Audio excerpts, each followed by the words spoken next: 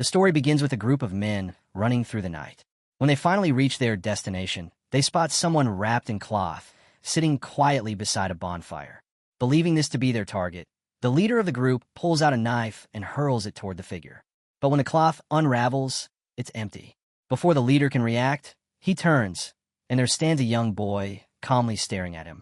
This was the true target all along. The boy is taken aback by the ambush, but he speaks coldly. Since they came to kill him, he now has every reason to kill them instead. The boy picks up an arrow and snaps off a tree branch. The men laugh at him, mocking his choice of weapon. What's a branch going to do? They jeer. Their laughter is cut short in an instant. With one swift strike, the boy smashes a man's head apart using nothing but the branch.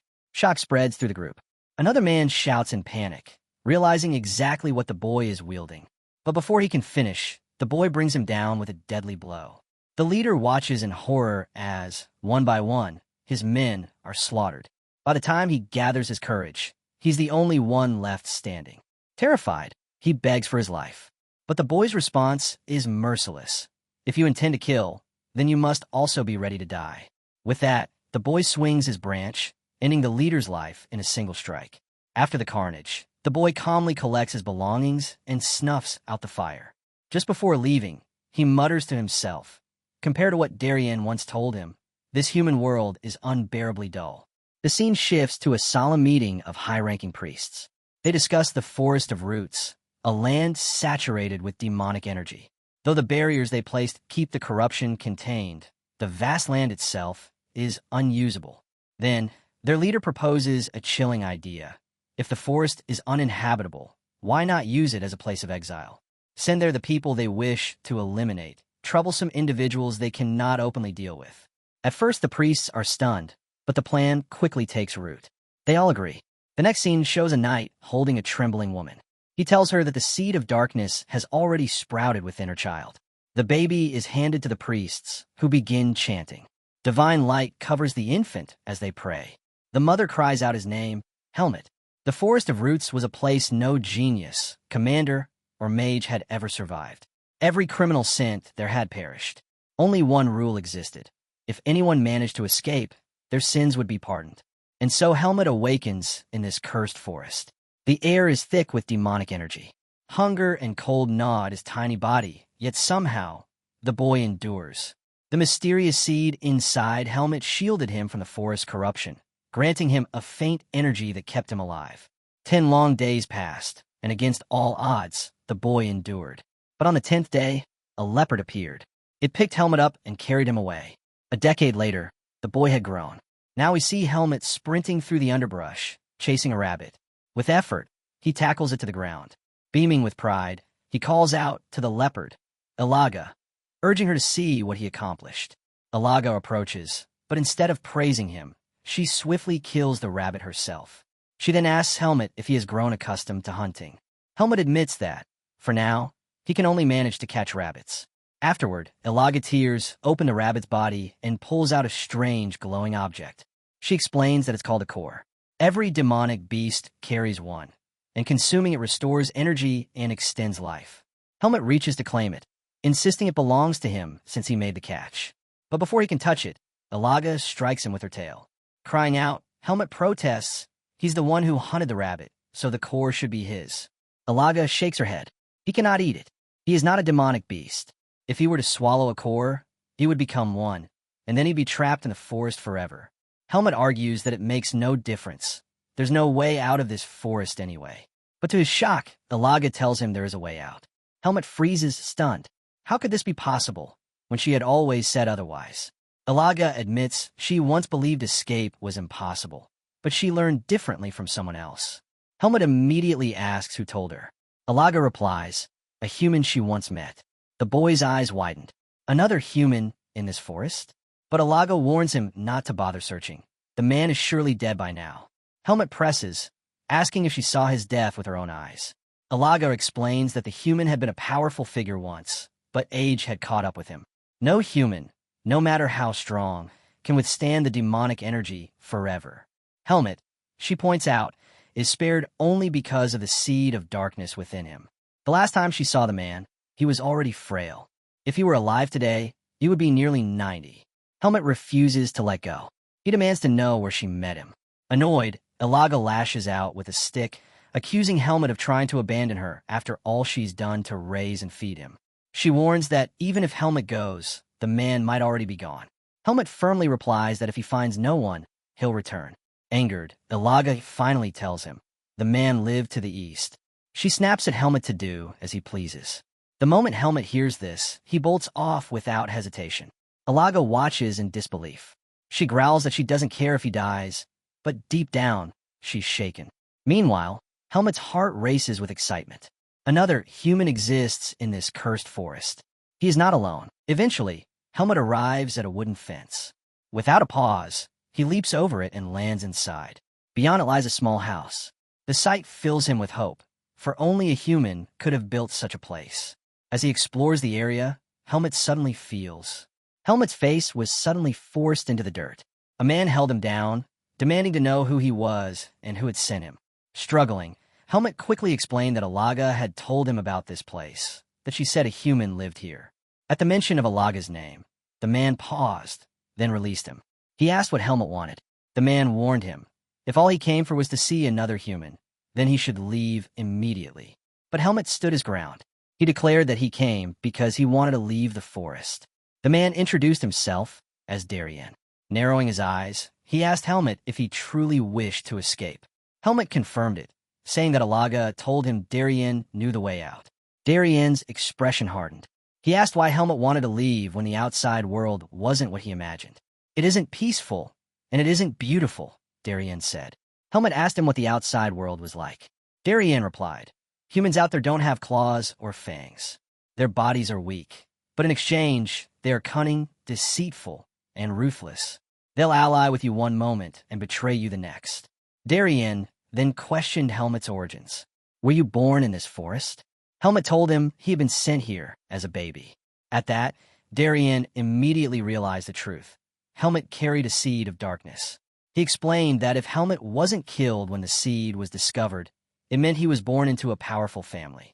He was a noble, but Helmet didn't understand what that meant. Darien clarified further. It was exactly because of that seed that he was abandoned in the forest. If he ever left, he would be hunted endlessly for it. Then he asked the crucial question, did Helmet still want to leave? Helmet's answer was unwavering, yes. Hearing this, Darien lifted him up.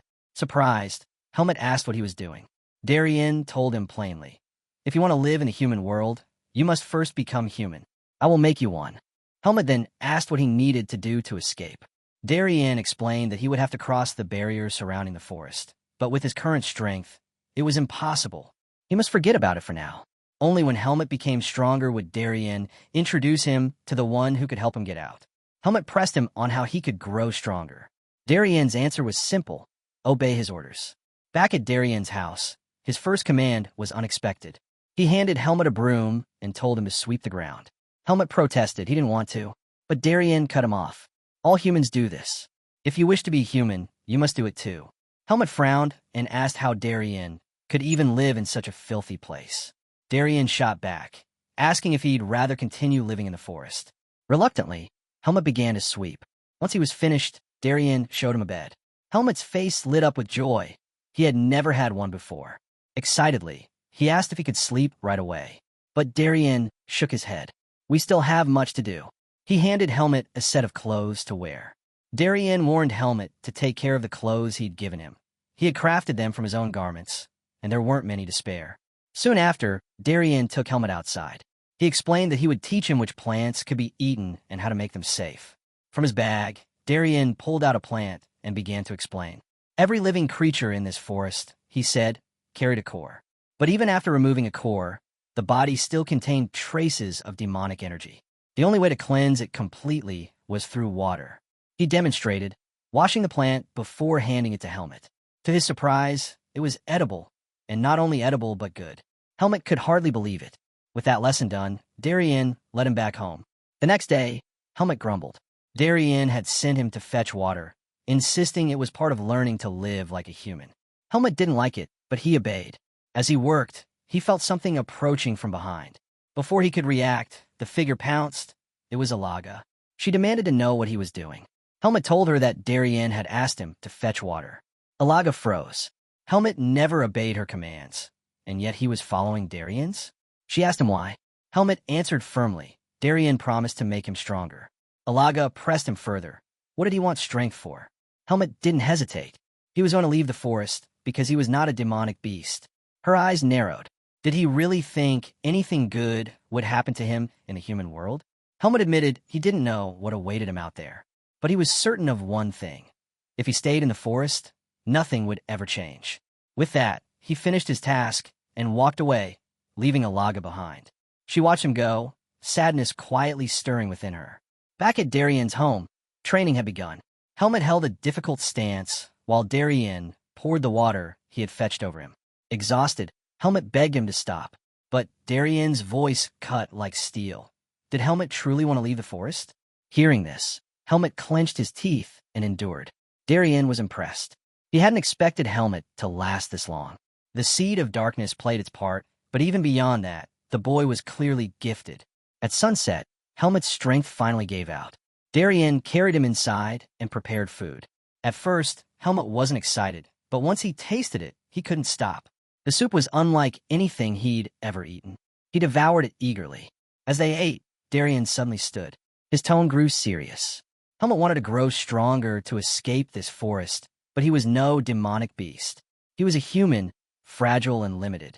For that reason, Darien had decided to teach him how to wield a sword. Darien picked up a wooden blade. Watch closely, he commanded. Helmet's eyes followed every motion as Darien moved with graceful precision. Then, with a single swing, he unleashed such power that Helmet swore he saw a lightning spark from the strike. Darien raised the wooden sword and, with a single strike, shattered a massive boulder into fragments.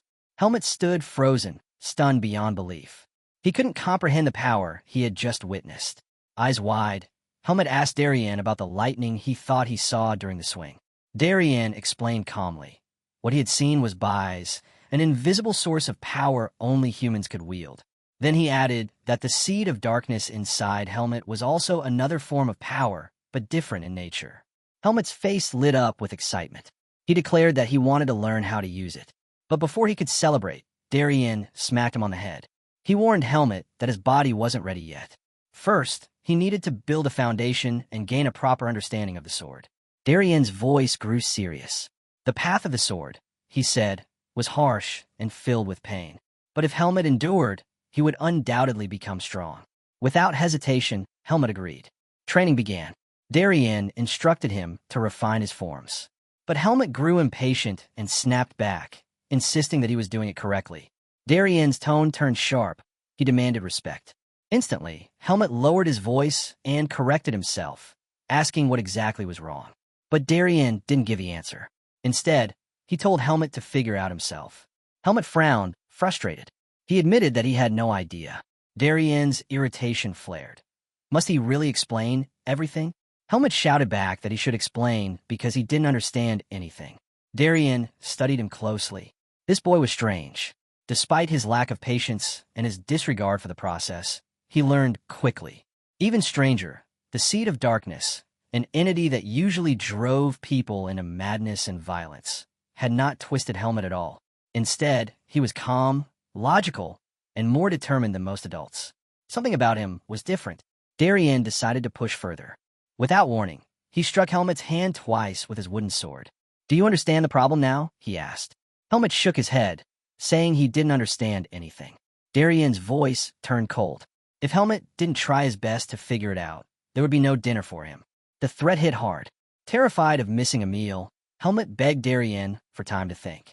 He stood there, replaying the strikes in his mind. Finally, he realized something. The pain from each strike wasn't the same. One was sharper, one was duller. Darien had hit different spots with different speeds, even though the motion looked identical. It dawned on Helmet that there was more to the sword than simply copying the form. Darien looked at him and said.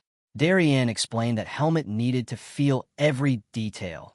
The tension in his muscles, the tremors in his fingertips, the speed of each strike, the flow, the rhythm, and most importantly, the connection between his mind and the sword.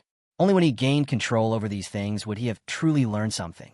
He told Helmet that each swing had to carry his heart and soul. Without that, he wasn't a swordsman. He was just a woodcutter mindlessly chopping. Helmut listened carefully. After hearing Darien's words, he threw himself back into practice, determined to push forward.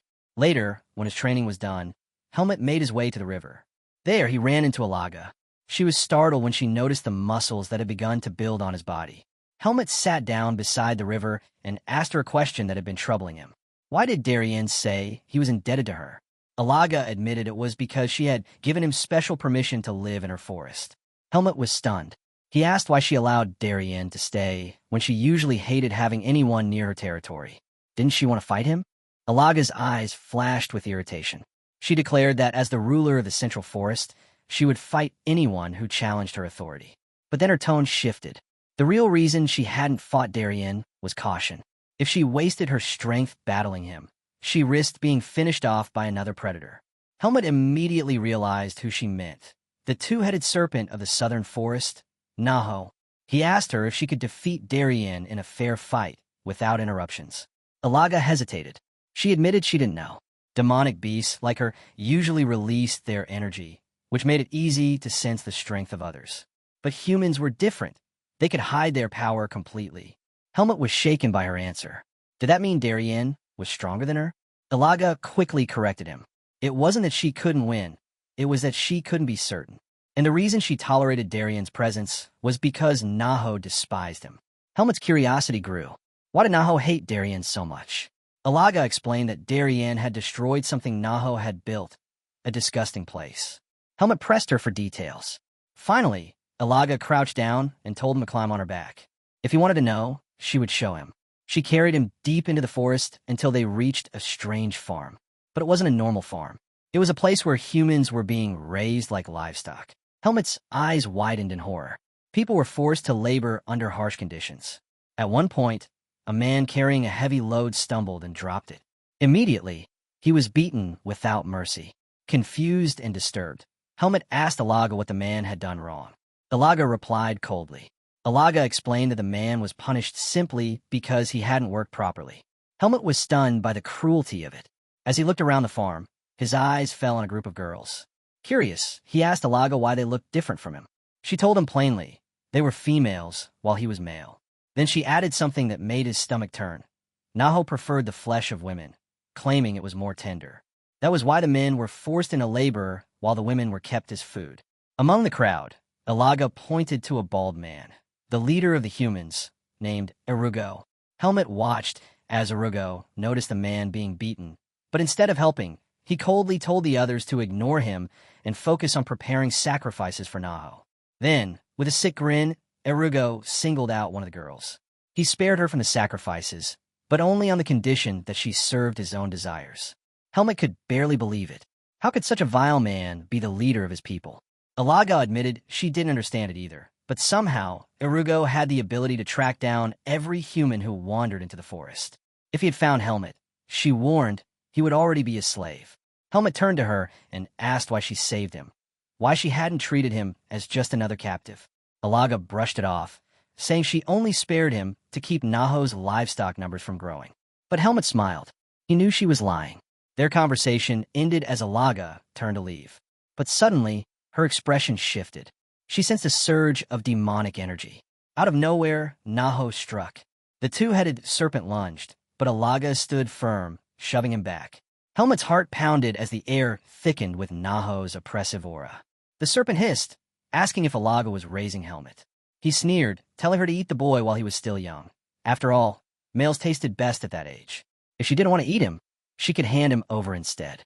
Alaga retorted coldly, reminding him that he only ate females, so Helmut's flesh wouldn't appeal to him.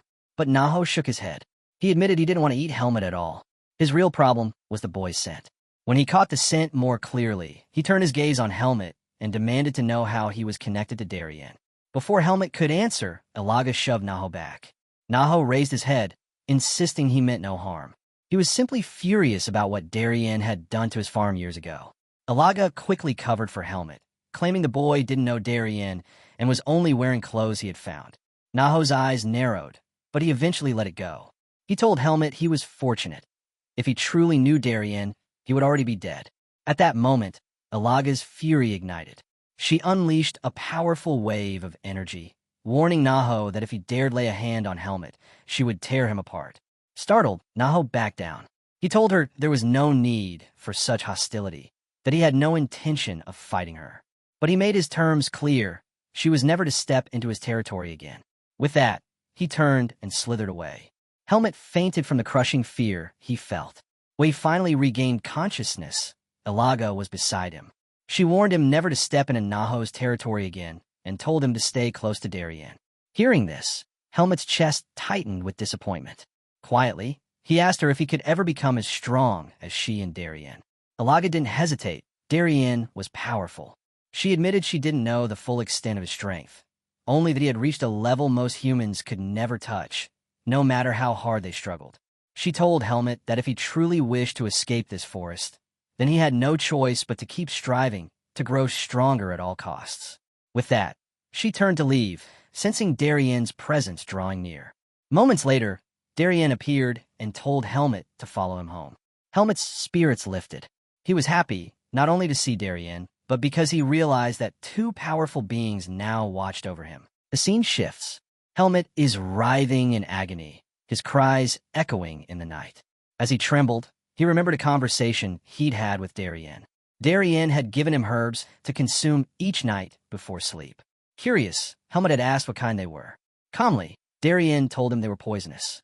Helmet's face twisted with fury, and he was about to shout, but Darien silenced him instantly with a strike of his bais. Then he explained. The herbs were meant to suppress the seed of darkness inside him. Every night, Helmet forced the poison down. Every night, his body burned and screamed in unbearable pain. He could do nothing but endure. Time passed. In the next scene, Helmet trained with his wooden sword. His movements were sharper, his breathing steady. Darien approached, watching closely. He was surprised. Helmet actually seemed to be enjoying the training. Helmet explained that something had changed. His vision had grown clearer, his body lighter. He asked Darien if this was because of the poisonous herbs. Darien answered thoughtfully. Perhaps it was the poison, or perhaps it was the demonic energy in the environment reshaping him. Then he asked if Helmet still felt pain from the herbs. Helmet shook his head. The agony was gone. In fact, each morning his body felt refreshed. Darien's eyes narrowed. It had been months since Helmet began consuming the poison. His endurance was no longer human. Darien then asked if Helmet remembered the invisible energy he once called bais. He explained that unless a person reached a certain level of physical foundation, they could never wield it. That was the reason he hadn't taught Helmet before. But now his body was ready. Darien made his decision. It was time. He lifted his wooden sword, and in an instant, it was cloaked in bais. A crushing pressure filled the air, weighing down on Helmet. Darien looked at him and gave his command. Absorb the energy from the atmosphere. Draw it into your body. Control it. And then channel it into your sword. Darien told Helmet to incarnate the energy to merge with it fully. Then he ordered him to pick up his sword. Keep breathing deeply while you fight, Darien instructed. Only then will you draw the energy into yourself. Without further warning, Darien launched his attack, his sword blazing with bais. He cautioned Helmet. If he failed to control the flow properly, the energy would tear his body apart. Helmet braced himself. Somehow, he managed to block the first strike. But in the blink of an eye, Darien closed the distance and struck again. Helmet barely dodged, gasping in disbelief. Are you really trying to kill me? He shouted. Darien didn't answer. Helmet steadied his breathing, forcing himself to stay calm. Once composed, he charged forward with his own strike. Darien swatted the attack aside with ease, urging him to feel the energy in the air, to grasp it and command it. Helmet tried, but the pressure overwhelmed him. He was thrown back once more. Darien reassured him. No one ever mastered it on their first attempt. The only way was to continue, day after day, battle after battle. And so they did. Time flowed on. Helmet trained relentlessly, clashing with Darien every day. Little by little, the invisible energy seeped into him. Eventually, he not only felt it, but began to bend it to his will. For years passed. Helmet, no longer a child, swung his wooden sword with precision, cutting down towering trees in the forest as if they were nothing. Darien arrived to observe. He nodded, acknowledging the progress. Helmet had grown more adept at wielding bais. Hungry for growth, Helmet asked Darien for a duel, hoping to sharpen himself further. But Darien first demanded to see his buys. Helmet concentrated, and before long, his sword shimmered with energy. Darien's eyes widened. He was astonished. To see someone so young manifest buys was beyond belief. He had always known Helmet carried the seed of darkness, but his talent, it was extraordinary. Darien couldn't shake the thought. This boy would one day change the world. But whether that change would bring light or plunge it into darkness, he couldn't say. Having witnessed this, Darien knew the time had come. Darien turned to Helmet and declared, "It's time for you to leave." Helmet froze. Shocked, he protested. He wasn't ready. He wasn't strong enough yet. But Darien's tone was firm. If Helmet's seed of darkness continued to grow, he would never pass the divine barrier. He told Helmet to listen carefully. South of the forest of roots lay the human world. To reach it, Helmet had to break through the divine barrier itself. But there was hope, a weak point in the barrier. If Helmet could endure the pressure there, he could pass into the outside world. Helmet asked Darien where exactly he could find the barrier. But Darien shook his head. He didn't know the location of the weakened spot, nor had he ever tried to. The only one who knew was Irugo, the man who ruled the human farm. Helmet froze, stunned. He remembered the terror of Naho and couldn't believe that someone like Irugo, so vile, yet so seemingly powerless, held such knowledge. Darien's voice grew heavy. He told Helmet that once he stepped into the human world, he would witness countless things, wonders that would seem exciting, dazzling even. But along with them would come tragedy. No matter how prepared you are, Darien said, tragedy will come. You can't avoid it, and you can't guard against it. And in those moments, when pain and despair overwhelm you, the darkness inside you will whisper. You may even feel the urge to embrace it. Darien placed his hand firmly on Helmet's shoulder. His tone softened into a plea. When that time comes, don't lose yourself. No matter what, don't give in. Helmet stayed silent, absorbing every word. Then, hesitantly, he asked Darien if he himself had no intention of leaving the forest. Darien gave a weak cough before answering. No, I have no interest in the outside world. With that, he told Helmet he was going to rest. But before turning away, he added that he had something for him. Helmet should visit in the morning. Then, with his back to Helmet, he asked to be left alone. Helmet didn't understand, but something in his master's voice felt final. That night, he sat by the riverside, lost in thought. Alaga appeared, greeting him gently. She noticed his heavy expression and asked why he wasn't happy. After all, his lifelong dream was finally within reach. Helmet admitted he felt conflicted. I should be happy, but instead, I feel strange. Alaga listened quietly, then told him that the very fact he felt this way was proof that he was slowly becoming human. Morning came. Helmet and Alaga made their way to Darien's cabin. When Helmet pushed the door open, the sight before him froze him in place. Darien sat cross-legged in a lotus position, a sword and bag placed before him. His eyes were closed, his body still. Helmet's voice cracked as he called out. No response came. His heart sank. He already knew. Darien was gone. Trembling, Helmet approached. His master, the man who had guided him like a father, had passed away. Helmet's chest tightened with grief, but he forced himself to remain standing. He picked up the sword and bag Darien had left behind, clutching them tightly. Looking at Darien one last time, Helmet whispered that he would never forget him. With tears burning in his eyes, he turned and stepped out of the cabin. Alaga was waiting. She wasn't surprised.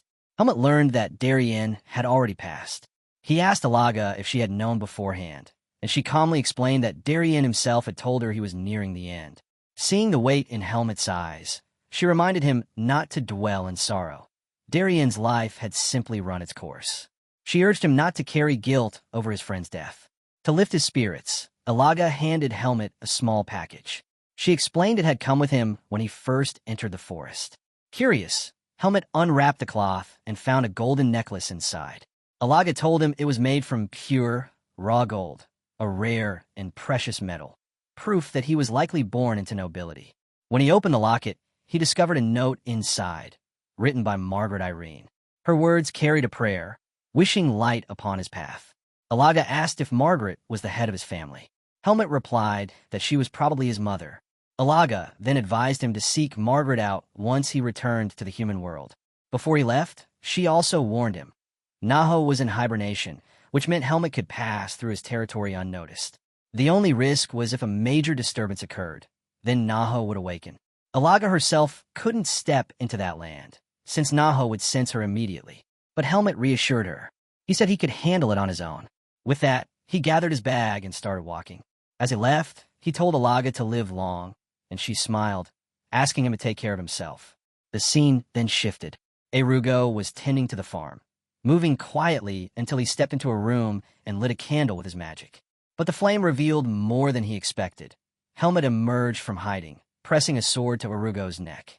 Black magic, a corrupt power that grants strength by twisting human darkness. Many mages resist its call, but some cross forbidden lines to grasp its strength. Erugo was one of them. Consumed by envy, he longed to surpass all others and become the greatest mage alive. Yet, doubting his own natural talent, he chose the path of black magic. To fuel his rise, Erugo fed on human despair, through trafficking, abductions, and suffering. These twisted offerings deepened his power and his corruption. But his crimes did not remain hidden forever. Pursued by another mage, his wicked deeds were exposed to the world. Captured, Erugo was given a choice: death or exile. He chose exile, cast into the Forest of Roots. There, fate led him to Naho. With an agreement forged in shadow, Erugo was allowed to remain in Naho's territory, so long as he continued to provide sacrifices. Using his magic, Erugo gathered all the humans wandering in the forest. To avoid instant death, they surrendered themselves to Naho. And so, the human farm was born. Erugo crowned himself king of this farm, while the rest were reduced to nothing more than livestock. Naho never interfered, as long as the sacrifices kept coming. With his freedom, Erugo's greed and ambition grew once again. The only season that truly worried him was winter. Whenever Naho went into hibernation, waves of demonic beasts attacked the farm, threatening his rule. Even with this constant danger, Erugo still relished his new life. The story then returned to the standoff between Helmet and Erugo. Erugo demanded to know what Helmet wanted. Without hesitation, Helmet ordered him to reveal the way out of the forest. Erugo was stunned at the request and scoffed, calling Helmet a vile brat. He suspected Helmet was Darien's disciple, but Helmet gave him no answer. He simply repeated his demand. Unmoved, Erugo refused. But Helmet pressed his blade closer, slicing a shallow cut across Erugo's neck. He warned him plainly, "Answer or die." Erugo quickly retaliated with words, claiming that if he died, Naho would awaken and Helmet would be slaughtered. He asked Helmet if he could really handle Naho's wrath. Helmet's reply was chilling. It didn't matter. Once Erugo was dead, no one would ever bring him back. The sheer certainty in Helmet's words left Erugo shaken. He urged Helmet not to be reckless, insisting that only he knew the way out of the forest. But Helmet wasn't fooled. Darien had told him before, mages always keep records of their knowledge. Helmet was sure the method he sought would be written somewhere. He had only asked Erugo to save himself the trouble of searching. Realizing Helmet wasn't bluffing, Erugo reluctantly gave in. The scene shifted once more, showing Helmet following Erugo down a long staircase. Erugo broke the silence, asking for Helmet's name. Helmet brushed him off, telling him to mind his own business. As they walked, Erugo explained that the method Helmet wanted had never been tested. It was merely theoretical. Perhaps someone as powerful as Darien could succeed with it, but Helmet, alone and untested, stood little chance. Probing further, Erugo asked what Darien was doing now. Helmet offered no answer. That silence told Erugo everything. Darien was dead. At the bottom of the stairs, Erugo pulled out a book containing the method. Helmet demanded he hand it over. Instead, Erugo smirked and offered Helmet the role of his successor. Helmet dismissed the idea as nonsense, smiling faintly at the audacity. And then Erugo continued. Erugo claimed that everyone on the farm was too weak, but Helmet was different. As Darien's disciple, he believed Helmet alone was worthy to inherit his place. Helmet pressed his sword harder against Erugo's neck, ordering him to stop spouting nonsense. He declared with certainty that he would escape the forest. Reluctantly, Erugo explained where the knowledge came from. Long before he settled in the forest, he had discovered a book inside a mage's hideout. The book spoke of using stealth magic as a means of escape, but the mage who wrote it had failed, never making it out alive. According to its records, at the southern end of the forest lay a massive waterfall. The water, mixed with demonic energy, weakened the divine barrier guarding the forest. Erugo told Helmet this weakened spot might allow passage, but he warned that, even weakened, the divine energy remained incredibly strong. Anyone tainted by the seed of darkness would be crushed instantly if they tried. Hearing this, Helmet lowered his blade. He declared that he would spare Erugo's life, not because he wanted to, but because of Darien's words. Darien had once told him to value every life, just as Alaga's kindness had saved his own. Even so, Helmet couldn't stand Erugo. Instead of killing him, he struck Erugo in the stomach, knocking him out before tying him up. When Erugo came to, Helmet woke him by pressing on his pressure points. He ordered Erugo not to move and assured him that he would release him later. Furious, Erugo realized his magic had been sealed and called Helmet an arrogant fool, asking if he truly believed he could leave the forest. Helmet simply smiled and repeated that he would make it out alive. Once Helmet left, Erugo's rage boiled over. He forcefully activated his magic, determined to shatter Helmet's confidence. With a mad cry, he screamed Naho's name. The ground quaked violently, and Naho emerged from below. The beast loomed over him, demanding to know why he had been summoned. Erugo revealed Darien's death and informed Naho that Darien's disciple was now inside his territory. Naho was overjoyed, convinced fate had given him the perfect chance to erase everything he despised. With excitement burning, he broke through the wall and charged after Helmet. Watching him go, Erugo grinned wickedly, thrilled to see Helmet hunted down. The scene shifted once again, showing Helmet sprinting through the forest. He wondered if he should have killed Erugo when he had the chance. As he ran, he noticed something strange. The demonic beasts were fleeing beside him, yet not a single one attacked. That's when he understood. They weren't running from him, they were running for something else. An overwhelming, dreadful presence closed in behind him. Helmet pushed himself to run faster, but after a long stretch, he stopped to check how far he'd gotten. To his horror, he realized he was still within Naho's domain. Helmet thought he had put good distance between himself and the farm, but he soon realized he was still deep inside Naho's territory. When he looked up, the air itself was thick with demonic energy, swallowing the entire landscape. Sensing the danger closing in, Helmet gripped his sword and readied himself. Before he could make a move, Naho appeared right before him. The beast greeted him with a twisted welcome, declaring that he had always known Helmet would eventually return to his domain. He warned that leaving would not be so simple. Helmet answered coldly. He would leave, but only after killing Naho. Naho burst out laughing, surprised at Helmet's newfound confidence. Still, he mocked him, saying he could never win. With that, he lunged forward, slamming his massive head in an attack that tore the ground apart in a violent explosion. Helmet narrowly dodged, but the battlefield was swallowed in dust and smoke. From within, Naho's voice rumbled, praising Helmet's quick reflexes. When the haze cleared, Helmet was trapped. Naho had coiled his massive body around him, staring with a monstrous grin as he urged Helmet to keep resisting. The suffocating demonic energy pressed down on Helmet. For a moment, the weight of it almost crushed him, but he steadied his breath, forcing himself to stay calm. He reminded himself an opportunity would come. Naho, gathering power, unleashed a torrent of energy at him. Helmet dodged once more, and at that moment he saw his chance. He rushed forward, even as one of Naho's heads lunged to devour him. At the last second, he leapt aside, using the monster's head as leverage to climb up its body. Helmet knew brute force wouldn't cut through Naho's hide. The layers of demonic energy were far too strong. But he also knew every creature had a weak point. With Bai in hand, he slashed at Naho's eye.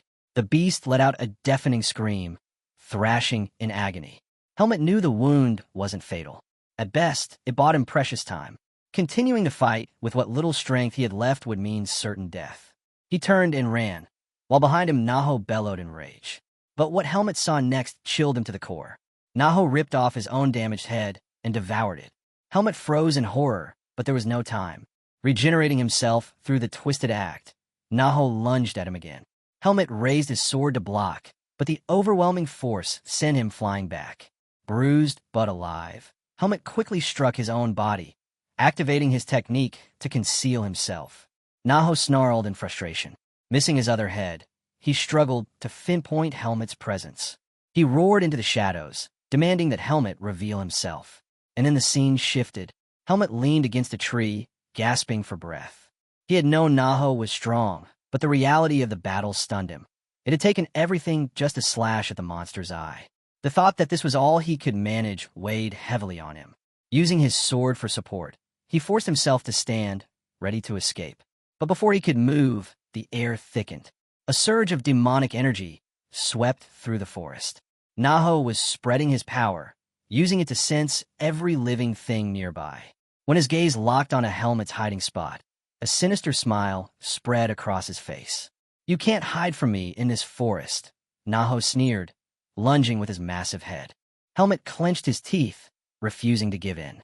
"I won't die here," he told himself, raising his blade for one final strike. But then, something unexpected happened. A roar split through the forest. Ilaga appeared, stepping between him and the beast. Naho grinned at the sight of her, mocking, "Welcome to my territory." Helmet stood frozen in shock. Ilaga's presence unleashed an overwhelming flood of demonic energy that shook the ground itself. Even Helmet, struggling to remain standing, was stunned by her strength. Ilaga glanced at him and praised his survival. She told him the fight was hers now, urging him to leave. But Helmet, gritting against the crushing pressure of her aura, refused. He wanted to fight beside her. Her response was firm. He had something far more important to accomplish. She reminded him of the freedom he sought and told him to chase it. Her words struck him deeply, leaving him speechless. "Don't waste my effort," she said, eyes locked on Naho. Helmet's frustration burned, but he finally gave in. With a short, bitter thank you, he turned and ran. Ilaga was left to face Naho alone. Naho's eyes narrowed with rage. The audacity of her interference disgusted him. Ilaga, unflinching, told him she was doing what must be done. Her defiance only made him laugh. He mocked her bond with Helmet, sneering that she was nothing more than a filthy cat. With cruel delight, he vowed to kill her and devour Helmet afterward. But Ilaga wasn't shaken. She taunted him instead, asking how he planned to defeat her with only one head left. Naho roared in anger and launched himself at her. The scene shifted. Helmet, now far from Naho's territory, cut down wave after wave of demonic beasts. His blade was soaked in blood, and though exhausted from days of running, he pressed on. Compared to Naho, these creatures were nothing. Pausing in the forest, he thought to himself, without Ilaga and Darien, he would never have survived this place. By the waterfall, Helmet paused, reminding himself of his promise. He had to survive, not just for his own sake, but for Ilaga and Darien. The air here was different. Unlike Naho's domain, the oppressive demonic energy was faint.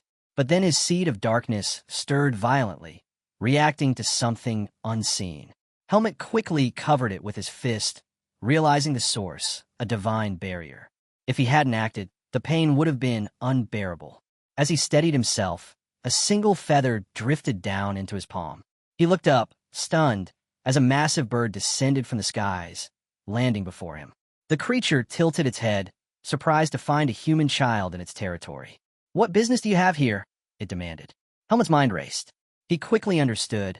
Arugo had directed him to this place, knowing a powerful beast ruled here. The bird introduced itself as Igril, sovereign of the northern forest. Helmet introduced himself as well, recognizing the name. Ilaga had once warned him. Igril was a curious beast, always seeking answers. Igril's sharp gaze studied him. "You carry Naho's scent, and Ilaga's too. Tell me, are you their child?" Helmet stood firm, replying with certainty. "I am of Ilaga's family." That answer shook Igril. A surge of demonic energy exploded from him as he roared. "Ilaga's kin has no place in my territory." But Helmet didn't back down. He admitted he had entered this land on his own, for his own reasons. Intrigued, Igril demanded to know what those reasons were. Helmet met his eyes and said, "What I came here to do, it will matter to you as well." That made Igril pause. "Explain yourself," he pressed. Helmet revealed his intent. He would be the first being to cross the divine barrier. Igril burst into laughter at the claim. "With the seed of darkness inside you, you're no different than us, a beast wrapped in human skin." But Helmet didn't waver. He asked for a chance, insisting he was the only human who dared step into this place and try. Igril dismissed the idea as foolish. Why should he let a human burn against the barrier? Helmet countered, telling him there would always be humans entering the forest, but he was the only one capable of crossing it. That struck something in Igril. His laughter faded, replaced with curiosity. "Very well," he said at last. Show me. Prove you can do what no human has ever done. Igrul sneered, calling Helmet reckless for attempting something so absurd. But Helmet stood his ground. Then you'll be the first demonic beast to witness a human break through the divine barrier, he declared. That caught Igrul's attention. Amused, he accepted Helmet's challenge. He promised to shield him from other beasts while he made his attempt. But then, with a grave tone, he asked Helmet for his final words, something he could pass on to Alaga should Helmet fail. Without hesitation, Helmet replied, "Tell Alaga that I made it out of the forest." Igrul was stunned. He realized Helmet wanted that message delivered no matter the outcome. After a long pause, he agreed. Helmet finally felt a moment of relief. Wasting no more time, he leapt into the waterfall. Diving deep, he wrapped his body with his fist protection. At the bottom, he discovered a hole in the divine barrier. Without hesitation, he swam toward it, determined to push through. "I will survive. I will go beyond the forest of roots," he swore to himself. The divine power was merciless. Designed to purify and protect humans, it violently rejected the seed of darkness within him. The barrier's force tore through his body with terrifying speed, shredding his strength and burning his soul. The agony was unlike anything he had ever endured. His mind began to slip, his vision fading. Panic filled him. Was he losing himself? Was he becoming nothing more than a beast? The scene shifts. A group of mercenaries rested near the forest of roots. One of them, a young boy named Finn, asked their leader Tanya why they were wasting time here. Tanya explained calmly that resting now was their only chance at survival. If they pushed forward while exhausted and stumbled upon a beast, they'd all be slaughtered. Finn shuddered at the thought, but grumbled when Tanya ordered him to fetch water. Complaining that it was too dark, he dragged his feet until Tanya lost her patience and kicked him toward the river. As Finn approached the water's edge, a strange feeling crept over him. Peering into the river, he spotted what looked like seaweed. But when he lifted it, his blood froze. It wasn't seaweed at all, it was hair, attached to the limp body of an unconscious Helmet. Finn dropped it in terror and bolted back to the group. "There's a dead body in the river," he cried. The mercenaries burst into laughter, mocking him. They accused Finn of mistaking a branch for a corpse, calling him a coward yet again. But Tanya's eyes narrowed. She ordered Finn to show her this so-called body. Finn pointed nervously toward the riverbank, but Tanya wasn't having it. She kicked him sharply, ordering him to lead the way instead of standing around. As they walked, her voice turned cold. If he was wrong about this, she would kill him herself. When they finally reached the riverside, Finn gestured toward the water. Tanya's eyes narrowed as she spotted a body floating there. Helmet. At first, she thought he was dead, but on closer inspection, she noticed his chest rising faintly. He was still alive. "Help me pull him out," she commanded. Finn froze in horror, but Tanya didn't wait. She grabbed Helmet and dragged him onto the bank. The scene shifts. Helmet opened his eyes, groggy and disoriented.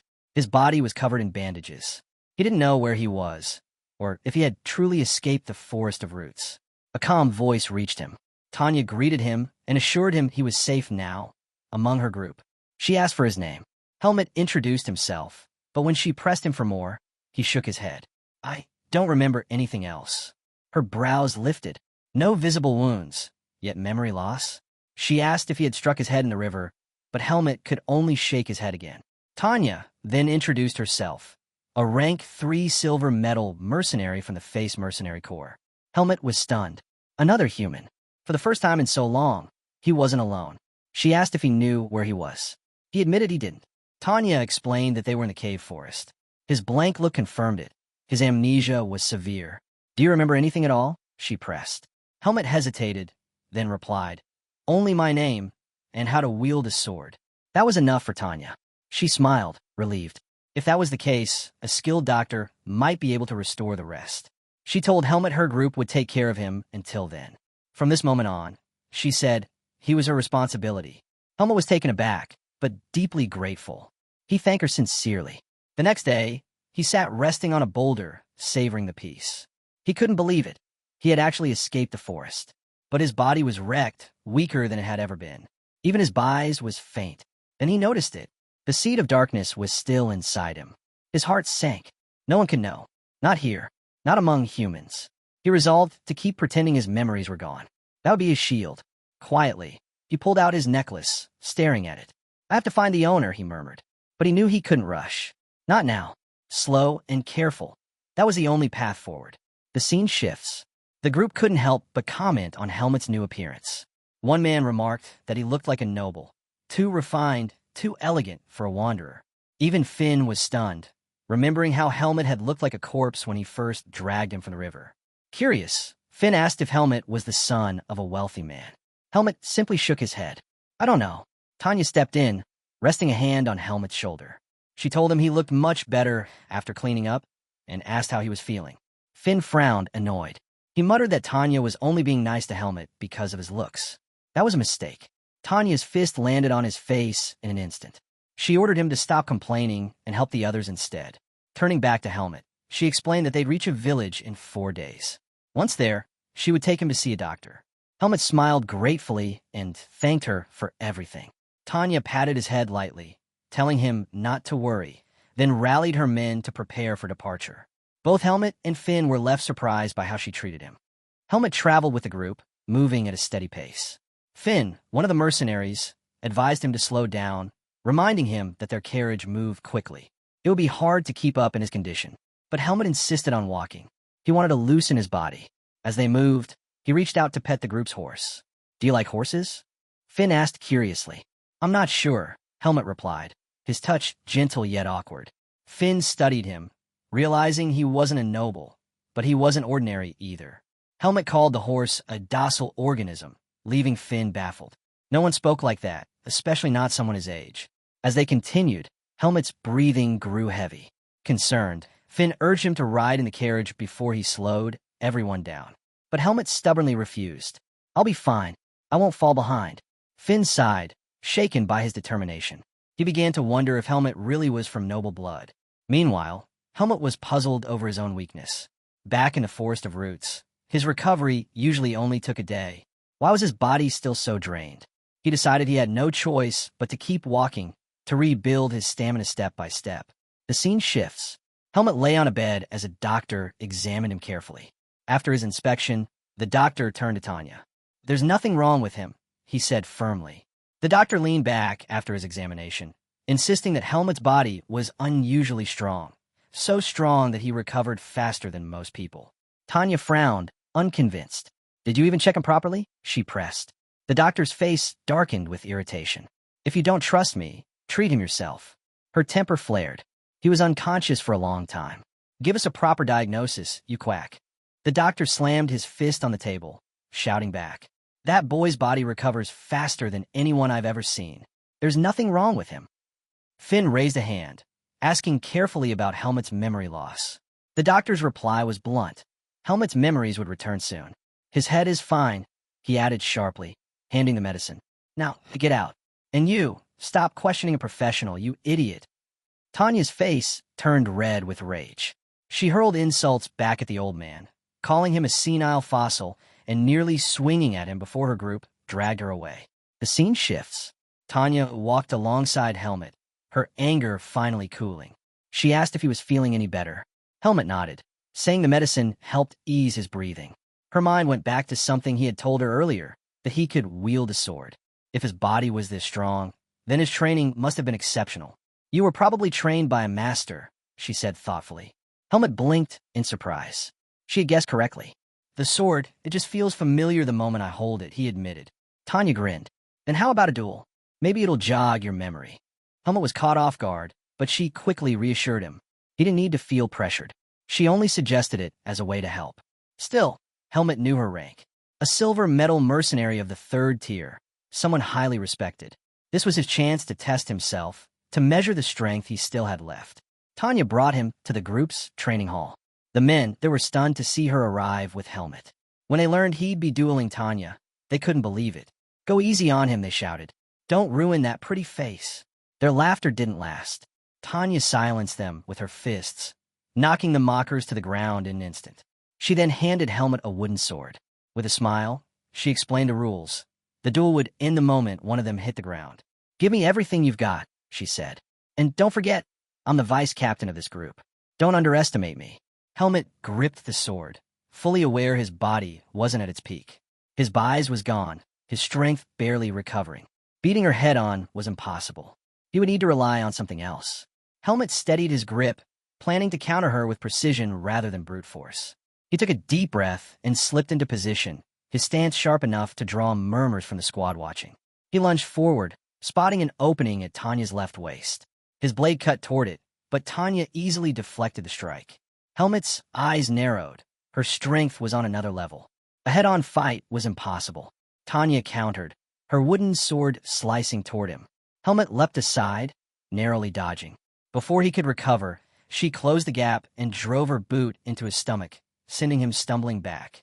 Frustration boiled inside him. His body wasn't moving the way he wanted. It felt sluggish, restrained. While his thoughts spun, Tanya was already on him again. "You're thinking too much," she said, pressing forward. Her attacks rained down with unrelenting force. Helmut managed to block, his blade catching hers again and again, but the pressure kept building. Each clash pushed him closer to the edge. Then she shoved hard, her sword slamming against his guard. Helmut lost his footing and hit the ground, skidding across the floor. The men watching broke into whispers, surprised at how fierce the duel had become. Helmut climbed back to his feet, retrieving his weapon. But after a moment, he lowered it. "I lost." The look in his eyes told the truth: frustration, disbelief. How could it end so one-sided? Tanya's technique was full of openings, her style less refined than Darienne's. And yet, she overwhelmed him with ease. "You fought well," Tanya said, her tone steady.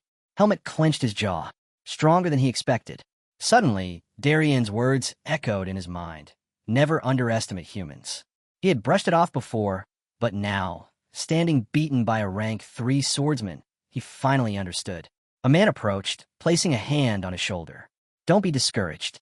Tanya is one of the most skilled fighters in our corps." Others chimed in, praising Helmut's effort, even joking he was better than Finn. Helmut turned to the man who first spoke. "Who are you?" The man smiled. "Fien, captain of the Face Mercenary Corps. Rank 2, gold medal." Helmut froze in shock. Fien continued, congratulating him. "You've passed our entrance exam." Helmut blinked, stunned.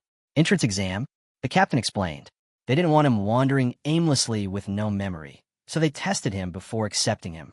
Entry into the Face Mercenary Corps wasn't easy, and the group had been observing his every move since before he even entered the village. Finally, it all made sense, why only Tanya and Finn had approached him. Helmut exhaled slowly. He didn't resent the test. He knew well enough they could have abandoned him at any point.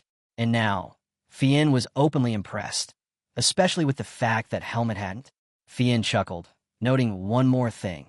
He appreciated that Helmut hadn't tried hitting on his sister Tanya.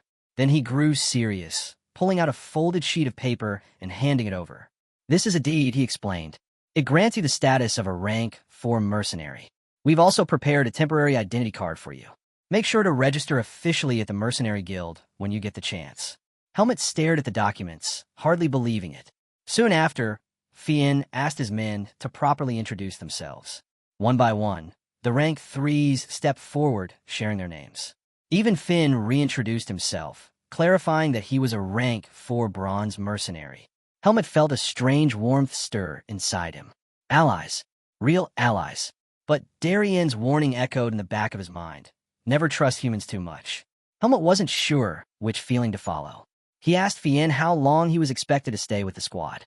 Quietly, he admitted that once his memories returned, he might choose to leave. Fien accepted this. "You can walk away whenever you like," he said, "but not in the middle of a mission. If you're with us, you finish the job." Helmut nodded. That was fair. More than fair. Better to be with them than to wander alone without direction.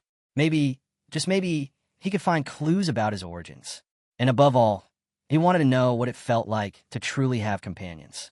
The scene shifts. Inside a meeting hall, a stern man argued with Fien. He objected to having another rank 4 mercenary included in their mission.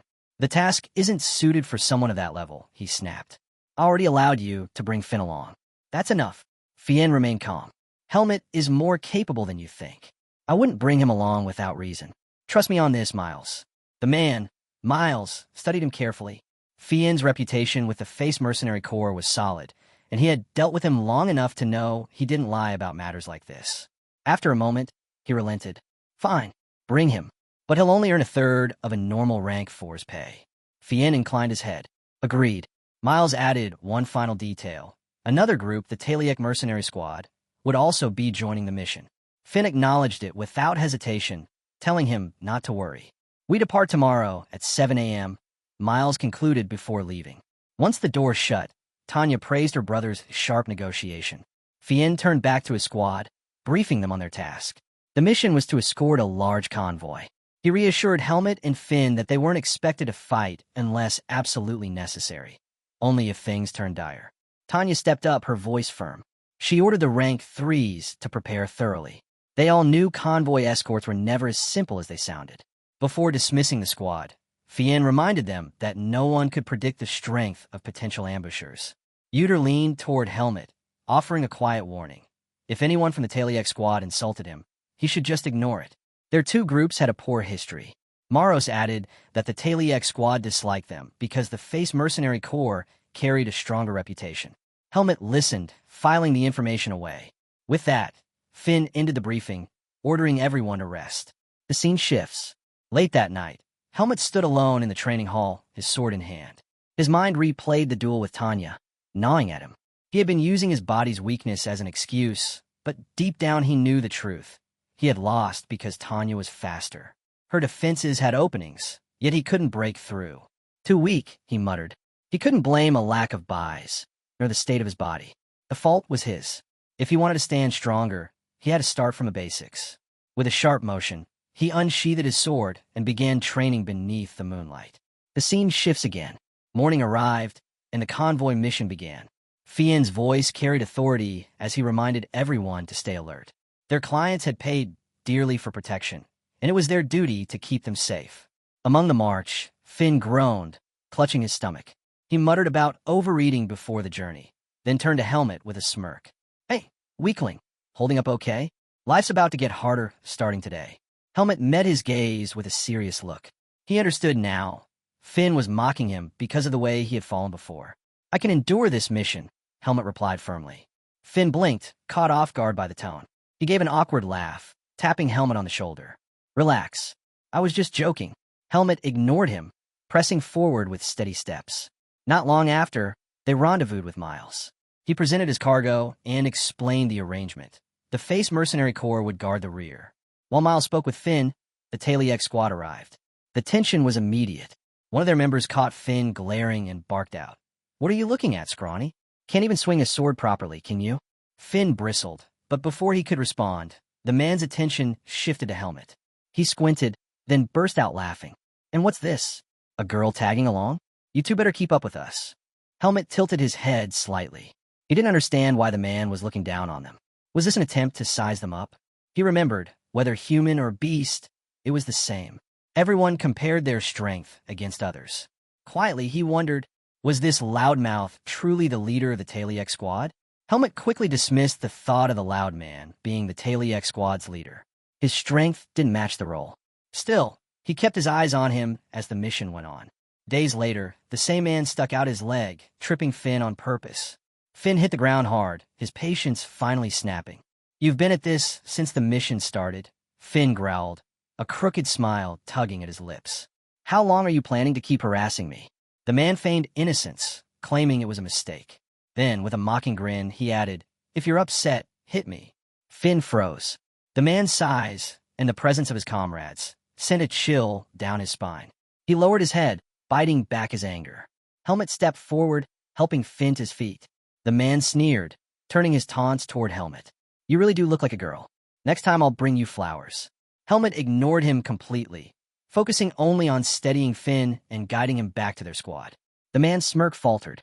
His friend whispered that Helmet had been ignoring him since the start. Another warned that constant harassment might not be wise. Too many eyes were on them. The man scoffed. "Helmet and Finn are just rank 4s. I'm a rank 3 who only dropped to rank 4 because of my hand. One hand is all I need to deal with them." But his friend wasn't convinced. "You were demoted because you got drunk and acted like an idiot."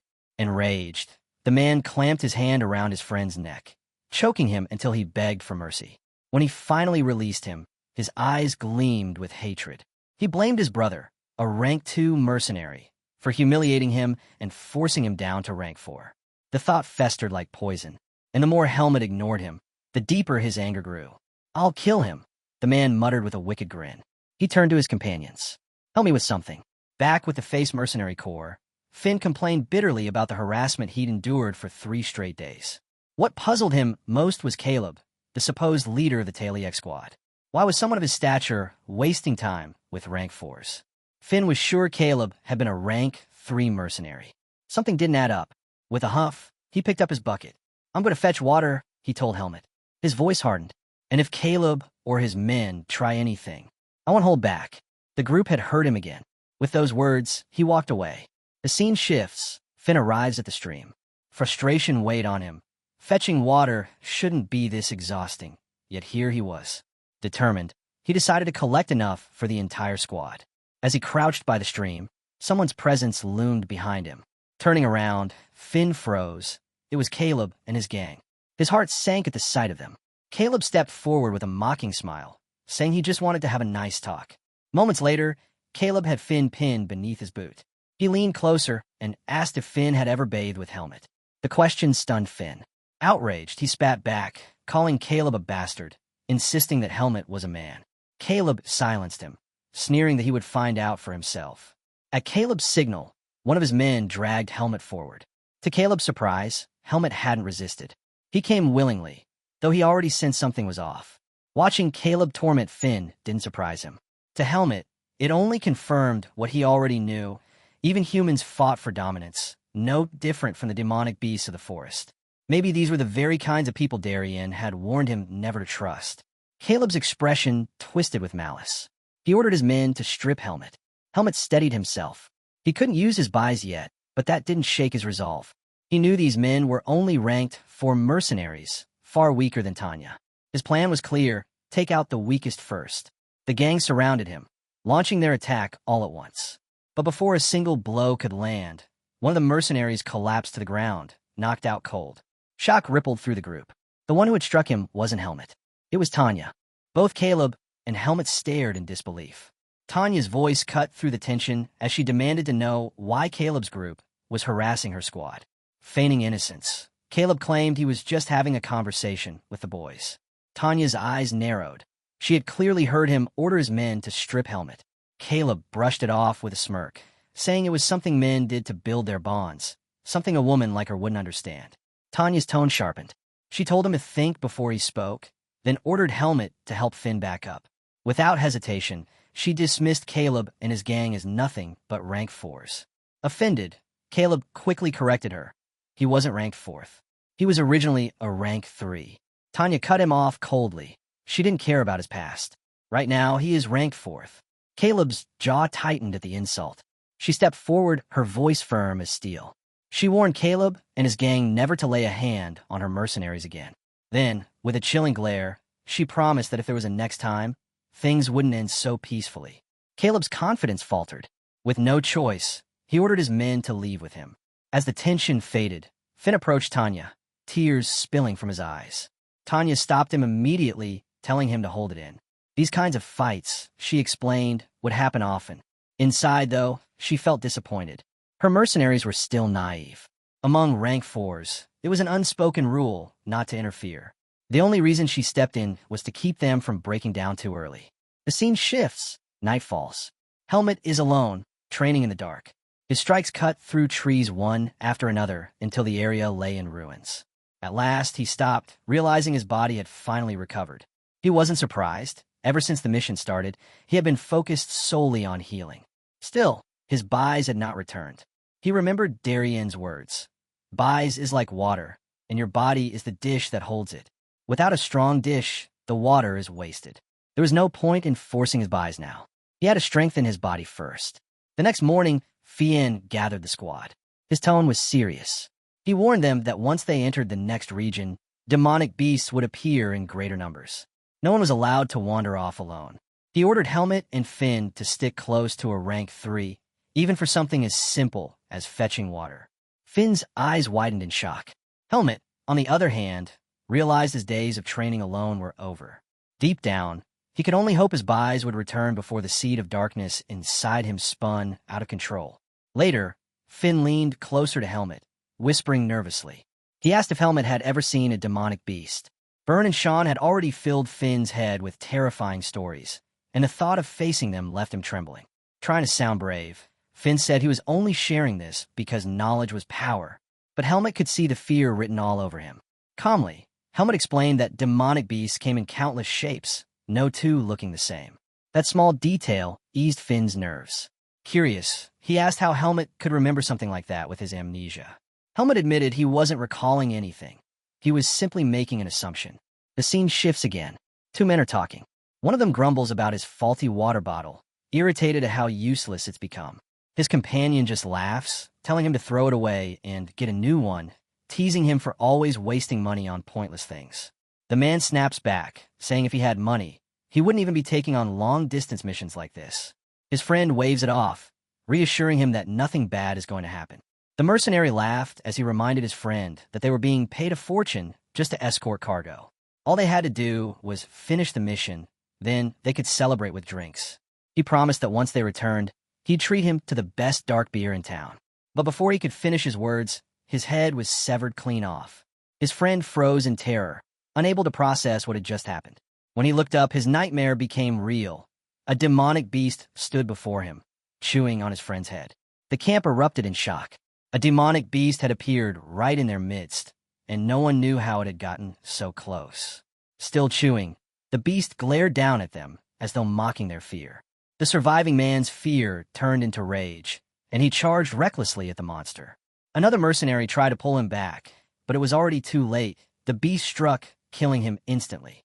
The creature let out a chilling laugh at the horror painted on the mercenaries' faces. None of them could comprehend how such a beast had slipped past their defenses. Finn clenched his fists. This was their fault. They had grown complacent, too sure of their numbers. He had never imagined a beast would dare to attack when so many mercenaries were gathered together. The monster grabbed a corpse and hurled it high into the air.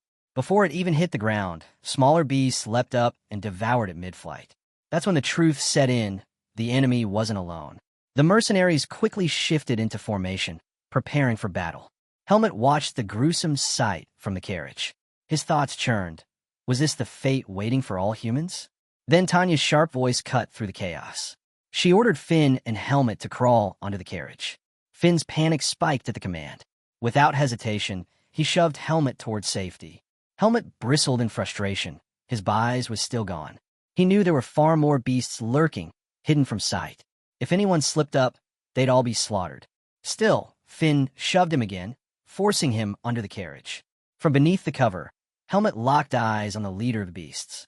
It wasn't as powerful as Naho or Alaga, but its strength was undeniable. Among the mercenaries, only the rank 2s had the ability to stand against it. Helpless, Helmet clenched his fists, wishing he could do more. The mercenaries braced themselves. The moment the beast released its demonic energy, the battle erupted. Finn leapt high, his bise surging as he unleashed an attack. The beast cloaked its arm in demonic energy and blocked the strike with ease. Sean's eyes widened, off-filling him as he witnessed his captain's power. But Maros snapped him back to reality, warning him not to get distracted. The smaller beasts were closing in fast. Sean smirked, reminding Maros that he was a rank 3 mercenary. With that, he swung his sword, cutting through the beasts that swarmed around him. Fien warned Helmet to always be wary of those who carried the seed of darkness. No one could predict when such people would suddenly turn into demonic beasts. The word struck Helmet deeply. Was that how others saw him? As a monster waiting to emerge? Darien's voice echoed in his memory. He had once told Helmet that those with the seed of darkness were destined to die fighting humans. The thought left Helmet unsettled. Would it also be his fate? Would he one day lose himself and stand as an enemy to mankind? He now understood why Darien had trained him so strictly in the use of bise. It was a way to suppress the darkness within.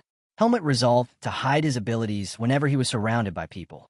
If anyone connected his power to the seed of darkness, his life would be in danger.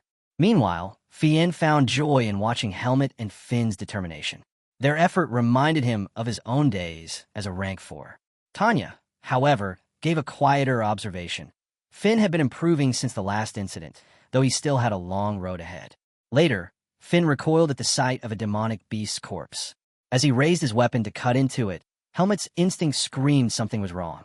He quickly told Finn to stop. Finn misunderstood. smirking as if Helmet was just frightened. He reminded Helmet that he was in charge of cooking, insisting all meat was the same to him. The moment he said it, the beast sprang back to life and clamped its clawed hand around Finn's neck. Helmet didn't hesitate. In a flash, his sword sliced through the beast, splitting it clean in two. Finn collapsed, horrified at how close he'd come to death. After a shaky breath, he pulled himself together and thanked Helmet for saving him. He asked if Helmet was all right. Helmet nodded, though his focus lingered on his blade. Something was different. The sensation he felt when killing the beast wasn't like training. It was as though a barrier inside him had shattered. Could it be had his buys returned? The other mercenaries rushed over, congratulating him. Sean clapped him on the back, praising him for the kill, and joking that he was nothing like Finn. Annoyed, Finn shot back, saying he'd repay Helmet by giving him extra soup. Sean burst out laughing, shocked that Finn thought his life was only worth a bowl of soup. Byrne piled on, mocking Finn even further as the group teased each other. But Tanya didn't join their laughter. Her eyes stayed fixed on Helmet. When the beast had grabbed Finn, she had been ready to intervene, until she noticed something. Helmet's sword had released a faint glimmer of bias, and she couldn't shake the feeling that her eyes hadn't deceived her. Tanya wondered if her eyes had deceived her. She couldn't explain what she saw, and the thought gnawed at her. Later that day, Helmet sat alone in the forest, circulating his bias. After some time, his eyes opened, certainty filled him. His power had returned. The moment he instinctively swung his sword against the beast, something inside him had unlocked. Relief washed over him. Finn's blunder had, in a strange way, helped him reclaim his buys. Still, he understood it wasn't fully restored yet. He would need 3 days of circulation before it reached its peak again. Determined, he continued channeling the flow of energy through his body. But before he could push further, Fien appeared, calling him back. The squad needed to decide their night watch order. The scene shifts. Fien addressed his team. They would stand guard in pairs, split into 3 shifts. Helmet would watch first with Tanya. Finn and Maros would cover the second, while Sean and Byrne took the last. Since Uter was still injured, he was excused from duty. Byrne groaned in disappointment, wishing he were injured as well. With a grin, Uter offered to give him a scratch across the face, which drew laughter from the group. Once the orders were set, everyone moved into position. During Helmet's shift, his heightened senses picked up faint traces, the energy of the demonic beast that had escaped earlier.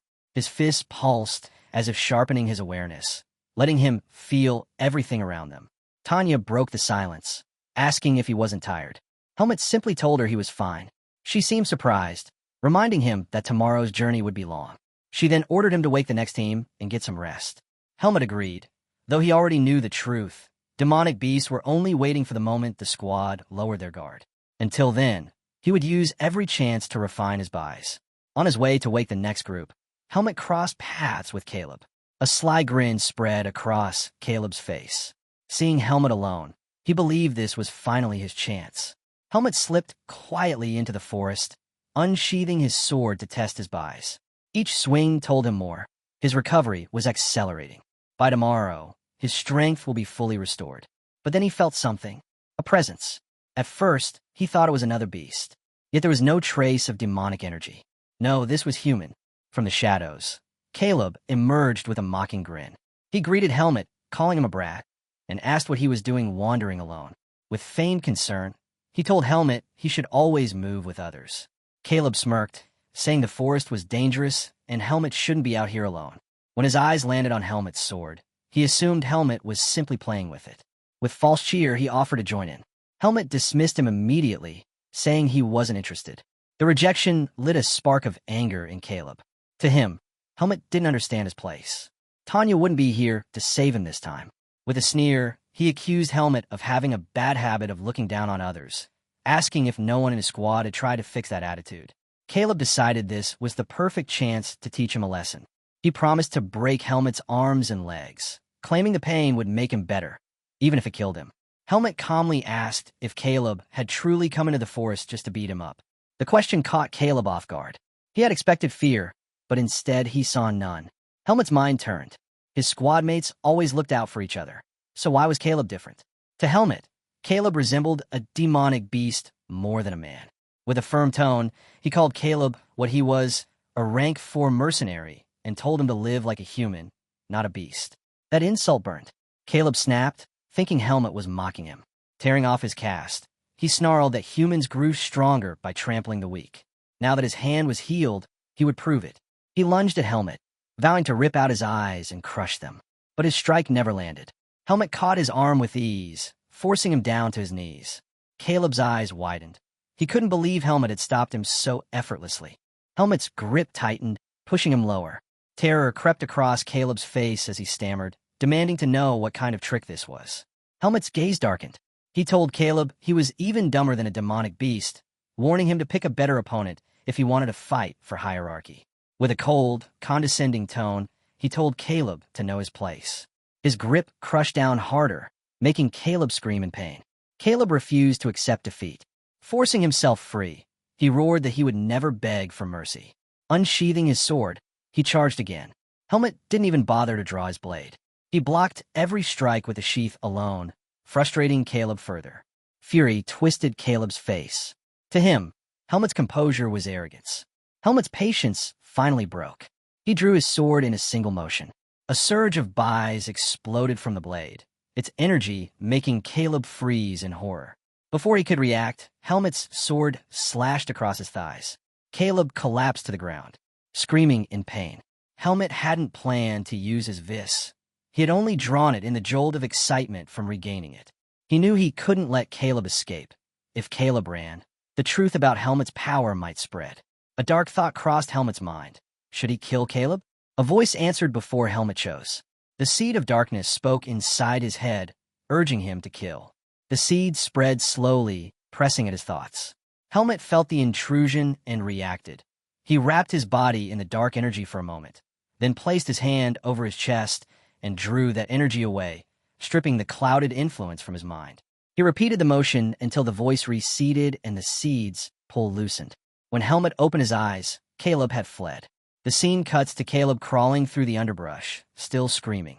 He had not expected Helmet to wield this. He had not expected such strength from someone of rank 4. Crawling toward camp was his only hope. But before he reached it, a demonic beast in the forest intercepted him and tore him apart. Helmet heard the final screams, followed the sound, and found a demonic beast holding Caleb's corpse. Helmet identified it as the same beast that had slipped away that morning. The beast regarded him and continued feeding. Helmet approached and told the creature, plainly, that Caleb belonged to him. The beast hesitated, then dropped the body.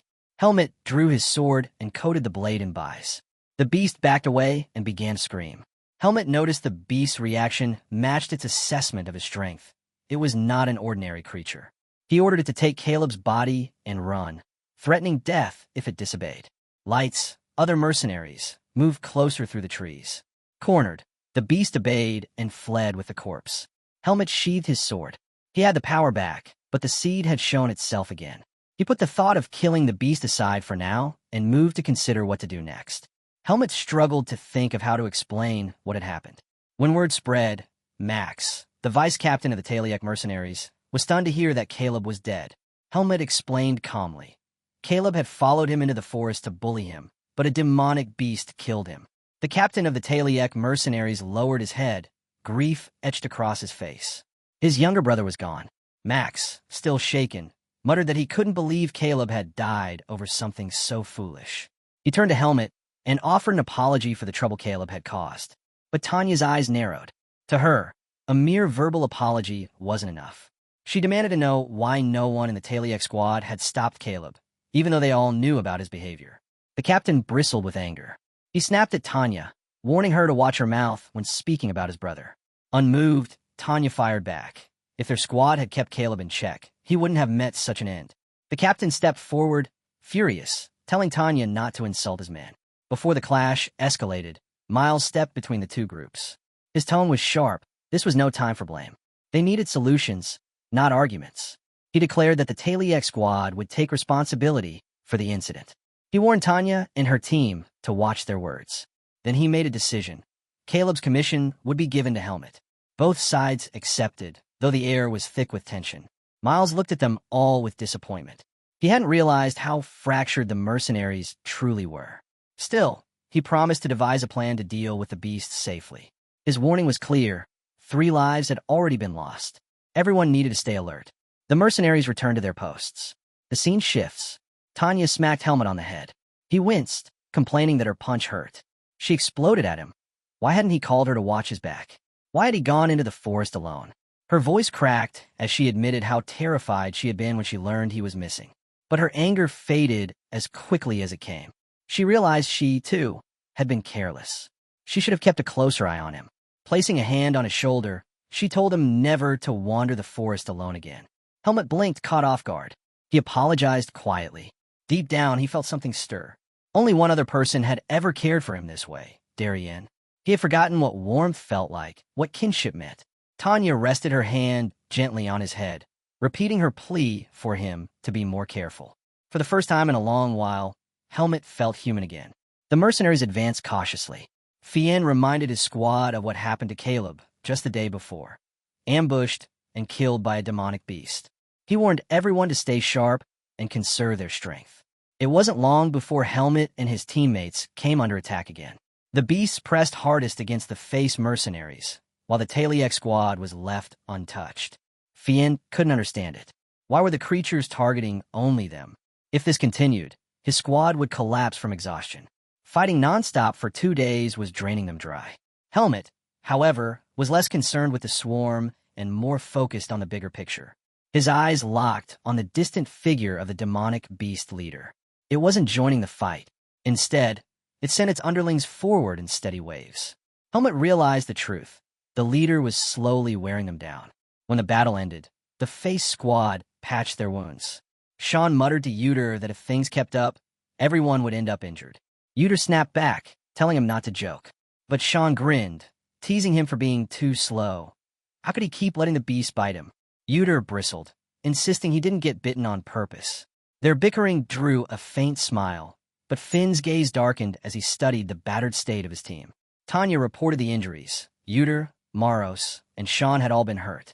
She admitted she hadn't expected the beast to attack without pause. Fien told her they should be grateful no one had died. He pointed out that Helmut and Finn were proving more useful than he'd thought. Helmut's sword skills gave Finn cover, and Finn's survival instinct made him skilled at dodging. Tanya hesitated. She wanted to tell her brother what she had seen, Helmut's sword flashing with Vis, but before she could speak, Fien cut her off. He couldn't understand why the beasts were fixated solely on their squad. The Taliek mercenaries hadn't fought a single battle that day. Tanya muttered that the Taliek squad wouldn't lift a finger to help, not after the argument a few days earlier. All they could do was stay vigilant. Fien nodded, promising that they'd all make it out of the forest alive. That night, the scene shifts. Miles sat across from Paul, the captain of the Taliek squad. He suspected Paul already knew the truth. The demonic beast leader was strategizing, plotting a way to wipe out the convoy. Miles warned that the face mercenaries couldn't hold on much longer. It wouldn't take much before the beasts overwhelmed them. He pressed Paul to step in and provide support. Miles argued that Paul's squad should help the face mercenaries, since the Taliek squad had more people. But Paul's expression darkened. He disagreed completely. With a cold sneer, Paul told Miles that the face mercenaries would soon be crushed under the beasts anyway. Better to aim for efficiency than waste energy on safety. Miles frowned, not understanding his meaning. Paul explained without hesitation. The Taliek squad and the merchants should leave the forest quickly while the face squad stayed behind to draw the beasts away. He reminded Miles that most of the important cargo was under Taliek squad's protection. The words made Miles bristle. He asked Paul if he had no morals. Paul only smiled. Morals and trust were fine ideals, he said, but survival mattered more. The demonic beast leader was wearing them down, waiting for the moment to slaughter everyone. Could Miles afford to cover the losses of the goods and the lives at stake? If not, then he needed to think smart. Paul pressed him further. If Miles had a better plan, he would follow. Otherwise, this was the only alternative. The choice, he said, was Miles's to make. Cold sweat ran down Miles's back. He couldn't answer. The next day, the face squad pushed forward cautiously. Tanya's eyes narrowed. The beasts weren't giving them a break. Ambushes came one after another, and her teammates, along with the horses, were being pushed to their limits. What made her angrier was the Taliek squad. They hadn't lifted a finger to help. They only sat back, watching every move the face mercenaries made. Fien shared her concern. If the battles continued, their squad would collapse. Then Tanya spotted something strange. the Taliek squad suddenly sped up their carriage. A heartbeat later, they broke into a full sprint. Tanya shouted after them, but her calls went unanswered. Fien's eyes went wide with realization. The Taliek squad was using them as bait. The demonic beasts were locked on the Face mercenaries, giving Paul's men a clear path to escape. Before the Face squad could react, the beasts closed in, surrounding them. Fien's face hardened with anger at the betrayal. Helmet's thoughts turned grim. Surrounded, exhausted, and abandoned, the squad was facing its end. They could never catch up to the Taliek squad now. He couldn't believe they had been sacrificed so shamelessly. His mind turned to one possibility. Should he reveal his true power to try and save them? The moment the demonic beasts closed in, Fien barked at his squad to hold formation. No sooner had the words left his mouth than the monsters lunged. The mercenaries, already drained from battle, struggled just to hold their ground. Fien unleashed his bais to join the fight, while blades clashed and claws tore. Amid the chaos, Helmet's thoughts drifted. If he revealed his true strength, would they start questioning who he really was? Maros, on the other hand, was almost thrilled. To him, dying here would mean the end of a mercenary's journey, an honorable finish. But Sean snapped at him. Die here, and it's worthless, he said, raising his sword high. If I die, it'll be a noble death. Maros froze. Never once had he heard a mercenary speak like that. Tanya, glancing around, couldn't believe her comrades were throwing words back and forth in a moment like this. Helmet stood in silence, torn by questions. Was he really the same as these humans? Or something else entirely? But he shoved those doubts aside. None of it mattered anymore. Pressing a hand to his chest, he knew only one thing. He wouldn't let anyone from this squad die today. For the first time, he chose to trust. He coated his sword with bais, his voice cutting through the battlefield. What you're about to see, this stays a secret. The squad froze. Tanya's eyes widened. Even Fien stared in disbelief. Helmet had the ability to wield a vis. Before they could even process it, Helmet launched himself into the fray. Spinning midair, his blade carved through beast after beast, tearing them apart with lethal precision. Maros and Sean could only watch, stunned. He landed lightly, crushing one monster beneath his boots, and without hesitation, finished it off. The remaining beasts recoiled in terror. Some tried to flee, but Helmet gave them no chance. His strikes were merciless, cutting them down one after another. The last beast trembled, paralyzed by fear, until Helmet's blade cleaved its head clean off. Silence fell. Helmet slid his sword back into its sheath. The mercenaries stood rooted in shock. He had single-handedly destroyed them all. But Helmet wasn't celebrating. His gaze swept the field. The leader of the beasts was gone. It had abandoned its own kind to save itself. Finn, still reeling, demanded, "Helmet, how were you able to do that?" Helmet's reply was calm. "My body has recovered." Tanya's thoughts echoed louder than her words. She had been right about him all along. Finn could hardly believe it. They had been fighting alongside someone this powerful all along. Fien, on the other hand, was stunned. Even as a rank 2, he had never seen such overwhelming bais. The thought that Helmet could wield it so naturally, and at such a young age, was almost unreal. "Where did you learn swordsmanship like that?" Fien asked. Helmet hesitated. He trusted these mercenaries, but some truths were better left unspoken. He couldn't reveal anything about the Forest of Roots. "I lived with my mentor in a forest," he finally said. "It's the only life I remember." Fien's shoulders sank. He assumed Helmet's memories still hadn't fully returned. Helmet shifted the topic. "The demonic beasts are gone. What's our next move?" Fien's eyes hardened. "We leave this forest. Then we deal with the traitors." The squad immediately voiced their anger. The betrayal still burned in their hearts. "We'll kill the Taliek squad," one of them spat. "And Miles too." Turning to Helmet, Fien asked, "What about you? What do you want?" Helmet's tone was steady. "I'll decide after we're out of here. But I still expect payment for the mission." Finn blinked in disbelief. "Payment? You're seriously worried about money right now?" He barely finished the sentence before Tanya's fist slammed into him. Fien cut in before tempers could flare again. "Fine, we'll keep to that. For now, we traced the Taliek squad's tracks." By the next day, the Face squad was back on the move. Their rest had restored their strength, and spirits were high. Tanya crouched, pressing her palm to the ground, searching for signs of movement. At first, she thought they'd already be closing in on the Taliek squad, but strangely, there were no vibrations, no sound at all. Could they have already reached the edge of the forest? She wondered. Fien considered it carefully. The Taliek squad and the merchants will rest at the first village beyond the forest. That's where we'll find them. Sean's face lit up at the thought. Revenge finally felt within reach. Byrne grinned as well, imagining the shock on the traitors' faces when they realized the Face Squad was still alive. But Finn, quieter than the rest, raised a question that no one wanted to think about. What about the mission? What's left of it? Sean paused, realizing the truth. We don't have cargo anymore. Byrne scowled, remembering. The Taliek squad took everything. All that's left is the food carriage. As the group debated, Helmet suddenly lifted his head. He had picked up a sound the others hadn't noticed. Tanya's eyes flicked to him. Helmet, do you sense something? Sean frowned, confused. Sense? What's she talking about? Sean looked around, confused. Talking about what? I don't sense anything. Helmet's reply was calm, but firm. There's demonic energy ahead. The Taliek squad, they're in the middle of a fight. Sean's face lit up instantly. Really? How far? An hour's march at our pace, Helmet answered. Fien's eyes widened. He could hardly believe what he was hearing. To sense something at that distance. Just how strong was Helmet? What level of power do you really have? He asked. Helmet brushed it off. What matters is speed. If we delay, the Taliek squad won't last long. Sean scoffed. Why should we rush to save traitors? Before the mood soured, Morrow stepped in.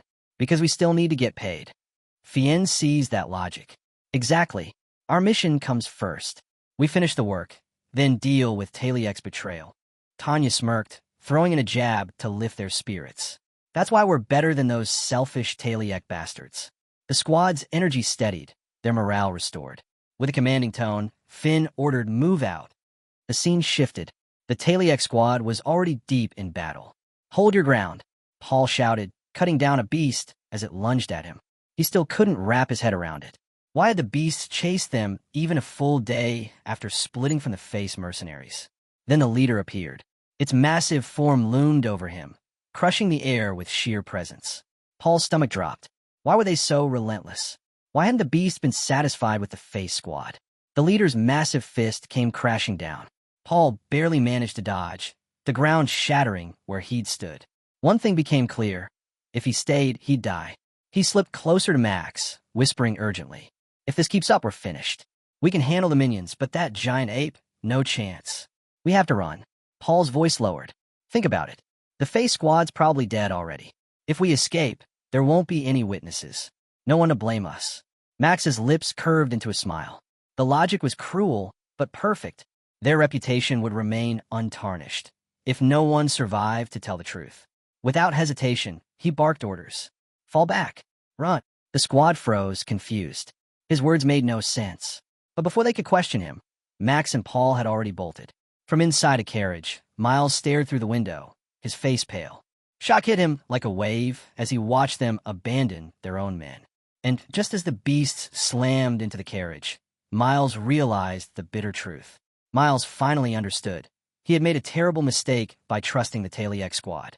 As the demonic beast leader smashed apart his carriage, regret swallowed him whole. He should never have abandoned the Face mercenaries. The giant ape-like monster reached into the wreckage, plucking up a merchant with a twisted smile. Miles froze, terror spreading through him. That smile meant death. He knew his end was close. But before the beast could devour its prey, a voice cut across the chaos. Put him down. The creature looked up and saw Helmet rushing forward, his blade blazing with bise. Helmet swung.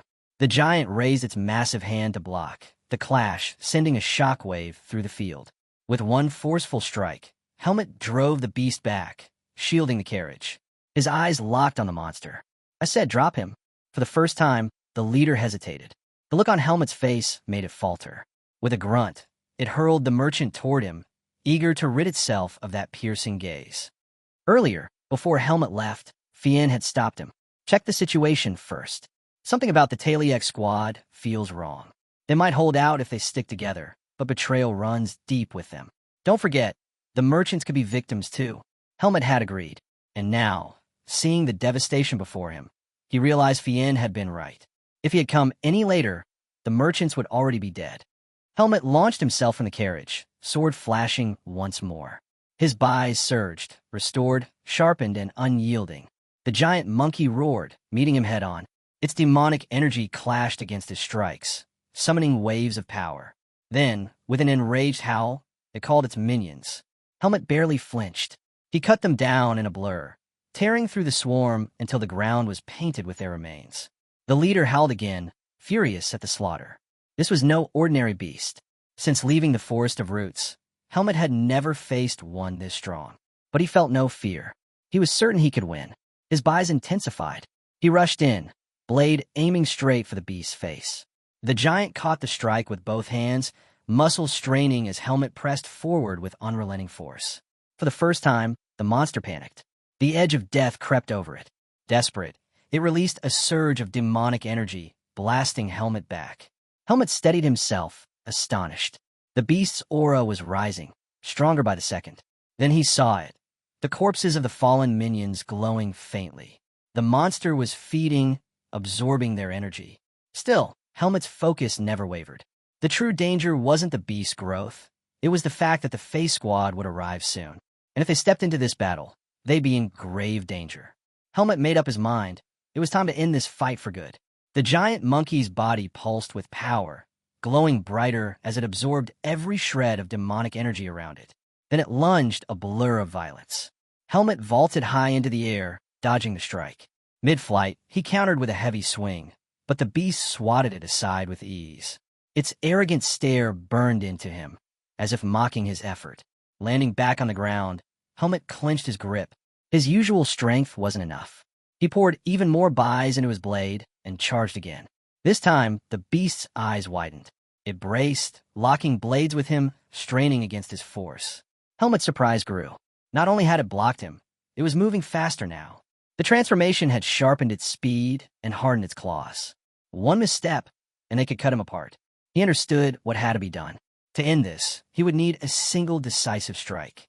Steel clashed against claw as the two traded blow after blow, shock waves tearing through the battlefield.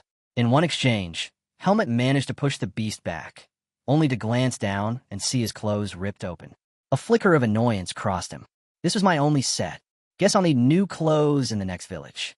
The monster roared in fury at his indifference. Its body began to shine with a blinding glow, energy swelling violently. Its eyes gleamed, and from its chest, a sickly green eye opened. The beast swelled larger, more grotesque than before. But Helmet didn't flinch. The beast launched itself high, descending like a mountain of rage. Helmet's gaze sharpened. He recognized the pattern. That leap, that form, it was familiar. A faint smile touched his lips. So it's copying Naho's technique. His stance shifted, his buys exploding outward in a wave of pressure. You're still far weaker than Naho. With that, he surged upward, blade flashing. His strike cleaved through the beast, tearing its massive body apart midair. The fight was over. The Face Squad arrived just as the dust settled. Finn rushed forward. Helmet, are you all right? Fien's eyes widened at the sight of the corpse. You defeated it? Alone? Helmet nodded simply. Yes. By the time I got here, the mercenaries were already dead. Fien's expression darkened as his gaze swept over the battlefield. The broken formation of the Taliek squad told the story clearly. Their betrayal, their lack of unity, it had cost them their lives. He realized then. Fien studied the battlefield closely. The truth was clear. The Taliek mercenaries hadn't stood a chance without a captain to lead them. Their collapse was inevitable. But what truly weighed on him was betrayal. Paul and Max had abandoned their own comrades. Even for mercenaries, such treachery cut deep. Tanya shook her head in disbelief. They didn't have even a shred of loyalty. While the squad searched the wreckage, Maros called out. He had found someone. Beneath a pile of rubble, Miles lay unconscious. Fien rushed over, stunned. Nearly everyone was dead, yet somehow their client had survived. Without hesitation, he ordered, search the area. See if anyone else is alive. Quickly, we need to leave this cursed territory. Once they were clear, the mercenaries laid Miles down and revived him. Slowly, his eyes opened. For a moment, Miles thought he had crossed into the afterlife. And the first face he saw was Fien's. Tears welled instantly. Fien, forgive me, he sobbed. I never wanted to leave you. Paul forced me. I'm so sorry. Relief softened his face. To him, this apology was his last act before death. But Fien shook his head firmly. Stop panicking. We're not dead. Miles froze. His eyes darted around. The face squad surrounded him. His confusion deepened. He could have sworn the giant monkey had killed him. He asked, voice trembling, Where is it?" "The beast. It's gone," Fien said flatly. "You can forget about death for now." Helmet stood nearby, quietly noting that Fien hadn't mentioned who had slain the monster. He respected that choice. The secret remained safe. Miles, overwhelmed, began thanking God for sparing his life. But Fien cut into his prayers. "Enough. We need to talk about compensation." The word alone snapped Miles back to reality. He was alive after all. Finn handed him a paper. Miles scanned it, and his jaw dropped. 80%. "Yes," Fien replied evenly. 80. "You betrayed us, left us to die, and we saved you. Be grateful it isn't more. I'm being fair because you suffered losses too." Miles tried to argue, pleading, "Please, 70. I still need to compensate the families of the dead." But Fien's expression didn't soften. "That's not my concern. Settle that yourself. Take the offer or walk away. If you refuse, we'll keep the goods you plan to deliver." Miles' stomach sank. The weight of Finn's words hit him like a hammer. Miles quickly realized there was no winning against Fien. He swallowed his pride and accepted the offer. With the deal settled, Fien shifted the conversation. "Now tell me, what exactly are we transporting?" Miles' expression hardened. His voice dropped low. "If word spreads about these goods, the Butin Merchant Association will be destroyed." Fien didn't flinch. "Then we'll make sure nothing leaks. That's our job." But Miles shook his head. Fear etched into his face. "You don't understand. If they discover what you're carrying, none of you will be safe." He hesitated. "Do you still want to know?" Fien's tone sharpened, irritation breaking through. "This is something you should have explained before hiring us." Cornered, Miles nodded grimly. "Fine. We're transporting these goods to a mage, Grand Mage Anti-All." Morrow staggered back in shock. "What? Those belong to him?" Fien's eyes widened. Even he struggled to believe it. A man of Anti-All stature, relying on a merchant guild and a mercenary squad to deliver goods through beast territory? It made no sense. Why wouldn't Anti-All hire a swordsman family? Finn pressed. Miles' answer was heavy. "Because these goods come from a place mages cannot enter. The Temple of Lumen." The words froze the squad in place. Miles went on, his voice trembling. "The temple's influence stretches farther than you can imagine. 1,000 years ago, they destroyed the Demon King. Once, they were the shield against corruption. But now, they are corrupt. They hide behind divine authority, gathering sacrifices, feeding their power, and forcing kingdoms to submit in exchange for their so-called blessings." He clenched his fists. "And despite their reach, there's one man they cannot control, Anti-All. The temple has always coveted powerful mages like him. In their endless scheming, he managed to seize one of their relics. For research." The squad stared in silence as Miles revealed the weight of their mission. If the temple discovers we're moving one of their items, the Butin Association will be erased. Every single person involved wiped out. Fien's jaw tightened. "So that's the truth." Miles lowered his gaze, his voice cracking. "We never wanted this mission. But Anti-All once saved our leader's life. This is the price of that debt." Helmet, who had been listening quietly, finally spoke. "This Anti-All, he's that well-known?" Maros turned to him, eyes sharp. "Everyone knows him." Maros nodded firmly. "Everyone knows Anti-All. A few years back, the divine barrier was nearly destroyed because of him." Helmet's eyes narrowed. "Destroyed? By a mage?" Maros explained. "The temple had raised a massive barrier around one of the great cities, built to keep demonic beasts out. At first, it worked perfectly, but there was a flaw. It could also detect the mana of mages. That meant the temple could track, expose, and control them. The beasts were kept away, but the cost was freedom." Enraged, the mages rose in defiance. And at the heart of it stood Anti-All. With his power, he nearly shattered the temple's so-called divine shield. Helmet was stunned. To shake a barrier created by the temple itself. The strength required was unimaginable. His thoughts turned inward. The temple hadn't been able to erase his seed of darkness either, only cast him into the forest of roots. What if magic, not divine power, could remove it? But so far, no magic had ever impressed him. The only mage he'd seen fight was Irugo, and Irugo had been nothing special. Still, Helmet found himself hoping that Anti-All truly was in a different league. By the time the mercenaries left beast territory, the sun was already sinking. Fien called for camp to be made. Later that evening, he approached Helmet with something in his hand. I want to speak with you. He held out a pill. Helmet eyed it curiously. What is this? It's a recovery pill, Fien explained. Swordsmen use it when their buys or stamina is drained. Very expensive, but effective.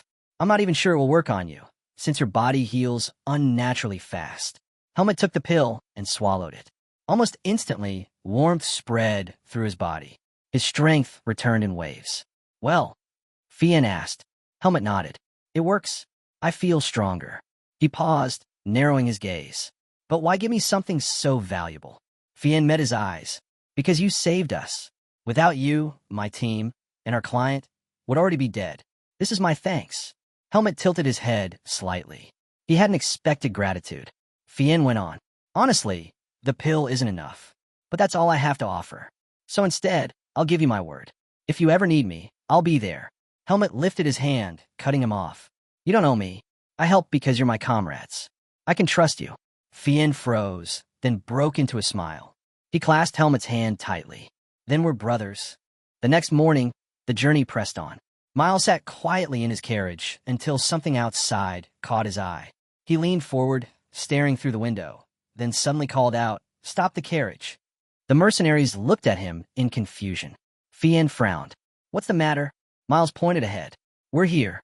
Puzzled, Fien pulled out the map. At first, he doubted it, but then his eyes widened. Miles was right. They had reached the marked location. Still, confusion lingered. There was no village, no settlement in sight. How could Anti-All expect to receive goods in the middle of nowhere? Miles stepped down from the carriage. This isn't a village, he said calmly.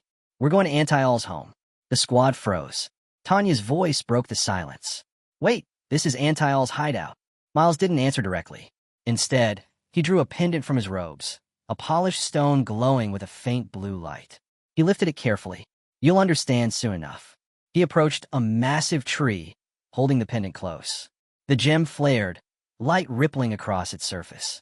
Then, before their stunned eyes, the tree began to shift. Bark split open, twisting into a radiant gateway that pulled them in. The mercenaries and Miles were swallowed whole. Fien's jaw tightened. Impossible. We're leaping through space. He had heard whispers of such magic, but never thought it real. Helmet moved closer, his voice low. How can you be sure this isn't just an illusion? The temperature, Fien said firmly. It's dropping too fast. No illusion can do this. We're not just seeing it. We're moving to another place entirely. When they stepped out of the portal, Tanya gasped. Ahead of them, a tower stretched high into the air, and in front of it stood a robed figure. An old man in flowing blue robes, staff in hand, raised a hand in greeting. Thank you, Miles, he said, voice calm but heavy with power. You brought what I requested. Anti-All. His staff drifted toward one of the carriages, tapping it lightly. His eyes narrowed. I sensed lingering traces of human life. Tell me, were there casualties on your journey here? Miles bowed his head. Yes. Many were slain by demonic beasts. Only a third of the group survived to reach your tower. Anti-All's expression darkened as he studied the carriage more closely. There's demonic energy clinging to it. Is this from the beast's corpses? Miles nodded. It is. We processed the bodies along the way. I was hoping to sell them to you. For a moment, Anti-All considered, staff tapping gently against the ground. Then he gave a slight nod. Very well. I'll take them. Anti-All named his price without hesitation. 150,000 marks. For the goods and the corpses. The mercenaries froze. Finn's mouth fell open. 150,000? The number was beyond anything he had imagined. Yuta muttered under his breath, stunned. So the rumors were true. Archmages sit on mountains of wealth. But this is another level entirely. Anti-All gave no further explanation. Unload everything, he instructed Miles. The items. The bodies. Keep the carriages. I have no need for them. Helmet studied him in silence. His instincts screamed the truth. Anti-All's power was immeasurable, far beyond Erugo, who suddenly seemed laughably weak by comparison. And yet, what unsettled him most was that Anti-All concealed it perfectly. Not a single trace of mana leaked, even as Helmet stared directly at him. Then Anti-All turned. His gaze met Helmet's. For the first time, his calm expression shifted. His eyes narrowed. Mages can glimpse the truth now and then. At my level, the truths buried deepest are laid bare. Helmet stiffened. He knew exactly what Anti-All was referring to. The seed of darkness. Shut your mouth, Helmet warned sharply. Antial's lips curved ever so slightly. Such confidence. But must you truly keep it hidden? He raised his staff. Power flared. Helmet's hand flew to his sword. In an instant, a barrier of mana expanded, enclosing only the two of them. Outside, the face squad shouted for Helmet, their voices muffled, unable to reach him. The inside and the outside are completely cut off, Antial said, his tone measured. Your secret is safe. None of them will ever know. I swear it. As he spoke, glowing chains burst from his staff and wrapped around his body. Helmet blinked. Chains. A mana oath, Antial explained. If I break it, my mana drains away. A mage's life withers without mana. In this, I am bound. His eyes sharpened. You are a special boy. Ask me anything. Helmet's breath steadied. Antial was unlike Urugo, disciplined, deliberate, and willing to restrain himself. For the first time, trust stirred in him. He looked Antial in the eye. Then I'll ask something important. Antial's expression grew serious. You want to know about the Seed of Darkness? Helmet did not flinch. Can it be removed? Silence hung heavy between them. Finally, Antial spoke, his voice low but absolute. No, it cannot. The Seed of Darkness is tied to your very life. To tear it away is to kill you. Antial's voice carried a heavy truth. The seed of a demon usually takes root in infants destined to die. It revives them, yes, but only to chain them as hosts until the day they finally collapse. He looked Helmet directly in the eyes. That seed inside you, it is no different from your heart. Remove it, and you die. The words hit hard. Helmet lowered his gaze. He had hoped. No, he had believed that an archmage would know the answer. But even Antial had no way. I'm not a god, Antial said firmly. Even for me, this is the first time I've seen someone bend their seed to their own will. Helmet frowned, confused. What do you mean? Antial explained. Normally, the seed constantly demands demonic energy. Resists too strongly, and the mind is eaten away. The host either goes insane or succumbs, becoming a twisted beast themselves. He leaned closer, studying Helmet intently. But your case is different. You've suppressed it with another force, Viscount. Antial's tone sharpened, tinged with awe. To master buys alone demands exceptional talent. Yet somehow, you balance both, drawing just enough demonic energy to keep from losing control, while still training your body and mind. That balance should be impossible. And still you achieved it. Helmet blinked. He hadn't expected such intensity in Antial's gaze. Antial continued, almost to himself. Even the temple priests would struggle to notice your seed. The only reason I did was because it stirred under the dense demonic presence in my tower. Had I not been paying close attention, I never would have sensed it. Helmet took note. Avoid areas of thick demonic energy. Antial's expression grew darker. But know this, you do not have a bright future. If you can avoid the temple's gaze, you may grow powerful, yes. But in the end, you will be consumed, as all seed bearers are.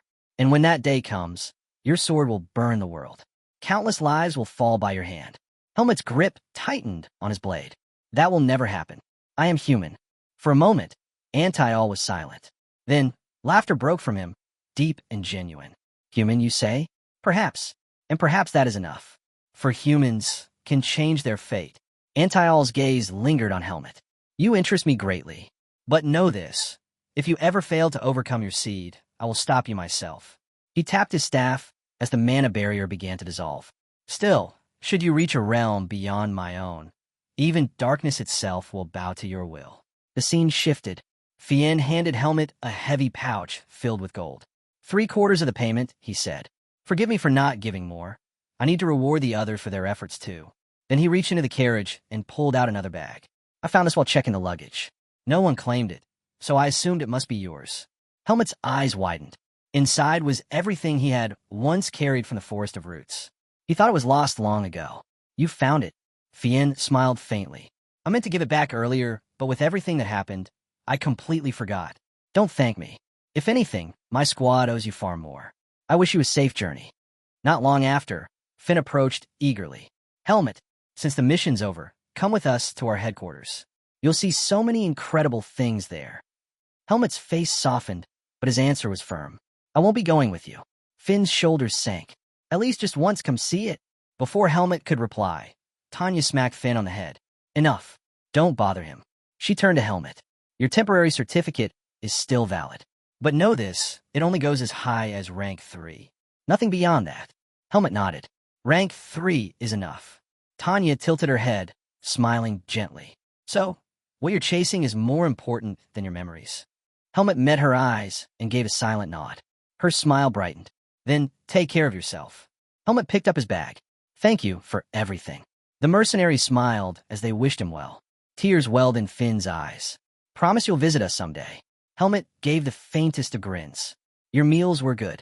The words caught Finn off guard. He stopped crying, hurriedly wiping his face. Tanya folded her arms. Pull yourself together. He's not dying. Finally, Finn stepped forward. Remember, Helmet, our doors are always open. Come to us whenever you need. He promised Helmet that no matter what, he would keep his word.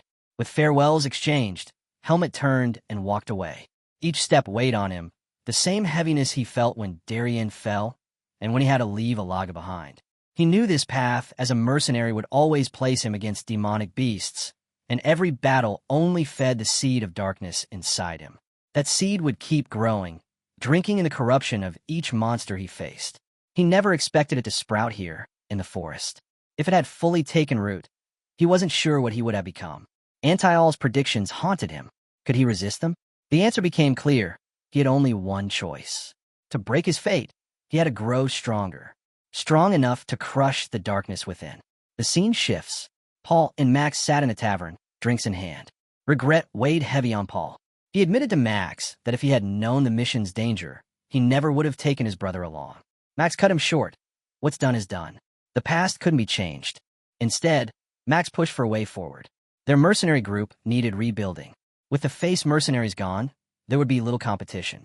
They just had to find capable fighters to join them. But mid-conversation, Max's gaze drifted toward the window. His expression changed. He urged Paul to look. Paul turned and froze. Outside stood the face mercenaries. Paul couldn't process it. How were they alive? How did they survive? Max didn't waste time on questions. He urged Paul to stop thinking and hide immediately. Their whispers caught Finn's ear. He turned back, uneasy, asking Tanya why he suddenly felt something off. She asked why he stopped, but Finn brushed it off, unsettled by a strange feeling. The group moved on unaware. Meanwhile, Paul and Max hid under their table, holding their breath as the face mercenaries passed. Relief didn't last long. Max knew they were in serious trouble. Later, the two relocated to regroup. Max speculated the face mercenaries must have discovered the beast's weakness and somehow defeated them. Paul growled. They should have dealt with the mercenaries themselves when they had the chance. But Max had no answer. If the face mercenaries reported them to the guild, both he and Paul would become fugitives. The weight of it hit him hard. He never thought a rank 2 mercenary like himself would ever have to live like this. Paul, however, hadn't given up. They were still ranked second. He turned to Max, eyes firm, and ordered him to follow. Confused, Max asked what Paul intended to do. Paul's reply came sharp and certain. Paul's answer was cold. It was better to live as thieves than starve as useless mercenaries. The scene shifts again, this time to another tavern. Drunken voices filled the air. A group of men laughed loudly, boasting about how they roughed people up. Across from them sat Helmet, silent, his eyes fixed on the necklace he had brought out of the forest of roots. He hoped it might hold a clue, some sign of what path he should take. Since leaving the group, Helmet had wandered through countless villages, aimless. The vastness of the world pressed on him, and he knew he would need work if he was to keep moving forward. Opening his bag, he checked the money Fien had given him. Inside were 2 small sacks of gold, one left behind by Darien, the other gifted to him by Finn. Helmet blinked in surprise. Fien had given him more than Darien ever did. As he sorted through his things, his hand brushed against a folded letter. Curiosity struck. Was it from Fien? Slowly, he opened it, but the handwriting told him otherwise. It was Darien's. The letter began with finality. Darien wrote that if Helmet was reading these words, then his own life had already ended. He admitted he had worried about Helmet, knowing the outside world would not be easy for him after the life he had lived. But he told Helmet not to blame himself. Being different was not his fault. Darien gave him direction. If Helmet found himself wandering without purpose, he was to go to a city called Baden. There, he would find Greta Academy, a place where children his age studied. Both nobles and commoners walked its halls, and no one would pry into his past. But he couldn't enter on his own. Darien instructed him to seek out a man named Eden Kudrow. If Helmet showed Eden the sword Darien had given him, Eden would recognize him as Darien's disciple. The two had sworn an oath to each other, and Eden would help. Darien's warning was clear. The human world was far more dangerous and terrifying than Helmet imagined. Strength alone would not be enough to solve everything. But he reassured Helmet. If he had survived the brutal training, he could survive anything. Finally, Darien urged him to take care of himself. Helmet stared at the shaky handwriting, realizing how little strength Darien had left when writing it. Quietly, he thanked him for the letter, for thinking of him even at the very end. But as the words sank in, Helmet's thoughts tangled in confusion. Helmet felt a strange sense of relief after reading Darien's letter. At least now, he had some direction. Carefully tucking the letter back into his bag, he was interrupted by the arrival of the waiter carrying his meal. "That'll be 15 marks, the man said. Helmet pulled out a gold coin and placed it on the table. The waiter's eyes widened. His jaw dropped before he shouted in disbelief. "This is worth 1,000 marks. The drunken men nearby turned at once, surprised by what they overheard. Helmet calmly told the waiter to also use the coin to cover his lodging for the night. When the waiter hurried away, Helmet began counting his remaining coins. To his shock, the money Fien had given him amounted to 90,000 marks. With enough funds secured, Helmet decided to stay at the tavern for the night and leave in the morning. As he organized his belongings, the leader of the rowdy drinkers swaggered over. His eyes gleamed with greed. "You've got quite a lot of money," he sneered, his men glaring behind him. With a smirk, he demanded, "Buy us some drinks. Hand over 20,000 marks." Helmet shook his head. He couldn't understand why the man was acting so foolishly. Annoyed, the leader shoved Helmet's plate aside. "Don't you dare talk back to me," Helmet calmly asked. "Who are you supposed to be?" The question only fueled the man's anger. He swung his fist at Helmet, but Helmet stopped it effortlessly, gripping his hand mid-strike. "Leave me alone," Helmet said evenly. The leader froze, stunned by Helmet's strength. One of his underlings, enraged, charged forward. Helmet dodged swiftly and countered with a single devastating punch, shattering the man's face. The gang fell silent, horrified by what they just witnessed. The leader's voice shook as he demanded, "Who are you?" Helmet's answer was sharp, "I'm a mercenary." With that, he grabbed his table and smashed it directly into the man's face, sending him crashing to the ground. "Get out of my sight," Helmet ordered. The gang scrambled to help their leader up. He spat blood and glared back at Helmet. "You'll regret this. Watch your back at night. One stab is all it takes." With those words, he staggered out, his men supporting him. The tavern went quiet. Helmet sat back, realizing that people like Caleb existed everywhere. The waiter hurried over, face pale. "You should leave town right away," he warned. Helmet glanced at him. "What?" The waiter leaned in, voice low. "Those men, they're part of the Black Hawk. Thieves who rule the underworld. They'll kill anyone if there's money to be made." Helmet was taken aback. Black Hawk, a name he'd never heard, but their reach was dangerous. Without hesitation, he decided, if they were coming for him, then he would fight them head on. Helmet knew what his next step had to be. Helmet thought it over. If he fought inside, his room would be wrecked beyond use. Better to take the fight somewhere else. The waiter, still shaken, pleaded with him. "Run while you can. I'll refund your lodging fee." Helmet asked calmly, "Will they come back?" "Yes," the waiter admitted. Helmet stood, his decision made. "Then tell them, I went into the forest out back." His voice was steady, almost curious. He wanted to test himself against humans, see how they compared to the beasts he had faced. The waiter stared in disbelief as Helmet walked toward the door. "Keep my room ready. I'll need it when I return," Helmet added before stepping outside. The scene cuts to the gang. One of the underlings approached their leader, unease written in his tone. "Boss, do you really want to go up against him?" The leader's eyes burned with anger. "He disrespected us. Pride is everything in our line of work. But he's strong," the underling warned. "And he's a mercenary." The leader scowled. "What? You want to run away now?" Before the subordinate could respond, another member rushed in with news. "Boss, I found where he went." "Speak," the leader snapped. "He ran into the forest," the man reported. "Must have been too scared to stay and face us." The leader burst out laughing. "That fool, running into the forest, is the worst mistake he could make." The underling grinned with confidence. "We know every inch of that place. Tracking him down will be easy." Their equipment clattered as the Black Hawks strapped on their gear and gathered around their leader. With a cruel smile, he gave the order, Let's show him that Black Hawk is more terrifying than anything in this world. The scene shifts. In the forest, Helmet perched silently in a tree, watching over the fake campsite he had set up as bait. From above, he reflected. Some humans were no different from demonic beasts, preying on others. Yet there were also humans who risked everything to protect. The contrast unsettled him. Humans were far more complicated than he had imagined. Darien's words echoed in his mind. Not every problem could be solved with strength alone. Helmet understood the meaning now. Yet in his heart, he still couldn't see any other way. For him, strength was the only answer. As the Blackhawks closed in, Helmet readied his bow. Stepping into view, he revealed himself to the gang. Their eyes widened at the sight. Helmet's thoughts hardened. Humans who acted like beasts needed to be treated like beasts. Helmet's eyes turned cold. "You try to ambush me," he said flatly.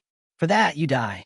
The forest echoed with chaos as he cut down the Black Hawk members one after another. When the dust settled, their bodies lay scattered, and Helmet turned away, heading toward the forest's edge. On the way out, a thought weighed on him. So weak, he couldn't believe the Black Hawks were this powerless. Leaping from branch to branch at high speed, he compared them to Tanya. She was far stronger, proof that humans varied in strength just as much as beasts did. Helmet realized he needed to face more humans to truly understand how powerful they could be. With that in mind, he decided to return to the inn and rest. But mid-run, his chest tightened. Pain tore through him. His body froze in midair before crashing hard to the ground. Tremors racked his body as he struggled to breathe. What's happening? His seed of darkness was raging inside him. But why? It should only react to demonic energy. There were no beasts here. The answer hit him like a hammer. He had killed humans. And though humans lacked demonic energy, the act itself had fed the darkness within him. Helmet's mind raced. He tried to suppress the surge with his buys, but it was no use. The seed of darkness only grew stronger. His situation had spiraled into something far worse. Now that he had killed Black Hawk members, the rest of their organization would come hunting for him, which meant more killing, which meant feeding the seed even further. He clenched his fists. Foolish. I was foolish to think I could fight humans the same way I fought beasts. From here on, he would need to avoid the Black Hawks at all costs, while finding a way to suppress his seed. And so, he made a choice. He would head to Badan. The scene shifts. A heavily guarded building looms in view. Inside, a man kneels before his superior, delivering grim news. "They're all dead," he reports. "But if we keep tracking them, we'll uncover their location." The superior's face darkened, clearly displeased. "Then keep chasing them. Don't stop." "Yes, sir." Before more could be said, another subordinate entered the chamber, bowing quickly. "Anton, the guests have arrived." Anton turned toward the door as their mysterious visitors stepped in. When the guests stepped in, Anton's eyes widened. He had been told 2 rank 2 mercenaries were seeking to join their group, but he never expected them to be Paul and Max. With a sharp grin, Anton welcomed them. "2 skilled men, like you want to join us?" "That's good news." But his tone shifted quickly. "Still, we have issues of our own. I can't let you in without conditions." Paul and Max exchanged a tense glance. Paul leaned forward, his voice steady. "What do you mean by that?" Anton casually twirled a knife between his fingers. "I'm not questioning your skills," he said smoothly. "But our group, we're not like regular mercenaries. We deal in business others might call illegal." With a flick of his wrist, Anton hurled the knife. It landed dead center in the dummy across the room. His message was clear. "I don't need mercenaries whose sense of justice interferes with our work." Paul's eyes narrowed. He understood. This was intimidation, a test. Anton continued, "So, I have a job for you. Complete it, and you'll prove your loyalty." He slid a paper across the table. "It won't be difficult for mercenaries of your level." Paul picked it up, scanning the details. 5 members of the Black Hawk had gone missing after clashing with a mercenary named Helmet. Their bodies were later found in a forest near a nearby village. Each one killed with a single blow, without a trace of weapons. Max's jaw dropped. 5 men, taken out by one person, with no weapon. Anton's gaze hardened. Yes, black hair, black eyes, around 15 years old. He fights with the strength of a rank 3 mercenary. The name lingered in the air. Helmet. Max clenched his fists. "You want us to kill him?" Anton smiled, sharp and satisfied. "Do this, and you'll officially be one of us. Complete it, and you'll be trusted with greater missions. You'll be well taken care of." His eyes locked onto theirs. "Fail." and you'll regret it. Paul, after a long pause, asked the only question left. Where is he now? Anton replied. The last sighting was in the neighboring village. The incident happened just last night. He couldn't have gone far. The scene shifts. Helmut has already moved on, arriving in another town. He walks calmly toward the front of Guild. Helmut never thought he would have to take another request so soon. But if he wanted to move freely without drawing suspicion, he needed one. He pushed open the door of the Guild building. Inside, mercenaries crowded the hall, scanning the boards for jobs. Helmut walked straight to the counter, where a receptionist greeted him with a cheerful smile. Welcome, little boy. What brings you here? She asked. Helmut slid his identification papers across the desk. I'm looking for a request. The receptionist's eyes widened. Rank 3, and part of the face mercenary group. She looked at him, stunned. Helmut's tone was flat. Is there a problem? Quickly shaking her head, she replied, No, not at all. It's just rare to see someone so young at rank 3. She leaned forward. What kind of request are you looking for? The reward doesn't matter, Helmut replied. I need a mission I can complete on my way to Badan. Her expression brightened. Ah, perfect. Badan is a metropolis, so we get endless escort and transport requests heading that way. She rifled through a stack of papers and pulled one out. Here, she said, handing it to him. An escort request from a noble lady. The reward is 800 marks. It's a very good opportunity. Helmut nodded. What's the condition? The receptionist smiled knowingly. The mercenary has to be her type. Helmut blinked. Of all things he expected, this was not it. What kind of ridiculous requirement is that? The scene shifts. Helmut stepped into a clothing store, the receptionist's words echoing in his head. Image is everything when dealing with a noble, she had said. Even if you're strong, even if you're famous, your appearance must be proper. Fortunately, your face alone already qualifies you. That's why I suggested this mission. Just get some decent clothes and come back. I'll have the request ready for you. Helmut glanced around the shop before approaching a blonde shopkeeper. I need good clothes. The man's eyes lit up, clearly delighted. You've come to the right place. I have just the thing for you. He hurried off, then returned holding up a gleaming black set of overalls. Crafted by the most famous artisan in all of Badan. The materials used are of the highest quality, top of the line. The shopkeeper proudly held up the shiny black overalls. With these, even a demonic beast would look like a noble. Helmut stared silently. He had never heard clothes described in such a strange way. The man, noticing his lack of reaction, quickly pressed on. The fabric is so light, you won't even feel on your body. Helmut cut him off. What's the price? The shopkeeper checked the tag. 2,000 marks. Helmut's eyes widened. The escort mission reward was only 800. Was it worth it? Maybe I should have taken a different request.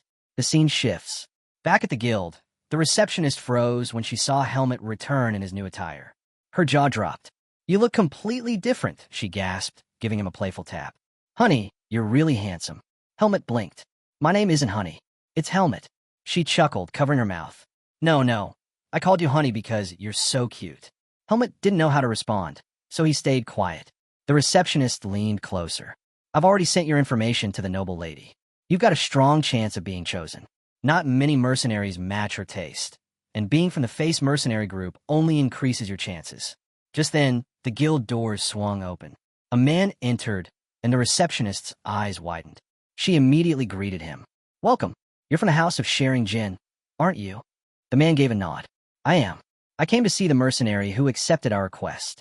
His gaze shifted to Helmut, sizing him up. Is this the one? The man studied Helmut's tall frame and firm posture, then gave a satisfied nod. Good. He'll do. Turning to Helmut, he said, Follow me. Helmut glanced back at the receptionist. She waved warmly. Come again, honey. Helmut bowed his head slightly in thanks before stepping outside with the man. But unseen to them, a figure lurked in the branches of a nearby tree, eyes locked on Helmut. As soon as Helmut passed, the figure vanished into the shadows. On the road, the man finally introduced himself. My name is Gilton, he said. I serve as the steward of House Sharing Jen. Gilton walked beside Helmut, introducing himself properly. I'm the butler of the Sharing Jen family. Tell me, have you heard anything of it? Helmut shook his head. I've never heard of this. Gilton nodded. The Marquis is a man of great standing. When you meet him or his household, act with caution. He studied Helmut. Have you ever escorted anyone before? I've made a transportation request, Helmut replied simply. There isn't much difference, Gilton explained. Only this time, instead of guarding an item, You protect a person. If things grow difficult, follow the orders of the knights. Once the mission is complete, you'll be rewarded with more than the listed payment. Helmet accepted the advice without hesitation. Gilton raised a brow, surprised at how quickly Helmet agreed. Good. Remember, silence is a virtue in escort missions. Use it well. When they reached their destination, Helmet paused. Before him stood a grand, elegant building. He was struck by the sheer beauty of it. This, Gilton said, is the inn where the Marquis's daughter resides. Helmet couldn't help but marvel at the wealth of the highborn. A knight greeted them at the entrance. Welcome back, Gilton. His gaze shifted to Helmet. This mercenary looks young. Gilton replied smoothly. He's been verified by the guild. He is more than fit for the task. If there's anything he doesn't know, you can guide him. The knight extended his hand. Kedrick. Helmet shook it. Helmet. Gilton then asked, Where's the young miss? In the cafeteria, Kedrick answered. It would be best if you met her now. The scene shifts. Inside the cafeteria, a young lady sat across from Man. Her attention was fixed solely on him. I can't eat this food, she said with a pout. The chefs of my manor cook far better meals. You must come to my estate and try it, Lord Araya. Her eyes lingered on him, soft and filled with longing. At that moment, Helmet and Gilton entered. Gilton bowed slightly. Lady Genia. Her expression soured at the sight of him, though she quickly masked it and asked, What is it? Gilton gestured toward Helmet. This is the mercenary I have chosen for your escort. Genia's gaze swept over Helmet, cold and dismissive. I have no interest in mercenaries. Whatever decision you make, I won't interfere. Without another glance at Helmet, she turned back to Araya, her gaze warm, her voice gentle, preparing to speak to him again. Genia leaned forward, ready to speak again, but Araya cut her off. I need to rest before the journey begins. Her eyes widened. What would be better if you ate more? He ignored her, rising from his seat and heading toward the exit. As he passed, Helmet's eyes followed him. Something fell off. A strange presence clung to Araya, one Helmet couldn't place. He kept staring even as Araya walked away. Genia quickly stood, her composure cracking. I'll return to my room, she told Gilton hastily before hurrying after Araya. When she was gone, Helmet asked Gilton, Is Araya one of the guards? Gilton shook his head. No, he's Lady Genia's guest, a well-known student of Greta Academy. My lady recognized him by chance and insisted he travel with us. Helmet's brow furrowed. Is Lady Genia also a student there? Not yet, Gilton explained. She plans to take the entrance exam. That's why we're heading to Badan. Helmet was caught off guard. Genia and her entourage were traveling to the same destination as him. Gilton checked the time. We leave in 2 hours. Go to the stable and prepare a horse. Once you're ready, wait near the first carriage. If you need anything, Kedrick will help you. I still have matters to arrange. Helmet nodded. Understood. Thank you. The scene shifts. Helmet now rode a white horse, clearly irritated. The animal was restless, tossing its head and stamping its hooves. At the stable, it had caused endless trouble, forcing the owner to apologize. Forgive it, the man had said. This one likes to show off. Helmet thought back to the face mercenary horses, calm, obedient, and loyal. Compared to them, this creature was a nuisance. As he guided the horse beside a carriage, a voice rang out. Araya, ride with me. Helmet turned. Of course, it was Genia. With a grim expression, Araya strode toward her carriage. And as he passed Helmet once again, the truth clicked. So that's what it was. Helmet could feel it now. Araya's body was wrapped in mana. He wasn't just any student. He was a mage. The scene shifts. The convoy wound its way through a forest path. Helmet rode silently, his thoughts circling back to Araya. Finally, it made sense why that presence had felt so strange from start. From the moment Helmet first laid eyes on Araya, something about him felt strange. He still couldn't figure out what kind of magic Araya had cast on himself, or why he would even need to. The mystery gnawed at him, and Helmet resolved to keep a close watch. Inside the carriage, Genia leaned toward Araya, her voice filled with admiration. Is it true you're the top student of the magic faculty? Yes, Araya answered plainly. Genia's face lit up. Of course, she thought. No test could trouble him. Smiling brightly, she admitted, I'm nervous about the entrance exam. I don't even know how to prepare properly. Without changing expression, Araya replied, If you prepared enough, you'll do fine. But Genia, caught up in her fangirl fantasy, pressed on. I studied hard, but I'm still nervous. Then once we arrive at Badan, review your work, Araya said flatly. I'll need someone to teach me, Genia countered quickly. Greta Academy encourages individual learning, Araya replied. You should get used to studying alone. With mock tears glistening in her eyes, Genia pouted. I can't worry about that until I pass the exam. I can't send bad news home. Araya saw through her act. He knew she was angling for him to tutor her. I'll introduce you to a proper tutor who specializes in the entrance exams, he said calmly. Her jaw dropped. What about you? She asked shyly. Couldn't you be my tutor? It will be difficult, Araya answered. Why? It's a new semester. I need to prepare as well. His tone left no room for argument. Ending the conversation, Araya added, This journey will be tiring. You should rest. Realizing she was pushing too hard, Genia forced herself to smile and agreed. All right, I'll rest. The scene shifts.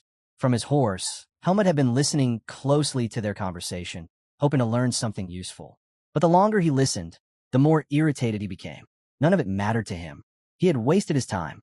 With a sigh, he thought, only Finn would bother with something this pointless. He urged his horse forward, moving away from the carriage. The scene shifts again. Inside a dark hideout, members of the Black Hawk gathered. Boss, one of Anton's subordinates reported, We've tracked Helmut. We can catch him if we move quickly. He's traveling with a group that has only a few knights and mercenaries. Anton's eyes narrowed in surprise. Anton quickly realized that Helmut must be serving under a noble, otherwise he wouldn't be traveling with knights. The thought unsettled him. He didn't like that a noble was involved with Helmut. Without hesitation, he ordered his men to eliminate Helmut alone. Paul raised an eyebrow, surprised at the extent Anton was willing to go just for a single mercenary. You're really persistent, aren't you? He remarked. Anton only laughed at the comment. Persistent? No, I just prefer to be careful. His tone grew darker as he leaned closer. The Blackhawk way is simple. Tear your enemies apart, piece by piece, until nothing remains. If you want to join us, you'll need that same philosophy. Paul smirked. I like the way you think. The scene shifts. Helmut and his group arrive at a small, modest inn. Genia frowned at the sight. This place?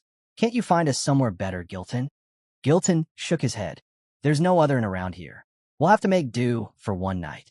Just then, the village chief approached to welcome them warmly. Gilton bowed, slightly in gratitude. Thank you for letting us stay. We'll make sure you're rewarded later. The chief's face lit up at those words. This may be simple, but it belongs to our village. Rest well. Later, Helmut trained alone in the forest nearby. After pushing himself for a while, he paused, breathing heavily. He could feel it. His eyes had improved greatly, his strength far beyond what it once was. And yet, something still felt blocked within him. His body hadn't had enough time to fully train, to refine both muscle and buys. He wondered if Greta Academy would give him that opportunity. Maybe there, he'd finally uncover a clue about his seed of darkness. As those thoughts lingered, a strange feeling washed over him. Someone was watching. Helmut snapped his gaze upward, only to see the clear sky above. Still, he was certain, eyes were on him. He noticed an owl perched nearby. At that moment, the scene cuts. Araya dismissed his skill, eyes of an eagle. He was taken aback. Helmut had sensed him. If he had stayed longer, he would have been discovered. Impossible, no ordinary human could detect that kind of magic. Araya narrowed his eyes, intrigued. He had seen countless mercenaries in his life, yet never one capable of seeing through a spell. Araya found it strange. Helmut was already at rank 3 despite his age. A remarkable feat, but something told him Helmut had the potential to go even higher. As he pondered this, a loud knock interrupted his thoughts. Genia stood outside his door, calling out for him. Araya stayed silent, hoping she would leave. Instead, she started pounding on the door like a madwoman. I know you're awake. Open up. Before she could cause more trouble, her maids rushed over and pulled her back. Young lady, you must be in bed before 9 to rejuvenate your skin. Your father gave strict orders. Genia struggled in their grip, insisting she only wanted a quick word with Araya. But the maids were relentless. When they noticed she was wearing makeup, their jaws nearly dropped. How bold, they muttered, dragging her away. Inside, Araya sighed with relief. At least the maids had spared him from her antics. The next morning, the group continued their journey. By midday, they stopped to rest, as it was nearly mealtime. One knight spotted a spring nearby and suggested they pause there. Kedrick dismounted to inspect it. Gilton was doubtful. A spring? in the middle of a forest. Kedrick smiled. This isn't just any spring. Travelers heading to Badan often stop here to rest. He dipped his hand in and tasted the water. Clean and refreshing, almost like good booze. Relieved, Gilton ordered the group to eat there. At once, the maids began setting out a variety of lavish dishes. The knights looked on in shock. Fresh salad, roasted meat, and delicacies, right in the middle of the wilderness. Meanwhile, all they were given was bread and jerky. One knight muttered under his breath, convinced they'd be stuck there all day if the nobles insisted on eating through everything they brought. Resentment filled the men. Their low status was plain as day. Helmet quietly chewed on his bread, wishing Finn were there to cook something better. When he drank from the spring, however, he paused. Something about the water felt off. Poison? He looked around. Everyone else was drinking without issue. Was he imagining things? As he stared at his cup, a knight beside him yawned. I think I'll take a nap. Not long after, once the meal ended, Gilton suggested they prepare to move out. But as soon as he spoke, a wave of fatigue hit him. His gaze shifted toward Genia's carriage. Gilton walked over to Genia's carriage and called out, "We're leaving soon." But there was no response. Concerned, he opened the door, only to find her lying motionless inside. His heart sank, but as he looked closer, relief washed over him. She wasn't hurt. She was just sleeping. In her sleep, Genia mumbled nonsense, drooling slightly as she muttered about spending a night with Araya. Gilton let out a shaky breath, wiping the sweat from his forehead with a handkerchief. But the moment he did, a wave of dizziness hit him. His vision blurred. The maids and knights nearby began swaying on their feet, their bodies giving out one after another. Gilton called desperately for Kedrick, only to find him already unconscious on the ground. Panic struck. He had no idea what was happening. Moments later, he too collapsed. One by one, the entire group fell into slumber. Everyone except Helmet. Helmet immediately poured out his cup of water. As he did, shadows stirred. From the trees and bushes, members of the Blackhawk revealed themselves. Paul clicked his tongue. Sleeping potion in the water? What a stupid move. The man responsible defended himself quickly. It had to be done. We couldn't risk killing nobles in a fight. Besides, this potion leaves no trace. But then his eyes widened. Helmet was still standing. What the? How is he awake? Paul's face darkened as he recognized him. You? I've heard about you. Weren't you with the face mercenaries? His expression twisted. So, you're the one who killed our men. Helmet stiffened, equally shocked. That face was familiar. Paul, the rank 2 mercenary from Taliek's squad. Memories surged back. The demon monkey, his squad slaughtered, and Paul, the coward, running away while his comrades were devoured. His grip tightened on his sword. Traitors, Helmet spat. Max bristled with rage. What did you just say? He lunged forward, but Paul raised a hand, stopping him. Calm down, Paul ordered, though his voice carried venom. His gaze locked on Helmet. Watch your mouth. You're nothing more than prey. Around him, the Blackhawk members began closing in, forming a circle. Paul drew his sword with a twisted grin. Let's begin the hunt. Helmet placed his hand on his weapon, eyes darting, calculating. The numbers weren't in his favor. But before Paul could make his move, a flash of energy streaked toward him. A surge of magic slammed against his blade as he barely managed to block. Staggering, his eyes widened. A mage! Helmet didn't flinch. He already knew who it was. From the shadows, Araya emerged, mana swirling fiercely around his body. His voice rang out, sharp and commanding. Drop your sword and leave. Paul's face twisted in frustration. All that money spent on an untraceable potion. And still, Araya had ruined everything. The potion hadn't worked on everyone. Helmet, too, was surprised to find Araya still awake. He studied him carefully, curiosity in his eyes. Araya scowled. What are you staring at, you bastard crow? Keep your eyes on the enemy in front of you.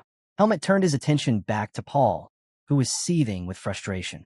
He pressed his blade to the throat of the man who had poisoned the spring. What went wrong? The man trembled. I didn't know there was a mage among them. With a snarl, Paul slammed his sword hilt against the man's skull, knocking him down. Excuses, he spat. I was a fool to expect competence from the Blackhawk. I'll deal with this myself. Clean up the mess when I'm done. He then sneered at Helmet. You dingy-looking brat. Let's have a little talk. Without warning, he lunged, sword raised high, fury burning in his eyes. I'll kill you. Helmet met the strike with ease, parrying Paul's blade. The sharp clang of steel rang out. Paul's eyes widened at the force of Helmet's block. Not bad. His strikes came heavier, faster, each swing driving Helmet deeper into the forest. Meanwhile, Max stepped forward toward Araya. Stay still, and I'll grant you a painless death. Araya smirked. A mage who stays still is already dead. Mana flared around him as he unleashed his magic.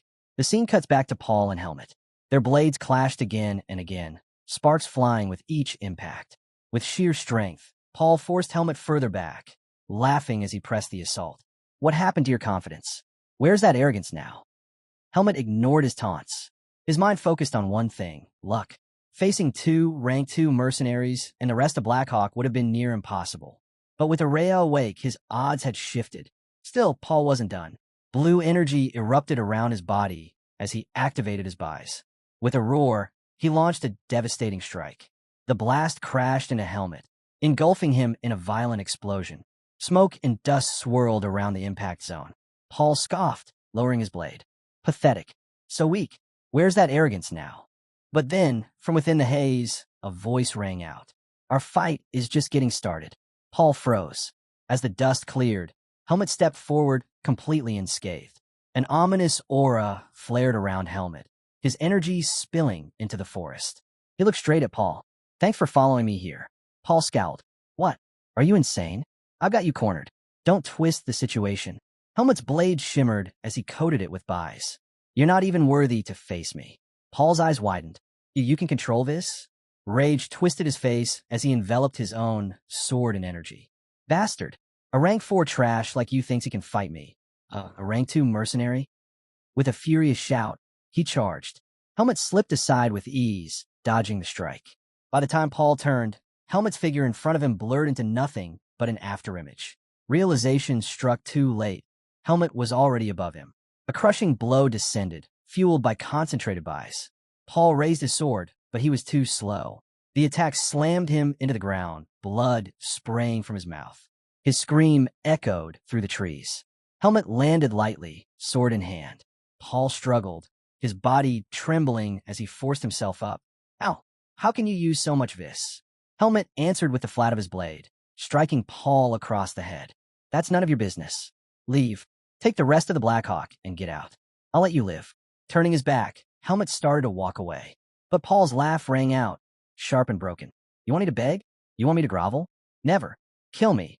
I'd rather die than suffer humiliation.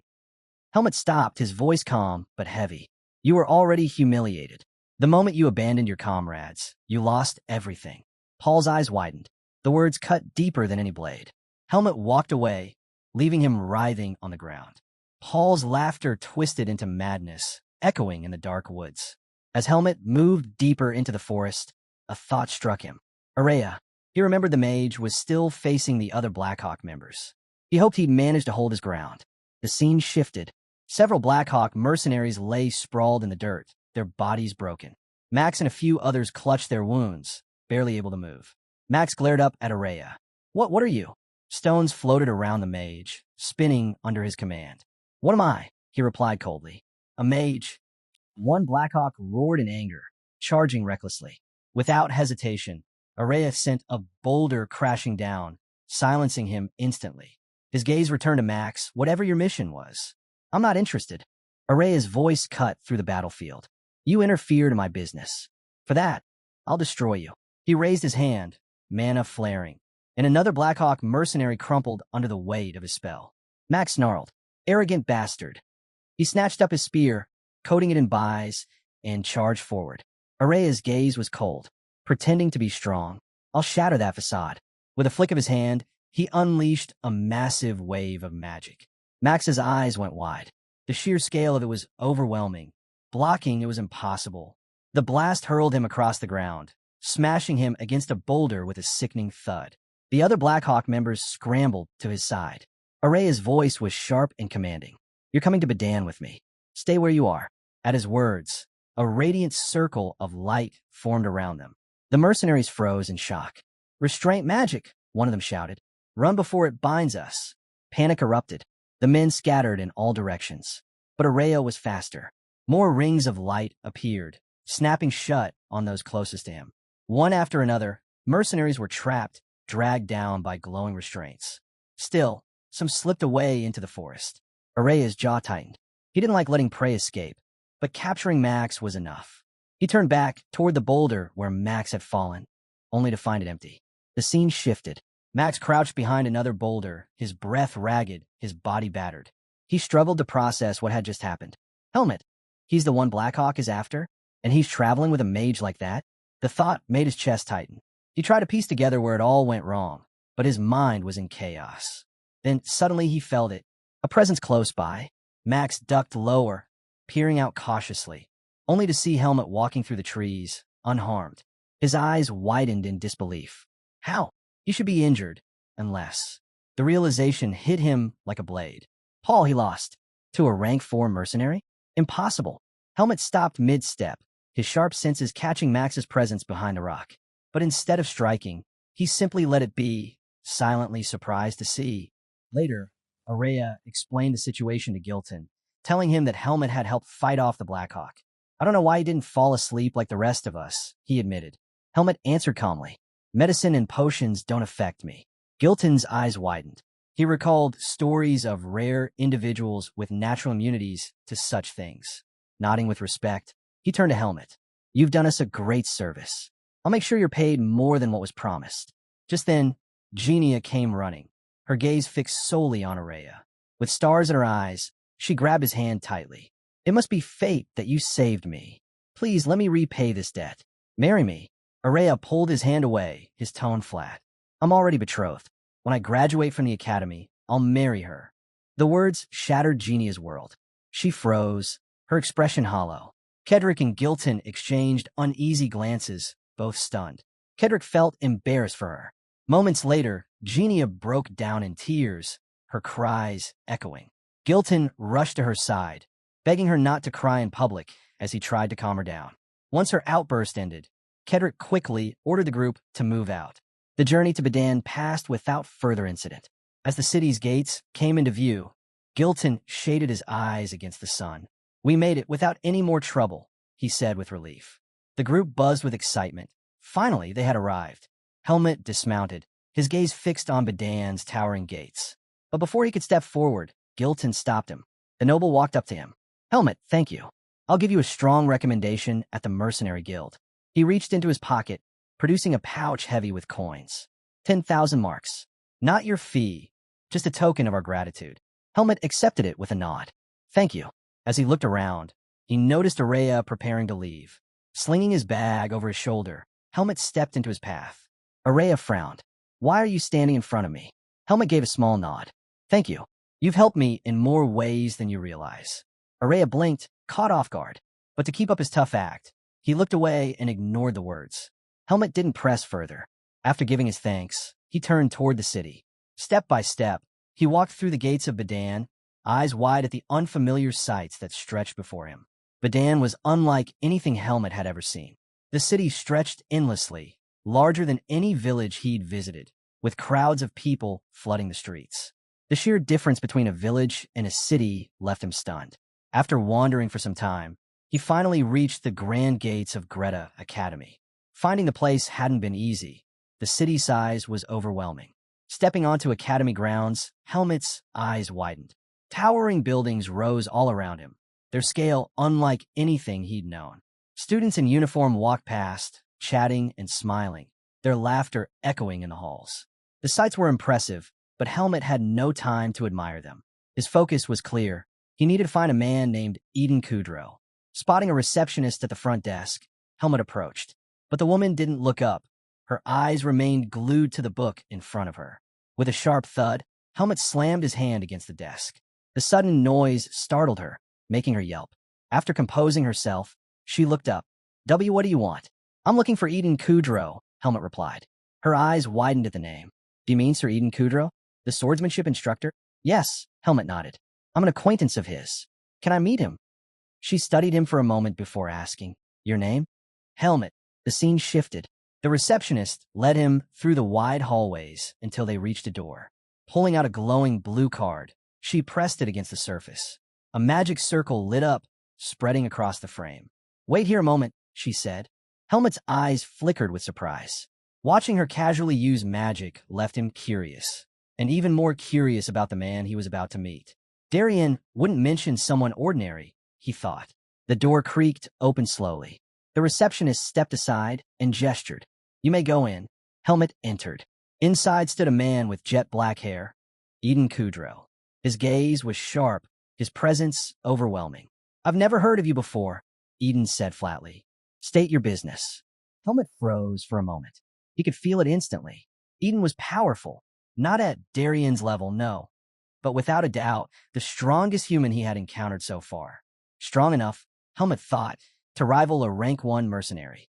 Eden frowned, noticing the silence. "Why are you staring at me? Speak." Eden's voice cut through the silence. "Explain yourself. Why are you here?" The words pulled Helmut back to the moment. Without answering, he gripped the hilt of his sword and drew it from its sheath. Eden's eyes narrowed. "What are you doing?" Helmut held the blade forward. "I expected you to recognize this." At first, Eden frowned.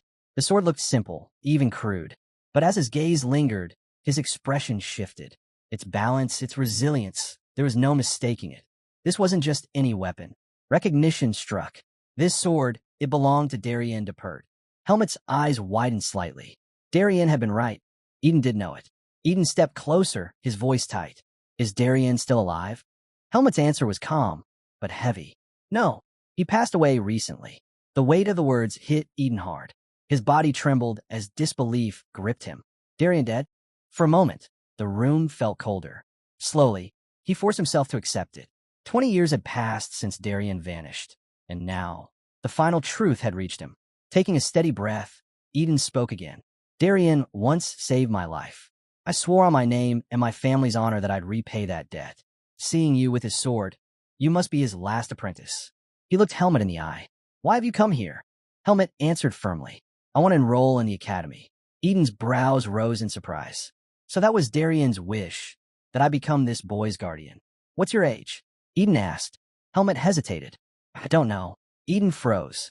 "You mean you've lived all this time without knowing how old you are?" Helmut tried to calculate. "Maybe 14 or 15. Eden studied his physique and shook his head. "Not 14. You're likely 15. That means you can't join as a freshman. You'll have to enter as a transfer student." He reached for a book on his desk, ready to explain the process. But before he could begin, Helmut asked, "Do I really need to take the exam?" Eden stopped, then let out a faint chuckle. Of course, the apprentice of the divine swordsman wouldn't need to prove himself in the swordsmanship exam. "No," he said finally, "you don't." He could transfer immediately if he revealed the truth. He was Darien's apprentice, the disciple of the divine swordsman himself. When he told Eden this, Eden froze. The name alone carried more weight than any proof. Helmut gripped his sword tighter. Even here, in the human world, Darien's influence still guided him. From the very first time in the Forest of Roots, Darien had been by his side.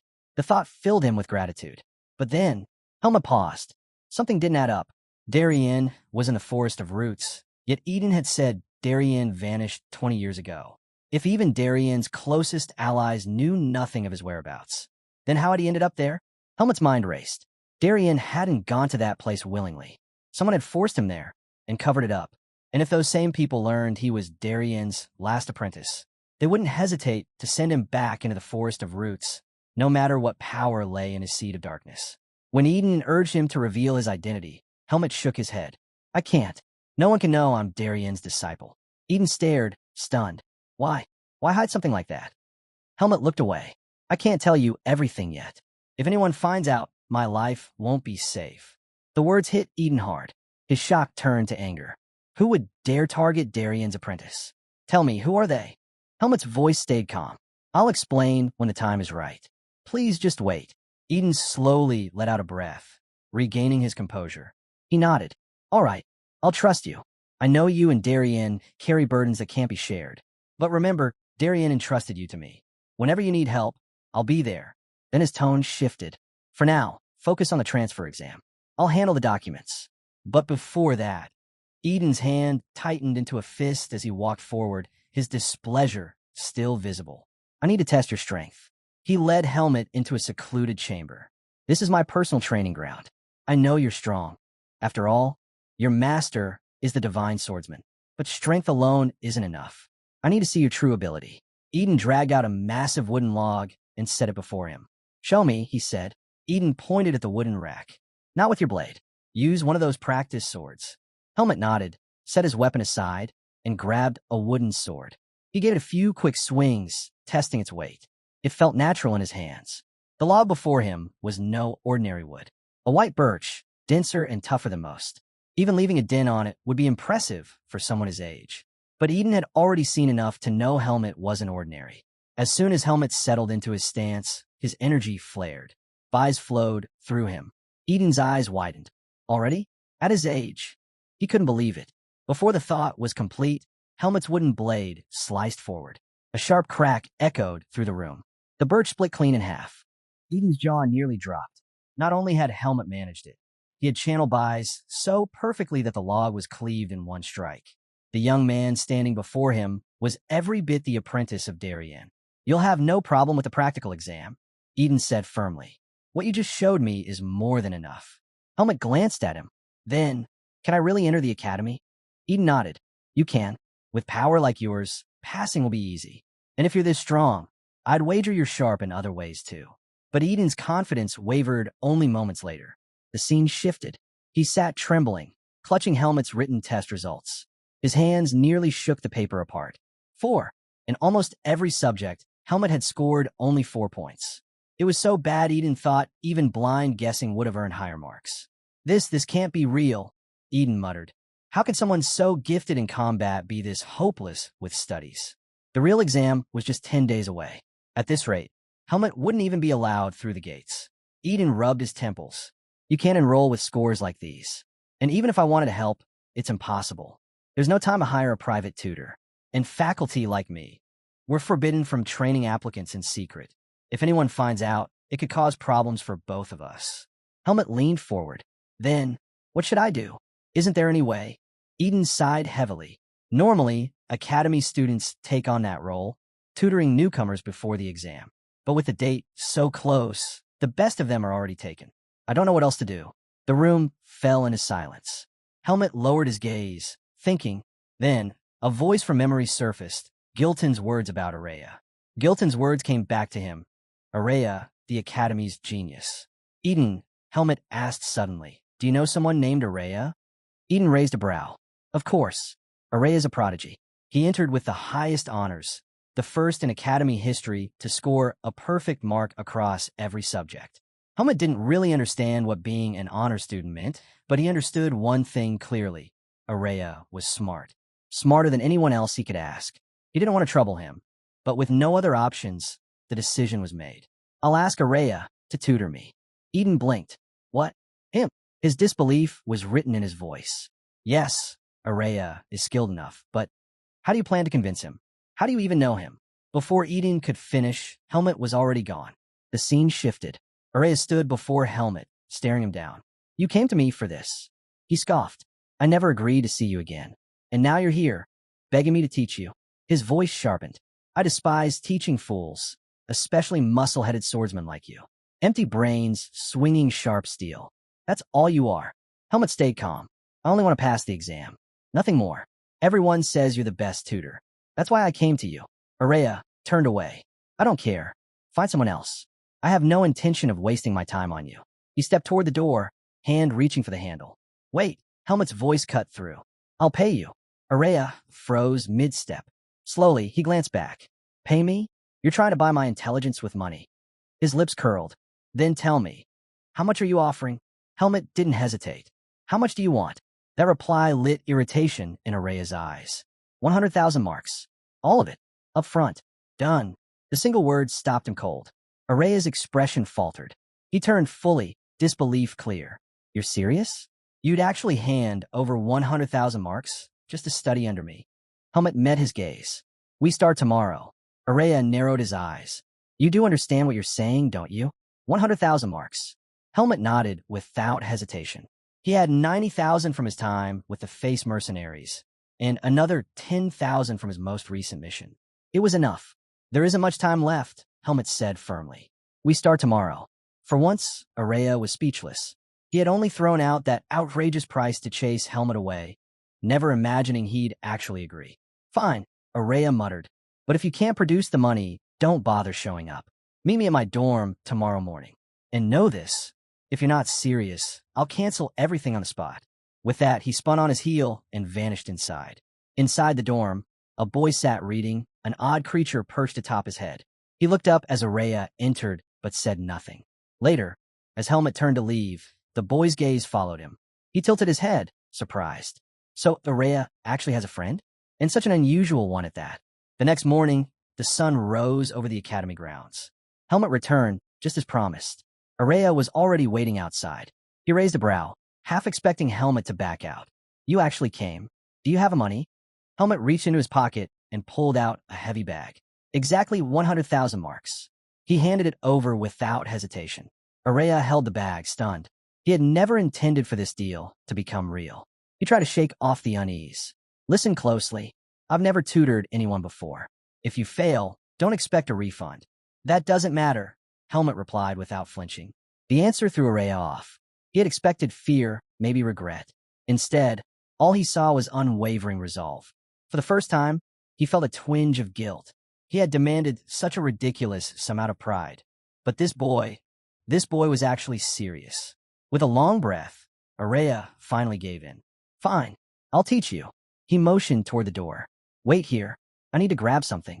Though he wasn't excited about the task, Araya figured tutoring couldn't be that difficult. The scene shifted. Helmet and Araya sat together in the academy's vast library. Scrolls and books surrounded them. As Araya began explaining, his sharp eyes locked on Helmet. He studied the boy closely, as if trying to read more than just his answers. It didn't take long for Araya to realize the truth. Helmet was far more troublesome than he expected. Teaching him was nothing like tutoring a normal student. Everything about this boy was unusual, yet the more he observed, the more baffled he became. Helmet's ability to absorb new information was incredible, sharper even than the top students of the magic department. His focus was unshakable, his memory flawless. Tell me, Araya asked suddenly, narrowing his eyes, have you been living in a forest your whole life? Helmet stiffened. The words struck him like a blade. How could Araya guess so accurately? At that moment, he was certain this wasn't just any image. Araya saw too much. He would have to be careful around him. Why would you ask that? Helmet said cautiously. Because your focus is unmatched, Araya replied bluntly. Your memory, your concentration, they're extraordinary. But then, he slammed his fist against the table, startling Helmet. Why don't you know the most basic ethics, or even the simplest common knowledge? Helmet looked down, unable to answer. Araya shoved a paper toward him. Look at this. One of my test questions. What would you do if someone tried to pick a fight with you? And what do you write? Threaten them with my father's authority. His voice rose with disbelief. Who in their right mind writes something like that? Helmet stayed silent. We don't have time to waste, Araya snapped. We'll rush through the other subjects, then focus entirely on your ethics. And listen carefully. 100,000 marks is no small sum. You've paid for it, so failure is not an option. His tone sharpened. You're being taught by the academy's top student. That means you will enroll. No excuses. Helmet blinked at him, confused. He realized Araya wasn't doing this for the money. He was doing it for his own pride. Helmet couldn't decide if that made him more reliable or simply insane. Night fell, but the two of them were still in the library, surrounded by stacks of books and scattered notes. Next question, Araya said, leaning back. Suppose a classmate steals something from you. What's the proper response? I want the most wholesome, most ethical solution. Helmet rested his chin in his hand, thinking deeply. Violence wasn't the answer. He was sure of that. Slowly, he looked up. I've got it. Araya's eyes narrowed. Let's hear it. Helmet replied with certainty. The best answer, Helmet said with confidence, is to steal it back quietly. Araya's face twitched. For a moment, he couldn't even form words. Finally, he let out a sharp breath. You idiot. That's wrong. Helmet frowned. Why? I didn't fight. I avoided conflict. I solved the problem quietly. Araya pressed a hand to his forehead. Unbelievable. You actually think that's correct. Of course you do. You think like a swordsman. But listen, if you steal it back, your classmates learn nothing. They'll just do it again. The right way is to confront them, make them understand what they've done, and let them repent. Forgive the person, but not the sin. That is justice. That's the Academy's way. Helmet blinked, confused. The logic felt twisted and overly complicated. But if this was how humans lived, then he had no choice but to learn. He couldn't ignore it. If he wanted to walk the path Darien spoke of, he had to adapt, even if it meant learning these things far too late. The lesson pressed on. What if someone assaults you? Araya asked, testing him again. I'd kill them, Helmet replied without hesitation. Araya slammed the table. No, you get a security guard to deal with it, you idiot. His voice echoed through the library, drawing glares from nearby students. Days passed. Their lessons stretched late into the night, until finally, exam day arrived. Students streamed out of the library. The test finished at last. Outside, Araya waited near the steps. Behind a nearby bush, two girls peeked out, whispering excitedly. Look, it's Lord Araya, one of them gushed. Why is he at the examination center? He's still as handsome as ever. The other sighed dreamily. Do you think maybe he was waiting for someone? Of course. He's probably here for that lucky person he's been tutoring all week. Just then, Helmet stepped out of the library. He walked straight toward Araya. Araya raised a brow. Already done? HM. So, the academy decided to hold the exam in the library. Helmet shrugged. Probably because it's quiet. Araya's jaw tightened. That was rhetorical, you idiot. He sighed. Anyway, I left my books inside because of all the time I wasted tutoring you. I had to wait until you finished. He looked Helmet in the eye. So, how did you do? Helmet gave a firm nod. Araya smirked faintly. He was certain that. Araya folded his arms. You won't have any trouble with the practical exam. Our tutorials end here. He walked past Helmet, his steps sharp and deliberate. Good luck, he added without looking back. Helmet bowed his head. Thank you. Araya stopped, turned, and met his gaze. Don't thank me. You paid for my service. Just work hard. With that, he left. Helmet watched him go, gratitude still weighing on his chest. Araya might not accept it, but Helmet knew he owed him. With the written exam behind him, Helmet turned his focus to the practical. He made his way to the hall where the transfer candidates for the swordsmanship department gathered. As soon as he entered, an instructor told him to wait until his name was called, then follow to his assigned group. Helmet scanned the hall. So many new entrants, each waiting anxiously for their turn. He sat quietly, slipping into thought. What should I do once this is over? Eden had advised him to rest after the exam, but it had been too long since his last real training. I'll train instead. His thoughts were broken when someone waved a hand in front of his face. Hey, what are you thinking about? The boy asked with a wide grin. Helmet blinked. I'm Savet Lugal, the boy continued, offering a handshake. Second son of the Rugal family. And you are?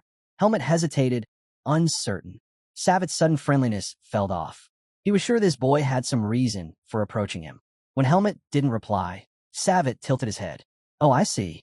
You're quiet because of academy regulations, right? Don't worry. We're not students yet. Those rules don't apply to us. Helmet frowned. Academy regulations? He had never even heard of such a thing. He narrowed his eyes at Savet. Why did you come to me?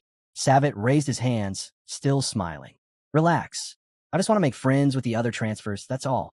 But the truth was, Savet had noticed Helmet with Araya. Anyone close to the academy's genius was worth knowing. In his mind, Helmet had to be a low-ranking noble. Befriending him could be useful. Finally, Helmet spoke. Helmet.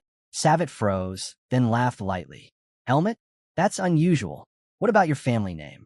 Which house do you belong to? The word family struck Helmet unexpectedly. Savet leaned closer. Come on, it'll be good to know. Savet chuckled. It's good to know each other before enrollment. After all, we'll need to get along with everyone. Helmet thought about the family name carved inside his pendant, Margaret Irene. But because he had been sent to the Forest of Roots, he knew better than to speak it aloud. I don't have a family name, Helmet said flatly. Savet froze, his eyes widening. What?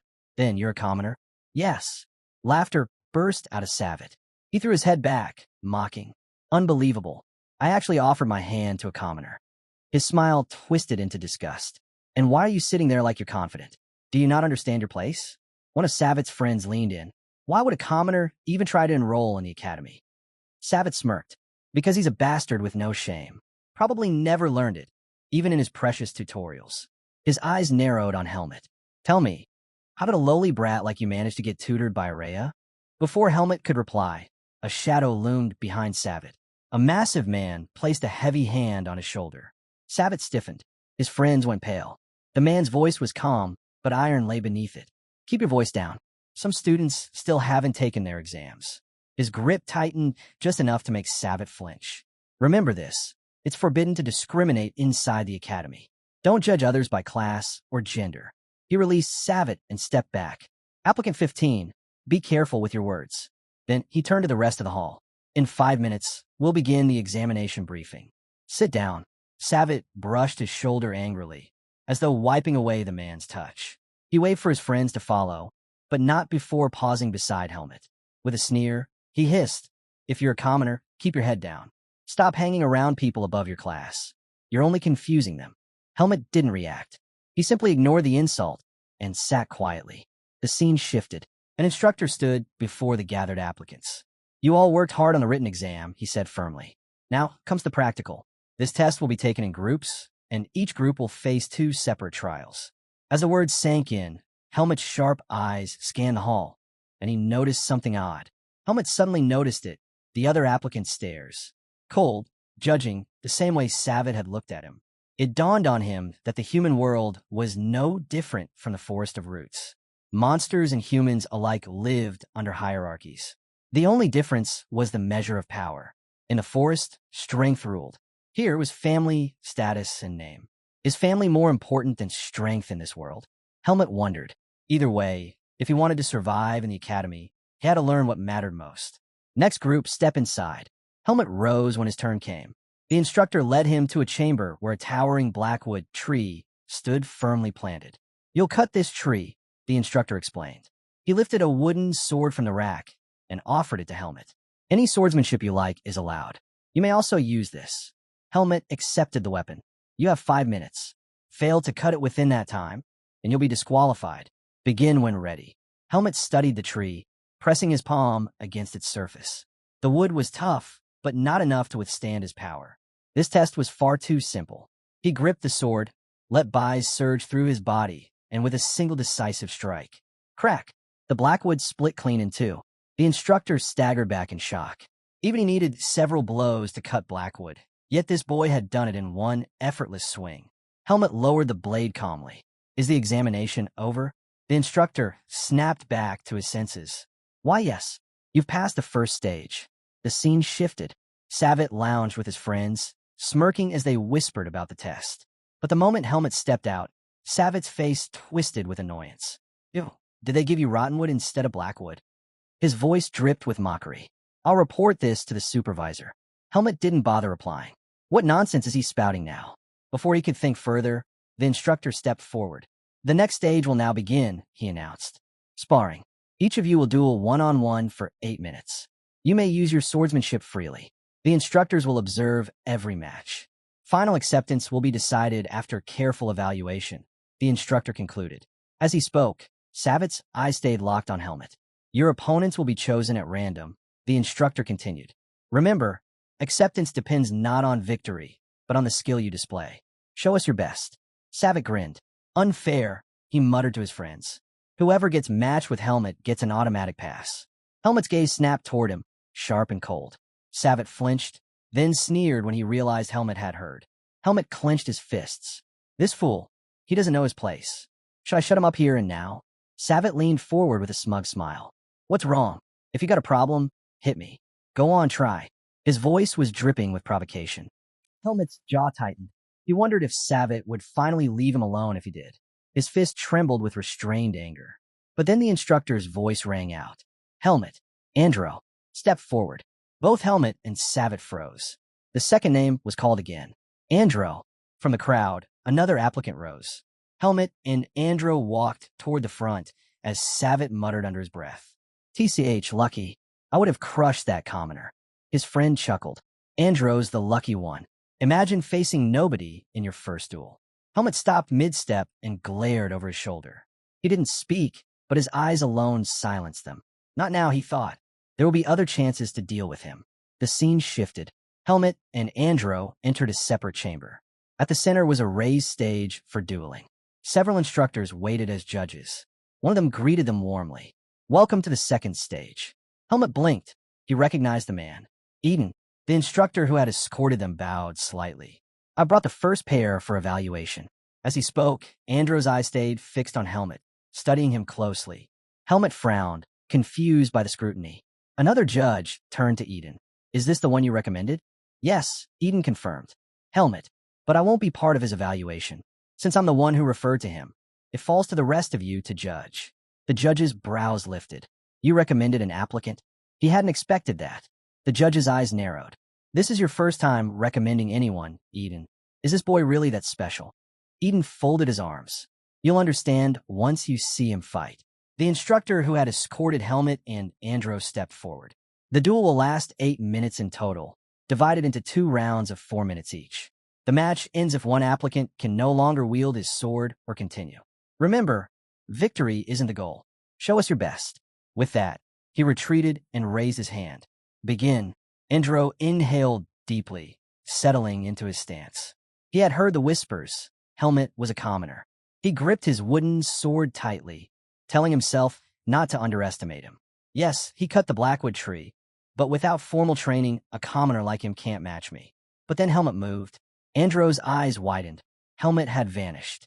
The next instant, his back slammed against the ground. The judges blinked in disbelief. Eden's lips curved into a confident smile. Helmet stood calmly over Andro, the tip of his wooden blade pressed against his opponent's face. Is it over? He asked.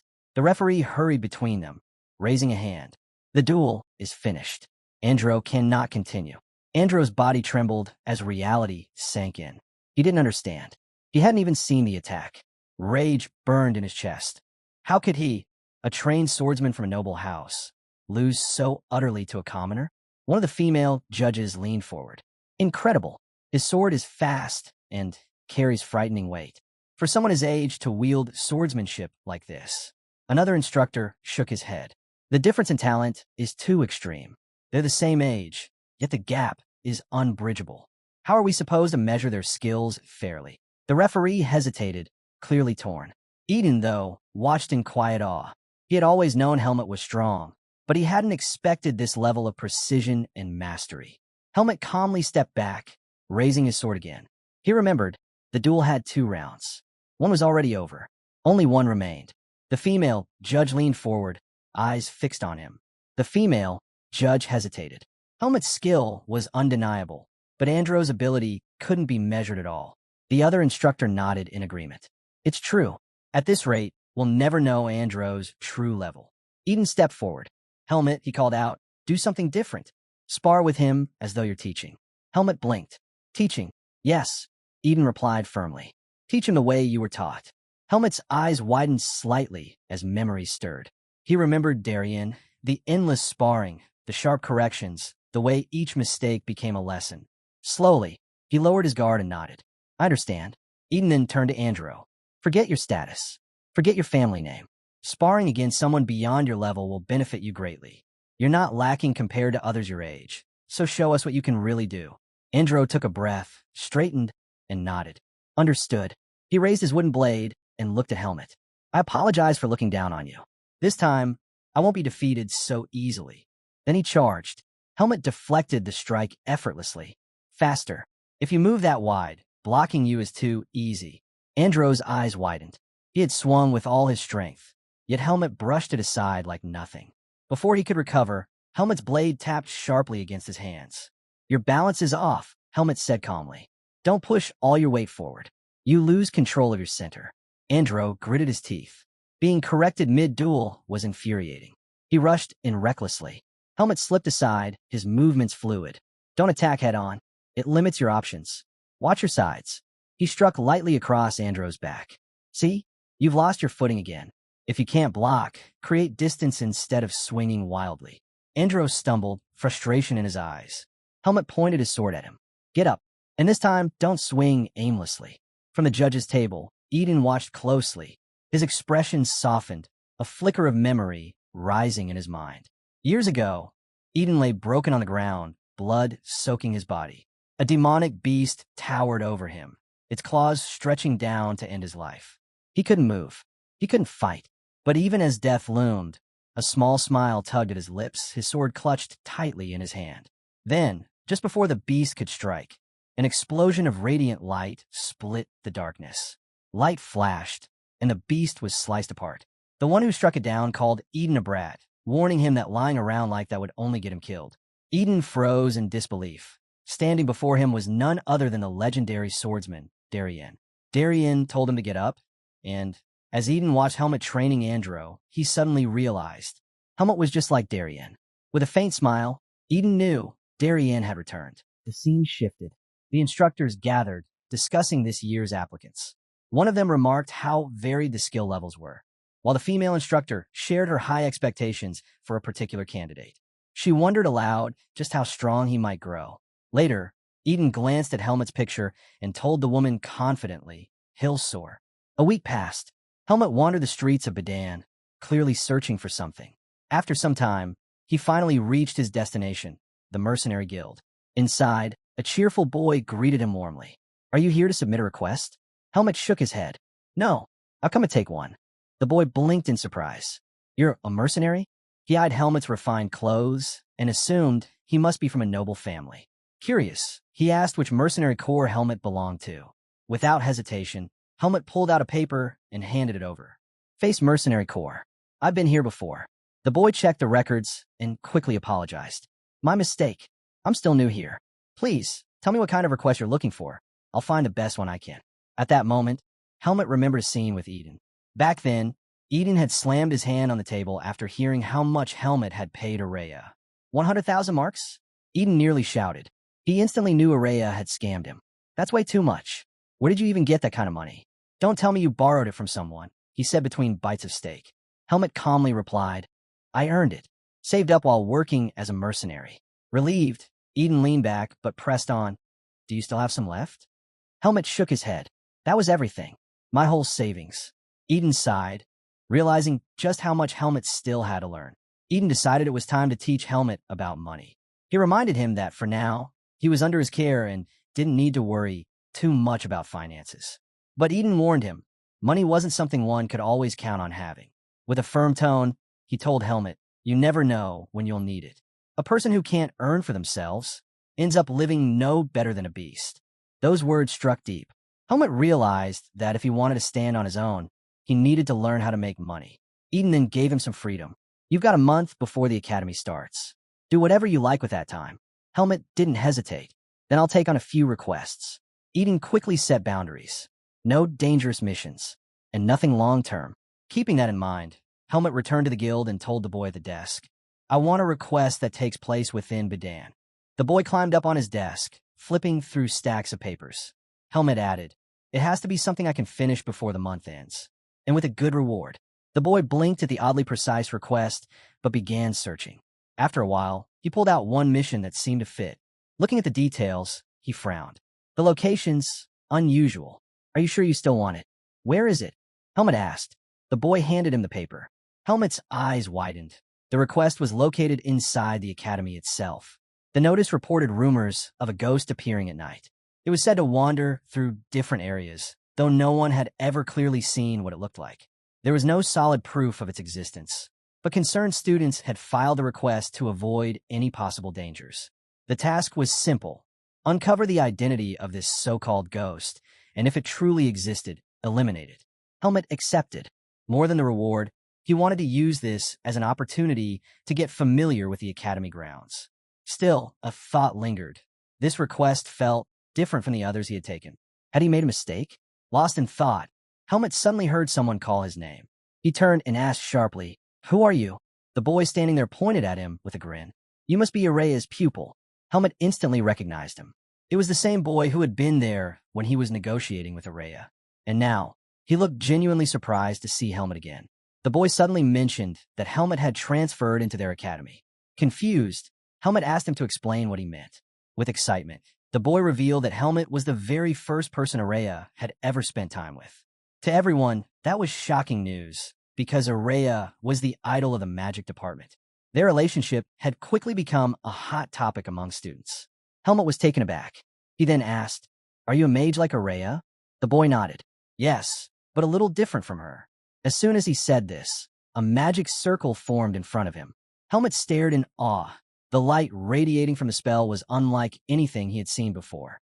From the circle, a creature burst forth, letting out a sharp cry of Latin. Helmet's eyes widened. He thought the boy had summoned a demon. The creature darted toward him at a frightening speed, and Helmet braced himself, clenching his fist and swinging. But to his shock, his punch passed straight through it. The creature slipped out of his hand and glared at him, clearly annoyed that Helmet had tried to strike it. Helmet froze in disbelief. Why did my attack land? The boy burst into laughter. You're the first person to ever try punching Latine. The creature, Latine, circled around Helmet, poking and prodding at him curiously. Helmet asked what it was. The boy explained, Latine is a spirit of light. Latine stuck out its tongue in clear dislike, making Helmet frown. The boy continued, he's mischievous, but harmless. Still, if he wanted to attack you, you wouldn't be able to block it. Spirits don't have physical bodies. You can't stop them with brute force. He then added, only a handful of mages can control spirits. I'm one of them. The boy introduced himself. Name's Sion. I'm the only elemental mage at the academy. But while Sion spoke, Helmet kept his eyes fixed on Latine. Something inside him told him he could catch it. Sion noticed the silence and grew uneasy. Say something already. You're making this awkward. Helmet finally looked up. He found Sion to be an interesting, almost playful person, but he had other matters to handle. It was good to meet you, Helmet said, turning away. Helmet explained that he was in the middle of completing a request and needed to move on. Sion's eyes lit up. A request? Wait, you're a mercenary? He quickly put the pieces together. There was only one request tied to the academy. Don't tell me. You're here to investigate the academy's ghost? Helmet was caught off guard. How does he know about this? Sion grinned. I know plenty about it. In fact, I've always been interested in the case. Why don't I help you out?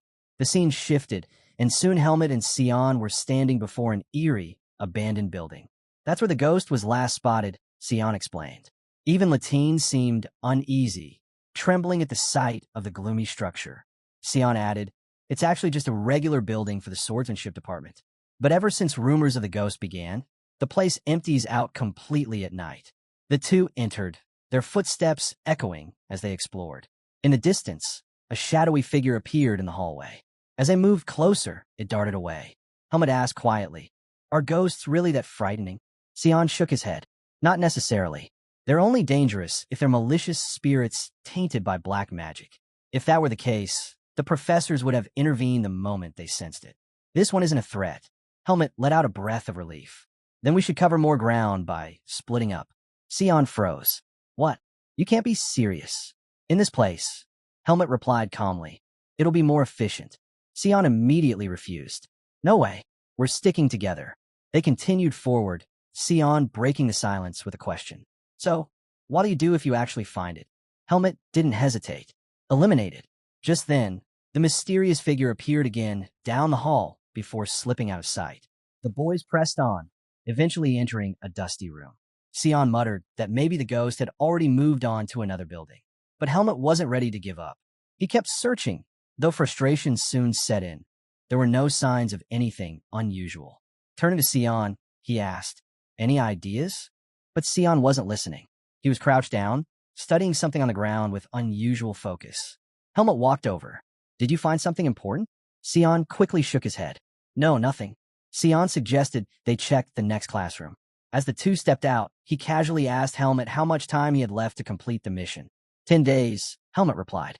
But then he noticed Sion had stopped in his tracks, trembling. What's wrong? Helmet asked. Sion's voice shook. Look ahead. Helmet turned, and there it was. A strange figure walking toward them. His hand instinctively went to his sword. This must be the ghost. The figure drew closer, and Sion gasped as its face became visible. Slowly, the figure pulled back its hood, revealing Araya. Both Helmet and Sion froze. What are you two doing here? Araya asked calmly.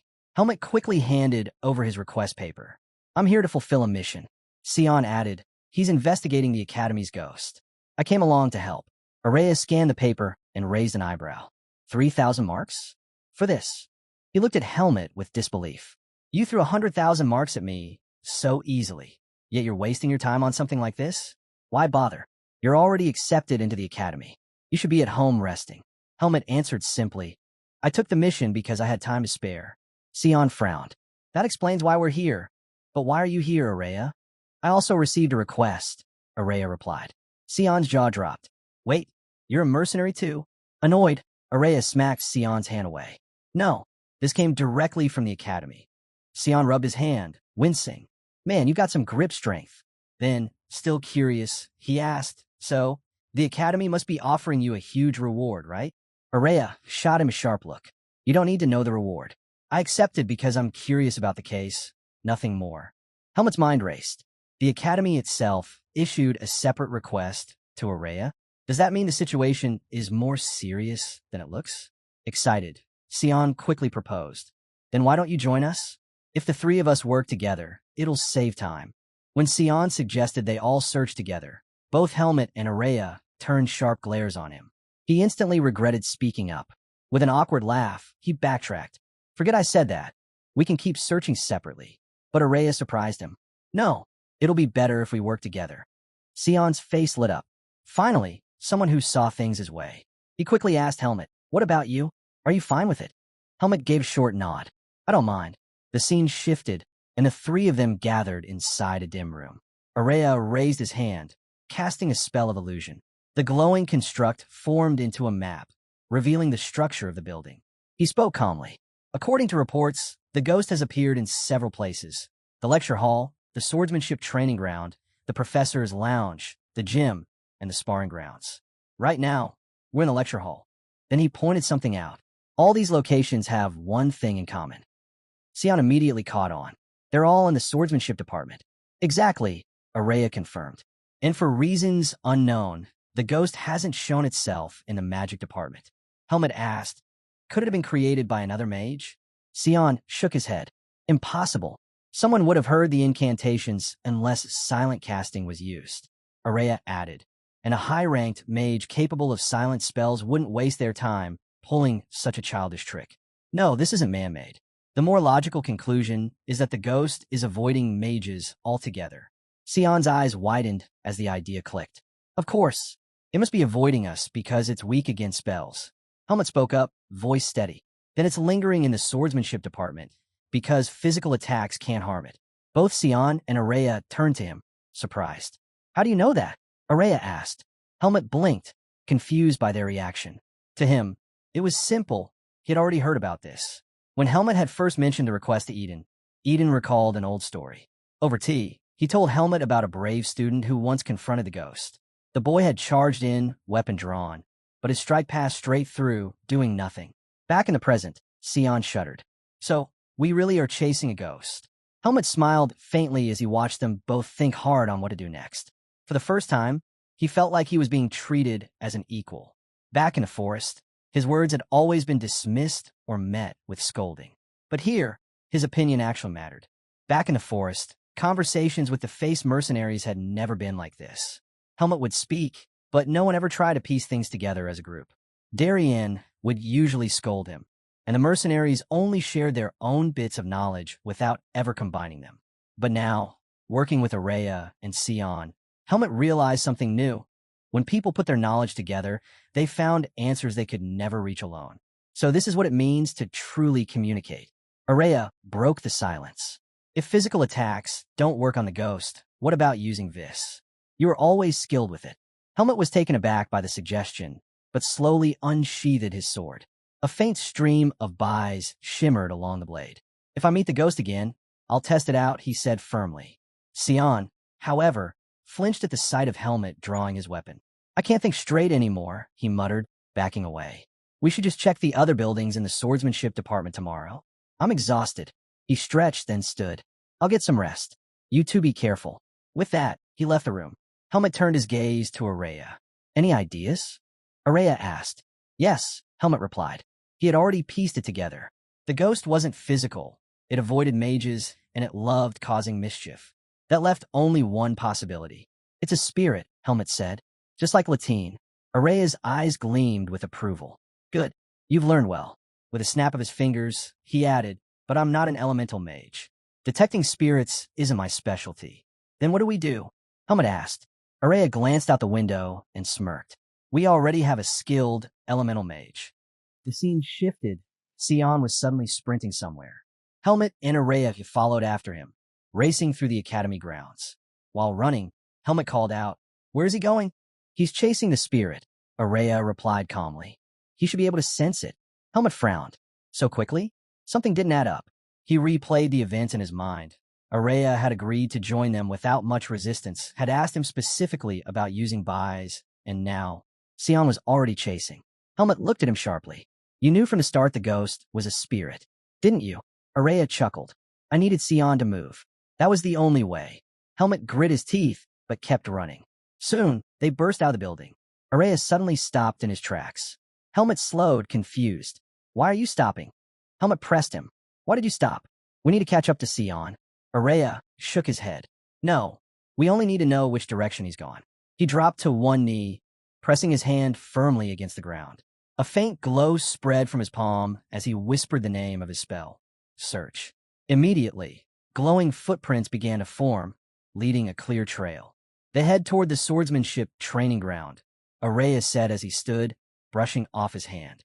Then, with a sly smile, he added, but Sion won't be able to pinpoint the spirit's exact location, which means we'll need to find it before he does. Something about Araya's tone unsettled Helmet. The scene shifted. Araya snapped his fingers, breaking the lock to the training ground. As they stepped inside, he explained, not just anyone is allowed in here. The students of the swordsmanship department take their ranks seriously. That's why their training grounds are divided by grade and level. If the spirit is hiding anywhere, it'll be in one of the higher grade rooms, the ones rarely used except by scholarship students. But when Araya turned to check, Helmet wasn't even listening. He was deep in thought. What's on your mind? Araya asked. Helmet remembered Eden's estate and the private training ground no one else could access. His feet moved on their own, carrying him to the door of Eden's personal space. Araya blinked in surprise. Wait, this is Eden's training ground. No one else uses it, Helmet said firmly, reaching for the door. That makes it the perfect place to hide. And if it helps complete the request, Eden will understand. He pushed the door open. The moment they stepped inside, Araya paused, a faint smile spreading across his face. I can feel it, a power like Sion's. The spirit's here. Helmet turned to him sharply. Did you really get this request from the academy? Araya didn't answer right away. He simply smiled as if amused. At last, he admitted, there's something I don't like. The academy has only one elemental mage. That's unacceptable. Helmet narrowed his eyes. You're planning to capture the spirit. For research, aren't you? Araya's smile didn't fade. If I do, it'll still count as fulfilling my request. Helping me helps you too. As soon as Araya finished speaking, he snapped his fingers. A quiet hum spread through the room. He had cast a spell called Silence. All traces of my presence are gone now, Araya explained. This way, the spirit won't sense me. He lowered himself to the ground and looked up at Helmet. You'll be the bait. Helmet frowned. And if I refuse? Araya's smirk didn't waver. Then remember, you still owe me for the exam. Before Helmet could reply, something strange began seeping through the walls. A thick, unnatural substance slid into the training ground, carrying an ominous aura. Helmet stiffened, sensing it immediately. Araya noticed his silence. What's wrong? Why'd you stop talking? He looked closer and froze. Standing right in front of Helmet was a spirit. Helmet's voice was steady. The Academy's ghost, it's finally come out. Araya's eyes gleamed with excitement. Perfect. Then I'll be the first to greet it. He rushed forward, snapping his fingers again. Walls. Magical barriers erupted around them, striking toward the spirit. But the entity weaved effortlessly between them, avoiding every strike. Annoyed, Araya raised his hands, casting a massive spell. This one seals the area. The spirit can't escape now. A shimmering dome enclosed the training ground. I can't move while maintaining this. Weaken it for me, Helmet, but don't kill it. If the spirit dies, this'll get messy.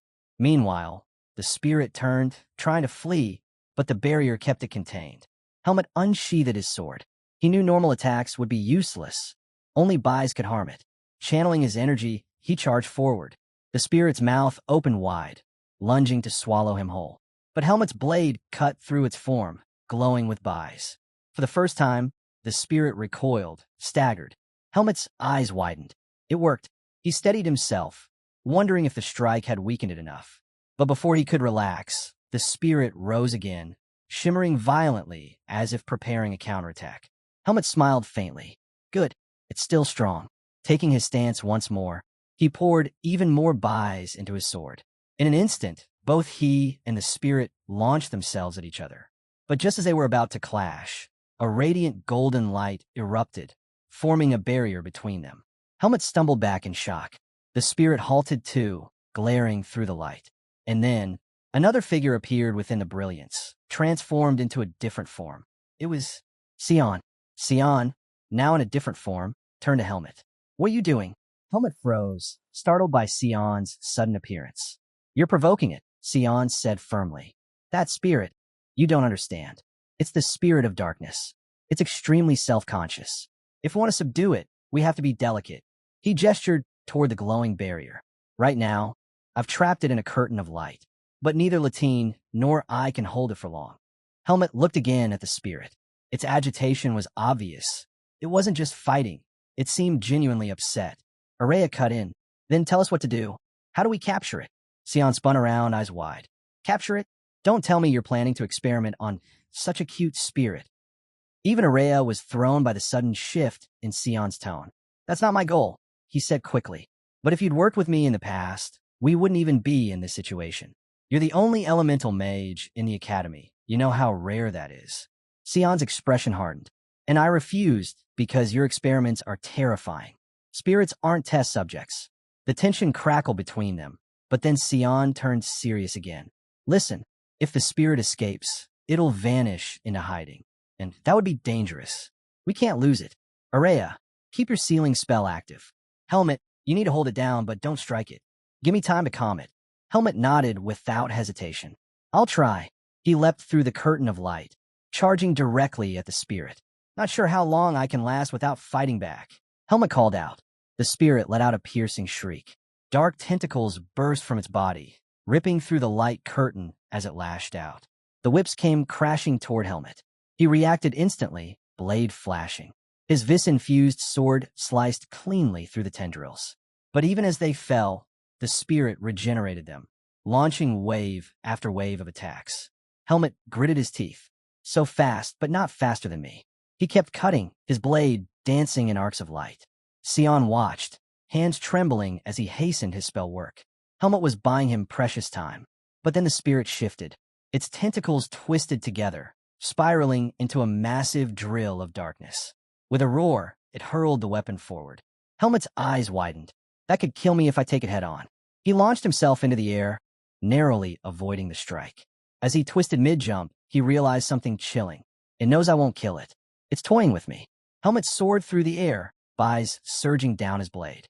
He was ready to unleash an attack, so powerful it would terrify the spirit into submission. But just as he moved, Sion's voice cut through the battlefield. "Helmet, don't release that much buys on it." The hesitation cost him. In that instant, the spirit lunged, slamming into him before he could react. The force hurled Helmet across the room, his body crashing hard against the wall. "Sorry," Sion called out, "but you don't understand. The spirit's already weakened. If you'd struck it with that, it might have been fatal." Helmet staggered to his feet, stunned. "Weakened? How can something this strong still radiate so much energy?" Sion stepped forward, a glowing magic circle spinning before him. "You've done enough. I'll handle it from here." The spirit seemed to realize the danger, thrashing wildly against the seal Araya had placed around the room. The walls shuddered under each strike, and even Araya trembled from the strain of maintaining it. "It's trying to break out." Araya shouted. "Sion, hurry." Sion's eyes narrowed. "It fears my magic, that's why it's desperate." Unable to break the seal, the spirit turned its focus on the boys.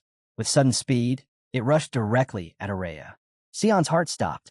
Helmet moved instantly, vaulting forward to shield Araya. "If I don't take this fight seriously, he'll die." He unleashed a fierce surge of buys through his blade, swinging at the spirit. But it twisted away at the last moment, darting behind him and setting its sights on Araya again.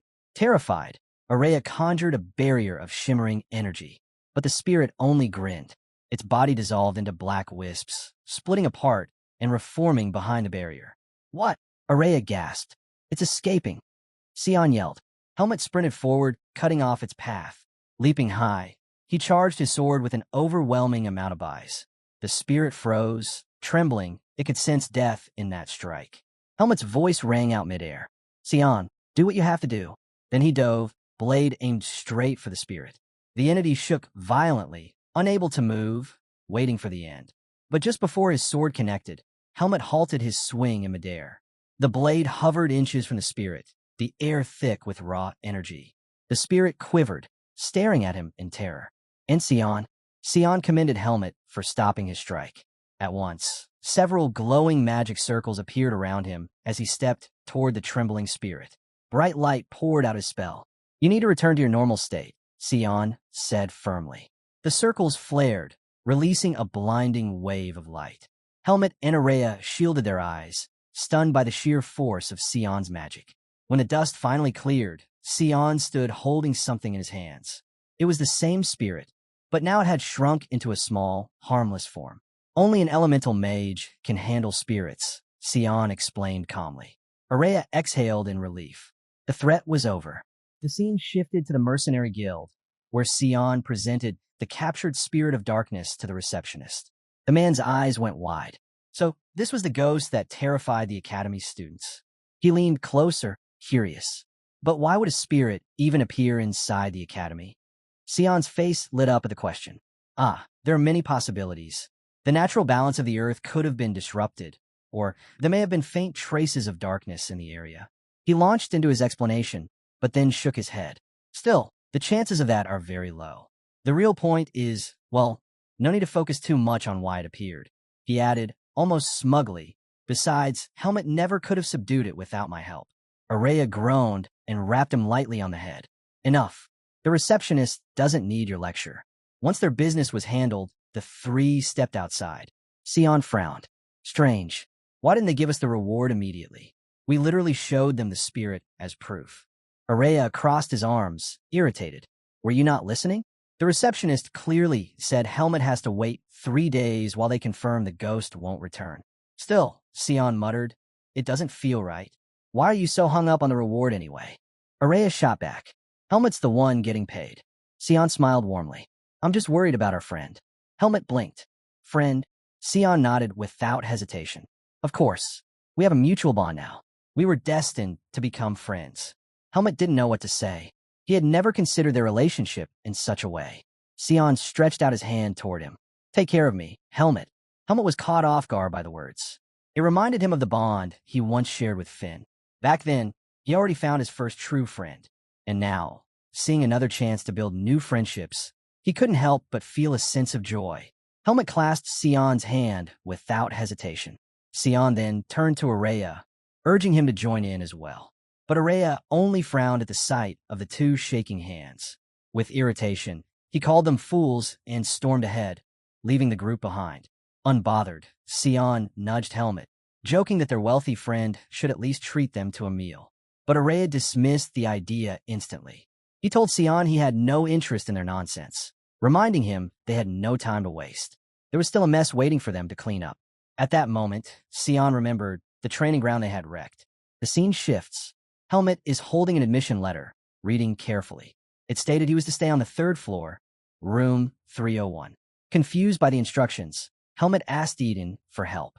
Eden explained that room 301 was his assigned dorm, and that every student at the academy was required to live there.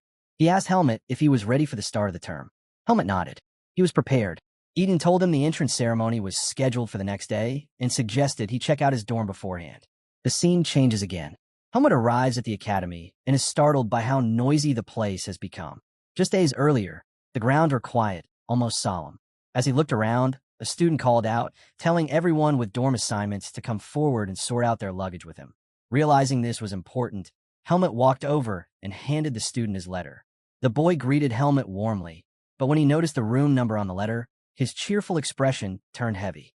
The focus shifts once more to a student's room.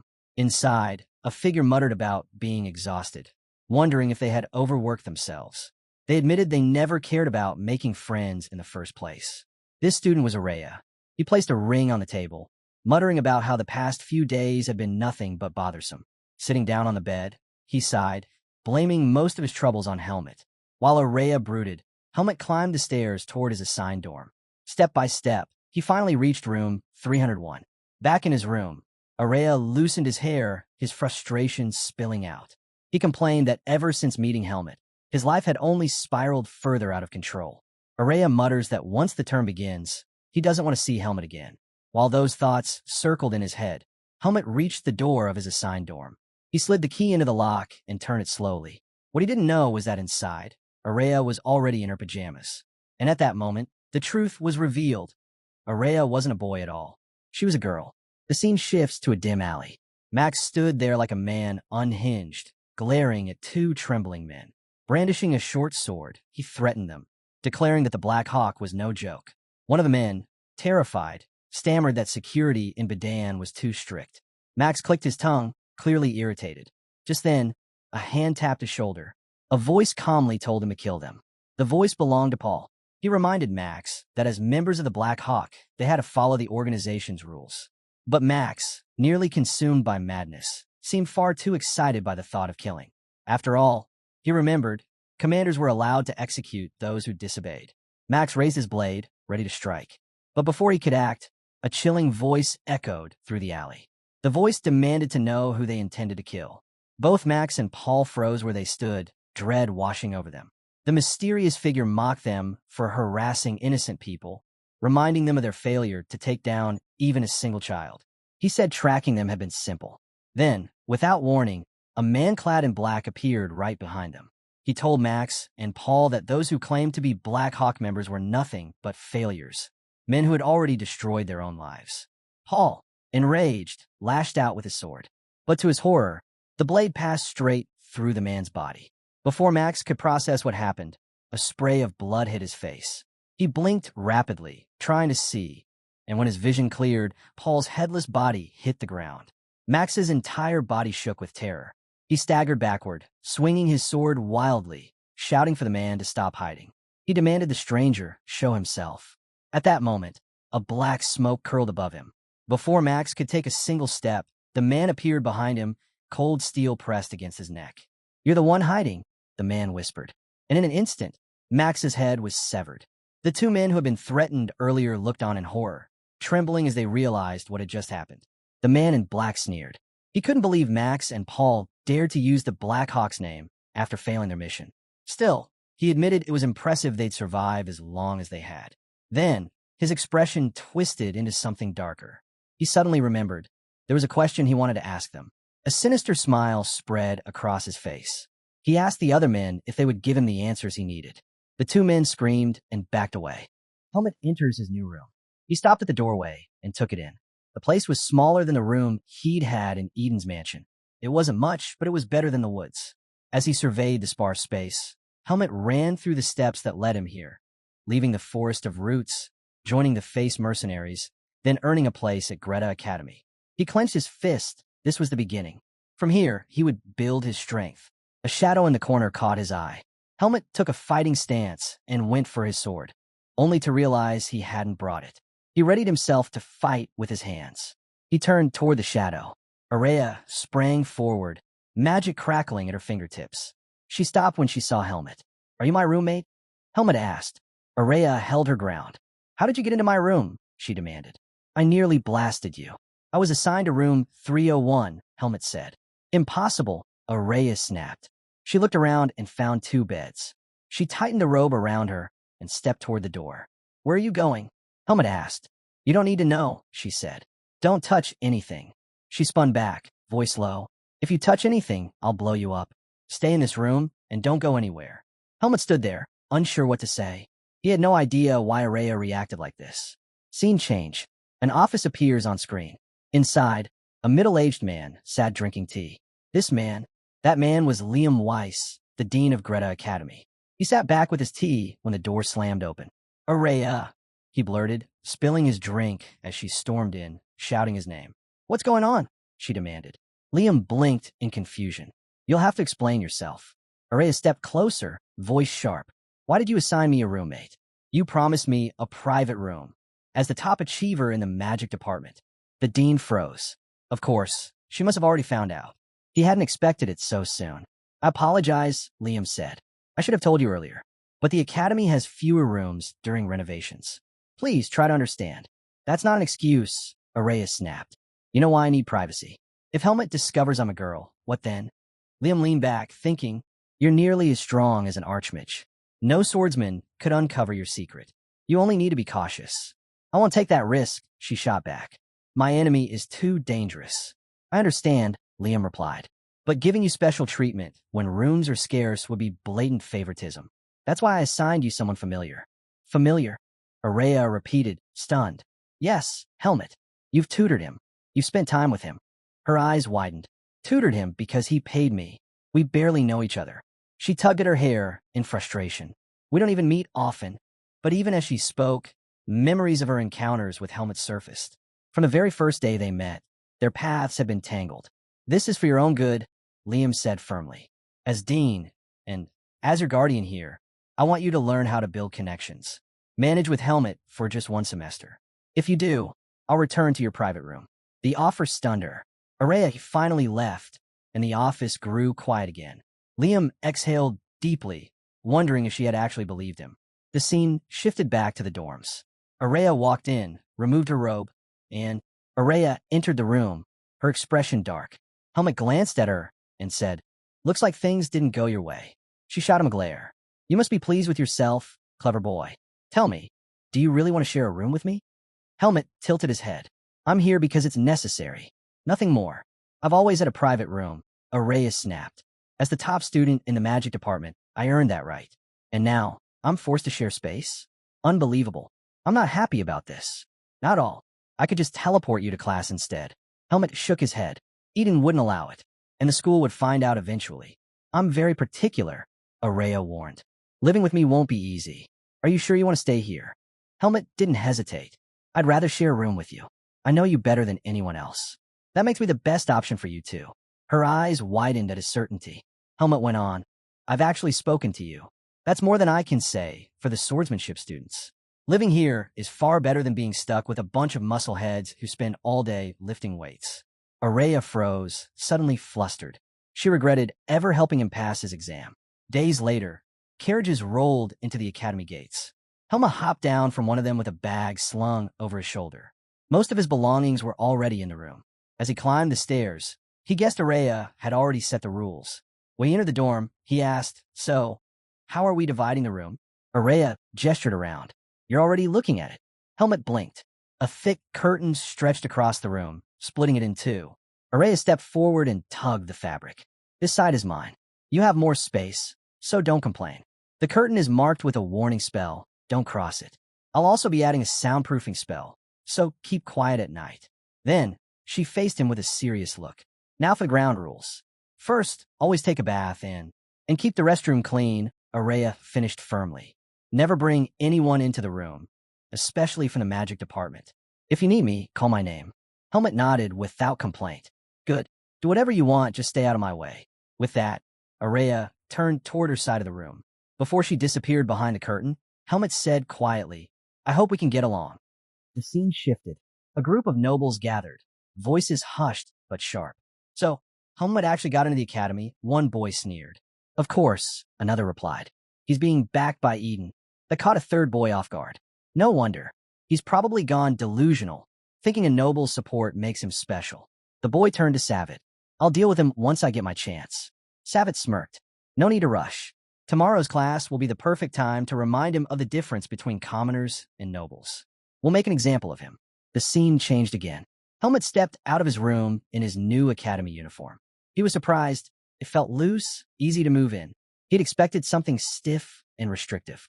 As he adjusted his sleeves, Araya's words echoed in his mind. At the start of the semester, you won't have much to do in class. He decided he'd use his free time to train in one of the private rooms after class. While he was lost in thought, a trembling voice called his name. "Helmet." He turned to see Sion staring at him nervously. "Did you just come out of room 301? "Yes," Helmet replied, puzzled. "Is there a problem?" Sion hesitated. "Wait, are you saying you're sharing a room with Araya?" "That's right," Helmet said simply. Sion's jaw dropped. "That makes no sense. She's the top student in the magic department. She's supposed to have a private room. Unless," he eyed Helmet up and down. "Don't tell me she agreed because she likes good-looking guys like you." Helmet didn't respond, still confused. As they walked down the stairs, Sion leaned closer. "You're going to have a tough semester. Trust me." "Oh, and one more thing. The swordsmanship department is having their first class today. Don't stir up trouble. And whatever you do, stay away from the crazy dog." "Crazy dog?" Helmet asked. "The department has a dog?" Sion nearly tripped over the step. "That's not what I meant. It's a nickname. The top second-year student.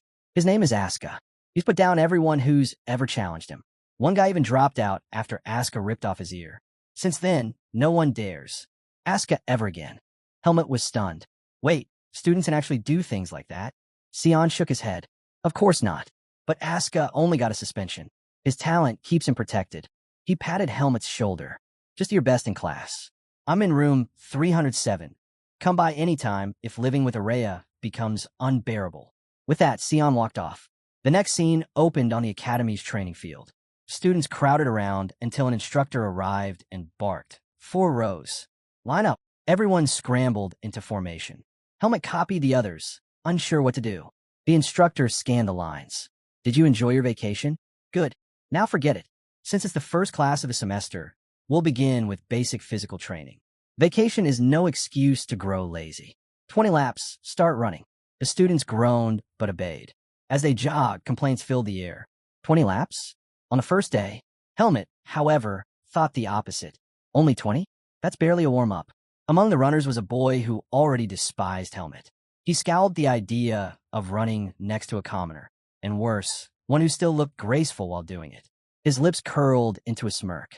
He stretched out his foot, ready to trip Helmut and send him face first into the dirt. But Helmut lightly skipped over it without breaking stride. The boy blinked. No way. That should have worked. He tried again, and again. Each time, Helmut avoided it with effortless hops. Now the boy was fuming. Arrogant commoner. He lashed out with more force this time. Helmut's eyes narrowed. The instant the foot came close, he struck it aside with a sharp kick. The boy yelped, lost his balance, and tumbled to the ground. The instructor shouted, "Why are you lying on the floor?" Grimacing, the boy got up. I twisted my foot." Helmut turned his head and glared at him. The boy clenched his fists, burning with humiliation. How dare a commoner glare at me? The idea of a commoner glaring at him burned in Aaron's chest. After a while, the instructor called out, "Short break. Rest up. I'll need a volunteer to help me carry supplies." One boy quickly raised his hand, and the instructor left with him. The moment he was gone, Aaron, the same boy who had tried to trip Helmut, strode over. Helmut eyed him calmly. Something wrong. Aaron lunged to grab him, but Helmut easily sidestepped. "Why did you trip me?" Aaron hissed. "You tried to trip me first," Helmut replied without hesitation. Aaron's face twisted. "You dare talk back? Keep it up, and you'll regret it." He leaned closer, his voice low. "This academy can't protect you. Know your place, commoner." Before Helmut could respond, Savick called out lazily, "Enough, Aaron. Don't waste your breath. Save it for sparring. Pay him back then." Aaron backed off with a glare. "I'll deal with you later," he muttered before walking away. Helmut frowned. So proud of a status he never earned. How do weaklings like him even rise to the top? He clenched his fist, energy surging through his body. For a moment, he considered finishing Savick and his lackeys right here. But before he could act, another voice cut in. "Did I just hear someone talking about commoners?" A boy with striking blue hair stepped forward, smiling. "Were you talking about me?" Aaron blinked in confusion. "Who the hell are you?" The boy chuckled. "You don't know me? Ah, you must be a transfer. That explains it." He shrugged. "But don't worry. I don't know you either." With a relaxed grin, he stepped right up to Aaron. "Still, I heard you mention a commoner. So tell me, do you have a problem with me?" Savick scowled, anger flaring. Why are the swordsmanship commoners so full of themselves? He spat. "I've had enough of you already." The boy's smile widened. "Perfect. I don't like putting up with nonsense either." He leaned in until his face was inches from Savick's. "And the good news? I don't have to put up with you." Savick's fist trembled. He was ready to strike. But one of his friends quickly grabbed his arm. "Don't. That's..." He whispered the boy's identity. Savick froze, eyes widening in shock. Slowly, he turned back toward the blue-haired boy and said, "Was right. Commoners really do look out for each other." Savick froze, realization hitting him. This boy, he's Asuka? His face darkened, but instead of fighting, he turned and walked away. Helmut's mind raced. The name sounded familiar. Then it hit him, Sion's warning. Stay away from the crazy dog. So this was him, the top student of the department. The scene shifted. The instructor returned, carrying bundles of wooden swords. "Line up. I'll call you one by one. Take a sword when your name is called." His gaze landed on Asuka. "And you? Why are you late?" Asuka replied casually, "I was getting advice from Instructor Patricia. I lost track of time while we were talking." The instructor raised a brow. "Patricia's off today." "What?" Asuka blinked, caught off guard. "Pathetic lie," the instructor barked. "If you're going to make excuses, at least try harder." 30 laps now. Asuka's eyes widened. 30? That's excessive. He stopped himself, then quickly added, no complaints. Helmet watched quietly. From the way the instructor treated him, it was clear Asuka had a notorious reputation, and judging from his attitude, it wasn't undeserved. The instructor turned back to the students. Once you get your swords, begin personal training. I'll be watching. Don't slack off. One by one, names were called. Later, Helmet trained steadily, his sword swinging sharp and precise, leaving no gaps. The instructor glanced over, eyebrows raised in surprise. This boy had skill.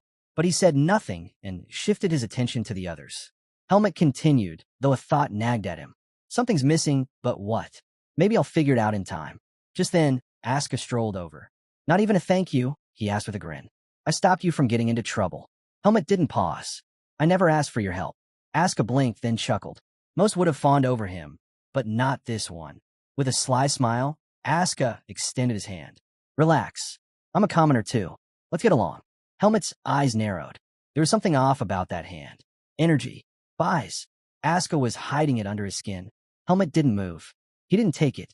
Asuka's grin faltered for a moment. You sensed it? Interesting. Has sharp instincts. Asuka admitted with a grin. Then he leaned closer, resting a hand on Helmet's shoulder. Here's a warning, he said quietly. Don't get clingy. Just because we're both commoners doesn't mean we need to get along. I can't stand people who rely on me. Helmet blinked, stunned. Does he really think I cling to him? Asuka walked past, tossing over his shoulder. Keep your distance. We don't need to be too close. The scene shifted back to Helmet's dorm. He sat on his bed and glanced at Araya. Do I look like someone who's easy to bully? She looked at him puzzled. No. What? Helmet sighed.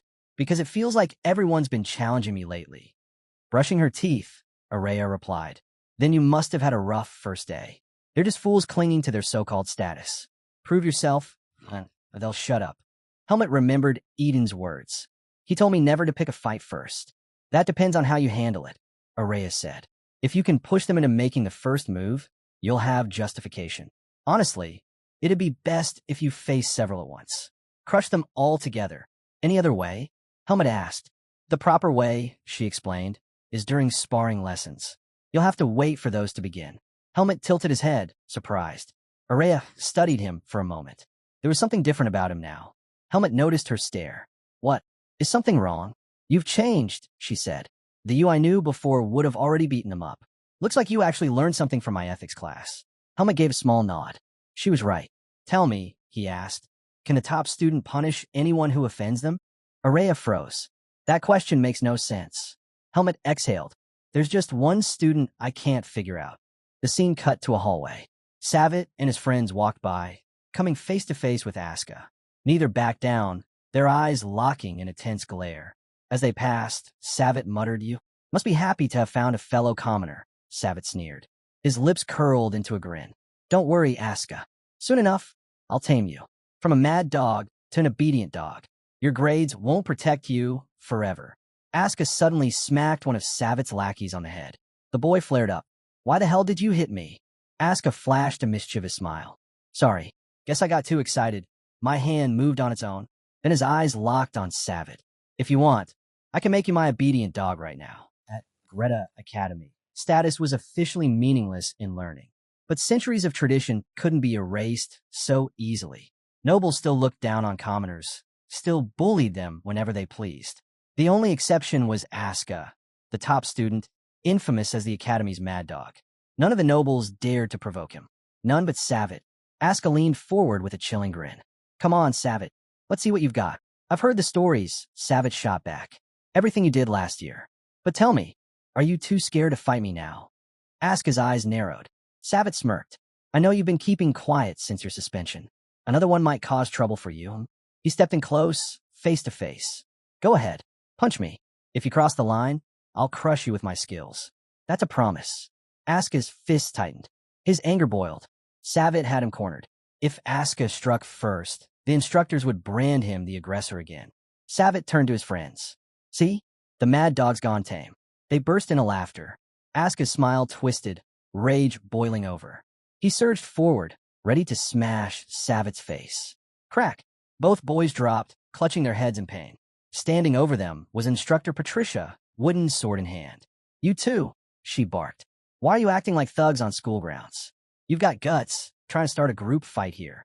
Asuka snarled, pointing at Savitt. He started it, and it's not a group fight. I'm alone. Patricia's sword came down again with a thud, this time squarely on Asuka's head. Ask on the head once more. Quiet, Patricia snapped. You can't solve every problem with your fists. Asuka grit his teeth, glaring up at her. Why am I the only one getting hit? Patricia turned to Savitt. And you know better. Don't judge a student by status. In this academy, skill is the only measure that matters. Savitt stiffened.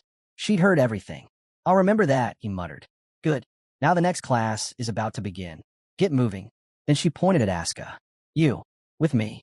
What? What? Asuka asked, wide-eyed. Just follow. Savitt straightened his uniform and motioned for his friends to leave with him. Once they were gone, Patricia let out a long breath. Then, smack, she slapped Asuka's back with her palm. Gah! Asuka yelped. What was that for? Idiot, Patricia shot back. Try to stir up trouble again? You just finished a suspension. Did you learn nothing? Asuka looked away. You only escaped with suspension because you're the top second year. But next time, don't count on me to save you. Her tone softened slightly. I know it's hard, putting up with Noble's arrogance. But patience. Your efforts will be acknowledged as the year goes on. Don't waste opportunities over petty clashes.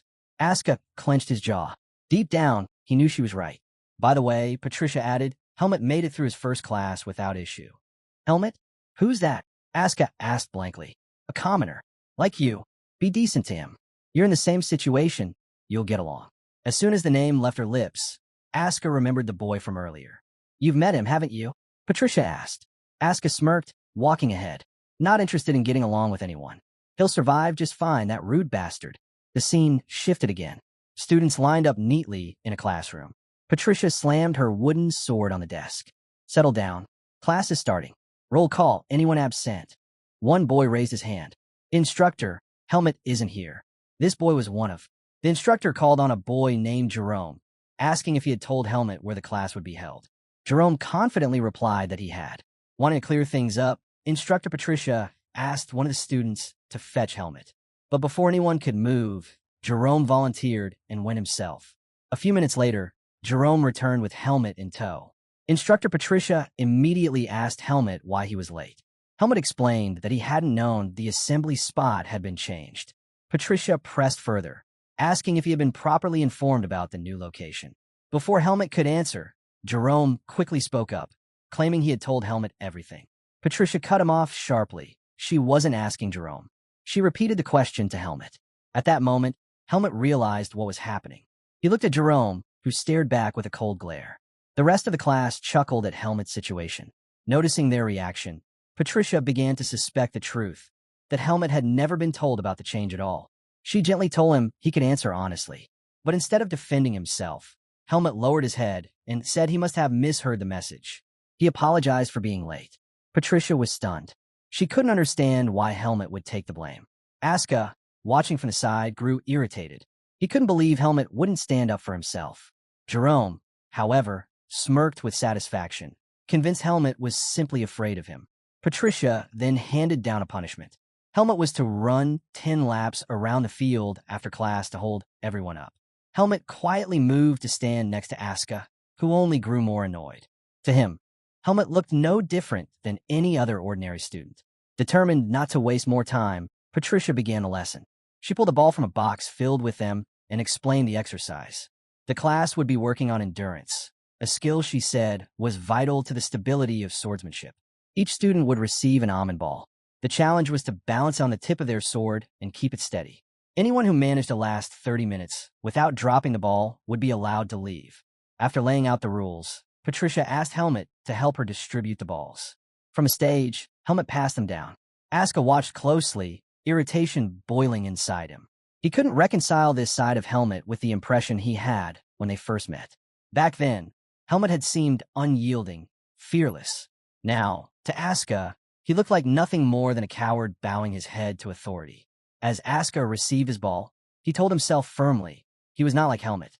Asuka clenched his sword, assuring himself that unlike Helmut, he would never bow his head to a noble, even if it cost him his life. Meanwhile, Helmut was finishing up distributing the balls. Only one remained, and it was for Jerome.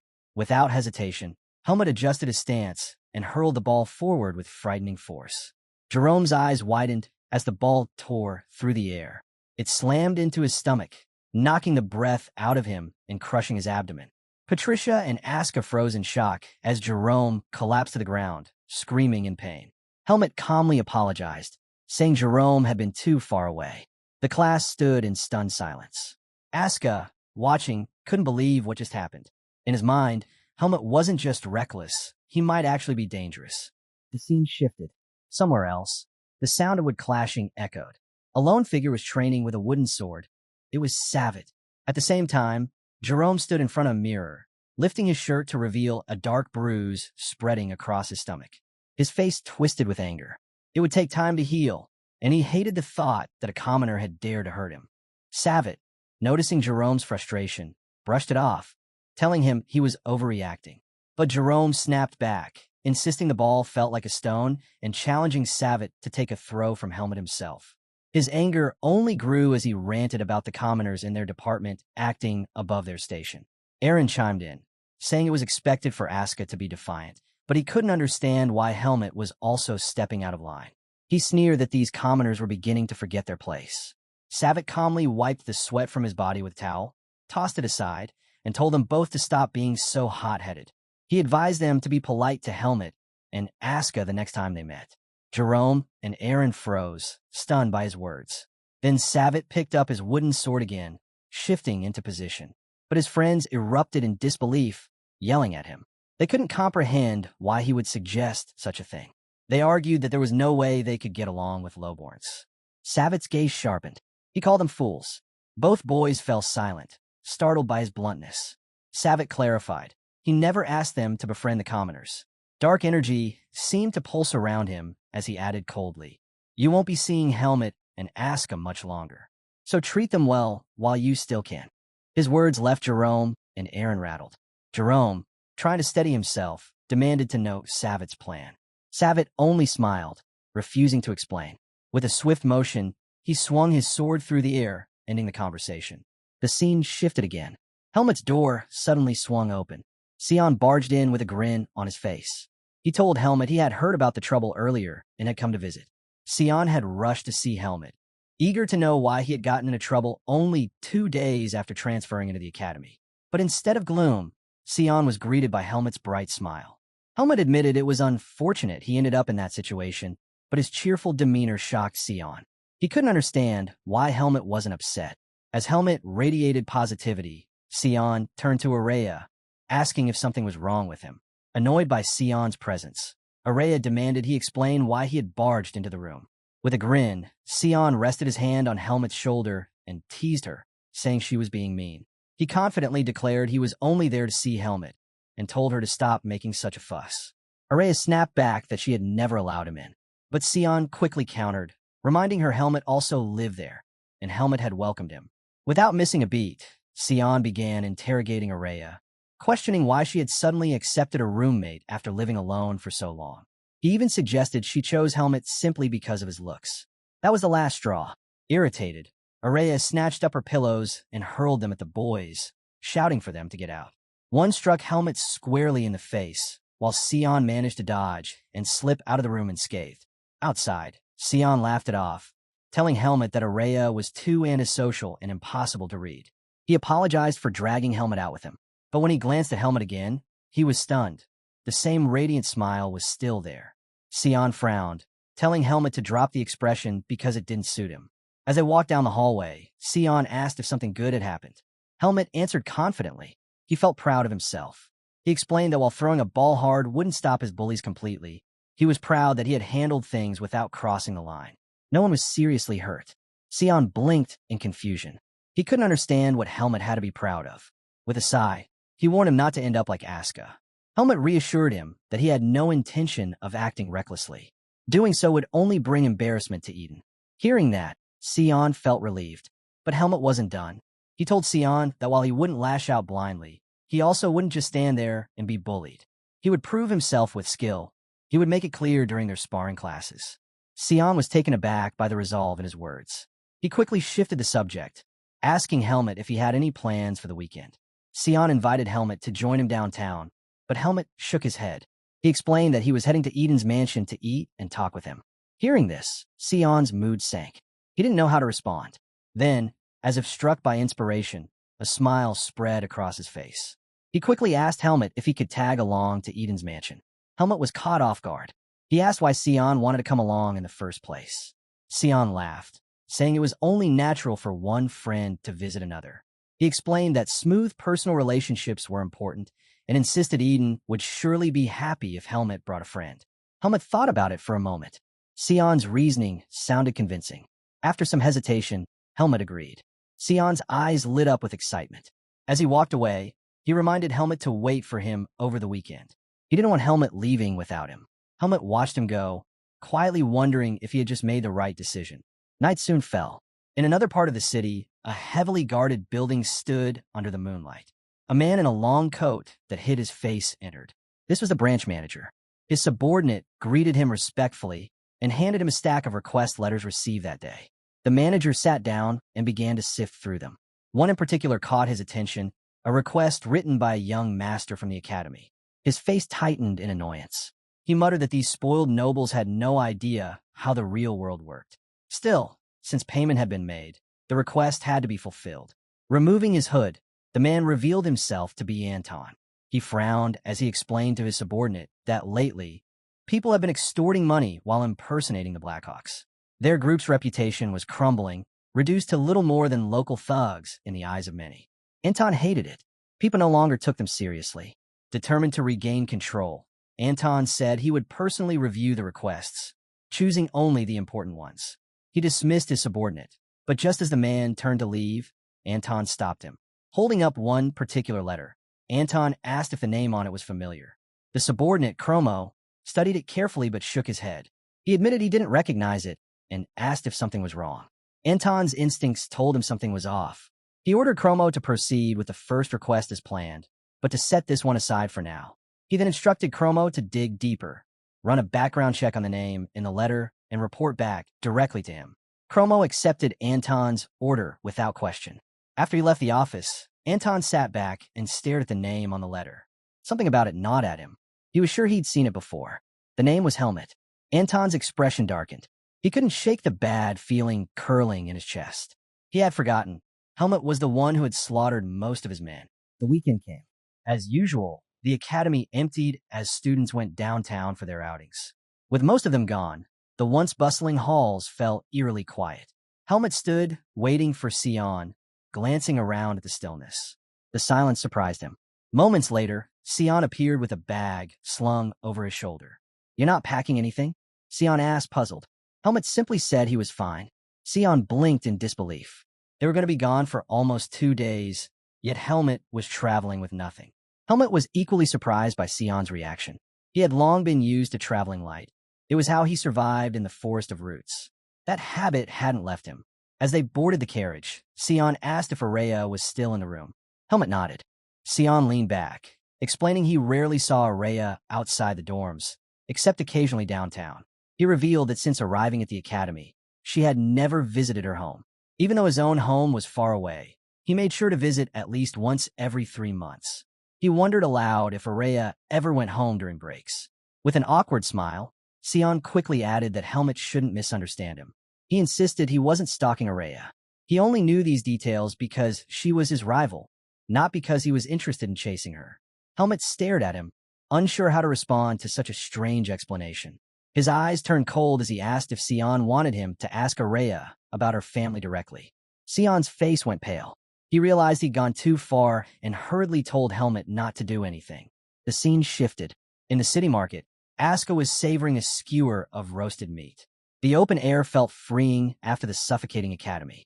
He strolled through the stalls, thinking about the nobles who kept trying to test him, even though they couldn't best him in a fight. He couldn't understand their obsession with pride. For a fleeting moment, he wondered if there was something wrong with his own way of handling things, but he quickly brushed the thought aside. He told himself he would rather die than bow to a noble. Aska's thoughts drifted to Helmet. He couldn't make sense of him. At times, Helmet seemed willing to grovel, yet other times he stood boldly against nobles. Aska wondered if Helmet's strength was simply his ability to endure. The more he thought about it, the less he despised Helmet. In fact, He felt a spark of pride remembering the moment Jerome writhed on the floor after taking that hit. The memory of Jerome choking and rolling in pain amused him greatly. For that alone, Asuka decided Helmet deserved a chance. Not friendship, just someone worth exchanging a few words with. Lost in thought, Asuka walked through the busy streets until something made him stop. A strange feeling crept over him. He turned slightly, scanning his surroundings. Shadows shifted. From different corners, several figures watched him, their presence subtle but deliberate. He continued walking, pretending not to notice, but the men eventually closed in, herding him into a narrow alley. By the time Asuka realized it, they had surrounded him. Still chewing the last bite of his meat skewer, Asuka asked bluntly who had sent them. He knew this wasn't random. Looking around, it was obvious they had guided him here on purpose. With a cold smirk, he told them he already knew the answer. His hand instinctively reached for his sword, but his heart sank. He had left it at the forge for repairs. Even so, Asuka didn't flinch. He taunted them, saying they shouldn't interfere in childish quarrels, mocking their families for having so much free time to waste. The men ignored him and drew their weapons. For the first time, Asuka's confidence wavered. He hadn't expected them to come fully armed. Thinking fast, he suddenly raised his hand and waved as though greeting someone behind them. The men froze, startled, and whipped their heads around. In their minds, an instructor radiating power must have appeared. But no one was there. In that instant, Asuka closed the distance. Before they could react, he drove the wooden skewer straight into one man's shoulder. The victim cried out in pain as his comrade swung a sword toward Asuka. Using the stabbed man's body as leverage, Asuka vaulted upward, avoiding the strike. He landed on the ground in a sprint, bolting forward at full speed. The men gaped at his swiftness, then quickly regrouped and gave chase. But Asuka's escape was short-lived. Ahead, more men stepped out from hidden corners, blocking every exit. Asuka skidded to a halt, eyes narrowing. Escape was impossible. He clenched his fists. If he couldn't run, then he would fight.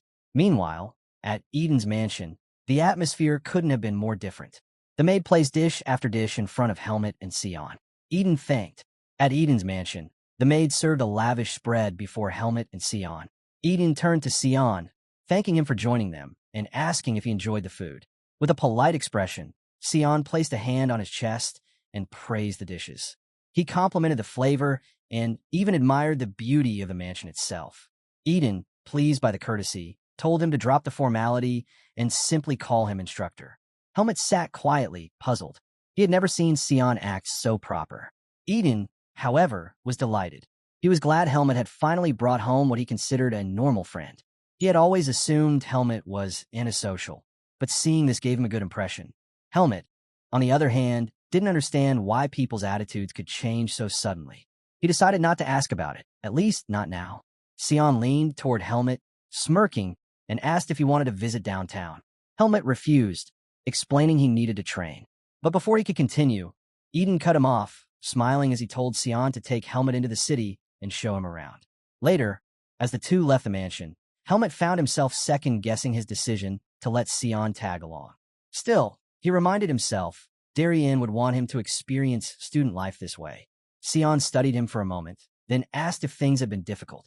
He assumed Helmet must hate leaving such a grand mansion only to live in the academy's run-down dorms. He even called Helmet amazing for putting up with such a moody roommate.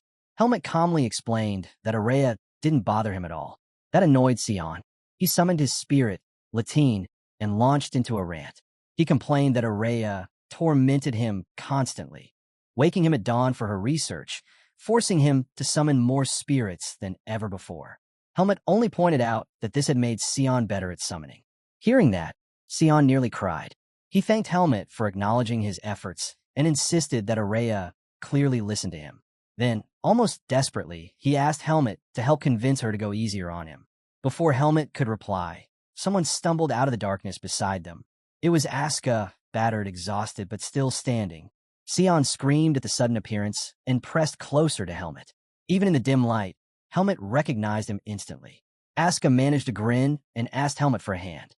The moment he spoke, shadows shifted. Men stepped out from the darkness, closing in. Sion's eyes widened. He demanded to know who they were. Helmet's sharp gaze caught the Finns fastening their cloaks. His expression hardened. These men were from the Black Hawk. Asuka, glaring at them, spat in annoyance. Asuka growled that the Black Hawk had ambushed him when he was unarmed. Sion's jaw dropped. An academy student attacked in the middle of Badan? He told Asuka he had made far too many enemies. The men advanced, surrounding them. Helmet calmly stepped forward, sword in hand. He announced that he had a question for them. Sion and Asuka both froze, startled. Neither expected Helmet to stand his ground like this. Sion couldn't fathom why Helmet would even bother speaking to men he didn't know. But Helmet knew exactly who they were. The Black Hawk, mercenaries who would do anything for money. He was sure Asuka hadn't done anything serious enough to attract their attention. That could only mean one thing. Someone had hired them to go after him. And Helmet had his own history with the Black Hawk. Not long ago, he had killed several of their members. He knew they had his name and that they were hunting him. Still, he hadn't expected them to strike so soon after his enrollment at the academy. If anything, this encounter could give him answers. As he steadied his stance, one of the grunts glanced at their leader, asking what to do. The leader's voice was cold. They couldn't just kill Asuka, they would also need to deal with the witnesses. He gave the order, start with the one holding the sword. The words had barely left his mouth when Helmet moved. In a blur, he closed the distance, appearing right beneath the first man's arm. Before the mercenary could react, Helmet's blade flashed, slicing clean through his hand. The man shrieked in agony. Helmet didn't pause. He pivoted to the next opponent, kicking his leg upward and sending the man's sword flying out of his grip. As the weapon spun through the air, its blade caught glimpses of the battle, Helmet's reflection cutting across it as he pressed his assault. In one swift motion, Helmet struck down the disarmed man. Two others charged at him at once. One, a long-haired fighter, tried to strike from behind. Helmet ducked, twisting out of reach, then slashed across his body as he fell. Before the dying man even hit the ground, his comrade lunged at Helmet. At that exact moment, the sword Helmet had kicked into the air came spiraling back down. Helmet snapped his leg upward, punting it toward the attacker. The blade drove straight into the man's chest. His eyes widened in shock as he dropped his weapon and collapsed lifelessly. Sion and Asuka could only stand frozen, their eyes wide. They couldn't believe what they were seeing. Helmet, standing calmly amid the fallen members of the Black Hawk, looked nothing like the boy they thought they knew. Helmet's cold gaze swept across the fallen men. Asuka stood frozen. He couldn't comprehend what he had just witnessed. Helmet had taken them all down without even tapping into that power. Why then did someone this skilled bow his head to nobles? Helmet calmly slid his sword back into its sheath, then pressed a hand to his chest, checking the seed of darkness within him. To his relief, it remained stable. Just as he expected, the seed didn't stir as long as he avoided killing. Sion finally broke the silence, pointing out that Helmet had ended the fight before he even had a chance to step in. He asked who the attackers were. Helmet replied flatly. They were Black Hawk mercenaries, a group that dealt with people for money. As he spoke, one of the wounded men tried to reach for his weapon. Without hesitation, Helmet stepped forward and crushed the man's hand under his boot. The man screamed. Asuka then demanded answers. He wanted the mercenaries to reveal who had sent them. But deep down, he already had a good idea. Helmet shook his head. He told Asuka that these men wouldn't talk so easily. They were trained for this. Still, he added darkly, he also had his own question for them. With a terrifying expression, he told Asuka that the men would eventually say what he wanted to hear, after he cut off a few of their fingers. Both Asuka and Sion recoiled in shock. Asuka couldn't believe Helmet would even consider such a thing. Sion was horrified. He argued that torture wasn't allowed, even for academy students. It wouldn't count as self-defense. It would only condemn Helmet. Determined to prevent that, Sion said he would fetch the guards. They could handle the interrogation properly. But before he could move, Asuka stopped him. He warned that the guards might dismiss the matter altogether, simply because a noble had targeted a commoner. Sion snapped back, saying Asuka was wrong. In Badan, attacking an academy student was a serious crime, no matter their status. He called Asuka foolish for worrying about such things, and told him it was that mindset that earned him so many enemies. Pointing at Helmet, Sion sternly warned him not to harm the prisoners further. Then he ran off to get the guards. Helmet stood silently until Sion was gone. Then his eyes narrowed. He moved toward the leader of the mercenaries, his presence radiating menace. Leaning close, he demanded to know what the man knew about him. The leader only looked confused, irritated by the question. He didn't understand what Helmet was talking about. Helmet's expression darkened. That reaction told him everything. This man truly had no idea who he. The scene shifts back to the school grounds. Inside, a woman opens her door and greets Asuka warmly. She says she already heard what happened to him and advises him to head back to his hostel to rest. She adds that the principal wants to see him tomorrow morning. Noticing his wounds, the woman asks if she should call the nurse. Asuka shakes it off, insisting he's fine. On the way to their dorms, Sion turns to him and says it would be better if he went to the nurse. Asuka scoffs at the idea, saying he plans to do nothing but sleep it off at the infirmary. He thanks Sion for the first aid earlier and reassures him that a night's rest will be enough. Sion, however, is taken aback. He tells Asuka he isn't made of steel. His wounds could reopen at any time. Sion insists he should get treated, but Asuka brushes it off with a smile, explaining that healing magic costs a fortune and he's flat broke. That's when Sion reveals there might be a way for him to get healed without paying a single coin. Helmet and Asuka are both stunned by the claim. The scene cuts to another door opening. This time, it's Araya. She's surprised to find Helmet and the boys standing there. Sion flashes a smile, glad she's still awake, but Araya doesn't hide her irritation. She warns him that unless he explains himself properly, she'll blast him away with wind magic. Sion quickly steps in, saying he needs a favor. Asuka, seeing the infamous Araya for the first time, blurts out that she looks like a girl. Araya snaps back, calling him a name and demanding to know who this stranger is. Asuka bristles, ready to fire back, but Sion holds him back. Instead, Sion explains that Asuka is badly injured. He remembers Araya practicing healing magic earlier and asks for her help. But Araya refuses, saying she won't heal a rude stranger barging in at midnight. Sion glances at Helmet, and immediately, Helmet begs her to reconsider. Araya pauses, surprised to hear him pleading, and finally agrees to help. Sion flashes Helmet a discreet thumbs up. Araya invites them inside, but makes it clear healing magic doesn't come cheap. They'll have to give her something in return. Then, with a sly smile, she points straight at Helmet and calls out his name. Helmet freezes, stunned. He asks why she wants something from him in particular. Araya made it clear that the only reason she let them in was because Helmet begged her. Turning to him, she demanded to know what he was willing to do for her in exchange for healing Asuka. Helmet frowned, clearly irritated that she was pushing him, but replied that he would do anything within his power to help her. Hearing this, Araya smiled faintly, an ominous aura radiating from her. She warned Helmet not to forget his words. In that instant, Helmet realized he'd made a mistake. Then, turning her attention to Asuka, she insulted him again and ordered him to sit closer so she could get the healing over with. Asuka bristled at the insult and looked ready to argue, but he held back as she began her spell. While Araya worked, Helmet silently regretted how carelessly he'd answered her earlier. After some time, the glow of Araya's magic faded. The treatment was complete. Asuka's hand looked as good as new. Noticing the strange look on his face, Araya asked him to speak his mind. Caught off guard, Asuka hesitated. He glanced at Helmet, then finally stood and muttered that Helmet was a pretty boy, adding that he was quite capable. Without another word, he announced he was leaving and walked straight out. Araya scowled at his abruptness. She muttered that he was nothing but a socially awkward brat, leaving without even giving proper thanks. She questioned if it had even been worth healing him in the first place. Sion stepped in, explaining that Asuka was the top student in his department. Helping him now could mean gaining his favor later. But Araya dismissed the idea.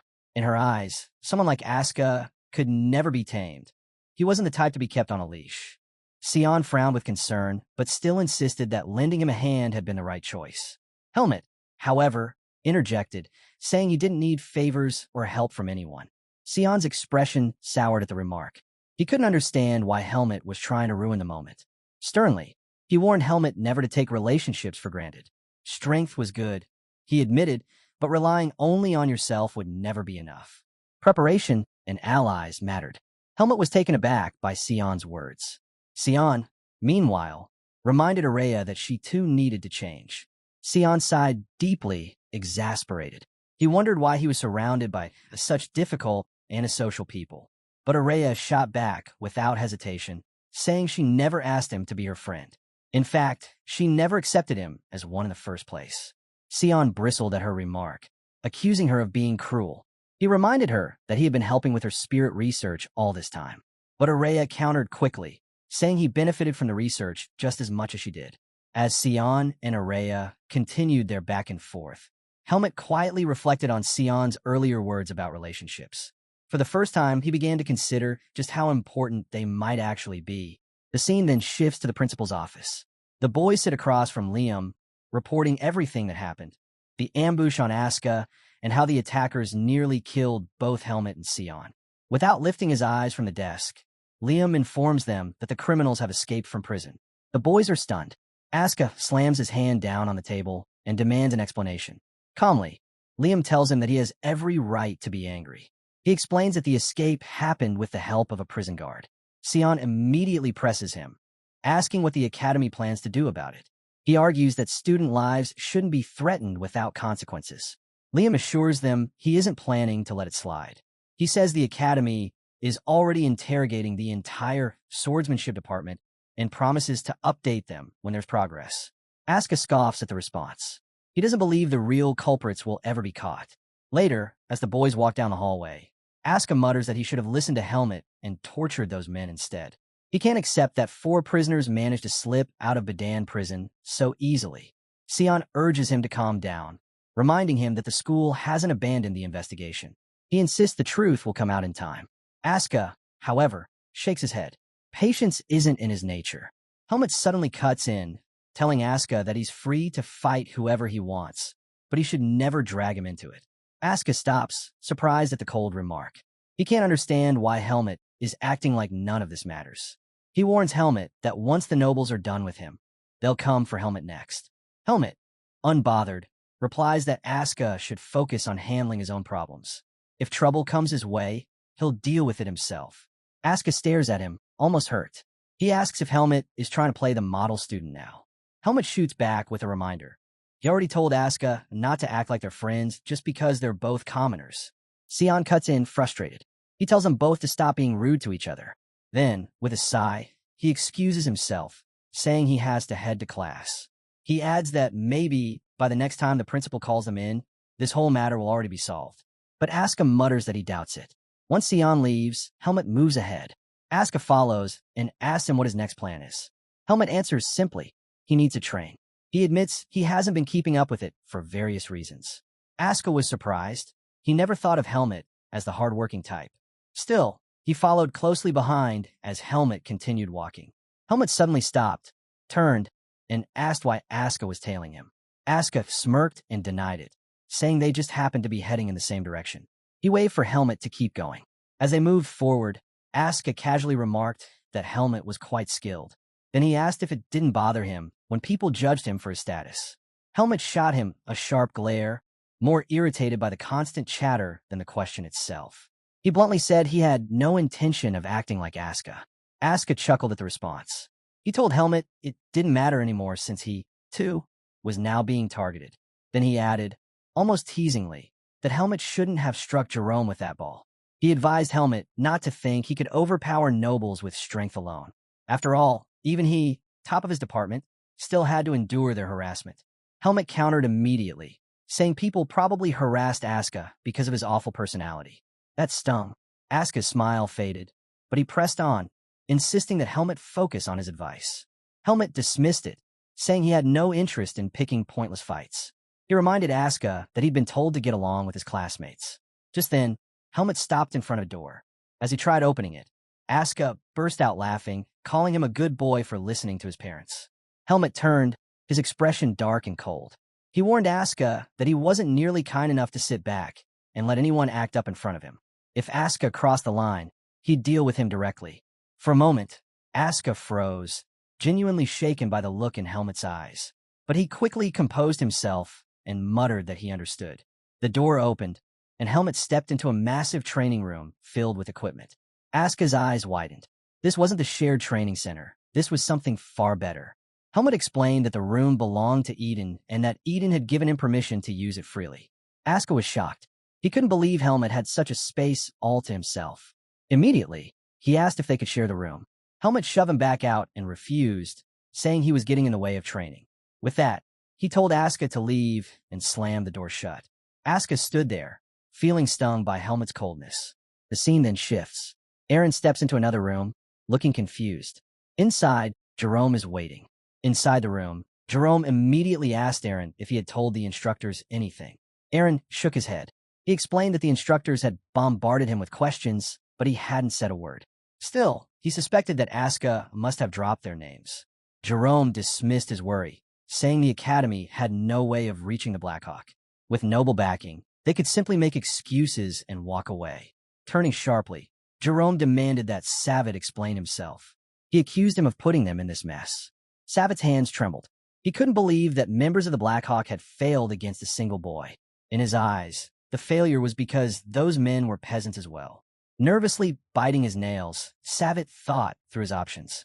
He knew the academy wouldn't stop digging and that the truth couldn't stay buried forever.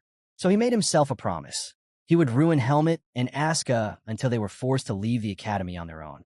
One way or another, he would get what he wanted. The scene then shifts to the training grounds, where instructor Patricia addresses the students. She announces that sparring classes will begin next week. Helmut blinks in surprise. He hadn't expected them to start so soon. But his surprise quickly shifts to excitement.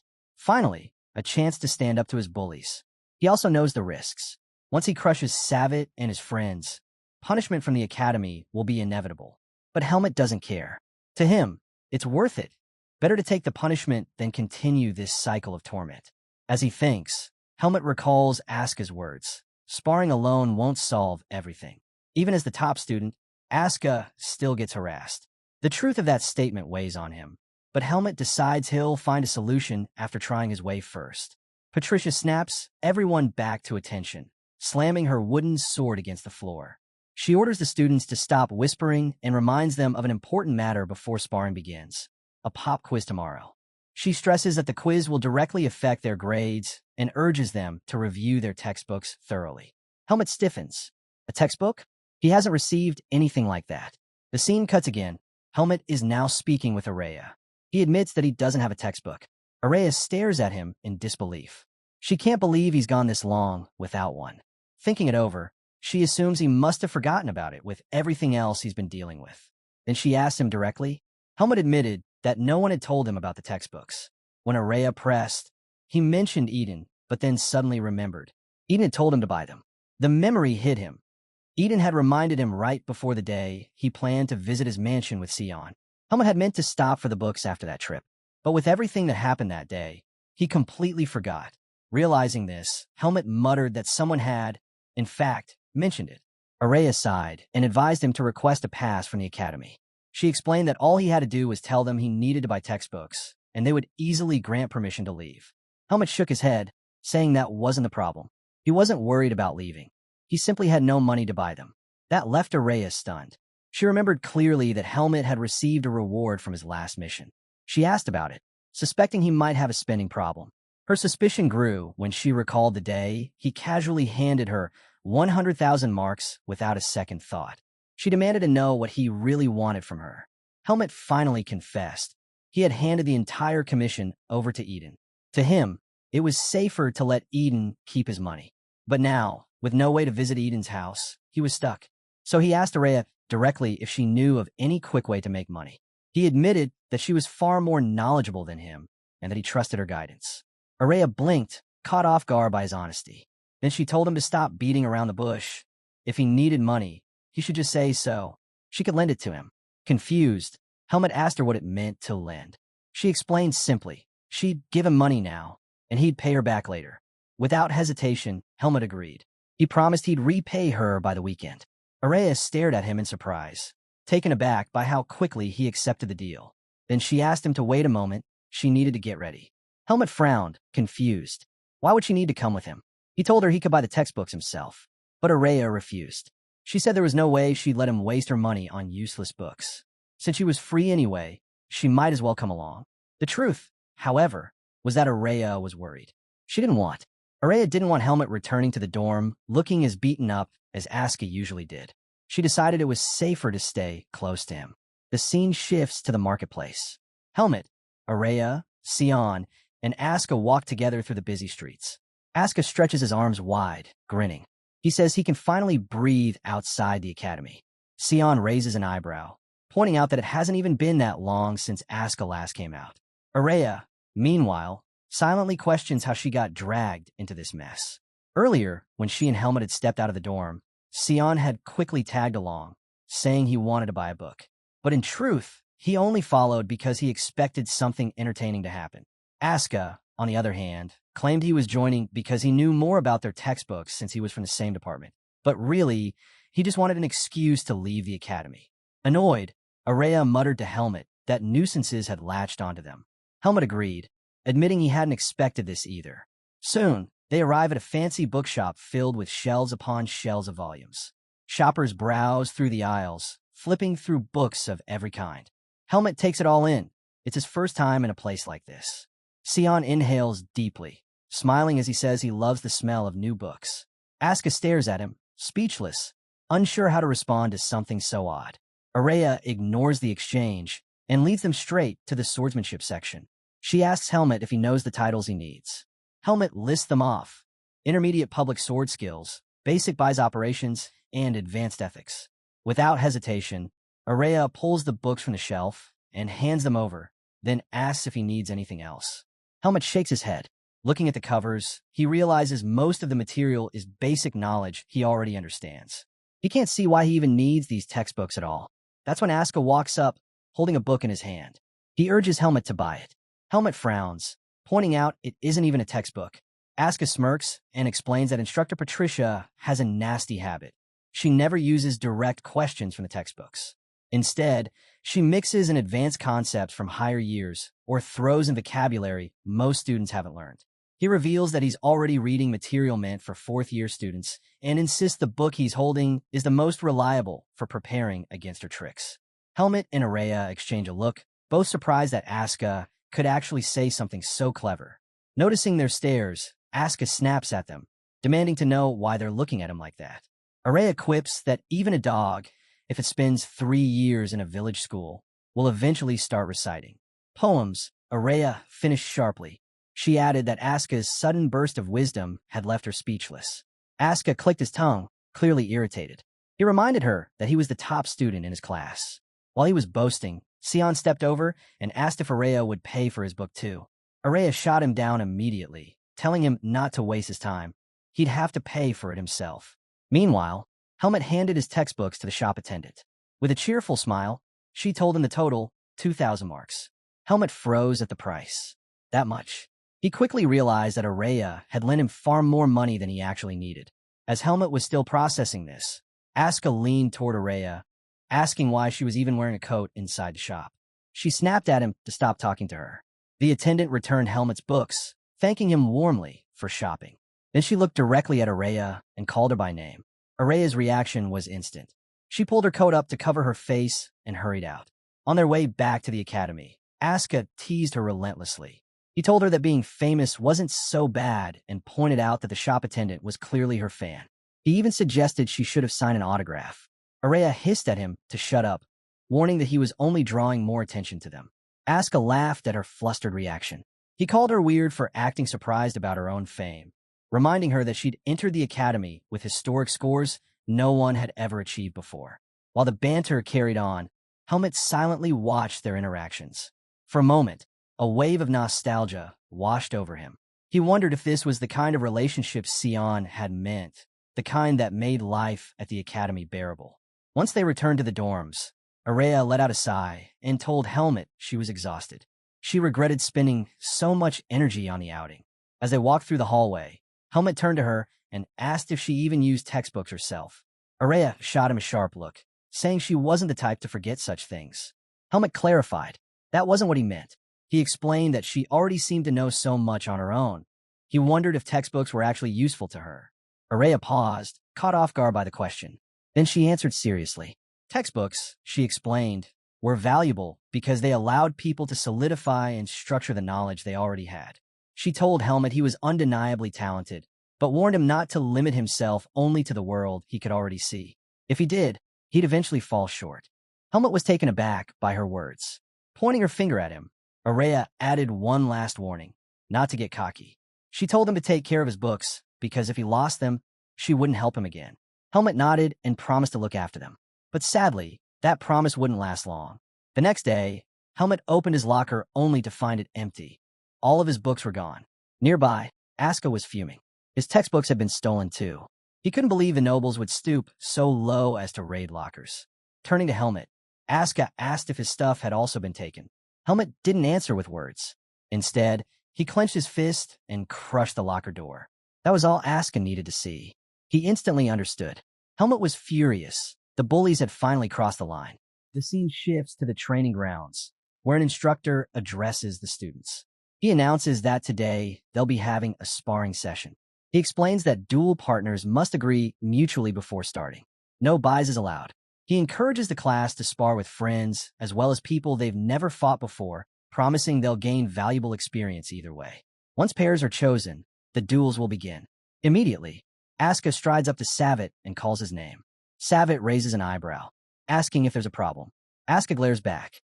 He says Savit must find him annoying and offers him the chance to fight. Then he taunts him, asking if he plans to run away instead. Savit smirks, replying that he's already paired with Aaron. If Asuka wants a match, he'll have to find someone else. But Asuka reminds him of the instructor's words. It's better to spar with different partners for new experiences. Savit sneers and tells Asuka to quit pretending to care about what the instructor said. He suggests Asuka should just spar with a commoner he's always hanging around. Asuka smiles, finally seeing the bigger picture. Savit and Aaron clearly wanted to target both him and Helmet together. Noticing the look in Asuka's eyes, Savit glanced toward Aaron. Aaron gave a small nod. Savit prepared to bait Asuka further, but before he could, Helmet stepped forward. Helmet cut straight in, saying he'd join Asuka's side. He declared he didn't mind fighting all three of them at once. The outcome would still be the same. With a sharp edge in his voice, Helmet added that ganging up on people was the noble specialty of the week. Savit's smirk vanished, his temper flaring. But before he could lash out, Aaron placed a hand on his shoulder and stopped him. With a confident look, Aaron said he'd handle Helmet. He insisted that Helmet was just bluffing, and if he was truly confident, he should prove it by fighting him directly. The scene shifts again, flashing back to an earlier event. Back in the locker room, Savit and his friends were huddled together. He told them that ransacking Helmet and Asuka's lockers would guarantee a reaction. They'd be provoked into demanding a spar. Jerome's eyes widened. He warned Savit that they couldn't possibly win against Asuka. Did he want them beaten to death? Savit waved him off and told him to calm down. His plan was simple. They would use buys during the spar. Jerome and Aaron both stiffened to the words. Jerome quickly reminded him that buys was strictly forbidden, but Savit brushed it aside. If they got caught, they could just claim it was self-defense. At worst, they'd face light discipline. Meanwhile, Helmet and Asuka would end up crippled, hands or legs ruined, forcing them out of the swordsmanship department for good. Jerome stared in disbelief. The plan had gone far beyond anything reasonable. He opened his mouth to protest, but Aaron spoke first. Coldly, he told Savit that he'd join the plan. Jerome's head whipped toward him, shocked. Aaron told him not to interfere if he wasn't going to help. He said he'd go along with Savit's scheme as long as Helmet was his opponent. With a grim look, Aaron declared he owed Helmet payback for what he'd done. Savit grinned, thrilled by the support. He couldn't wait to humiliate Helmet and Asuka in front of everyone. Jerome, however, grew even more uneasy. Soon after, the spars began. The first match was Asuka against Savit. Asuka took his stance, his glare fixed firmly on his opponent. Savit grinned at the sight, excited that Asuka was already worked up. He wanted Asuka to charge recklessly. It would be easier to crush him and shove him back into the place where commoners belong. But then something strange happened. The other students stopped their matches, watching closely. Savit looked around, uneasy. Why wasn't Asuka attacking? Why was he just staring at him like that? Jerome sighed quietly. He wasn't surprised. Savit didn't understand Asuka at all. Everyone in the department knew the truth. Once Asuka held a sword, he turned into a hound. He'd lock his eyes on his target, wait for the perfect moment, and then strike with ruthless precision. Jerome had known all along that Savit's plan was doomed, but some small part of him had still hoped. Now, Savit's nerves were starting to crack, and in that instant, Asuka made his move. He closed the distance between them in a flash. The moment Savit saw him that close, he realized the truth. Asuka was about to strike his lower right. Savit braced himself, ready to block. But instead of the expected attack, Asuka's blade came crashing down from above, slamming into his shoulder. Savit froze. That power. He had never felt anything so overwhelming. In an instant, Asuka's sword forced his face into the ground. The nobles watching, Jerome included, understood immediately Savit was finished. Flat on the ground, Savit heard Asuka's voice. calm, taunting. He thanked Savitt for being such easy prey, saying it made beating him all the more satisfying. Savitt trembled as the realization sank in. His collarbone was broken. The humiliation burned. How could a mere commoner trick him like this? Fighting the pain, he forced himself to rise. Determined, Savitt prepared to unleash his last resort, his buys. But before he could act, Asuka's sword smashed into his back, sending him reeling. A second strike silenced his attempt to cry out, hitting his mouth with brutal precision. Staggering, Savitt barely had time to regain balance before another flurry of blows rained down. Each strike landed mercilessly, giving him no opening to channel his power. Fear crept in. He wanted to surrender. But before the words could leave his lips, Asuka's sword buried into his stomach, driving the air out of him. Savitt nearly vomited from the impact. Asuka's grin widened. He mocked Savitt, telling him he had a long way to go. With a cruel edge in his voice, he demanded Savitt show the same persistence he once used to bully others. Then he made it clear. Every time Savitt uttered the word surrender, the beating would double. At that moment, Savitt realized the truth. He had picked a fight with the wrong man. Meanwhile, in another training ground, Helmut and Eren faced each other. Eren smirked, asking if Helmut was worried about his commoner friend. Helmut's glare shut him down instantly. He told Eren to worry about himself instead. Back to the arena, Savitt was tossed around like a rag doll. Asuka's sword slammed him into the ground again and again. When Savitt struggled to rise, Asuka barked at him to stand immediately. He warned there would be no mercy, not even for someone lying broken on the floor. Savitt's mind spun in disbelief. A proud swordsman of the Rugal family. Losing to a commoner? Impossible. But when he looked around for help, he found none. His classmates weren't moving, weren't calling the instructor. They just stood there, staring. And in their eyes, not pity, not concern, only disdain. Savitt's chest tightened as he realized. His fall from grace wasn't just a defeat. It was a disgrace. Savitt couldn't understand why his classmates looked at him with such disdain. That gaze, he thought, should be directed at Asuka, not him. Gripping his sword tightly, Savitt forced himself to his feet. He steadied his stance, trying to compose himself. Asuka, watching, couldn't figure out what Savitt was attempting. But Savitt had already made up his mind. If Asuka disappeared, those piercing stares would vanish too. Summoning his buys, Savitt charged. His blade cut through the air, but Asuka easily evaded, leaping behind him. In one swift move, Asuka unleashed his own buys, striking Savitt's back with a crushing blow. A scream tore from Savitt's throat. He dropped to his knees, yet a strange smile spread across his face. Asuka's voice cut through the silence. He reminded Savitt that he was the one who broke the rules first, making anything Asuka did fair in return. Without hesitation, Asuka lunged forward, aiming to smash Savitt's head into the ground with his sword. Seeing the danger, Jerome panicked and shouted for Asuka to stop. But Asuka ignored him. Just as the sword was about to strike, the instructor intervened. His blade intercepted, diverting Asuka's attack, which slammed into the floor with devastating force. Asuka froze, stunned to see his instructor standing there.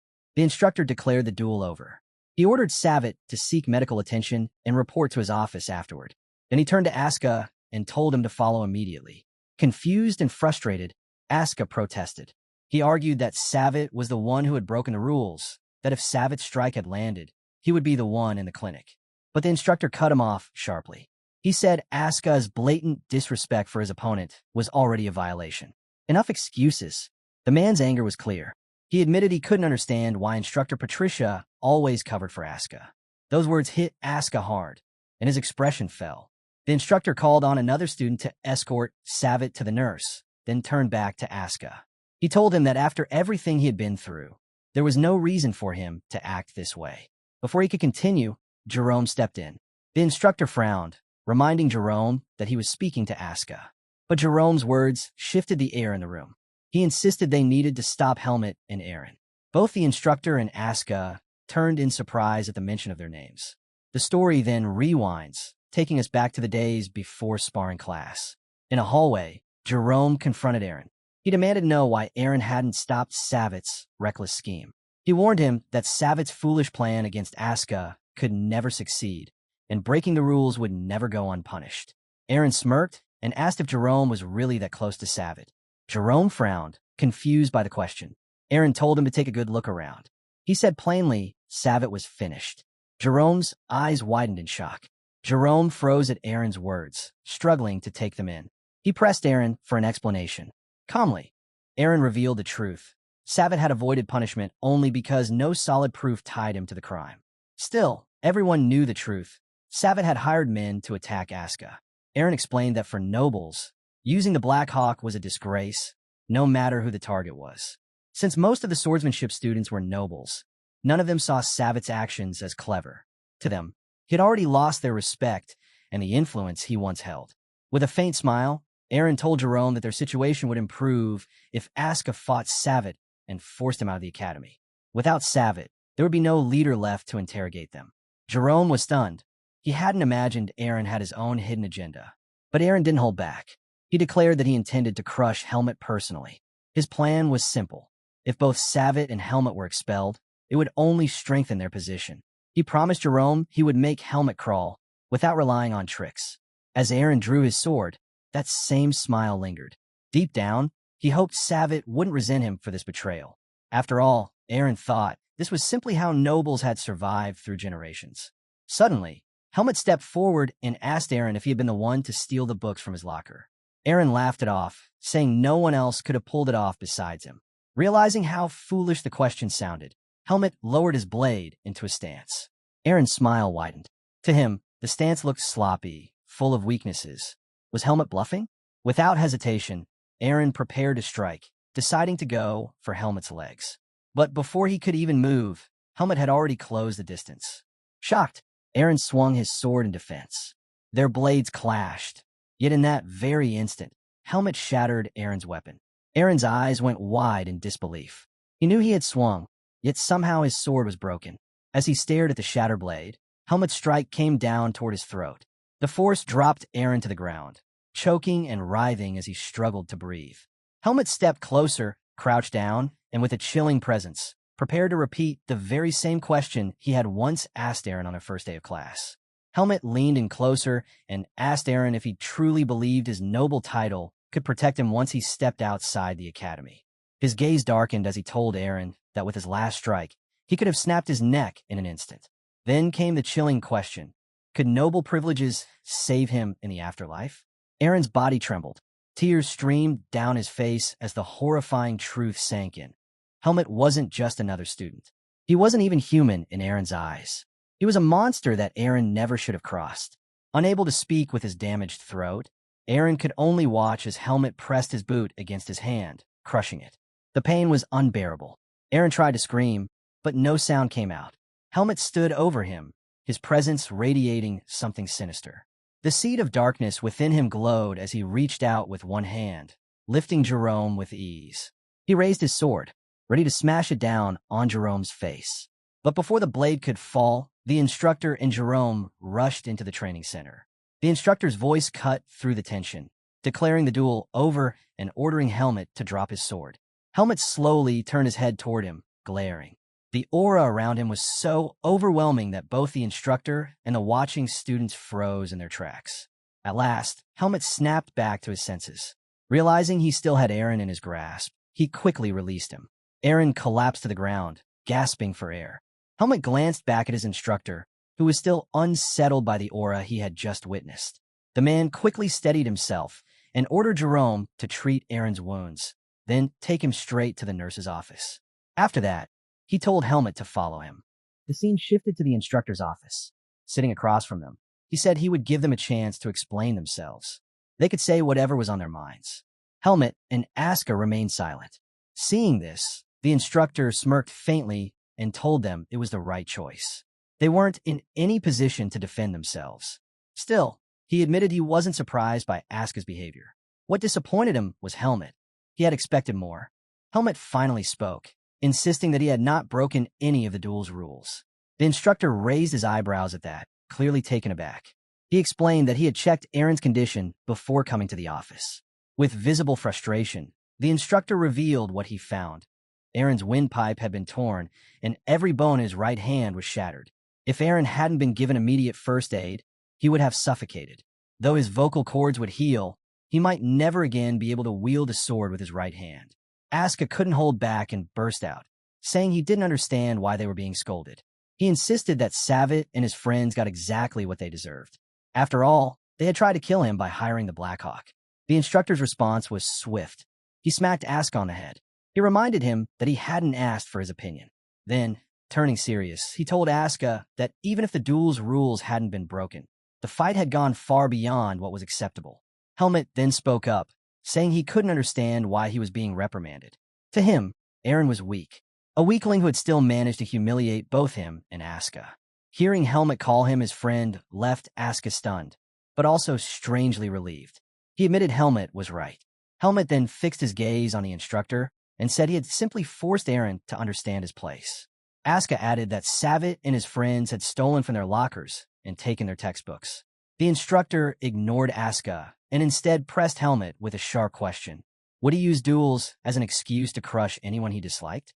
If so, he said, Helmut didn't deserve to be at the academy. Such a mindset went against everything the swordsmanship department stood for. Helmut clenched his fists, anger rising. He shot back, asking if nobles were free to steal, insult, and bully commoners. The instructor replied that he was not taking anyone's side. But to Helmut, that so-called neutrality was the real problem. Because the instructor refused to take a stand, the cycle of abuse continued. He told him he had solved a problem the instructor failed to address, and asked if that wasn't still in line with the ideals of the department. The instructor decided enough was enough. In one swift motion, he drew his sword and slashed the air. The strike tore clean through the ceiling above them, leaving Helmut stunned. Stop dodging the point, the instructor said firmly. You didn't bring justice. You simply used your strength to oppress the weak. He slid his blade back into its sheath, then asked Helmut if it would be fair for him to strike him down as punishment for his defiance. He went on, explaining that nobles and commoners would always exist, just as the strong and the weak would. But a noble should never despise a commoner for their status, and the strong had no right to trample the weak. What Helmut had done was no different from the arrogance of nobles who looked down on commoners. Helmut was shaken by the words. Aska stayed silent, watching as his companion was scolded. Finally, Helmut asked the question directly. If his actions were wrong, then what would have been the right course to take? The instructor was taken aback by Helmut's question. He could see that Helmut was speaking with genuine sincerity. Turning his back to them, he admitted something unexpected. Both he and the academy bore responsibility for the bullying. He apologized to Helmut for failing to step in sooner. He laid his sword down and told the boys that the academy's purpose was not domination, but equality. Looking them in the eye, he reminded them that nobles and commoners were meant to stand as equals. If they held on to that truth, he said, one day they would discover the right answers for themselves. No matter what had happened, the instructor reassured them they were still excellent students. But as punishment, he would forbid them from dueling. The only exception was that they could still face each other if they wished. Aska was relieved, even happy to hear that. Helmut, however, felt the opposite, like yet another problem had just been piled on him. Then, without warning, the instructor handed them a stack of papers. The boys froze in confusion. Irritated, the instructor demanded to know why they looked so surprised. Dueling restrictions alone weren't enough. He ordered them to write 50 apology letters each. Both Helmut and Aska were stunned. Aska quickly protested, saying they still had class to attend. But the instructor cut him off, telling them to finish before the theory lecture and return immediately afterward. They were to stop complaining, because in his eyes, this was already a light punishment. By nightfall, Aska sat staring at his swollen hand. He could barely feel it anymore and cursed the instructor, calling him evil. He couldn't believe they had really finished all 50 letters. Helmut glanced down at his own hand, equally swollen. But unlike Aska, he wasn't focused on the punishment. He didn't regret teaching Eren a lesson. What troubled him was that he had lost control of himself. For such a small matter, he had completely broken his composure. That was what unsettled him most. Noticing his distracted look, Aska asked if Helmut was feeling down and if his hand hurt as badly as he did. Helmut shook his head and said what truly bothered him was that he had missed training. Aska nearly fell over at that response. He told Helmut he was relentless. How could he even think of training after spending all day writing apology letters? Helmut replied that Aska wasn't bad himself, considering how little he trained. That only annoyed Aska further. He snapped back, saying he had never once seen Helmut training. Every time he looked, Helmut was always locked away in his private room. As they walked on, Aska finally asked if he could also use the private training room. Helmet immediately refused. Asuka reminded Helmet that he had called him a friend, but Helmet ignored him and kept walking. From a window above, the instructor watched the two boys leave. Something about Helmet lingered in his mind. He knew Helmet was gifted, but the aura he had displayed against Eren, it felt unnatural, almost like demonic energy. He quickly dismissed the thought, convincing himself that Helmet was different from Asuka. At least Helmet listened. He hoped the boy would keep learning without straying from the right path. Then his eyes drifted upward. The gaping hole in the ceiling reminded him of his earlier outburst. Repairs would come directly out of his paycheck, and the thought left him frustrated. The scene shifted. Inside a dimly lit building, the men who had tried to kill Asuka knelt before their leader, Anton. His voice cut through the silence as he scolded them. Because of their failure, he had lost his spy in Badan. The men bowed their heads and apologized. One of them spoke up, insisting that the defeat was not simple. They had encountered someone far stronger than the average second-year student. Their leader added that the boy they faced was on par with a rank 2 mercenary. Before he could continue, Anton silenced him. He said he hadn't gathered them to point out mistakes, but to commend their survival. Escaping Badan alive after facing Helmet was worthy of praise. The men looked at each other, startled by his words. Anton then instructed his assistant, Chromo, to share new information. Chromo bowed, produced a sheet of paper, and asked if among their opponents they had seen a black-haired boy, pale-skinned, with noble-like features. The men froze in shock. The description was perfect. They quickly admitted that yes, that was the boy who had defeated them single-handedly. Chromo confirmed their suspicions. His name was Helmet. He explained that Helmet was once part of the Face Mercenary Corps, infamous for killing 5 of their men with nothing but a tree branch. After the massacre, he had gone into hiding, and since then they had been hunting him down. The men were stunned. To hear that this terrifying figure was now a student at the academy left even their leader reeling. He could hardly believe his group had clashed with the very man responsible for the slaughter. Anton leaned back and recalled the story. Helmet had once slaughtered 5 men with nothing but a tree branch. He admitted that hiding in Badan had been a clever move. The city was a place where outside information was scarce, making it the perfect cover. Still, Anton warned his men that it would be unwise to provoke Helmet while he remained there. He believed Helmet still carried a grudge, and sooner or later, he would come for them. The leader of the group paled at those words. Hesitantly, he asked Anton what their next move should be. Anton gave him a simple answer. Their new mission was to deliver a report to the higher-ups. Once the task was done, he would even grant them a vacation. But he urged them to finish the job quickly. Relieved, the man placed a hand over his chest and promised he wouldn't fail again. With that, he and his men departed. The moment they were gone, Anton turned to Chromo. His smile was cold as he said, "A wounded dog can still cause trouble if left alive. Once their mission is complete, eliminate the entire group." Chromo bowed his head, accepting the order without hesitation. Anton's grin widened as he added that soon they might have the chance to meet someone very interesting. The scene shifted. Helmet quietly opened the door to his room, peeking inside to see if Araya was asleep. The darkness reassured him, and he carefully stepped in. But before he reached his bed, a voice cut through the silence. "You're late," Araya said. Helmet froze, startled. He asked why she was still awake. With a soft laugh, she replied that his attempt to sneak in like a cat had been so amusing it woke her up. Helmet apologized for disturbing her, but Araya quickly shifted the topic. She told him she had heard about everything that happened. She even praised him, saying it was smart of him to finally knock some sense into his bullies. Helmet sat down on his bed and admitted that his victory came at a cost. Because of it, he had been forced to write countless apology letters, leaving him no time to train. Araya blinked in surprise. She asked why he sounded so down when he had gotten exactly what he wanted. Helmet fell silent for a moment. Gathering himself, he apologized again, this time for losing the textbooks. He promised that next time, he wouldn't ask for her help. Her eyes widened at his words. She stood up abruptly and pulled back her curtains, as if ready to scold him. But when she turned toward him, she held herself back. Araya couldn't believe how naive Helmet was being. To her, it was ridiculous that he felt guilty over losing a few textbooks. She explained that when she refused to help him replace them, she never imagined they'd actually be stolen. That loss didn't matter at all. Helmet was caught off guard. He hadn't expected her to shrug it off so easily. She went on to tell him he only needed to repay her for the books. Helmet nodded, agreeing. With a serious tone, he thanked her. Flustered, Araya quickly closed her curtain and buried her face into her pillow, cheeks burning as she replayed his words. The scene shifted. Helmet stood before his private training room, puzzled as the door refused to open. He was sure the key was correct. Had it broken? While he struggled with it, a voice called out behind him, asking if he was Helmet. He turned to find an elderly man who looked like a janitor. The man explained that the private instructor training rooms were closed for cleaning that day.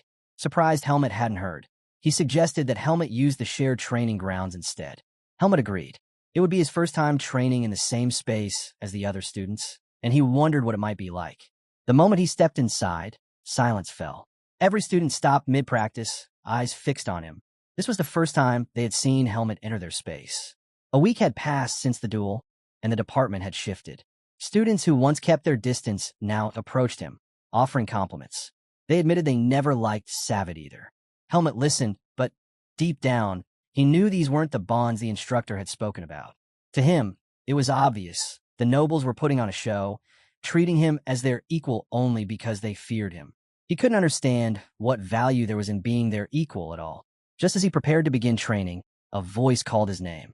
Helmet turned, and the messenger told him instructor Eden was looking for him. Helmet sighed heavily. Once again, training would have to wait. When Helmet entered Eden's office, he found the instructor seated at his desk, writing. Helmet asked why he had been summoned. Eden set his pen aside and said he'd heard about the sparring incident. Helmet wasn't surprised to be summoned by Eden. He had expected it. Most likely, Eden would complain about his behavior, just like Instructor Allen had. If he spoke carelessly, it might only make things worse. So instead, Helmet decided to show repentance. Bowing his head slightly, he apologized for the trouble he caused. He admitted that he had beaten Aaron only to prove who was stronger. He told Eden that Allen had already scolded him harshly, and now he understood he was at fault as well. Helmet promised to be more careful from here on. Eden paused mid-sentence in his writing. For a moment, he just stared at Helmet, puzzled. He hadn't called him in to scold him, but since Helmet had taken the initiative to apologize, he felt obligated to respond. He leaned back and told Helmet that if he truly felt remorse, then everything was fine. There was no need to dwell on guilt. Soon, he said, the bullies would face their punishment. Helmet's eyes widened at that.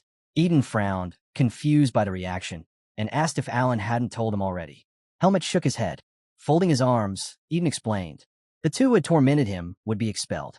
Jerome, one of them, had already confessed everything to Allen, about Savitt and Aaron, about hiring the Black Hawk. Eden stressed that such a crime was unforgivable, even for nobles. Helmet was stunned. Eden noticed the look on his face and gave him a small smile. He explained that Allen was an idealist, which was why his scolding had been so fierce.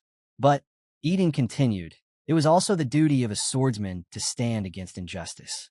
He urged Helmet to learn where the line was, to know his limits.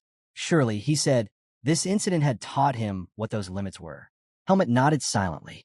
He couldn't deny Eden was right. Eden's expression softened, and a bright smile spread across his face. He admitted that when he was younger, he too had caused plenty of trouble.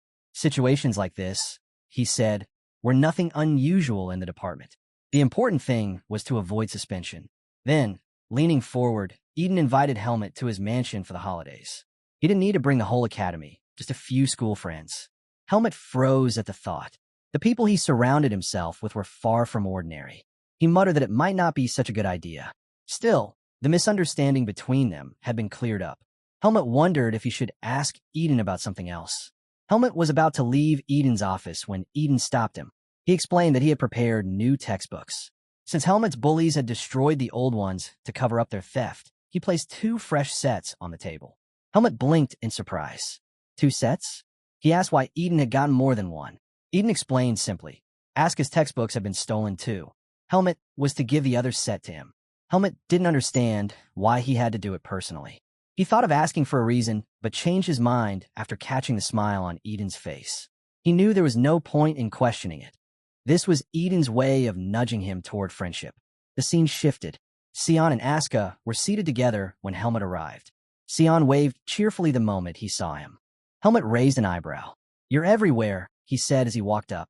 Sion laughed and replied that he was simply sociable. Helmet placed a stack of books on the table in front of Aska. "These are yours." Aska's eyes widened. He had been worrying about how to replace them, and now they were right in front of him. Grinning, He said Helmet was surprisingly loyal. But Helmet quickly explained the truth. It was Eden who had bought the books. That left Asuka stunned. He muttered that nobles had it easy, amazed that Eden could buy 2 expensive sets without hesitation. Before Helmet could answer, Sion leaned in, interrupting. He said he had something important to share and that Helmet had arrived at just the right time. Smiling, he asked if Helmet was free that weekend. Helmet frowned, unsure what Sion was getting at. The scene shifted again. This time, they were inside a lively pub. Sion's grin widened as he told them Badan City was full of delicacies perfect for academy students spending weekends outside. Among them, the Griffin pub on Idorphin Street was the best of all. Helmet and Asuka exchanged surprised looks at his enthusiasm. Noticing neither of them was drinking, Sion pushed cups toward them. He said it was time to celebrate. The recent incident had ended in justice. Then, with a sly smile, he told Helmet that Asuka had promised to pay for everything. Asuka almost choked. He shouted that he had never said anything like that. Sion brushed it off, saying he'd help by covering half. Then, with a mischievous spark, he added that they should invite Araya to join their celebration. He already knew that. Sion chuckled, saying Araya would never step foot in a place like this. He added that he was surprised Helmet hadn't managed to convince her. Helmet lowered his gaze to his cup. Her words echoed in his head. Araya had told him it was already annoying enough to deal with Sion, and the idea of hanging out with Asuka made her head spin. She had firmly told him never to suggest such a thing again. Feeling a pang of guilt, Helmet took a sip of his beer. The bitterness hit him instantly, and he wondered how anyone could enjoy such a drink. While he stared at the cup, Sion and Asuka were busy scanning the menu and placing their order.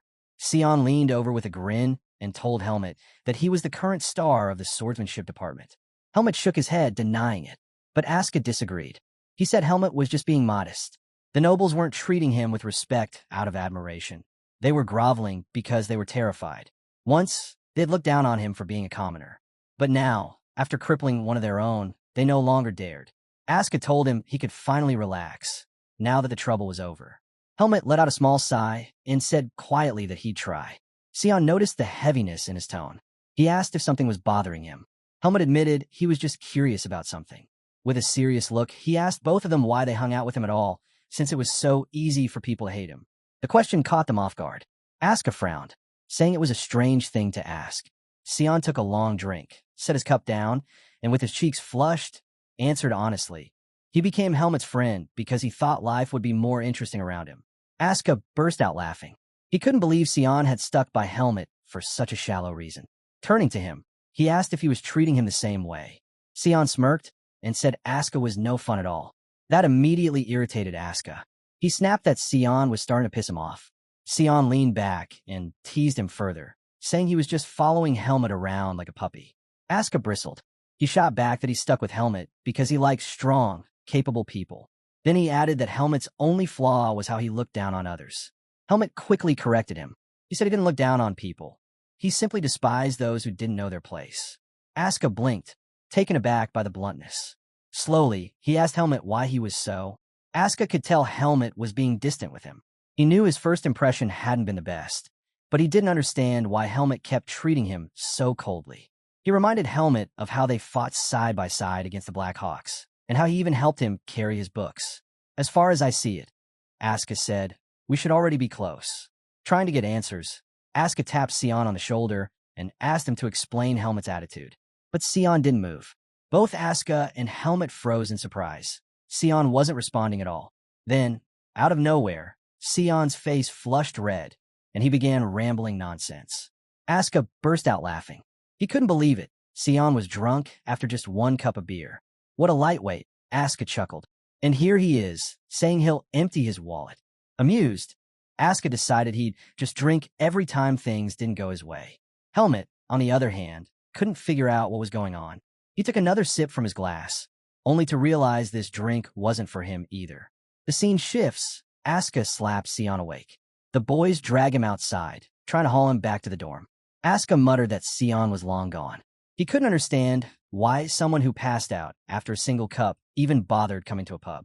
While Asuka struggled to wake him, Helmet heard girls screaming nearby. He turned, expecting trouble, but instead saw them laughing. A group of girls had circled around someone. Pushing his gaze through the crowd, Helmet spotted a white robe.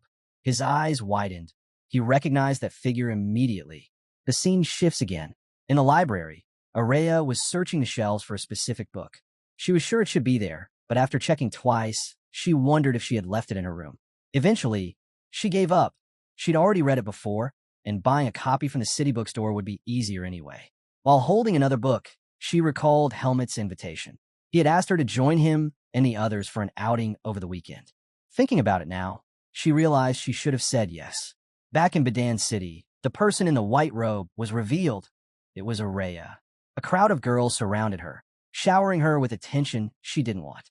With cheerful smiles, they pleaded with her to join them. At the bookstore, Araya quickly regretted coming along.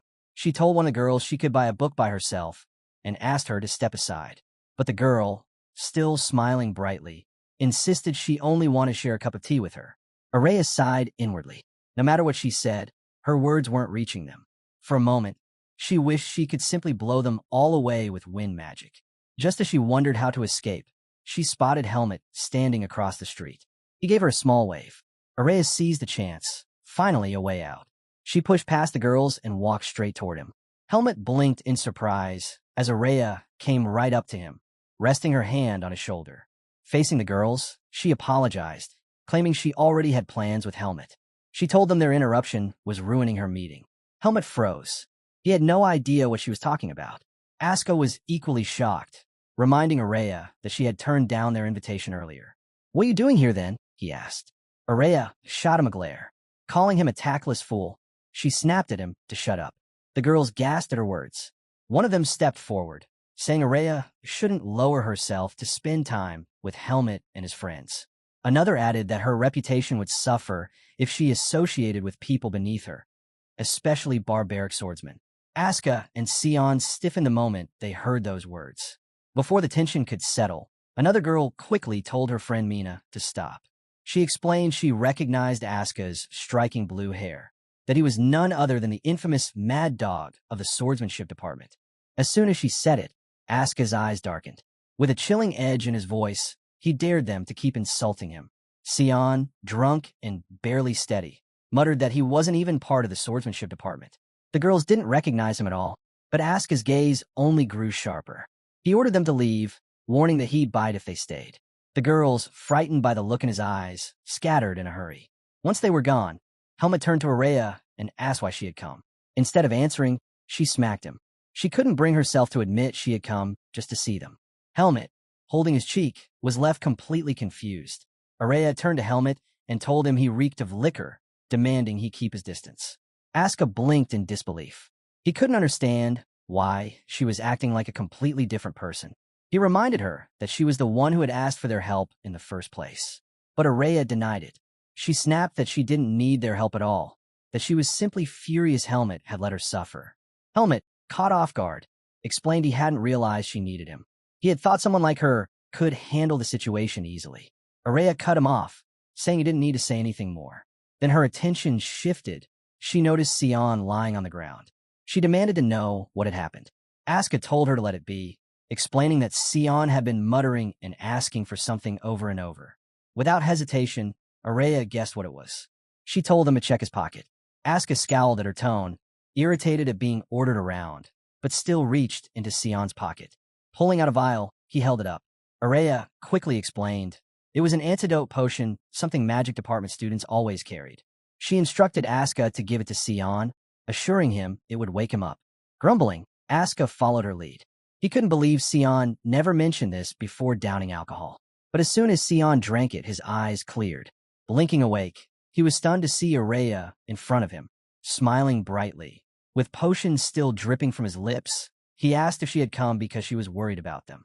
He told her she never should have turned them away so coldly, that she needed to be honest with herself. Aska rolled his eyes. Did that potion even work? He's talking more nonsense than before. Araya regretted ever giving it to him. Meanwhile, Sion was beaming, thrilled the group was finally together.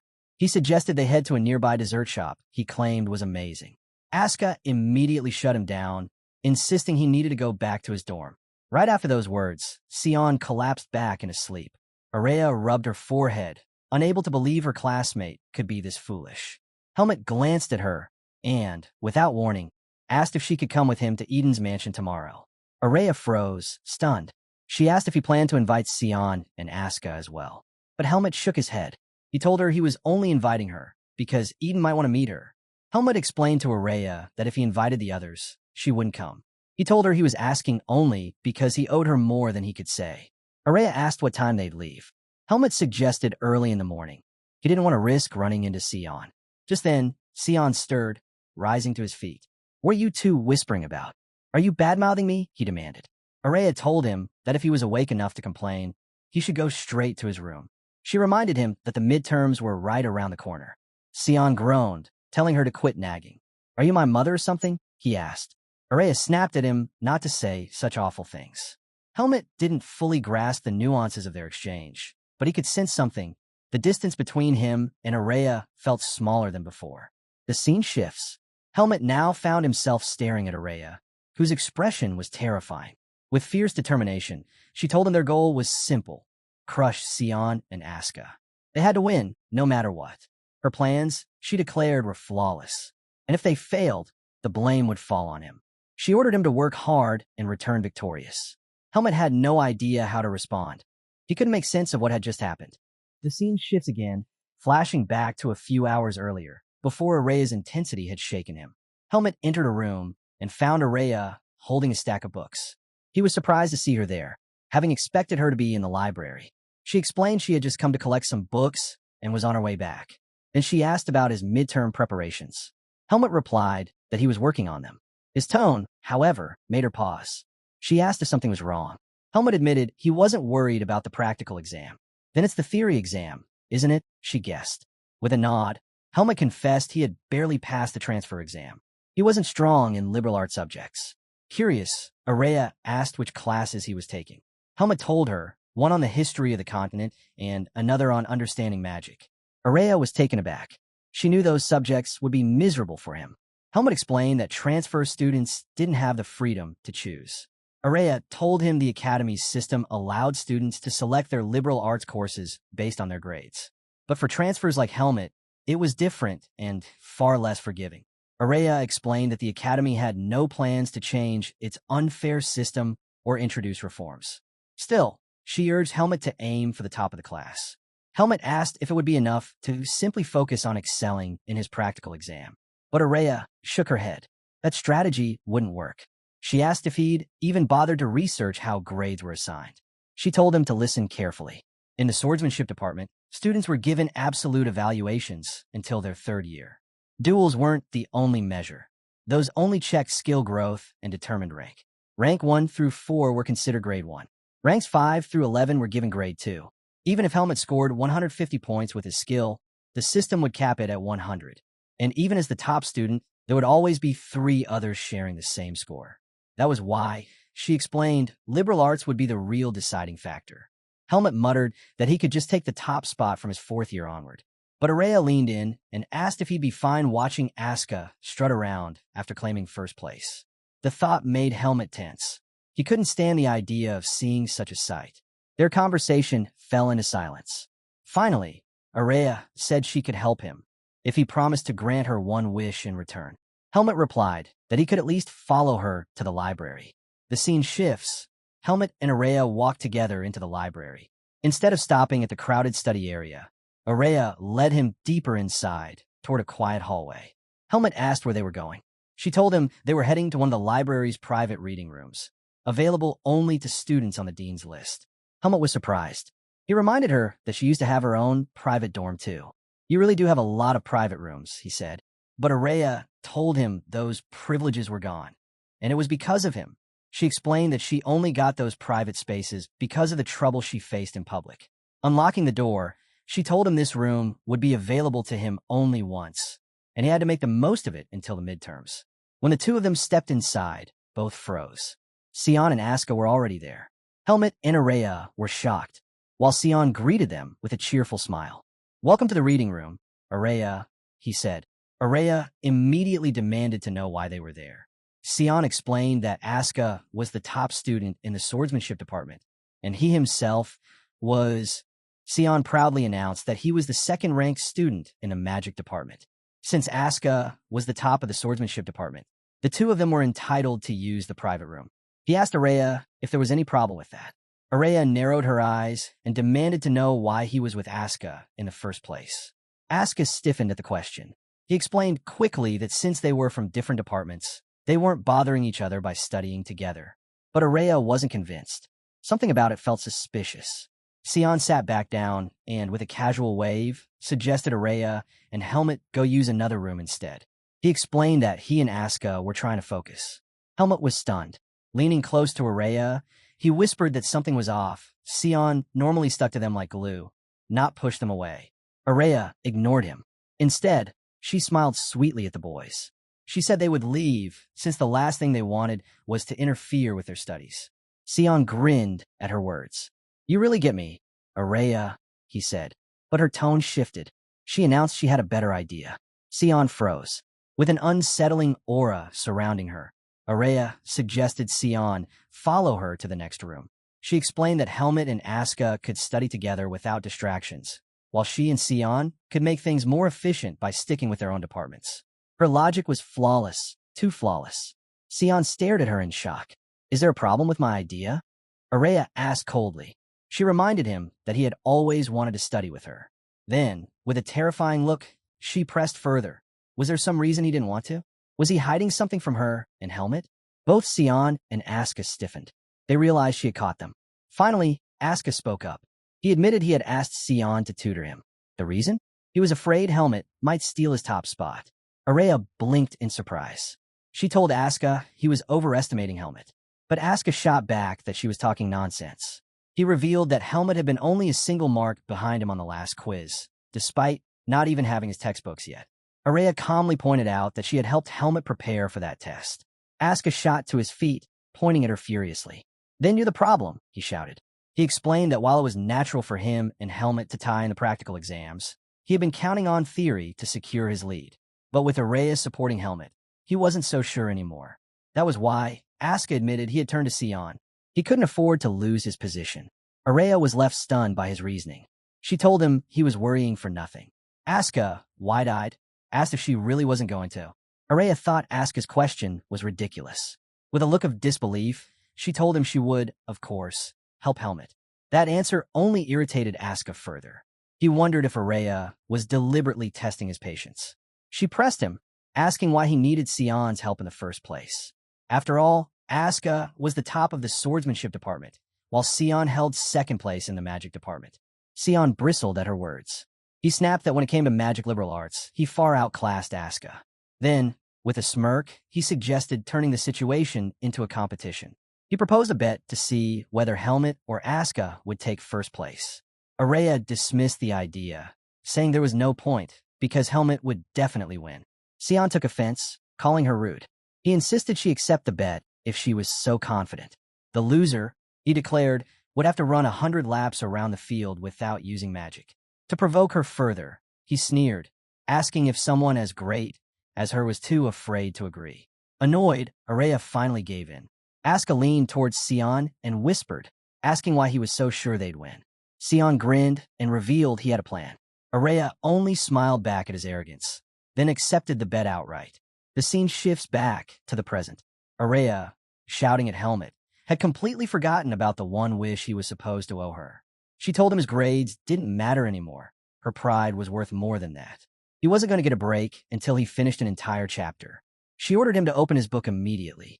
At the same table, Sion and Asuka exchanged glances. Neither could understand why Araya and Helmut were still in the same room as them. They had expected the pair to move next door. The scene shifts again. Heavy rain poured down over the academy. Sion stood by the window, surprised by the intensity of the downpour. But he wasn't the only one surprised. Araya, staring at Helmut's practice results, was completely shocked. She immediately realized she might be in trouble.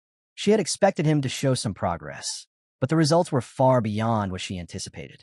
Asuka, spotting her expression, couldn't resist mocking her. He found it hilarious that even the great Araya looked disappointed. Araya found herself cornered. There was no backing out of the bet now. She pulled out Helmut's papers and began reviewing them. His objective answers were solid, but his descriptive ones left her furious. She held up one question. Differentiate between a normal mage and a dark mage, and explain the harm caused by dark mages. Helmut's written answer? Dark mages are evil creatures, and you should avoid running into them. Araya stared at him in disbelief. Where would someone even find a dark mage? And do you actually think this is a proper descriptive answer? Helmet, confused, defended himself. He thought his response was honest and straightforward. After all, she had told him to write his thoughts. That only made her angrier. I wanted your thoughts based on theory. Who would ever believe you wrote this from experience? Helmet's next words shocked her. He calmly said he had actually faced a dark mage. Of course, Araya assumed he was lying. At a loss for what to say, she lowered her head and rubbed her temples. Sion and Asuka rushed over, eager to see what Helmet had written to make her so mad. When Sion glanced at the essay, he chuckled. It was obvious. Helmet had never taken an essay exam before. For transfer students, tests were almost always objective. Asuka skimmed the paper and was stunned. The questions revealed Helmet was taking the Understanding Magic course. He demanded to know why Helmet would choose such a difficult subject. Sion answered for him. Transfer students didn't get to choose their liberal arts classes. Asuka was floored. He couldn't believe Helmet had been forced into such a nightmare subject. Shaking his head, he told Helmet to just give up on the bet this semester. Even with Araya teaching him, there was no way he could pass. The sharp crack of Araya's palm hitting the table cut through the air. Her eyes burned with fury. How dare you suggest he give up? She snapped. My student will not lose to someone like you. Asuka froze. Her expression was so intense, he couldn't even muster anger in return. Turning back to Helmet, Araya declared they would start over from scratch. She was going to teach him how to write descriptive answers properly. But Helmet hesitated. He reminded her that he still needed time to train.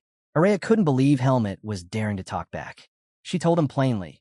He wasn't leaving the library until he got his answers right. The two groups carried on with their studies. At one point, Asuka and Sion brought snacks to share, disrupting the atmosphere.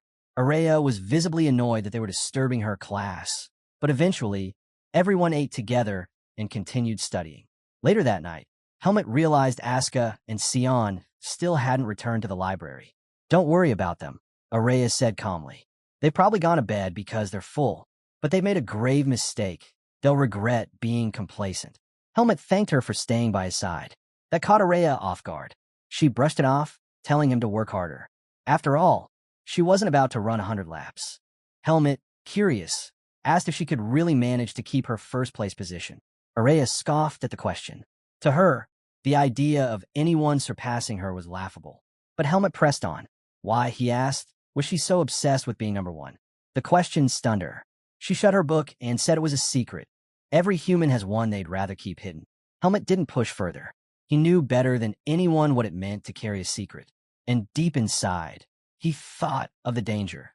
The day Araya might become an archmage and discover the seed of darkness within him. Deciding to let it go, he shifted back to studying. Araya asked if there were any principles he still didn't understand.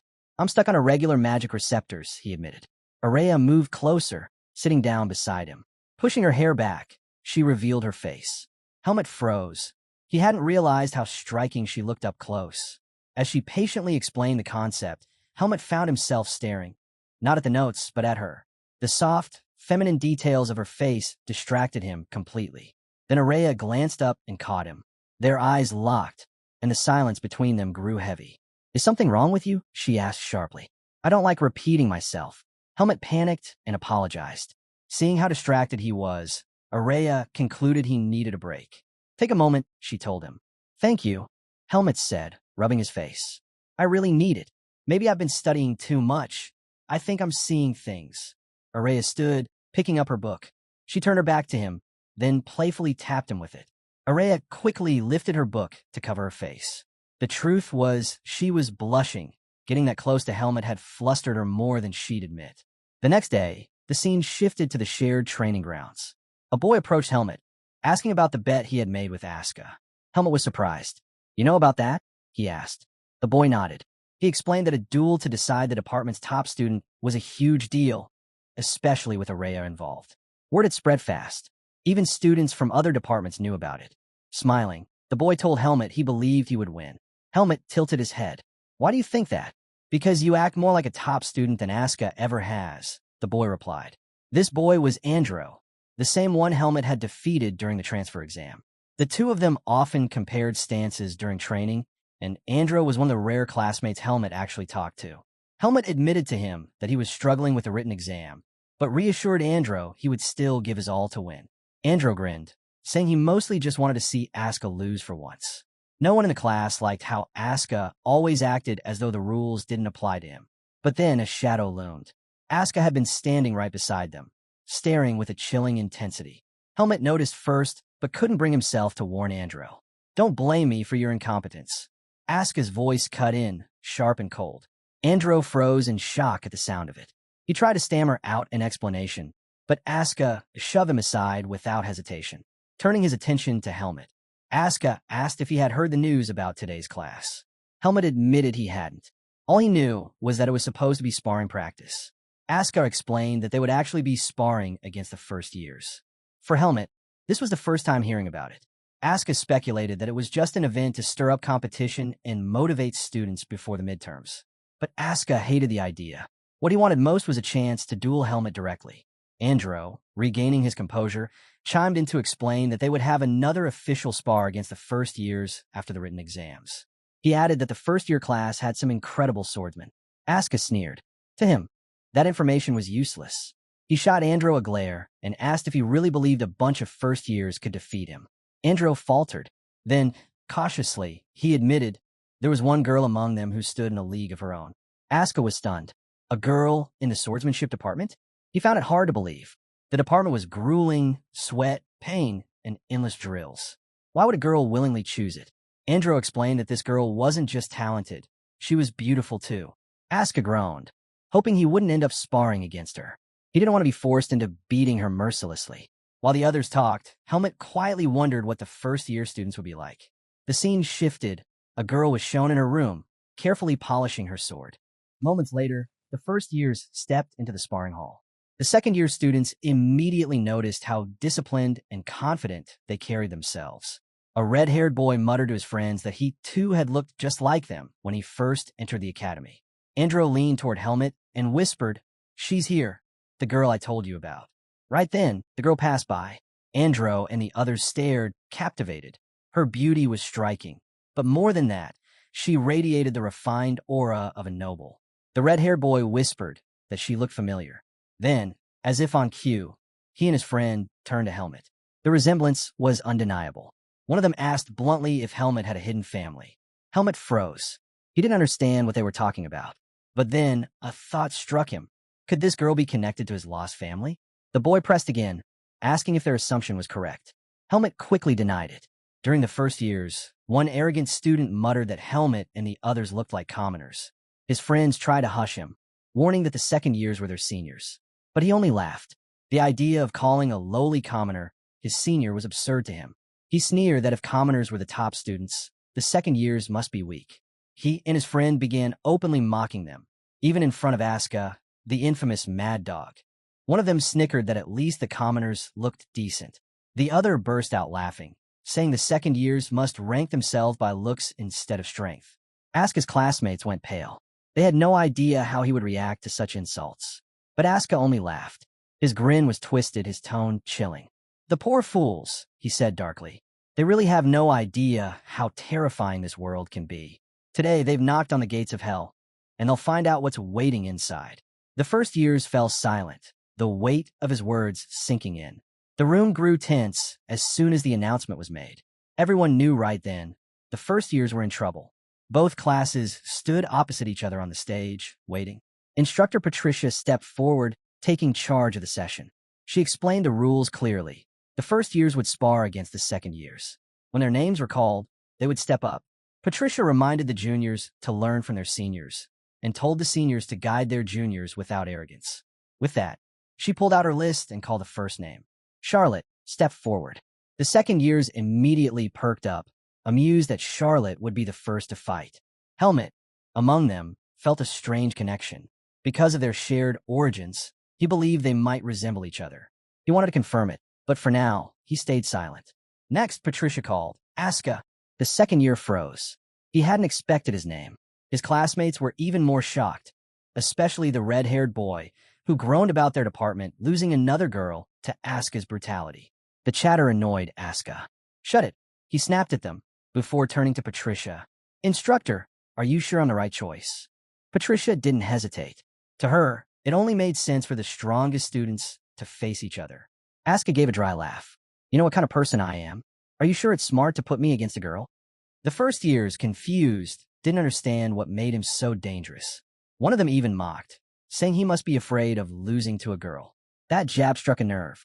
Seeing his temper rising, Patricia quickly ordered him onto the platform. With a scowl, Asuka grabbed his wooden sword and climbed up. Charlotte met his gaze. Don't hold back just because I'm a girl, she said firmly. Ridiculous, Asuka scoffed. Just don't cry when you get hit. Before the spar began, Patricia turned to Helmet. You'll fight next against Jeffrey. The moment Jeffrey's name was called, the second years all turned to look at him. To their surprise, the boy looked nothing like a weak first year. Broad-shouldered and steady, his presence carried the weight of a seasoned fighter. Helmet studied him closely, wondering if Jeffrey was already at their level. But his thoughts were cut short as Patricia gave the command. Asuka, Charlotte, begin. At once, Charlotte raised her wooden sword and took her stance. Asuka tightened his grip, ready for the clash. Asuka lowered into his stance, mirroring Charlotte. The sight caught him off guard. Why did you even join the swordsmanship department? He asked, curious. Charlotte hadn't expected such a question. To become stronger, she answered plainly. She admitted she had heard plenty about him, then firmly added, so don't hold back just because I'm a girl. Asuka smirked. Fine, I'll grant your wish. The next moment, the mad dog lunged forward, his strikes crashing down like hammers. Charlotte blocked what she could, but his relentless blows kept driving her back, leaving her no room to breathe. From the sidelines, the first-year nobles who had mocked Asuka earlier stood frozen. Their strongest student was being overwhelmed with ease. Charlotte's hands trembled from the force of each impact. The rumors about Asuka, she realized, hadn't even scratched the surface. The weight behind your strikes, it's insane, she admitted. But Asuka wasn't flattered. Resting his sword on his shoulder, he said flatly, I'm not even warmed up yet. Let's see how long you can last. Stay sharp. Charlotte steadied herself, raising her blade again with renewed focus. Then I won't be an easy opponent anymore. Asuka's reputation was well-earned. A second year of Greta Academy, his quick sword was infamous, so fast and unpredictable that even his classmates struggled to follow it. His technique and mastery of sword arts had secured his place at the very top of his department. He unleashed that quicksword now, but to his surprise, Charlotte met his strikes head-on. Blow after blow, she blocked and held her ground. For the first time, Asuka faltered in thought. He hadn't gone all out, but he hadn't expected her to keep up at all. Her focus was remarkable. From her movements, he could tell she had mastered her basics thoroughly. Amused, he shifted his grip and closed the gap. Suddenly, he was right in front of her. His blade cut toward her face in a swift arc. Charlotte's instincts kicked in. She ducked, the strike grazing past her. She immediately leapt back, putting distance between them again. Asuka paused, momentarily taken aback.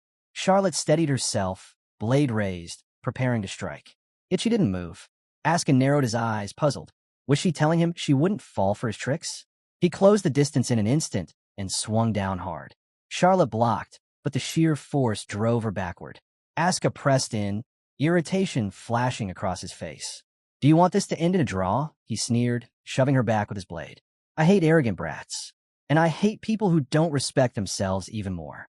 His voice grew harsher as he advanced. You gave up before the fight even started. Afraid to lose, aren't you? A noble shouldn't think like that. Are you not ashamed to believe you'll be defeated by a commoner? The words cut deeper than his strikes. The arena fell silent as Asuka's accusations rang out. Even Helmet and the second years were taken aback. This was the mad dog, yet what he said sounded painfully true. Asuka, I just wanted to learn, Charlotte admitted quietly. Then she smiled. But thank you. You've made me realize my mistake. This duel, it was the right choice. She shifted her stance, her sword lowering into a new, more disciplined posture. Give me another chance. Asuka noticed the difference immediately. Her form had changed, though he dismissed it with a scoff. A new stance won't save you. He charged, leaping high before crashing down with a crushing strike. Charlotte braced herself and blocked, her arms shaking but holding. In that brief moment, as his body hovered midair, she countered with a sudden thrust aimed at his head. Asuka twisted sharply, barely avoiding the blow as it cut through the space where his face had been. Landing hard, he retaliated without pause, his sword slashing toward her. Charlotte evaded by retreating, narrowly avoiding the strike. Steel clashed again and again as the two traded blow after blow, their swords colliding at terrifying speed. Each strike echoed across the stage, neither willing to give ground. And then Charlotte made her move.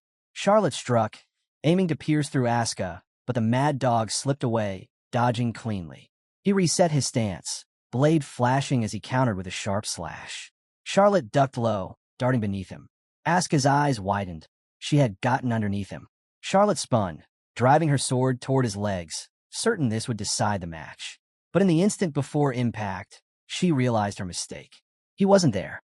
Asuka had leapt, anticipating her move. From above, his voice cut down coldly. Tense your shoulders. This next one will hurt. Charlotte barely had time to look up before he came crashing down. His legs pressed against her shoulders, forcing her down, and his blade slid neatly against her neck. Pinned, she froze. As expected, you're good, Asuka said calmly from above her. But your only problem, he smirked, is that your opponent is me. The first years erupted in disbelief. Their top student defeated. Patricia, smiling, raised her hand.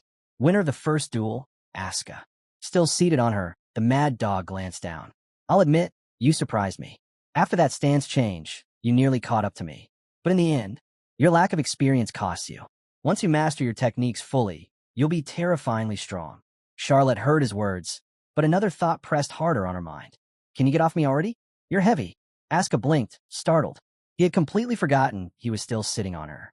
Embarrassed, he jumped off and muttered an apology. Don't worry about it, Charlotte replied, smiling softly. You're a lot nicer than I expected. The audience, however, wasn't so forgiving. Some of the first years booed loudly. Hey, mad dog, comfortable finning down a girl like that? Pervert. Asuka's temper flared instantly. Say that again. If you've got the guts, come fight me right now. While he barked at the hecklers, Charlotte scanned the crowd and spotted Helmet. She gave him a nod and a smile. He returned it with a firm nod of his own. As she stepped down, Patricia called out the next pairing. Helmet, Jeffrey, prepare yourselves. On her way past, Jeffrey stopped her cold with a sharp remark. You've embarrassed us. Losing to a lowly commoner. You've buried the reputation of the first years. Charlotte's eyes narrowed, her glare cutting into him. Fix your mindset, Jeffrey. Otherwise, you'll lose too. Talent and effort don't care whether someone's a noble or a commoner. Her words stung. Jeffrey rose, his expression hardening, and strode toward the stage. Jeffrey stepped forward, a confident smile on his face. I'll prove Charlotte wrong, he declared. The scene shifted. Memories of training with Andro flashed in Helmet's mind. Back then, Andro had posed a strange question. Helmet, what's more important, strength or technique? Which matters most in swordsmanship?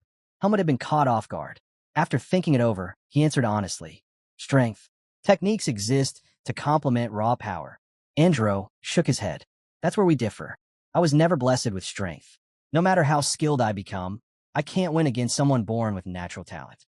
Life is unfair like that. Helmet frowned. You think too much about pointless things. Those words had stung Andro. He wanted sympathy, but Helmet gave none. You've never thought about it, have you? Andro pressed. Of course. He wasn't surprised when Helmet shook his head. Among all the second years, Helmet's strength and technique were unmatched. He didn't need to wrestle with such doubts. So Andro asked one last thing. What would you do if you faced someone stronger than you in pure strength? Helmet hadn't answered then, but now, standing across from Jeffrey, the question returned. The classroom grew tense as both students climbed onto the stage. Jeffrey's massive frame towered over Helmet, his sheer size casting a shadow. I'm glad I get to fight you, Jeffrey said with a grin. Helmet nodded calmly. The feeling's mutual. Jeffrey studied him with disbelief. Was this really the commoner from the rumors? To him, Helmet didn't look nearly strong enough to nearly kill someone. Compared to Asuka, Jeffrey believed this boy was nothing. Helmet, however, read the look in Jeffrey's eyes instantly. Arrogance. The disdain. To Jeffrey, the world was beneath his feet. Before they began, Patricia's voice cut through the silence. Helmet, don't cross the line. That warning made Asuka chuckle. He nudged the red-haired boy beside him. Weird, isn't it? Hearing someone else get the warning usually reserved for me. The red-haired student smirked. Maybe you should take that advice yourself and treat your peers better. The mad dog scoffed. Please, The only thing I'll treat you to is a beating. After that, I'll think about the rest. On stage, both fighters signaled their readiness. Patricia raised her hand. Begin. Jeffrey lunged immediately, swinging his sword down at Helmet. Helmet readied himself as Jeffrey's massive blade came crashing down. But just before it struck, a sharp instinct warned him, danger. He stepped back in an instant, narrowly dodging the strike. The sword slammed into the stage with explosive force, sending debris flying. Even Asuka and the red-haired boy felt the pressure ripple through the room. Helmet, however, remained calm. He wasn't surprised at all. Jeffrey smirked. Good judgment. If you'd blocked that, our wooden swords would have snapped in half. His grin widened. But don't think I'll let this match end with you just dodging. Helmet noted his strength. It was real. But strength alone meant little to him. He had fought countless opponents who relied on raw power. He was sick of it. Jeffrey charged again, launching a flurry of heavy strikes. Each swing carved through the air with frightening force. But Helmet weaved and slipped past them with ease. Frustrated, Jeffrey swung even harder, a massive arc aimed to crush him. Helmet ducked under, sliding to the opposite side without breaking a sweat. Stop dodging and fight me. Jeffrey roared, rushing once more. Helmet thought it was a waste of time. No matter how powerful an attack, it meant nothing if it never landed. And truthfully, he had no intention of laying a hand on Jeffrey. He had promised Eden he'd stay out of unnecessary trouble. But Jeffrey's stamina showed no signs of breaking. If this dragged on, it would only be a nuisance. Helmet decided it was time to end it. The audience, however, didn't understand. From their view, it looked like he was mocking Jeffrey, refusing to take the fight seriously. Even Asuka frowned, unsure of Helmet's plan. At last, Jeffrey paused, panting, his chest rising and falling. He realized the truth. So that's it. You're trying to wear me down. He chuckled bitterly. Never thought I'd learn something from a commoner. Straightening, his tone hardened with contempt. But don't forget, our starting lines aren't the same. I was born with this body. I was given the best education. You? A commoner who couldn't even afford a proper sword? You don't belong on this stage. His glare sharpened. That's why you're dodging, isn't it? Because deep down, you know you can't beat me. Helmet's eyes narrowed. Instead of anger, disappointment settled over him. Jeffrey's words revealed more than arrogance. They showed weakness. Helmet almost laughed. Was Jeffrey really trying to provoke him with something so shallow? He could see it clearly now. The giant wasn't trying to fight smart. He just didn't want the match dragged out. Then Jeffrey spoke again, his words like venom. Your swordsmanship shows it. You must have had a terrible teacher. That was the mistake. Helmet's eyes hardened instantly. The fool had just dug his own grave. Patricia's voice rang out, sharp with anger. Jeffrey, watch your manners. She turned to Helmet. Don't listen to him. Focus on the duel. If you fight with emotions, life will only get harder. But Helmet's gaze was already dead cold. He exhaled slowly. You've made it impossible for me to play along. In the blink of an eye, he moved. The distance between them vanished, and Jeffrey barely had time to react. Panicked, the giant swung wildly, but Helmet slipped past and struck his knee. Jeffrey staggered, stunned. Why aim for his legs? Before the thought could form, Helmet was already behind him. Another strike, again to the knee. Jeffrey whipped around, laughing. That's it? Those weak little taps? You'll never even scratch me. But mid-laugh, his face twisted. Something was wrong. His right leg buckled, crashing to the ground. What? He gasped. Helmet raised his sword.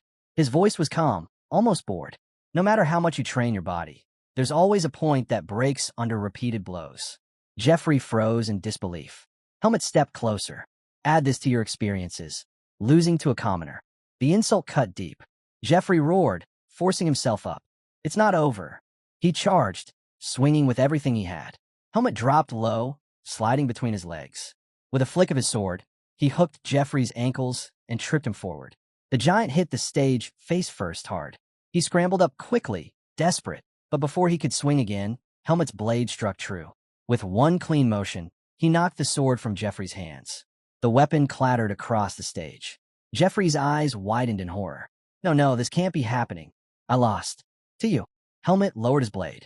His tone was even, cutting sharper than steel. I can't teach you much. I'm just a transfer student. But here's one lesson. Instead of wasting your breath insulting teachers, work on fixing yourself. The atmosphere shifted when Helmet spoke. Patricia sensed it immediately. Something was wrong. She raised her voice quickly. Helmet, stop. The duel is already over. Don't do anything reckless. But her warning came too late. Helmet's blade whipped across, striking Jeffrey hard on the neck. The giant collapsed unconscious. Gasps echoed across the room. The first years froze in shock, unable to believe what they had just witnessed. Patricia clenched her fists. She knew she had lost control of the moment. With no other choice, she announced, winner of the second duel. Helmet. The matches continued. On the stage, the red-haired boy, Benjamin, faced his opponent. With a confident grin, he won handily.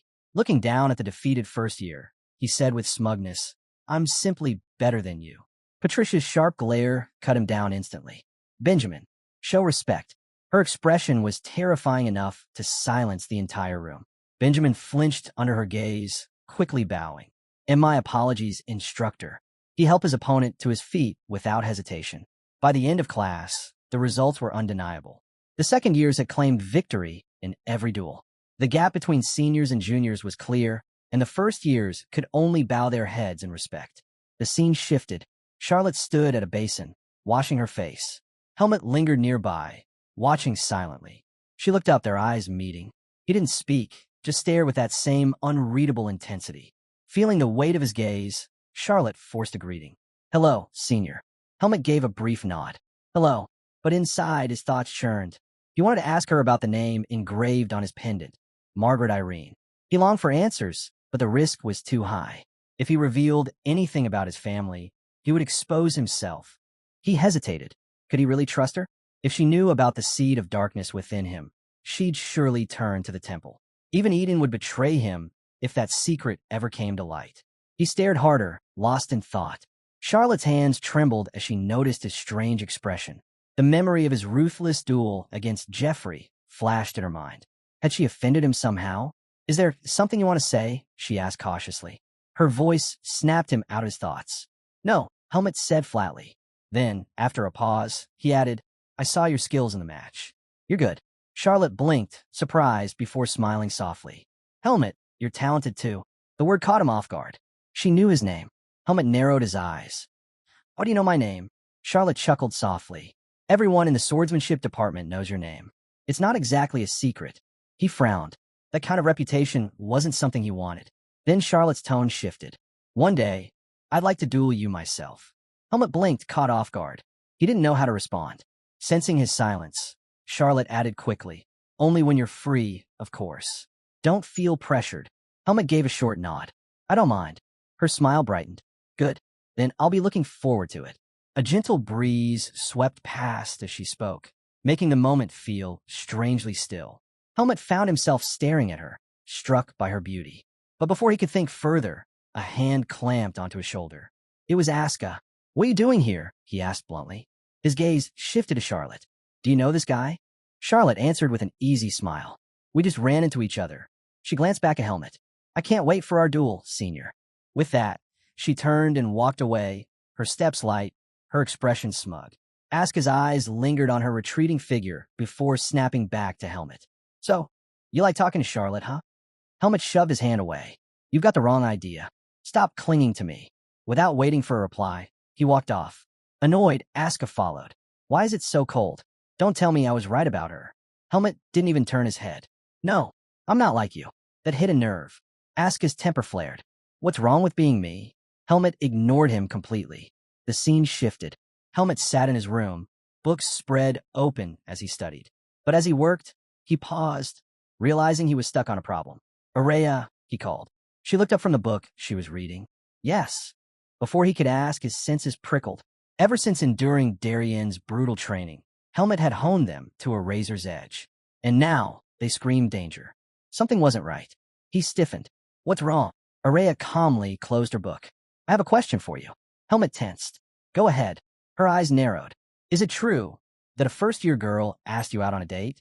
Helmet spat the water he had been drinking, choking in shock. Seeing his reaction, Araya's suspicion sharpened. So that is true. It's not. Helmet barked. That never happened. But Araya shook her head. The rumor's already all over campus. And I heard the girl is very pretty. Tell me, are you happy with your good fortune? Helmet frowned. So, are you angry about the rumor? Araya's eyes narrowed. Angry? No. He leaned back, sighing. The rumor isn't true. Charlotte only asked if we could duel when I'm free, nothing more. I could lie to others, but not to you. Araya studied him for a moment, then reopened her book. Fine, I'll trust your words. I shouldn't have wasted my time listening to something so ridiculous in the first place. But before Helmet could relax, she spoke again. Since you're my roommate and the closest person to me, I should warn you. Your guard is too low. She pointed directly at him. Never trust the words of any girl who approaches you. Most of them are only trying to get closer to me.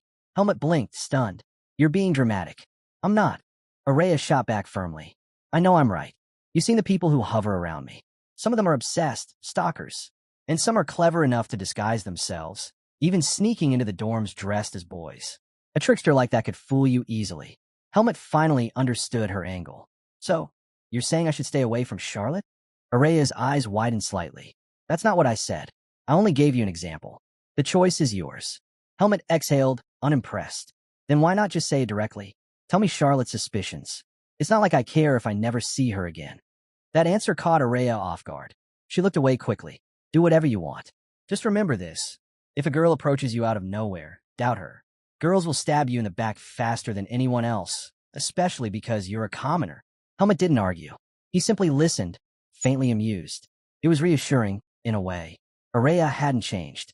What he didn't realize, though, was how blind he was to his own appeal. Helmet was far more attractive than he gave himself credit for, enough to catch the attention of plenty of girls. The scene shifted. Sion stood outside a restaurant, staring at the closed sign on the door. His expression twisted into pure despair before he dropped to his knees. No, he screamed dramatically. But this problem had started long before.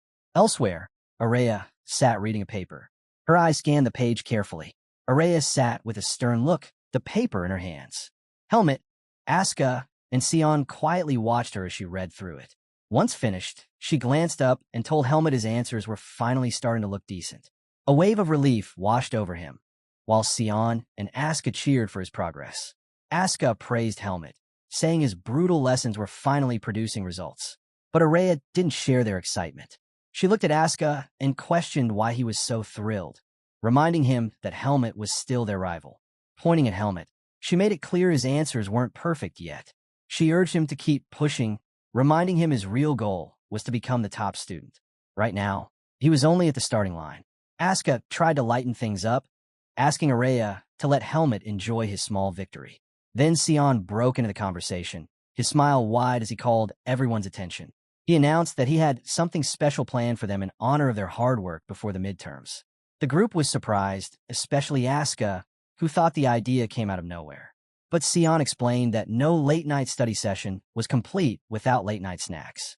He invited them all to join him at a famous Waffle House. Asuka was baffled. He asked how Sion could possibly manage to study when he was always sneaking off to eat. Sion brushed it off, saying no one could survive without bread, and promised they'd regret missing out. He teased them with details. Freshly baked waffles topped with sweet strawberry cream. Just a thought made Araya's mouth water, and she admitted she wouldn't mind going. Asuka hesitated, wondering if it was smart to go out so late and questioning whether any restaurants would even be open. But Sion reminded him that the nightlife in Badan City never slept. Most restaurants stayed open late just for students like them. Helmet was shocked to hear that. The scene shifted back to the present. Sion was on the ground, crushed. The event he had planned had completely fallen apart. He had dreamed of a fun group outing, and now it was gone. Araya calmly told him he could always go eat alone next time. But with tears streaming down his face, Sion confessed he couldn't bear doing something that lonely. Trying to salvage the night, Araya asked if he wanted to return to the dorm or try another restaurant. Wiping his eyes, Sion decided going back would be a waste. Instead, he insisted they head to a different spot nearby. Araya helped Sion back to his feet and told him to lead the way. Sion was caught off guard. He couldn't believe Araya wasn't protesting the sudden change of plans. He asked if she was really fine with it. The scene shifted to a restaurant. Inside, Asuka scanned the menu, only to freeze in shock at the price of sandwiches. Sion looked at him in disbelief, asking why he was acting broke and whether he didn't receive financial support. That's when Asuka revealed his family only covered his tuition. Sion was stunned. He hadn't expected things to be that bad. He asked why Asuka wasn't receiving a scholarship for being the top student. Then, just to get under his skin, Sion teased him about always bragging about his scholarship. Asuka took the bait immediately. He snapped back, declaring he'd show Sion exactly why he was a scholarship student. The two scuffled, Asuka yanking on Sion's hair, while the others looked on. Meanwhile, Araya shifted the topic, commenting that the restaurant was much cleaner than she had expected. Sion explained that it had to be spotless since most of the clientele were nobles. Any contamination could shut the place down instantly. Curious, he asked why Araya was always so fixated on cleanliness. She brushed him off, saying it was a ridiculous question. Mages, she explained, are sensitive to the tiniest particles, since even a speck of dust could ruin their experiments. She declared that Sion was the odd one out. Annoyed, Sion fired back, saying spirit magic was just as delicate. But Araya countered, claiming it was the spirits themselves who were overly sensitive. Their back and forth carried on, filling the table with sharp exchanges. Amid the bickering, Asuka turned to Helmet and asked if he had placed his order yet. Just then, a waiter arrived and set a plate down in front of Sion. He explained Sion's food had come first because it was a simple meal. Curious, Sion asked the others what they had ordered. Asuka casually replied that he had also chosen a basic option. Before the conversation could continue, the waiter placed Helmet's order on the table. The entire group froze. The sandwich in front of him was massive, far larger than anyone expected. The waiter introduced it as the Greta Swordsmanship Department Special. Everyone gawked at the sight, even Helmet himself. Asuka burst out laughing, demanding to know why Helmet would order something so ridiculous. He teased him, asking if he planned to carry the giant sandwich back to the dorm. Helmet quickly explained he'd only ordered it because it was labeled as a department special. Araya stared in disbelief, questioning whether the swordsmanship department had stomachs 5 times larger than normal. Sion chuckled and explained that the special was nothing more than a marketing trick to attract customers. Then, eyeing the enormous meal, he turned back to Helmet and asked if he... Sion leaned in toward Helmet and suggested they share the giant sandwich. Helmet agreed without hesitation. Just as the group was chatting, 2 familiar figures walked up to their table. It was Charlotte, her smile radiant, with Jeffrey standing beside her. Charlotte greeted her seniors warmly. Helmet greeted her back, though he couldn't recall Jeffrey's name. So he simply referred to him as the brutally strong guy. Jeffrey blinked in surprise before correcting him, introducing himself properly. Charlotte's eyes widened when she noticed Helmet had ordered the department special. She revealed that she and Jeffrey had also come to eat the very same thing. Asuka raised an eyebrow, shocked to see Charlotte arriving with Jeffrey. Charlotte quickly explained that Jeffrey wanted to place a bet on the massive sandwich. That stunned Asuka even more. He demanded to know why someone as towering as Jeffrey would gamble over food with a girl. He asked if Jeffrey didn't feel embarrassed by it. Charlotte frowned at the remark, snapping back to ask if Asuka was looking down on her. Confused, Asuka didn't get what she meant. But Charlotte made her point clear. She was a student of the swordsmanship department too, and students in her field ate just as much as they trained. She then turned to Helmet, asking for his thoughts. The question caught him off guard. When he noticed Sion about to cut the sandwich in half, he quickly smacked Sion's hand away, then sided with Charlotte's argument. Sion groaned in annoyance. Charlotte asked if she could join them at the table. But before she could settle in, Araya suddenly rose from her seat and walked over to her. The boys froze, unsure of what Araya was planning. Charlotte grew tense as Araya stopped in front of her, staring intently. Then Araya asked a sharp question, "Do you know me?" The entire table went silent. Helmet and the others exchanged confused looks, unable to guess what Araya was thinking. While everyone's attention was fixed on her, Sion quietly began cutting into the sandwich with his knife. The scene shifted, this time to the testing room, where instructors were observing a duel between Helmet and Charlotte. Helmet drove his wooden sword forward, forcing Charlotte back. He pressed his attack, stretching out his blade as he rushed in. But at the last second, Charlotte ducked, dodging his strike, and countered with an upward slash aimed at him. As her blade neared his face, Helmet reacted swiftly, kicking it clean out of her hand. Charlotte froze in shock, staring at her empty grip. Defeated, she clutched at her hand and admitted her loss. Instructor Patricia turned to Eden, silently asking for his opinion. With a nod from him, she commended the 2 students for their duel and told them to wait while the instructors deliberated on their grades. Helmet lowered his sword, accepted the instruction, and stepped back. Before leaving the room, he glanced at Charlotte, recalling their strange encounter at the restaurant. And with that, the scene drifted back once more to that very moment in the restaurant, when Araya had asked Charlotte if she recognized her. Charlotte blinked at Araya's question, surprised by it. She thought it was obvious. Of course, everyone knew the top student of the magic department. With a polite smile, she told Araya it was an honor to meet her. Araya didn't expect that response. Without another word, she turned back and returned to her seat. Helmut sat in confusion, wondering why Araya had even gotten up to introduce herself. Meanwhile, Charlotte felt her cheeks grow warm. She couldn't understand why she was acting so strangely. Watching this unfold, Sion smirked and muttered that none of them would ever get a girlfriend if they kept hanging around Araya. Asuka bristled instantly, clearly irritated by the jab. Helmut glanced upward and caught sight of Araya staring at him. But the moment their eyes met, she quickly looked away. That was all it took. Helmut understood her unspoken warning. He realized Araya was right. Charlotte might be trying to use him as a way to get closer to her. From that moment on, he decided to stay cautious. The scene shifted back to the test room. Helmut thought carefully about the situation. Even though Charlotte bore a resemblance to him, there was no solid evidence linking them as family. Revealing too much would only be reckless. He decided it was better to keep his distance.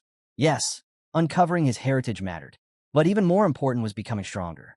Strength was what he needed to break through every obstacle in his path. The next scene opened with Asuka resting in a private room, muttering to himself. He was busy reassuring himself that he wouldn't be suspended for the rest of the semester. Just then, Helmut walked in and casually asked what would happen if he didn't get suspended. Asuka practically jumped out of his skin at the sound of his voice. He snapped, telling Helmut to at least make some noise before entering. After calming down, Asuka waved it off and told him to sit. He asked Helmut about his duel with Charlotte. Since Helmut had returned late, Asuka assumed the fight must have been tough. But Helmut shot him a cool, almost condescending look. He said the duel had ended quickly, and the real reason for his delay was the instructors scolding him for finishing it too fast. That smug look annoyed Asuka. He grumbled that Helmut was starting to act just like Araya. Still, his calm demeanor told Helmut that Asuka's own match had gone well. Without wasting time, Asuka urged Helmut to start studying. He reminded him that he couldn't afford to slack off, especially not when Araya had such high expectations for him. The moment he said it, Araya's voice came from behind, agreeing with him. Asuka jumped in fright, spinning around. He had no idea how she always managed to sneak up like that, and accused the two of trying to scare him. Ignoring him, Araya turned to Helmut and asked if his next subject was understanding of magic. Helmut nodded in confirmation. Araya set a textbook down and told Helmut she wanted to run one final check. Helmut hesitated. He thought it might not be smart for them to study together, especially since she still had her own exam. But Araya shook her head. She explained she'd already finished her test, and now her focus was on helping him. Before the session could begin, Asuka cut in, asking Araya about Sion. She frowned, not understanding why he would bring that up. She told him Sion was probably buried in his own studies. But Asuka just scoffed, claiming Sion had no sense of responsibility at all. While the two went back and forth, Helmut's mind started to wander. Araya noticed immediately. She told him to stop spacing out and get his textbook. Snapping back, Helmut quickly reached for his book. Still, she could tell something was bothering him. She asked him directly what was wrong. After a pause, Helmut asked if she really hated the idea of running 100 laps around the field. Araya admitted she despised it. Losing a bet was one of the things she hated most, and that was why she wanted their revision to be perfect. She reminded him that if he became the top student, it wasn't a bad deal for him either. Asuka leaned forward with a confident grin. He told Helmut to work hard, warning that beating him in the theory exam wouldn't be easy. Araya's patience snapped. She turned to Asuka and told him to leave, saying he was just getting in the way. That irritated him. He demanded to know if she thought she'd rented out the room. Araya calmly told him that she wasn't about to reveal her strategy to her rival before the battle. Asuka shot back that if she didn't like it, she and Helmut could leave instead. Helmut sat frozen, unsure what to do as the two of them continued bickering. Finally, Araya warned Asuka to walk out on his own before she threw him out. Asuka just smirked, told her to do her best, and finally left. Helmut sighed, realizing he'd never get any proper training done as long as those two were arguing. With the distraction gone, Araya handed Helmut a test. He focused hard and carefully answered each question. When she read through his work, she gave a small nod of approval. Helmut exhaled in relief, glad she was satisfied with his progress. The scene then shifted to a hall filled with students, all seated for their exam. The instructor at the front announced they had 2 hours to complete the test before giving them the order to begin. Helmut wasted no time diving in. But as he moved through the questions, something unusual caught his eye. One question asked him to explain what he would do if he accidentally acquired forbidden dark powers. One particular question on the exam unsettled Helmut.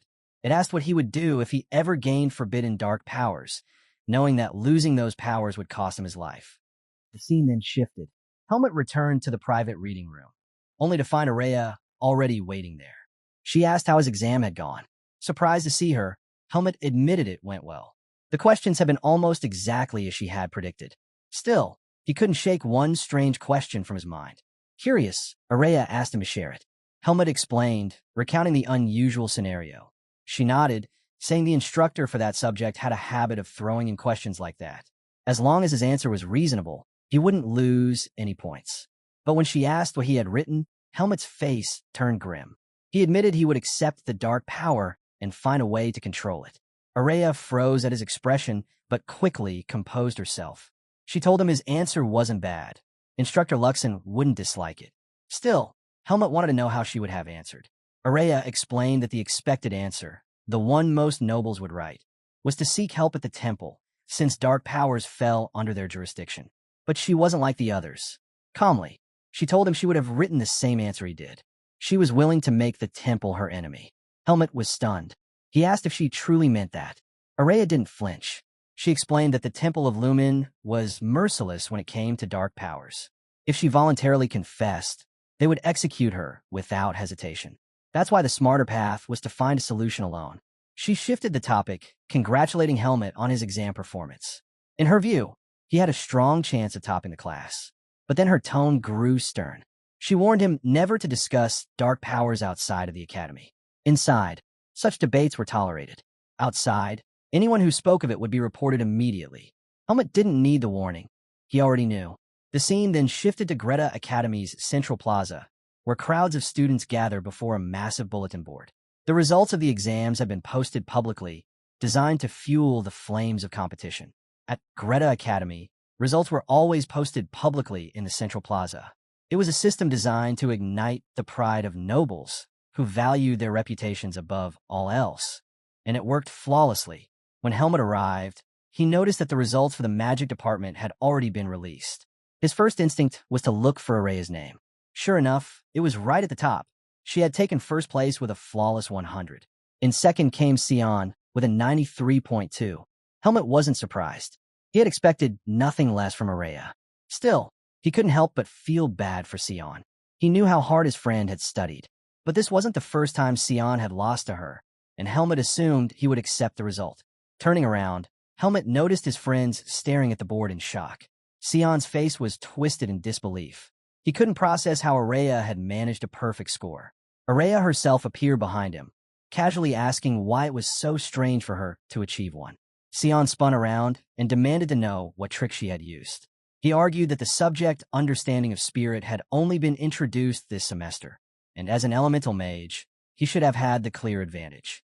Araya simply rested a hand on his shoulder. With a sharp, condescending tone, she told him that 3 months was more than enough time for her to master a single academy subject. That cut deep. Sion snapped. He couldn't believe she had outperformed him in his own field. Around them, several girls swarmed Araya, showering her with praise for her perfect score. Sion stood in silence, drowning in humiliation. He realized he had chosen the wrong rival. Shaking off the sting, he shifted his focus back to the bet. He reminded Araya that things weren't over. They still had to see who came out on top in their wager. Turning back to the board, his eyes widened. At the top of the next list was Helmut, with a score of 98. Asuka followed closely behind in second, with 97. Sion's hope collapsed completely. Meanwhile, Helmut stared at the board, stunned. He could hardly believe his effort had paid off. Araya noticed his dazed look and congratulated him warmly. He smiled back, thanking her. Just then, Asuka arrived at the plaza. His eyes darted to the board, and he froze. He had lost by a single point. 1. Araya turned to him, asking why he wasn't furious. To her surprise, Asuka admitted he just felt sad. Losing to Helmut stung, but he wasn't crushed by it.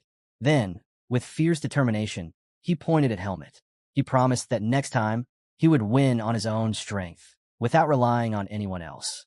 As Asuka was talking with Helmet, Sion suddenly grabbed him by the collar and accused him of being a traitor. He shouted that Asuka must have lost on purpose just to see him suffer the punishment. Annoyed, Asuka shook him off, denying it flatly. He reminded Sion that the bet had been his idea in the first place, and now he had no choice but to honor it. Dropping to his knees, Sion turned desperately to Helmet and Araya. He pleaded with them, insisting that 100 laps around the field would kill him. He begged them to cut it down. Helmet, unimpressed, told him that no human would die from running 100 laps. That only made Sion bristle more. He snapped back that unlike Helmet, he was just a normal human. Switching tactics, he turned to Araya. He reminded her that she was a mage too, with terrible stamina, and begged her to have mercy, 50 laps instead of 100. To his horror, Araya only smiled, amused by his desperation. Leaning close to his ear, she whispered that they weren't nearly close enough for her to show him any kindness. Then, with a sly look, she brought up his late-night snacking habits, pointing out that the full 100 laps would be perfect for getting him back in shape. Sion's face fell. Realizing his fate was sealed, he collapsed to the ground and wept. That night, the punishment began. Sion staggered around the field, cursing his friends as he forced himself to keep running. Helmet stood by, making sure he didn't give up. The scene shifted to the second-year students practicing swordsmanship. Benjamin gathered his classmates and made an announcement. They would have a camping class next week, held in the forest. Helmet and the others were caught off guard. Andro admitted he had never been camping before and asked Benjamin if he had ever done it himself. Benjamin was astonished. He quickly realized Andro's sheltered life as a noble explained everything. According to Benjamin, camping wasn't difficult at all. The real problem was finding a place to relieve yourself. With a straight face, he explained the risks: stepping on someone else's mess, or worse, getting in your hands while digging a pit. Andro and Asuka recoiled in disgust, their faces twisting at the thought. Benjamin kept going, warning them to bring proper shovels to avoid trouble. Then he added another tip: never stick your head out of your sleeping bag at night, unless you want to be swarmed by mosquitoes. Asuka narrowed his eyes, starting to think Benjamin was just trying to scare them. Asuka narrowed his eyes, suspecting Benjamin was just trying to scare them. Then he remembered Helmet used to be a mercenary. Turning to him, he asked if camping was really that frightening. Helmet raised a brow at the question and asked if Asuka had never camped before. The Mad Dog explained that he had, but only while traveling to and from Badan City. He had never experienced camping deep in the mountains. Helmet reassured him there was nothing to worry about. Mosquitoes could be handled with incense, and as for the poo problem, it was easy enough to spot and avoid. But instead of easing his nerves, Asuka grew more irritated. He complained that Helmet was just making him feel worse by pointing out the obvious. Still, he admitted it was best to be well prepared. He then suggested they head to the market over the weekend to stock up on supplies, asking Helmet to come along. Helmet agreed. The scene shifted to a bustling market. Once there, Asuka quickly realized he had no idea what they were supposed to buy. Standing beside them was Sion. Irritated, Asuka demanded to know why he had tagged along. Sion just grinned, saying he naturally followed them like air. Helmet cut in, asking if Sion had recovered from the punishment run. At that, sweat broke out on Sion's forehead. He claimed he had used high-quality healing magic and fully recovered after resting for a few days. But Helmet knew the truth. On the night of the bet, Sion had pulled a trick, summoning his spirit of darkness to shape-shift into him and finish the laps. In reality, Sion had only completed 50. Helmet hadn't exposed him, though. He thought the stunt was impressive enough to let slide. Shaking off the memory, Asuka said their first priority should be finding insect repellent. The boys headed toward a shop selling scented candles. Asuka explained that the candles would drive the bugs away. Helmet agreed, adding that it was especially useful while eating in the forest. He reminded Asuka to choose candles that weren't too strong, since the smell might ruin their meals. Then Helmet mentioned another necessity: a good lamp. He explained that the hills grew pitch dark at night, but he cautioned against buying one that was too bright, since that could attract predators. Instead, it needed to shine just enough to light the path ahead. Asuka listened carefully, weighing his advice. Asuka was stunned by how detailed Helmet's knowledge was.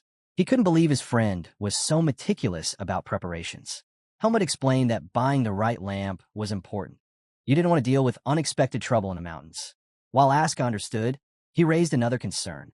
If the lamp tipped over while they slept, it could cause a bushfire. At that, Sion pulled out a scroll and handed it over with a grin. He explained that it was a bushfire extinguishing magic scroll. Once activated, it created a vacuum that would immediately snuff out any flames. Asuka's eyes widened in surprise. He didn't know such a thing even existed. Then, in classic Asuka fashion, he muttered that the scroll could easily be used to kill someone. The mood shifted instantly. Sion frowned, telling him that normal people didn't think of such things. He made it clear he had no interest in being tied to murder and asked Asuka not to drag him into it. The two moved on to browse more items.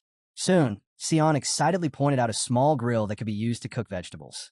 He boasted about how portable it was. Asuka, forgetting the purpose of the trip, stared at it, wondering if he should actually buy one. Helmut watched silently, realizing his friend was preparing for a picnic, not a camping class. Deciding to handle things himself, Helmut told Asuka he was going to look for gloves. Asuka waved him off distractedly, telling him to go ahead. As Helmut walked through the stalls, a thought hit him. The camping class would be held outside the city. That meant he couldn't afford to lower his guard, not with the Blackhawks still out there. He doubted they would attack in a place crowded with academy instructors and students, but caution was always better. After all, Asuka himself had been attacked once. Still, Helmut was tired of living under that shadow. He decided that once he became stronger, he would confront the organization directly and end things on his own terms. Lost in thought, he wandered until something caught his eye. A man stood nearby, spinning sugar into a strange, fluffy treat with a machine. He called out to passers-by, asking them to buy the unique dessert of Badan. A curious girl stepped forward and purchased one. Helmut froze, staring. The thing looked like a cloud on a stick. He had never seen anything like it before. It was his first time encountering cotton candy. The girl noticed his curiosity and approached him. With a cheerful smile, she explained that cotton candy was made by melting sugar and pulling the thin strands of melted sugar onto a stick. The girl told Helmut that sometimes technology can be even more fascinating than magic. Her words caught him off guard. The blonde girl with striking red eyes leaned closer and asked if he remembered her from their magic theory class. Helmut shook his head. He didn't recognize her at all. Curious, he asked who she was. The girl seemed surprised, but not completely shocked. She explained that they were classmates, though she had already guessed Helmut wouldn't know her. After all, he always kept to himself and showed little interest in others. Finally, she introduced herself as Teresa and admitted openly that she was interested in him. She asked if he could spare her some of his time. At that moment, Araya's warning flashed in Helmut's mind. She had told him before that girls who approached him out of nowhere were only trying to use him as a bridge to get closer to her. Remembering those words, Helmut turned away. He told Teresa he wasn't alone and needed to leave. Teresa, confused by his coldness, begged him to wait. But Helmut cut her off, saying if she truly wanted something, she should speak to Araya instead. That shocked her. Only then did Teresa realize what Araya had warned him about. Most people clung to Helmut just to reach her. But Teresa swore her interest was only in him. She reached out her hand, wanting to touch him, when suddenly, Araya appeared right in front of her. Helmut froze at the sight of the mage.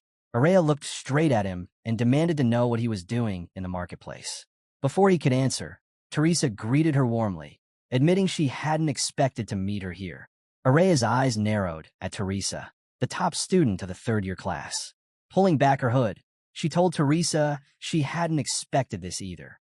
Teresa smiled and explained she had only wanted to talk with her roommate. But Araya's tone stayed sharp as she asked whether Teresa had business with her. When Araya lowered her hood, her face carried a striking, almost masculine charm.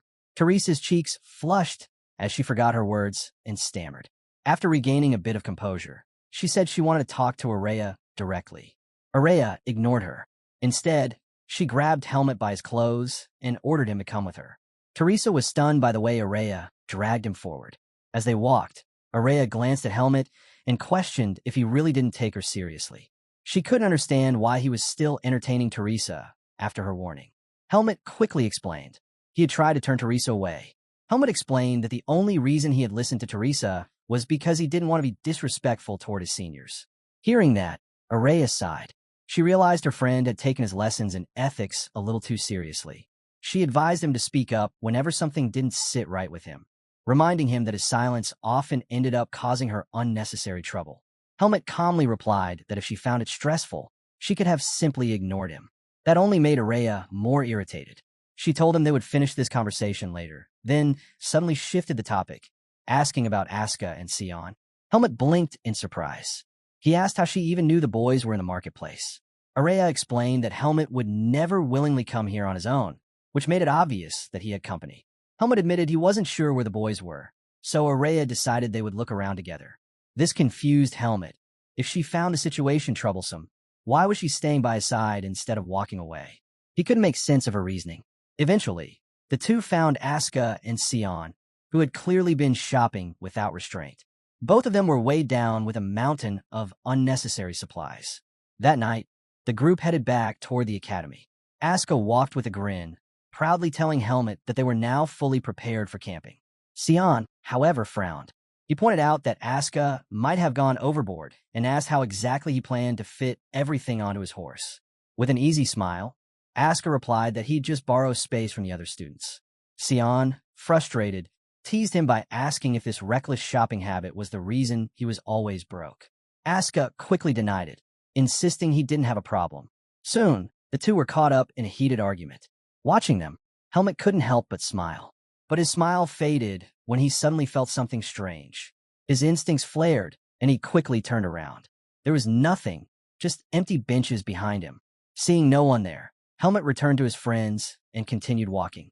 Still, his senses stayed sharp. Helmet was always on guard, no matter where he was. But this time, even he didn't see what was coming. The moment he stepped forward, a figure emerged. A man appeared, sitting casually on one of the benches. His red hair glowed faintly beneath the night sky, and a grotesque mask covered his face. Helmet, who could sense almost anything, had no idea that his life as an academy student was about to reach its end. Shifting to Anton and his assistant. Both were kneeling before a heavy door. Inside, a voice demanded to know who was there. Anton introduced himself nervously as the branch manager. The sound of footsteps grew closer, and Anton's heart tightened with unease. When a manager raised his head, there was nothing before him. But before Anton or Chromo could react, the figure appeared inside the office without warning. Anton's eyes widened. It was the same man who had been watching Helmet from the bench. The man ordered Anton to keep speaking. The branch manager froze, choosing his words carefully. He couldn't afford to say anything foolish in front of this figure. This was no ordinary man. He was one of the most powerful forces within their organization, a member of the Hawkeye. His name was Pichot, the entertainer. Anton quickly presented a stack of papers. He explained that their branch had been struggling to eliminate Helmet and asked Pichot to review the boy's information. As Pichot flipped through the papers, he frowned. Something wasn't right. According to the records, Helmet was a rank 2 mercenary, a member of the Face Mercenary Corps, and a second-year student at Greta Academy. Pichot questioned whether the academy even had an instructor capable of training someone like Helmet. Anton replied that Helmet didn't need the academy at all. He believed Helmet was simply using the school as a cover. He added that Eden Kudrow, a powerful noble of Badan, seemed to be backing Helmet. Pichot asked about Helmet's history as a mercenary. Anton admitted he had found nothing. The only record began when Helmet suddenly joined the Face Mercenary Corps by coincidence. That explanation only deepened Pichot's suspicion. He tapped the paper with his nail, then slowly shredded it to pieces. A boy with no past, yet skilled enough to be a rank 2 mercenary while posing as a student. Pichot muttered that he had never encountered someone with such a suspicious identity. Anton's heart sank. He nervously asked whether their branch had tangled with the wrong person. Pichot stabbed the paper with his finger. Calmly, he assured Anton that the Blackhawk had never once crossed a target above their reach. The dead cannot speak, he added coldly. And if a corpse vanishes, it means that person never existed at all. He declared that Helmet would be erased. Anton was stunned, but Pichot was already planning his hunt. The scene shifted. Students were gathered, preparing their horses for the journey. Amidst the bustle, Instructor Allen held up a bottle of wine. He blinked in surprise. It was a 32-year-old Marine vintage, a rarity nearly impossible to obtain. Smiling faintly, Allen told the student he had taken it from that he would be sure to savor it with the right meal. The boy pleaded with Instructor Allen not to drink the wine. He explained that he had saved his pocket money just to buy it. But Allen shook his head. He reminded the student they were heading out for training, not a picnic. He had already warned them not to bring useless items on the trip. In desperation, the boy pointed at Asuka, claiming Asuka looked more like he was going on a picnic than anyone else. The mad dog scowled at being exposed. He snapped back that everything he carried was essential. Unmoved, Alan gave Aska 10 minutes to decide what he truly needed. He explained that carrying too much weight would only slow down his horse. Aska was stunned. He argued that every single item in his pack was necessary. But Alan cut him off. Light luggage, he said, was the key to proper camping. Annoyed but with no choice, Aska finally agreed to obey. Once everyone had finished repacking, the group mounted up and began their journey. As they passed through the city gates, Helmut looked around quietly. It had been a long time since he'd stepped outside of Badan. The air beyond the walls felt different to him, lighter, freer. Aska soon noticed Helmut's horse. He immediately pointed out that it looked far superior to the others, no doubt because a noble was backing him. Curious, he asked Helmut what breed it was, but Helmut admitted he didn't know. He simply added that Aska's horse also looked good. The mad dog narrowed his eyes, sensing that Helmut wasn't being serious. He reminded him there was a clear difference between the two horses. Then he asked a question that caught Helmut off guard. What was his horse's name? Helmut tilted his head. Did a horse even need a name? Aska was taken aback. He called him the heartless rascal and explained that for a swordsman, a horse wasn't just an animal. It was a partner that stayed by their side for years. That was why most swordsmen named their horses. He urged Helmut to name his on the spot. After a moment of thought, Helmut noticed the horse's bluish mane. Calmly, he decided to name it Aska. The mad dog's jaw dropped. He demanded Helmut change the name immediately. Helmut simply asked why it mattered. Aska gritted his teeth and said if Helmut insisted on giving a human name, he should at least call it Araya. Helmut shook his head. Araya, he said, didn't resemble a horse at all. Aska exploded with frustration, shouting back, "Then do I look like a horse to you?" After traveling the whole day, the group finally reached their campsite. Instructor Patricia stepped forward, instructing the students to take a rest. She ordered them to unload their luggage and remove the saddles. Patricia told the students that once they finished unloading, she would share the schedule with them. Aska dropped onto the ground, exhausted. He couldn't believe it had taken an entire day just to reach the campsite. Muttering to himself, he wondered how far they had actually traveled from the city. Before leaving, Helmut had already been briefed about the plan. On the first day, they would rest and enjoy a barbecue. On the second day, a hunting competition would take place. And on the third day, they would carry out a group activity. Helmut was relieved. Nothing unusual had happened on the way to the camp. He hoped it meant the Black Hawks weren't nearby. Still, he knew the most dangerous time would likely be during the group activity. That would be the perfect chance to target him. Determined, he reminded himself to stay alert through the entire trip.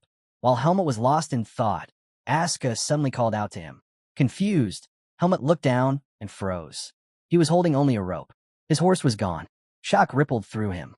He was certain he had been holding the reins the entire time. But the rope in his hand had been sliced cleanly by something sharp. Helmut's thoughts raced.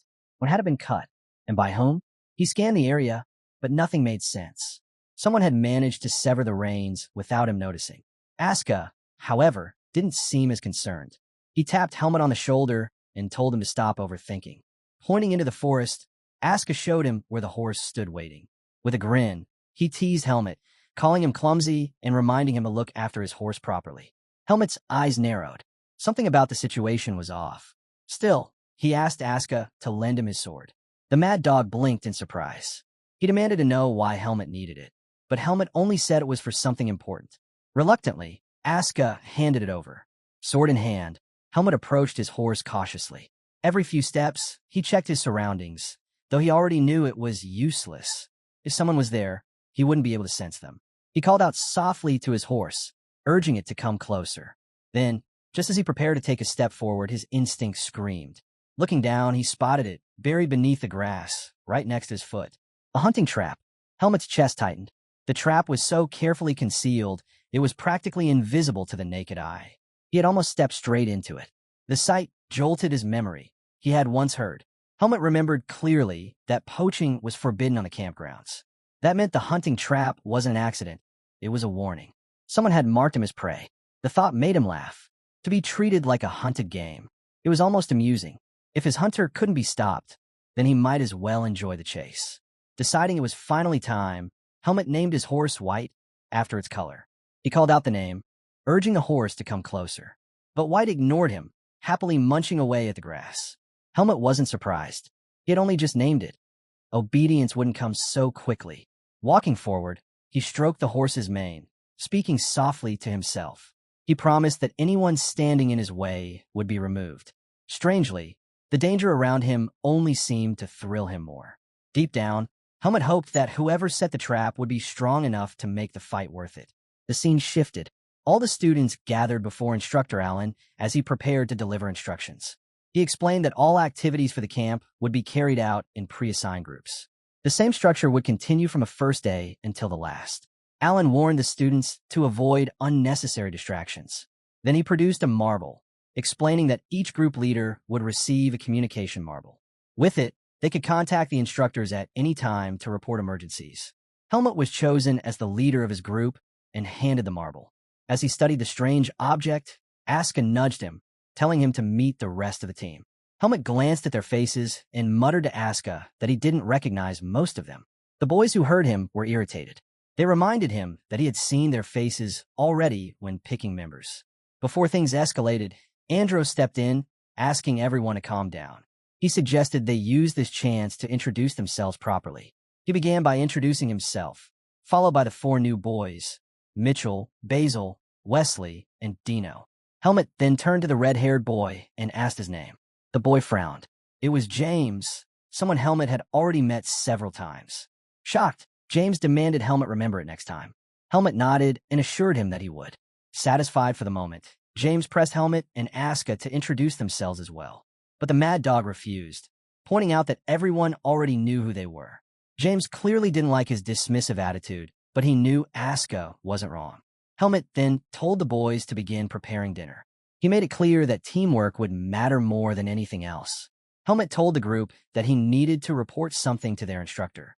Asuka frowned, confused why Helmet would have anything to say so soon after camp had begun. He asked what it was about. Helmet explained quietly that he had discovered a trap in the forest when retrieving his horse. Asuka's eyes widened. He reminded Helmet that setting traps was strictly forbidden on campgrounds. Then he guessed that Helmet's sour mood earlier had been because of this. Determined, Asuka insisted on accompanying him to check it out.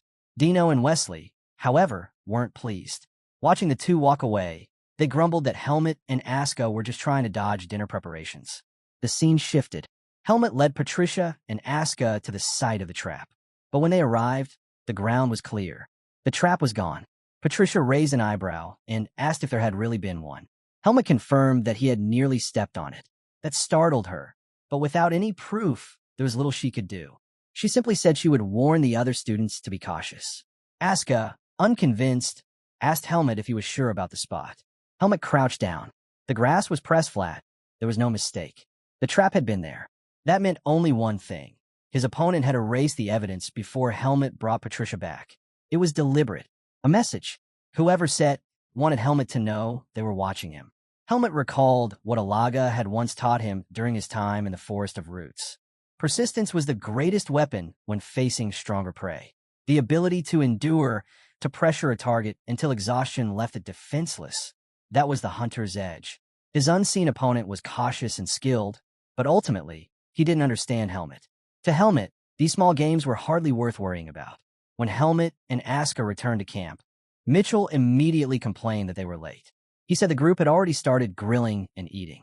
But when Helmet and Asuka looked at what Mitchell had cooked, their faces stiffened. The meat looked like burnt coals. Shaking his head, Asuka took over. He grilled the rest of the meat himself, and then showed the boys what properly cooked meat was supposed to look like. Basil and Mitchell stared in disbelief.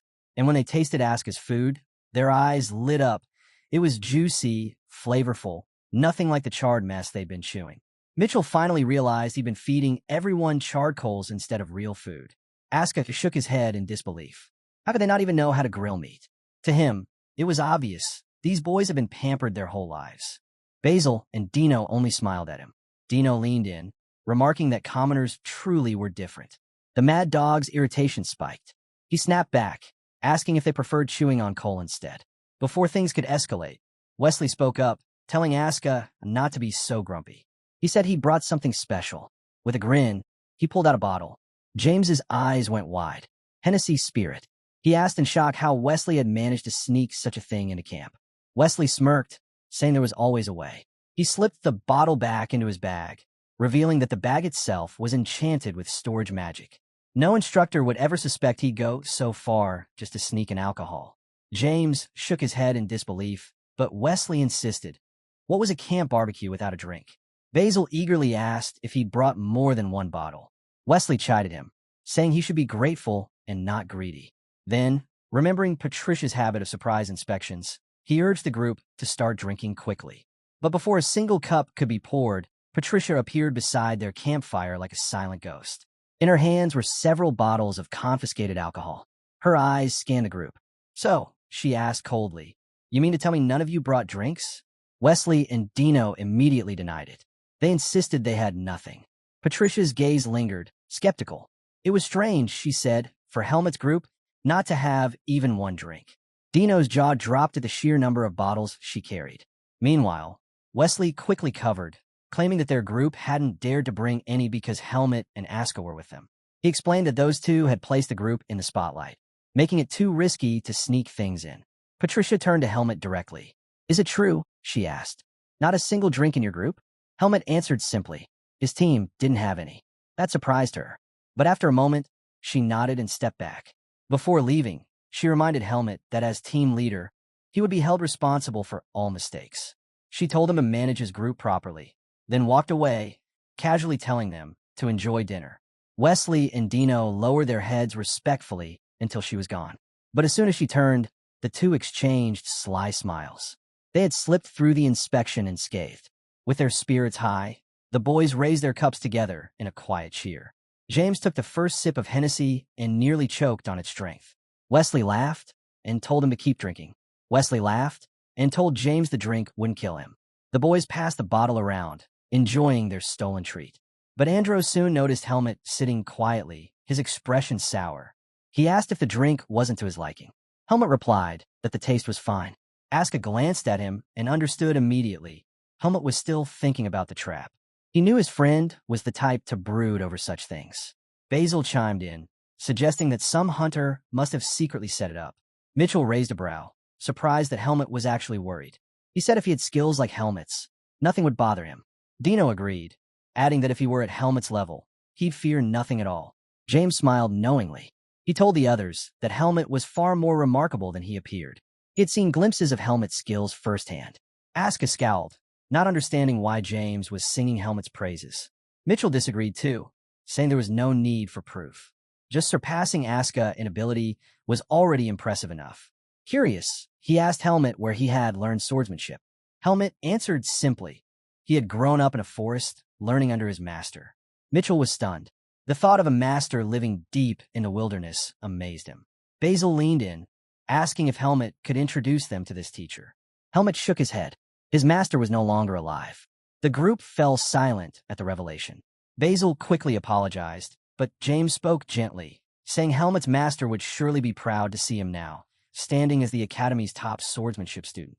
Helmut smiled faintly at those words. Sensing the heavy mood, Wesley quickly raised the bottle. He urged them to stop dwelling on depressing topics and focus on drinking instead. They had to finish and clean up before anyone caught them. Helmut appreciated the gesture. Watching the laughter return, he realized something. Humans bonded over drinks. And that, too, was a kind of strength. Later, when the group finally drifted into sleep, Helmut rose quietly. Aska, clearly drunk, cracked one eye open and asked where he was going. Helmut replied that he needed to throw up. With a groggy laugh, the mad dog told him to walk as far away as possible. Helmut slipped into the forest. But unlike the others, he wasn't drunk at all. He had discovered a way to neutralize alcohol completely. Alone among the trees, he knew his opponent was still watching. He wondered if this would be the moment they struck, or if they would remain hidden. Carefully, Helmut spread his senses outward. The silence pressed in. His unseen enemy was cautious. Helmut was impressed by how cautious his unseen opponent was. As he scanned the area, his eyes caught sight of a small cottage tucked away in the forest. He quickly realized this must be where the campsite manager lived. Curious, Helmut approached the cottage and knocked on the door. At once, a lamp flickered inside. Moments later, an old man opened the door. One look at Helmut's clothes, and the man correctly guessed he was a student of Greta Academy. Helmut nodded and explained that he needed a favor. He told the manager that he had discovered a hunting trap in the forest. Concerned for the safety of the students, he asked if the patrols could be increased. The old man's expression stiffened. He seemed surprised, even uneasy, at the mention of a trap. He told Helmet that anyone who dared set a trap in Petica Forest would face a heavy fine. Helmet, however, was firm. He insisted he wasn't mistaken. As a swordsman, his eyes and senses were sharp enough to detect such things.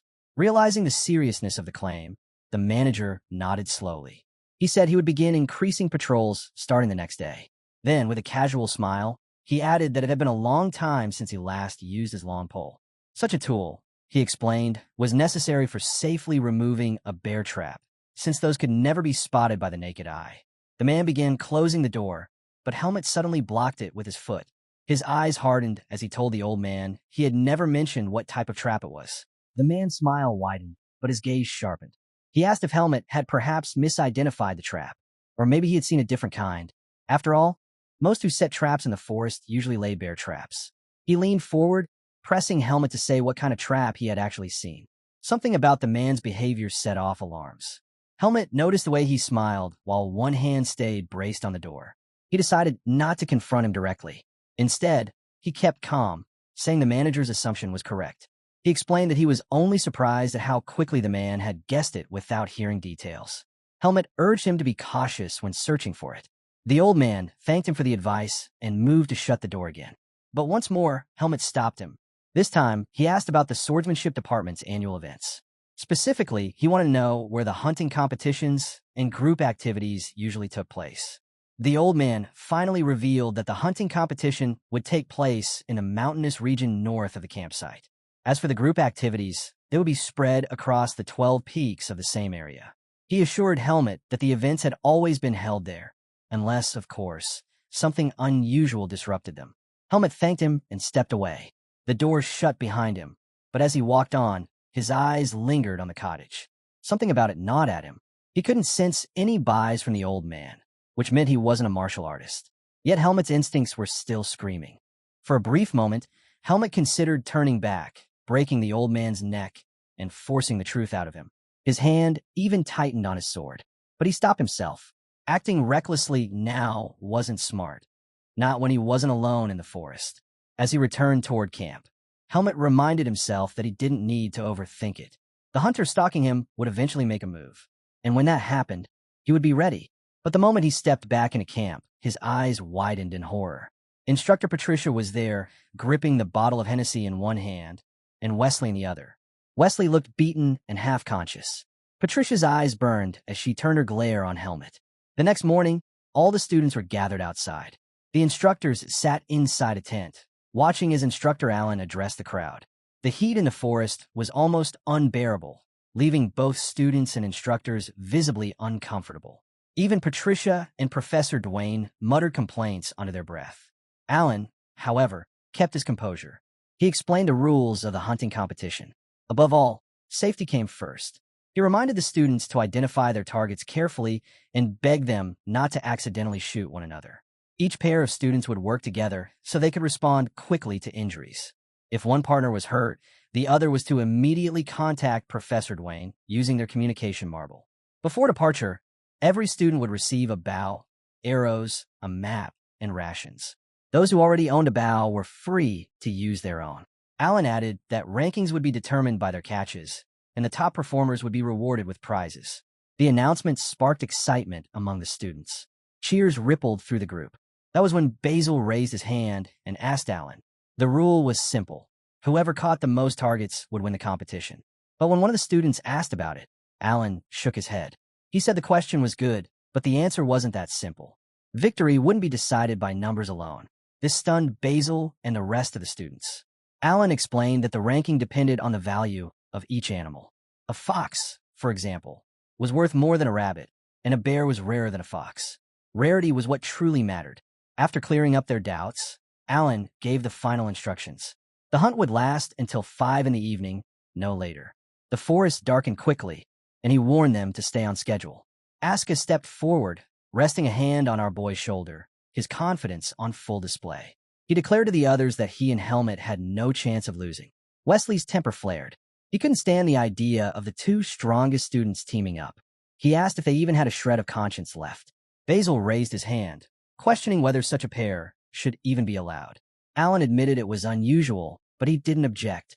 Teams were free to form however they wanted. The answer didn't sit well with Wesley or Basil. Helmet and Aska started walking into the forest. Aska turned back for a moment, warning the others not to follow them if all they wanted was an easy hunt. His words only fueled Wesley and Basil's frustration. The scene shifted. Deep in the forest, Helmet and Aska moved with bows and arrows in hand. Aska reminded Helmet that the two of them were the strongest. If they gave it their all, first and second place were practically guaranteed. He even asked if Helmet wanted to compete with him. But Helmet wasn't paying attention to his partner's boasting. His thoughts were elsewhere. He had noticed that no one had followed them. That meant he could fight freely if his hunter appeared. It also meant it was time to separate from Aska. Aska, on the other hand, knew Helmet's hunting skills. He asked if Helmet knew of any good hunting grounds. But Helmet had no intention of revealing his tactics. Then, an idea struck him. If he could help Aska catch a target, he could send him back to camp and get rid of him. So, Helmet told Aska to follow him. The so-called Mad Dog was thrilled by this. The two crouched behind a bush near the river. Helmet explained that every animal needed water, so the simplest way to catch prey was to wait by the riverbank. Aska nodded, convinced that Helmet's strategy would work. Aska wasn't impressed with Helmet's plan. Waiting by the river felt too slow. He argued that searching for animals would be faster. But Helmet disagreed. He calmly explained that if they moved around too much, their prey would spot them first and run away. Hunting wasn't about speed, it was about patience. He urged Aska to take this chance to practice. The response only irritated the Mad Dog. On their way to the river, Helmet noticed fresh claw marks etched into the trees. He stopped and warned Aska that a large predator might be nearby. And just as he said that, the two of them froze at the sight ahead. A massive bear had appeared at the river, pulling out a fish with its claws. Both Helmet and Aska lit up at the sight of their new target. Aska grinned and told Helmet they should shoot together. The two readied their bows, arrows drawn. But just before releasing his shot, a troubling thought crossed Helmet's mind. Would killing an animal awaken his seed of darkness? He was tempted to find out, but this wasn't the time to test it. Their arrows flew at the same moment. Aska's struck the bear, while Helmet's buried itself into the ground. The bear roared in pain and bolted. Aska couldn't believe what just happened. Not only was the beast running away, but Helmet had actually missed. Frustrated, Aska leapt from the bushes, firing 2 more arrows, but both failed to land. Desperate, he drew another arrow, covering it with boughs, and fired with tremendous force. This time, it struck the bear in the stomach. The beast let out one final scream before collapsing. Aska's face lit up with triumph. He had landed the kill. But his celebration was cut short by a chilling sound echoing from the forest. A scream unlike anything they'd heard before. Both Aska and Helmet froze. Aska, unsettled, asked whether bears could even make such a noise. The moment he spoke, the sound came again, louder, stranger. Helmet's eyes narrowed. He knew immediately. That wasn't an animal. He told Aska to stay behind and deal with the bear, while he went to investigate. Without waiting for a reply, Helmet sprinted into the forest, pushing his speed to the limit. Leaping through the branches, Helmet soon spotted movement below. In the clearing, 2 students stood out. One was still on his feet, the other collapsed on the ground. The one standing was Wesley, and he was panicking. Wesley was trembling. No matter how hard he tried, he couldn't activate his communication marble. Just then, Helmet landed behind him. Startled by the sudden footsteps, Wesley screamed. When he turned and saw Helmet, his shock only deepened. He demanded to know how Helmet had managed to find them. On the ground nearby was Basil, his body shaking uncontrollably, his legs caught in a bear trap. Helmet froze for a moment, stunned by the sight. Wesley rushed forward, pleading for help, begging Helmet to assist in prying open the trap. But Helmet remained calm. He warned Wesley not to act recklessly. If they pulled it open without a plan, Basil would bleed out faster. He promised he would handle it himself. Helmet slipped into the forest, carefully searching the undergrowth. Soon he spotted a plant, pulled it from the soil, and tore off a leaf with his teeth. He chewed it, testing its properties. Still unsatisfied, he searched further, tasting more leaves until he finally found the right one. Returning with both plants and a few rocks, Helmet dropped them before Wesley. The boy stared, confused, and asked what the leaves were for, but Helmet gave no answer. He simply poured water from his flask over the rocks, then stretched his hand out to Wesley. Without explanation, he asked him to hold the bottle. Wesley, bewildered, did as he was told. Helmet placed the chosen leaves on one rock and crushed them with another, grinding them into a paste. Wesley could only watch in shock. While working, Helmet suddenly asked him, was he close to Basil? Wesley quickly answered that he was. The moment the words left his mouth, Helmet ripped a strip from his own coat. Wesley yelped in disbelief. He couldn't believe Helmet had just torn his clothes without hesitation. But Helmet ignored the protest. He wrapped the cloth tightly around Basil's injured leg. Then he picked up an arrow and warned Wesley to hold Basil steady. He explained that he was going to break the trap's locking mechanism. Raising his hand, he infused energy into the arrow and struck the metal with force. Sparks flew, and the trap gave way. Helmet immediately noticed something strange about it as he pried it off. But before he could dwell on it, Basil cried out in agony, finally freed. Helmet tossed the trap aside, then scooped up the herbal paste he had prepared.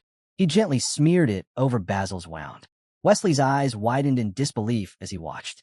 Helmet calmly explained that the herb would stop the bleeding, and that Basil's life was no longer at risk. Helmet told Wesley they needed to call Professor Dwayne immediately.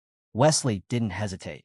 He pulled out the communication marble at once, while Basil continued trembling on the ground. Helmet's eyes fell back on the trap. He had prepared for the worst, but what he discovered shocked him. The joints of the mechanism had been left loose on purpose. If it had been secured properly, Basil would have already lost his ankle. This wasn't an accident.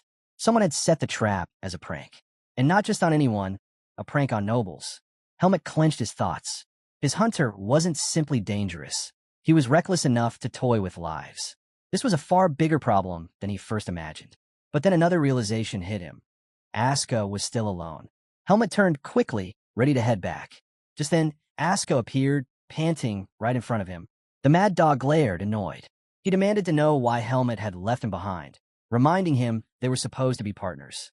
He pressed for an explanation before storming off again. Helmet sighed heavily, relieved despite Aska's anger. At least the mad dog was safe. But Aska misunderstood the sigh, thinking Helmet was blaming him for being too slow. Then Aska's attention shifted. His eyes widened at the sight of Basil trembling on the ground. Meanwhile, Wesley stepped closer to Helmet and told him that Professor Dwayne was on the way. He praised Helmet for keeping calm in such a tense situation, admitting that he himself couldn't think clearly. But Helmet dismissed the compliment. To him, nothing he did was impressive. He explained that this wasn't his first time dealing with injuries like this. Wesley lowered his head, bowing in gratitude. He promised never to forget the favor and swore on his honor as a noble. Helmet froze for a moment. It had been a long time since anyone had thanked him. Still, he insisted that it would be Professor Dwayne who saved Basil's life. He instructed Wesley to watch the wound carefully and guard against infection. Then he stood up and stepped back, silently processing the weight of Wesley's words. The scene shifted. Professor Dwayne knelt beside Basil, healing him with magic.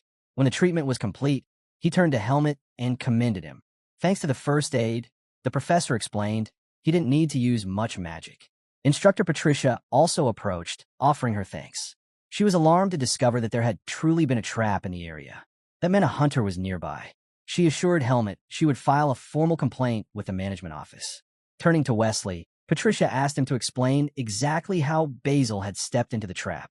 Wesley explained what had happened. Basil had spotted something in the forest and sprinted toward it. But before he could reach it, he triggered the trap and cried out in pain. Wesley admitted he still had no idea what Basil had seen that made him dash off like that. Patricia listened carefully, then gave her verdict. Basil would no longer be able to finish the camping exercise. She instructed Wesley to help her carry him back to the base. Turning to Helmet and Aska, she allowed them to continue their hunt, but warned them to stay alert for traps. With a proud grin, Aska told her that he and Helmet already had a good catch. Patricia raised an eyebrow, intrigued, and replied that she looked forward to seeing it. Aska smirked, boasting that she would be very surprised. Once Patricia moved ahead, Aska turned to Helmet. He declared that since he was the one who struck the bear, the catch belonged to him. Helmet waved it off, assuring him not to worry. He had no interest in claiming the bear. Instead, he promised to catch something else soon and suggested Aska return to the river. The mad dog frowned, uneasy. He warned Helmet that he might stumble into another trap. But Helmet reassured him. He explained that someone could steal the bear if Aska left it unattended for too long. The realization struck Aska. Helmet was right. He quickly agreed and told Helmet to take care of himself before heading back. As soon as Aska disappeared, Helmet sprinted deeper into the forest. Finally, he had his chance. If his hunter had been watching, then he had to be close. Helmet decided the only way to flush him out was to sharpen his senses. He closed his eyes and channeled his bis, extending his awareness in every direction. Mid-run, Helmet caught it, a faint disturbance in the air. When he opened his eyes, a thin wire glinted before him. Reacting instantly, he coated his bow in energy and slashed the wire. It snapped cleanly, and Helmet landed on the forest floor. Looking up, he studied the wire swaying overhead. It wasn't ordinary, it was steel. If Basil had encountered this trap, he would have been killed instantly. Helmet inspected the area, searching carefully for more traps. Thankfully, there were none nearby. But just as he finished scanning, movement flickered in the distance. Something was there. Helmet's focus locked in. He decided to find out exactly what it was. Helmet approached cautiously. Up close, he saw what it was, a deer bound tightly. He understood immediately. The deer wasn't a lucky find. It was bait, deliberately left by his hunter. That explained everything. Basil must have spotted the deer, chased after it, and fallen right into the trap. Helmet drew his bow. Without hesitation, he released an arrow and claimed the deer. The scene shifted. The students had returned to base, laying down their catches on a mat. Among them was the massive body of a bear. The sight left both students and instructors stunned. Aska leaned proudly against his prize, wearing a smug smile. The other students scowled, irritated by his arrogance. None of them had even believed a bear existed in the forest. James finally asked if Helmet had helped him bring it down. Aska bristled at the question, snapping back that Helmet had his own pride. He reminded James that Helmet had made a catch of his own. When James turned, he spotted Helmet standing quietly beside a deer. Instructor Allen's face brightened. He praised the catch, pointing out that deer meat was delicious. After examining all the animals, Allen gathered the group and announced it was time to reveal the prizes. Fifth place would receive 10 Academy meal tickets. Fourth place would be awarded a high-quality quill and an ink set. Third place, 10 Academy bookstore gift certificates. Second place, a pass granting access to a private training ground. Smiles spread across the group as the rewards grew more enticing. Then Allen revealed the grand prize. First place would claim all the rewards from every position. Aska rested his hand on Helmet's shoulder, grinning confidently. He was certain Helmet would take the top spot. With a laugh, he told Helmet he had no need for the quill or ink, then asked what prize Helmet wanted from him. The students cheered in excitement as Allen prepared to announce the final results. The scene changed again. Helmet and his teammates sat gathered around a campfire. Flames flickered as James leaned in, remarking on the incredible privilege of having a private room. Only someone like Araya had ever been granted one before. Even then, the privilege lasted only a week. Still, for a simple hunting competition, it was extraordinary. James smirked, turning to Aska. With mock formality, he congratulated him on second place and told him to enjoy his room. Aska's jaw dropped. He couldn't believe it. Second place? It didn't make sense. He had caught a bear. Frustration boiled over, and he began to complain loudly, insisting that such a prize made no sense for him. Aska slammed his hand down, demanding an answer. Was there anything more impressive than catching a bear? Andros spoke up. He reminded Aska that Bruce had brought back a fox with silver fur, something none of the instructors had ever seen before. Both Alan and Patricia had been astonished. Dino chimed in, admitting he too was shocked. The moment he saw it, he assumed Bruce had managed to capture a mythical creature. Helmet decided to ease Aska's frustration. He reminded the mad dog that he had always wanted a private training room. Wasn't that better than a quill? Aska knew Helmet was right. The private room was a reward worth celebrating. But still, deep down, he couldn't let go of the desire for first place. With a grunt, he turned to Helmet and asked what prize he had received. Helmet replied simply, 10 Academy meal tickets awarded for fifth place. The others, ignoring the tension, thanked Aska for catching the bear. They were eager to try bear meat. Aska smirked, declaring that anyone who hadn't managed to bring back a catch would handle the cooking. Since he had done the hard work, it was only fair. The boys fell silent at his words, their eyes drifting to the campfire. As they stared into the flames, Andro broke the silence. He admitted that it felt lonely without their 3 teammates. The others didn't speak, but they felt the same. Basil was gone after his accident. Wesley and Mitchell had also been taken out earlier that day. On their way back to camp, Wesley had fallen when a bridge collapsed beneath him, And while hunting, Mitchell had plunged into a pit trap, his leg fractured so badly that he had to be rushed back to the academy. Only 5 boys remained. Dino shook his head, calling them the unluckiest group of all. He couldn't believe 3 separate accidents had happened to their team in just one day. Andrew revealed that Patricia had even asked if they wanted to reassemble. The others might have believed it was just bad luck, but Helmut knew better. None of it was coincidence. His hunter was moving in the shadows, targeting his companions one by one. What troubled him most was that his hunter preferred such tricks instead of facing him head-on. Helmut considered telling the others the truth, but kept quiet for the moment. Breaking the silence, Dino whispered that he hoped their injured teammates were all right. Asuka scoffed. To him, it was a foolish question. The 3 had already returned to the academy. They were probably resting comfortably in their beds. What mattered now was themselves. He reminded the group that they were the ones who had to spend the night outside, lying on the cold ground with nothing but a thin piece of clothing. The next day, Dino and James were left stunned by Asuka's blunt words. James shook his head, muttering that Asuka could be such a heartless bastard. Andrew, meanwhile, was troubled by something else. Starting today, the teams would be camping separately, away from their instructors. He voiced his concern, asking if that meant they might stumble into traps again. James sighed, hoping aloud that their group could return safely without needing instructor intervention. Listening to their worries, Helmut decided to stay quiet. Telling them about his hunter would only create panic. Besides, the remaining days would be filled mostly with group activities. As long as he stayed close, he believed he could protect them. The scene shifted. The students left the base, heading toward their designated camping spots. Helmut studied the map carefully, showing his teammates their route. He explained that with horses, they could reach their destination within 4 hours. After folding the map, he led the group forward. Hours later, the group arrived. James quickly pulled Helmut aside, eager to show him something. He guided him to a spring nearby. With excitement, James explained that the flat ground made it perfect for resting, and the spring meant they wouldn't have to worry about searching for water. To him, it felt like a stroke of luck to find such a spot in the mountains. Helmut dismounted, stepped to the spring, and scooped water with his hand.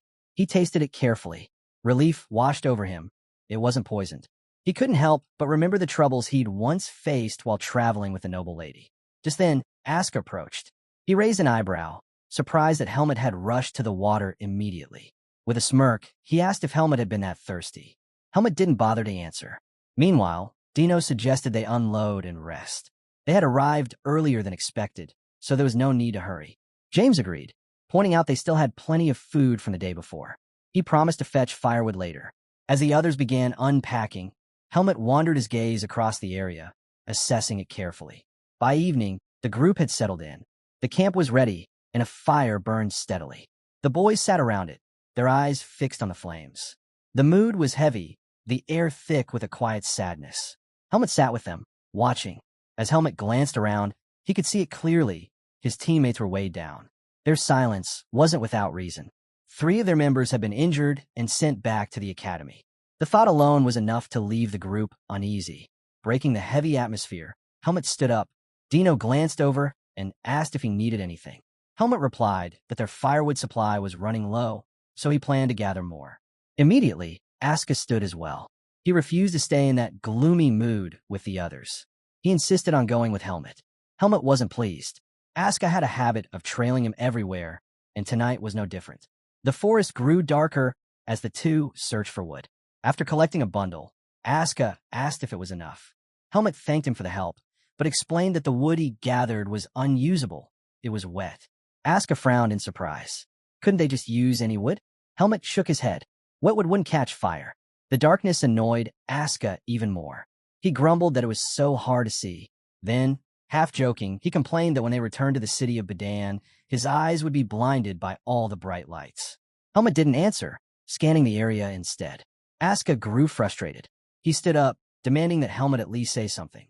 But Helmut brushed him off, telling him to stay focused on collecting dry wood. That stunned Asuka. He muttered that Helmut was nothing but a cold-hearted bastard. When silence lingered again, Asuka decided to sing to himself. Then, to his surprise, Helmut finally called his name. Asuka lit up at the sound, only to quip that if Helmut spoke, then he should be allowed to sing. Helmut ignored the remark and handed him the wood he had gathered.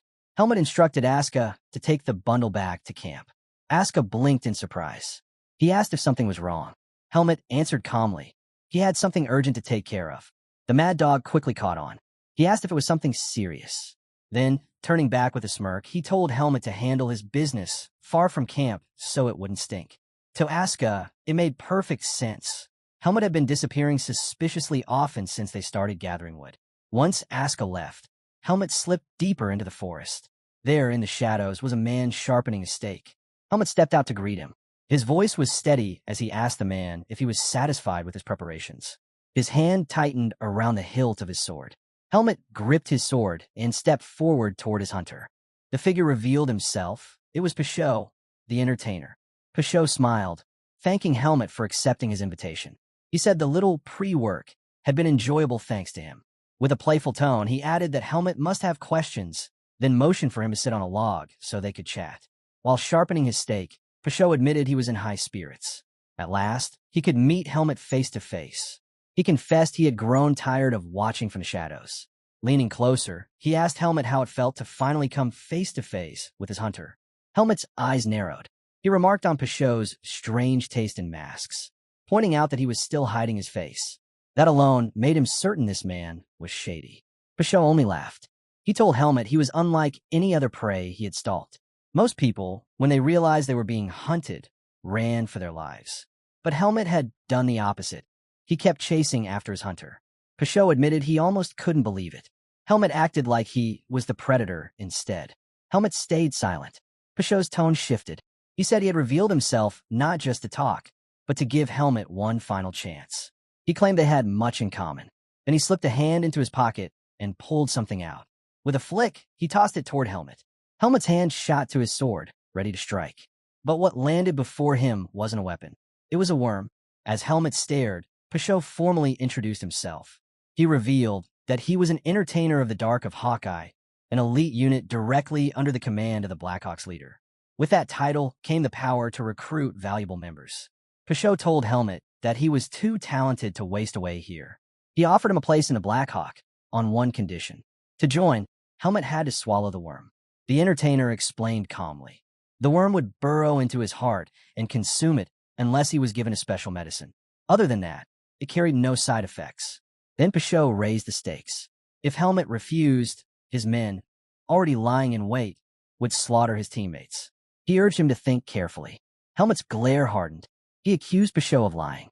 In his eyes, this man wasn't the type who could command loyal subordinates. Pashot shrugged. He told Helmet to believe whatever he wanted. But Helmet pressed further. He pointed out something strange. If Pashot killed nobles, wouldn't that bring him trouble? Could he really get away with that? Pashot smirked. He replied coldly, "Not all nobles are equal." Pashot told him he had already sent the keen nobles away. Right then, Helmet realized he was talking about his 3 teammates. The entertainer casually placed a hand on his head, telling Helmet not to think too much. From the start, he never had a choice. The only way to survive, Pashot claimed, was to accept his offer. Hearing this, Helmet's eyes drifted to the worm on the ground. He stared at it for a moment before shutting his eyes, disappointed. Pashot dared to say they had much in common, but Helmet crushed the worm under his foot and raised his blade. He told the entertainer that he clearly hadn't done his homework on him. Without another word, Helmet charged. Pashot quickly hurled his stake at a hidden switch. Instantly, steel wires shot out from the ground, whipping toward Helmet to shred him apart. But that kind of trick wasn't enough. Helmet's sword lit up with buys, slicing through the wires with ease as he closed the distance. Standing over his enemy, Helmet declared that everything would end if he cut him down right here. He swung his blade to finish it, but his strike meant nothing. Pashot's body dissolved into crimson smoke and vanished, only to reappear beside him. Helmet couldn't understand what just happened. Pashot pulled out a knife, pressing it against another wire. With a smirk, he told Helmet he had wasted his chance and wouldn't leave this forest alive. The moment the wire was cut, a rain of projectiles came crashing toward Helmet. Shocked, Helmet barely had time to react. At that same moment, back at the camp, a deafening sound echoed through the woods.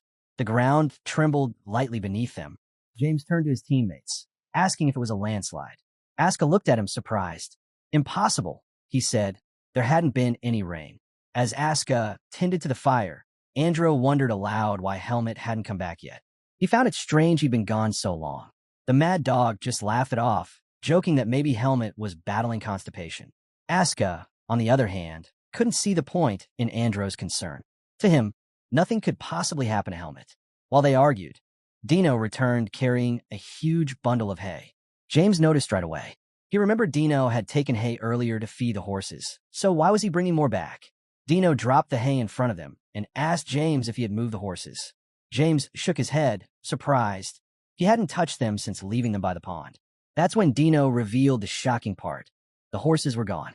The group rushed to check, and sure enough, the ropes had been cleanly cut. 5 horses vanished without a sound, without a trace. The boys stood frozen, stunned by what they were seeing. James couldn't make sense of it. None of them had moved the horses, so who could have done it? Aska found it unbelievable. How could someone take 5 full-grown horses and not make a single noise?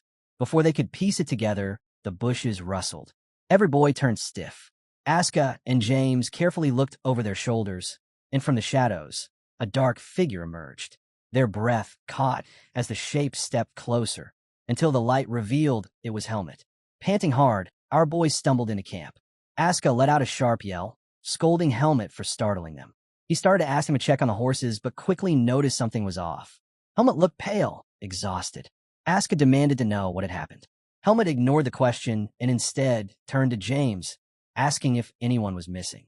James blinked, stunned, asking what he meant. The worried looks spreading across his teammates' faces told Helmet it was time. He called them in closer around the fire. Once everyone was seated, Helmet told them everything. The words hit like thunder. The Black Hawk had sent an assassin, not only after him, but after all of them. James froze, trembling as the realization sank in. Andro asked the obvious question, were the 3 injured students victims of that same assassin? Helmet didn't answer fast enough before James snapped. Anger erupted out of him as he accused Helmet of dragging them into danger. None of them had provoked the Black Hawk, so why should they die for Helmet's mistake? Before he could say more, Aska smacked him on the head, shutting him up. We're not going to die, Aska said firmly. Aska then turned to Helmet, asking if Savitt was behind all this. After all, Savitt still had reasons to hold a grudge. But Helmet shook his head. Savitt wasn't involved. He then revealed something none of them expected. Before joining the academy, he had worked as a mercenary. Helmet confessed that during his mercenary days, he had killed several members of the Black Hawk. That was the reason they wanted revenge. The boys sat stunned, hardly able to process what they were hearing. James broke the silence, asking how many men Helmet had killed. He reasoned the fight must have been brutal, considering those were grown men with plenty of combat experience. But Helmet downplayed it. They weren't particularly strong, about the level of rank 3 mercenaries. As soon as the words left his mouth, he regretted them. He should never have admitted it. Glancing at his teammates' faces, he expected horror, maybe even disgust. Instead, he saw admiration. Andro leaned forward, impressed that Helmet had so much real combat experience. Dino agreed, saying it explained why Helmet was so much stronger than the average student. For a moment, Helmet was taken aback. They weren't afraid of him. They were impressed. Then it hit him. They were swordsmen, after all. To them, such things were badges of strength. Even so, Helmet knew James had been right. It wasn't fair for them to suffer because of his past. He promised that he would take responsibility for everything. But Andro objected. Facing an assassin alone wasn't the answer. Instead, they should contact their instructors. James immediately turned to the mad dog, demanding the communication marble. But when Aska reached into his pocket, it was empty. His face went pale. He told the others it was gone. James and Dino exploded, yelling at him. Dino even called him an idiot for losing something so important. Aska scratched his head, insisting he didn't understand what happened. Maybe the assassin had stolen it. Aska sighed, pointing out that if the assassin could steal 5 horses, taking a marble was nothing. Andro then turned to Helmet, asking what their next move should be. Should they run immediately? Helmet shook his head. Peugeot had likely littered the mountain with traps. Traveling blindly at night, with their vision cut, would be reckless. After a long pause, Helmet finally made the call. They would leave at dawn. Without horses, the journey to base would take 12 hours, but it was their safest option. He explained that Peugeot was avoiding him on purpose. The assassin knew he couldn't win in a direct fight. That's why Helmet would stay at the rear, watching over his teammates. With steady determination, he told them one last thing. If Pashot dared to appear again, he would take him down. The boys were stunned when Helmet declared he'd face Pashot himself. After laying out the plan, he stood and told everyone to get some rest. Running for 12 hours while staying on guard would be no joke. They also needed to ration their food carefully. Once the meeting ended, the group retreated to the tent, leaving Helmet outside to stand watch. As he kept guard, Dino and James suddenly stepped back out. Helmet raised a brow, asking why they weren't asleep. James explained that they had decided to keep watch in pairs. It would be more efficient than leaving him alone. Helmet dismissed it as foolish, telling them to conserve their strength. But James shook his head. They were swordsmen too, and their pride wouldn't allow them to sit back while someone else shouldered everything. Then he asked Helmet if he planned to stay awake all night. Helmet answered calmly. He could go days without sleep if he had to. James gave a small smile, realizing just how inhuman Helmet really was. He muttered that no wonder Pashot hadn't shown himself. He must be terrified. But Helmet cut in sharply, warning James never to lower his guard. Pashot wasn't the type to abandon his prey. James nodded, but before he could say more, his eyes caught something strange. Helmet quickly signaled for silence. All three of them focused on a rustling bush nearby. Hands went to sword hilts as they crept closer. At Helmet's signal, they readied themselves, only to find a horse standing there. James immediately recognized it as his own, but before they could process it, Helmet's instinct screamed. He spun around and shouted for James and Dino to move. It was too late. From above, Pashot dropped down, landing right over Dino. His hand clamped onto the boy before anyone could react. Helmet and James froze in shock. With his free hand, Pashot hurled several small spheres at them. Smoke bombs burst apart, flooding the area in a thick haze. Choking in the smoke, James shouted Dino's name. The noise carried into the tent, where Aska and Andro jumped to their feet. Rushing outside, they were met with a wall of smoke rolling through the camp. Their eyes widened, realizing something had gone terribly wrong. James began to scream in panic, but Helmet cut him off, telling him to calm down. It was just smoke surrounding them. The real danger hadn't struck yet. He reminded James to stay sharp. Pashot could strike again at any moment. Still trembling, James blurted out that Pashot had taken Dino. Helmet explained that Dino was dragged away alive. If Pashot had intended to kill him, he would have done it on the spot. That meant there was still a chance. He told James to think clearly. He had warned him before, never place your life in someone else's hands. Focus on yourself first. Slowly, James began to steady his breathing. As the smoke thinned, Aska and Andro rushed over, demanding to know what was happening. Helmet could see the fear all over them. Pashot was playing on their nerves, turning their own emotions into weapons. His experience made him a dangerous opponent. Aska, his voice shaky, asked James where the assassin had taken Dino. James muttered that Pashot could still be nearby. He was desperate, insisting they couldn't just leave Dino behind. Andro tried to be the voice of reason, pointing out they didn't even know what move to make. That only set James off. He snapped at Andro, accusing him of wanting to abandon Dino and run. Then he turned on Helmet, demanding to know if he was thinking the same thing.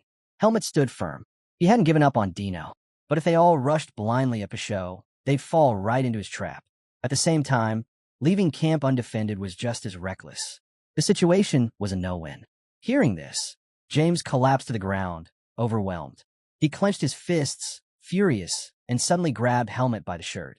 He shouted that all of this was Helmet's fault, that none of them would be in this nightmare if not for him. Helmet didn't flinch. Andro quickly pulled James back, telling him there was no point blaming Helmet. He urged him to let go and cool his head. With an icy calm, Helmet laid out.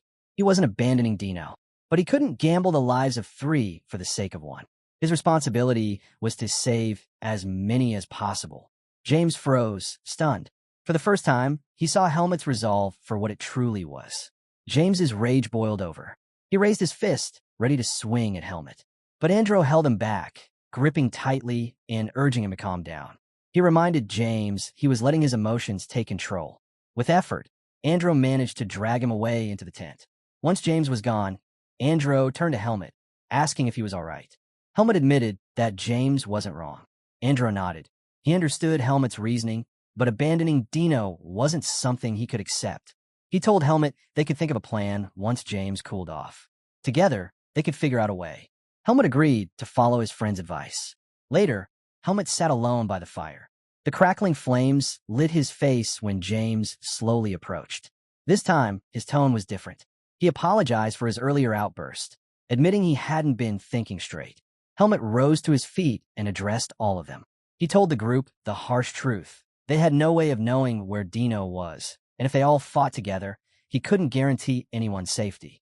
The odds were stacked against them. Still, leaving Dino behind wasn't an option. James stepped forward, his voice steady. He couldn't abandon Dino. They had been together since childhood. Andro added that it would be a disgrace to leave a comrade in danger. Then Aska, the mad dog, spoke bluntly. He didn't care about loyalty or bonds, but he hated the thought of backing down like cowards. Their words struck deep. Helmet made his choice. From this moment, none of them would sleep. They had to come up with a way to save Dino. Just as he finished speaking, a strange sensation prickled at the edge of his senses. Helmet's sword flashed instantly, intercepting something flying toward him. It clattered to the ground in front of the group. The boys crowded around in shock. It was an arrow. Aska noticed something tied to it, a small bag. Helmet picked it up and opened it. Inside was something that froze them all. A severed finger. Andro recoiled in horror. Helmet's face darkened as he turned to James, asking him to take a closer look. Did it belong to Dino? James's expression fell. He said the finger most likely was Dino's. His voice cracked as he asked Helmet if that meant Dino was already dead. Helmet studied it carefully. The cut was fresh. Blood was still circulating when it was severed. Helmet set the finger down and told James not to lose hope. Dino was still alive. Pashot wasn't planning to kill them. At least, not yet. As he examined the bag further, Andro noticed something tucked inside. He urged Helmet to check again. Pulling it out, Helmet unfolded a map. A red mark stood out. Pashot had chosen a location and left clear instructions. If Helmet wanted Dino back, he had to come alone. Neither Helmet nor Dino recognized the place, but Aska quickly asked to see the map. He remembered passing by that area on their way to camp. When James leaned over, he immediately recognized it too, a rocky hill, not far from here. Aska frowned, noting how distant it was. He asked Helmet how long it would take to reach the spot. Helmet answered without hesitation, 15 minutes at full speed. Aska stared at him in disbelief, thinking he was joking. But Helmet's tone was dead serious. Andro then asked if anyone had an idea what the assassin's real plan was. Aska scoffed at the question, calling it obvious.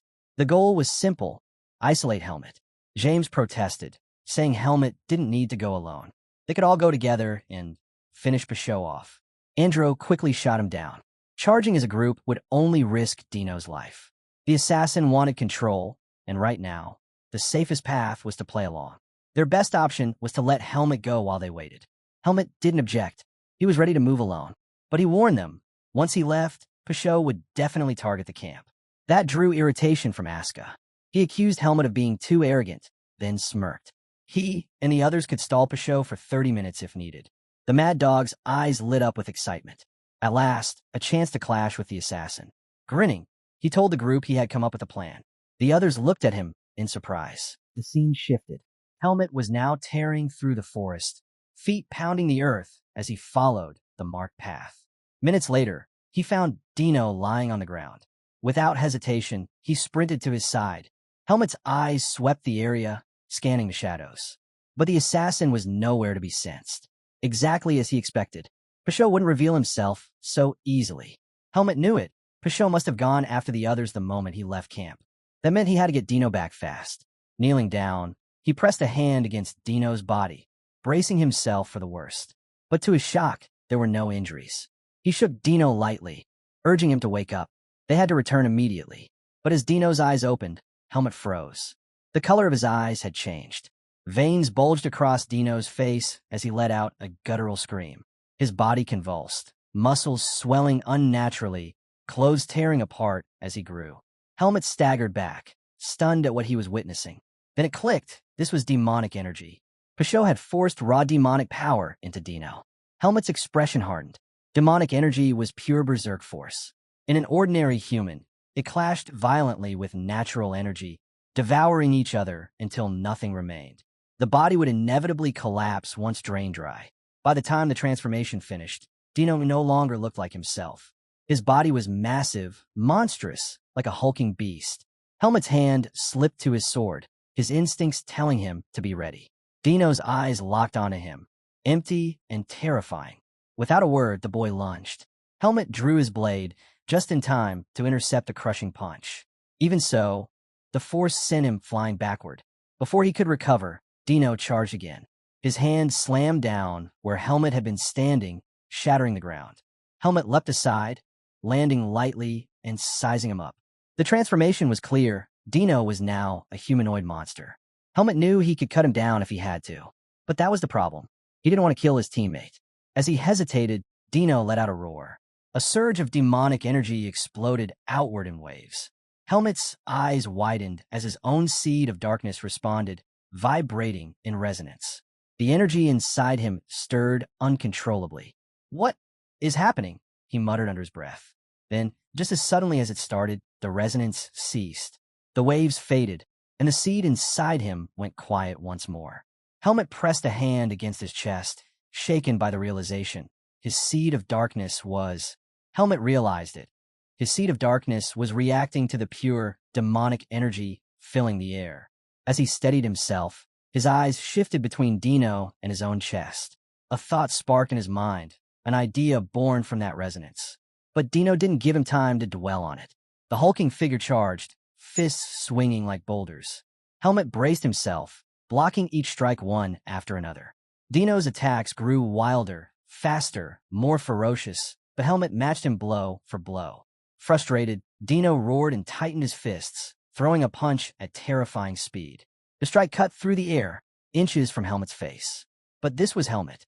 With ease, he slipped aside, letting the fist smash into the cliff wall behind him. The cliff split apart under the impact, rocks rumbling above. Dino's eyes flicked upward instinctively, distracted by the shadow of falling stone. That was the opening Helmet needed. His eyes flared, and his sword slashed through Dino's leg. Dino collapsed with a cry of pain. Helmet stood over him, his voice steady. He told Dino to endure, that he would take him out later. For now, he should meditate beneath the weight of the stones. The cliff gave way, crashing down over Dino. The ground shook, dust rising thick in the air. As the rumbling settled, Helmet dropped to his knees and pushed through the rubble. He placed a hand gently on Dino's head, closed his eyes, and summoned the power within. His seed of darkness awakened, reaching into Dino's body. Slowly, it began to draw out the demonic energy. The idea had been clear. If the seed resonated with demonic energy, then it could also absorb it. The energy inside Dino was immense, but nowhere near as terrifying as what Helmet had faced in the Forest of Roots. Relief washed over him. With his eyes burning steadily, he could purify it. Bit by bit, the monstrous frame shrank, muscles easing, the twisted veins fading. Dino's body slowly returned to its normal form. Helmet stayed focused until every trace of the corruption was pulled away. When it was done, Helmet's eyes opened. Dino was back, his teammate, no longer the raging beast. But inside Helmet, a heavy storm of demonic energy still lingered. He immediately set his eyes ablaze, burning through as much as he could. Yet, even after the effort, plenty remained. Still, it was weak, manageable. He could burn away with time. For now, the important part was clear. Dino was safe. Helmet let out a quiet breath of relief. If Basho had shown up during this, the fight would have been near impossible. But with Dino recovered, there was no reason to linger. He had to bring him back to camp. Helmet tugged at the rubble, urging Dino to pull himself together. They had no time to waste. Camp was vulnerable, and they had to return quickly. But before he could get him out, the ground beneath them began to tremble. Cracks split across the surface, spreading fast. Helmet's eyes widened. The battlefield's impact had weakened the terrain. Before he could react, the earth gave way, collapsing beneath them. The scene cut back to the camp. Asuka, Andro, and James stood shoulder to shoulder, weapons drawn. James broke the silence, nervously asking the mad dog how long Helmet had been gone. Asuka cut him off, eyes locked forward. "Forget Helmet," he said. The fight was about to begin. And Asuka was right. From the shadows, Basho stepped out, his figure sliding into view like a predator. James's head snapped toward him. He shouted that this was the man who had kidnapped Dino. But Asuka didn't even glance his way. "Eyes front," he warned sharply. "Stay focused. Don't ruin the plan." Before Helmet had left to rescue Dino, he had drilled them on how to fight Basho. His stealth skills were too refined for human senses to track. Catching him head-on was impossible. The only counter was discipline. Helmet had told them to stand side by side, covering each other's blind spots. Three directions watched at once, ready to strike at the first opening. And if things went south, Asuka was to unleash his own plan. Back in the present, Pashot lifted a hand, pointing at them one by one as though counting prey. A twisted smile tugged at his lips.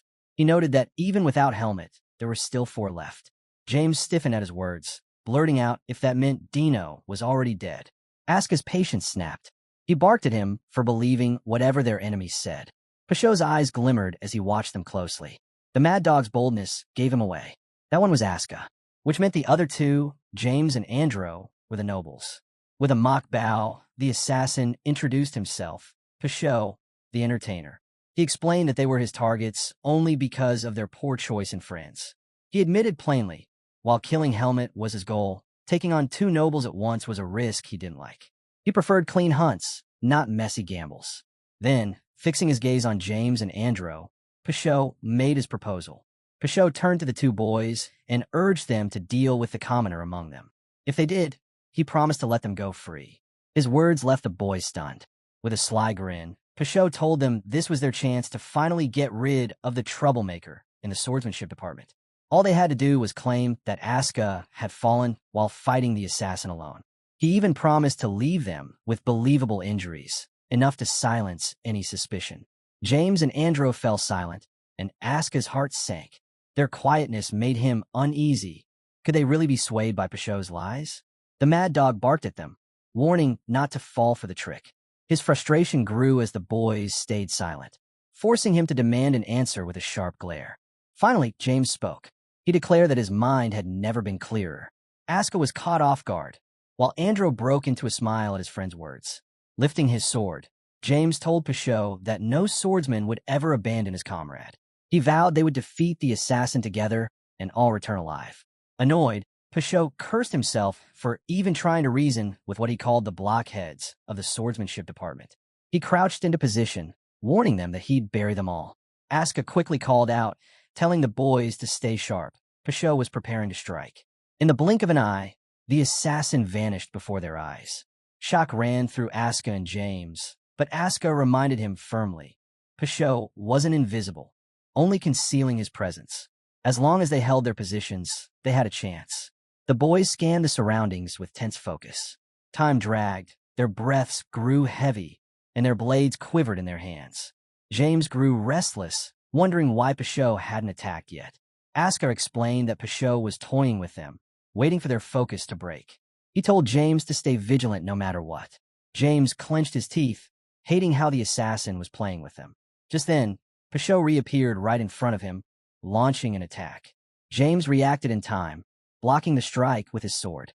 Pashot flipped back, creating distance as Andro called out to check on his friend. James reassured him he was fine. From above, Pashot sneered, calling James the weakest link in the group. Andro spun toward James and urged him to hold fast. The instant he turned, Pashot materialized in front of him. Andro barely brought his sword up in time and still took a blow. The assassin stepped back after that strike. James heard the clash and shouted to Andro. Asuka watched, irritated by how Pashot toyed with them. When the assassin landed, he sneered that their skill was disappointing for students of the swordsmanship department. The hunt, he said, was losing its fun. He lifted his blade and warned them he was about to accelerate the fight. Don't break easily. No sooner had he spoken than Pashot sliced Asuka across the shoulder with insane speed. Asuka couldn't react in time.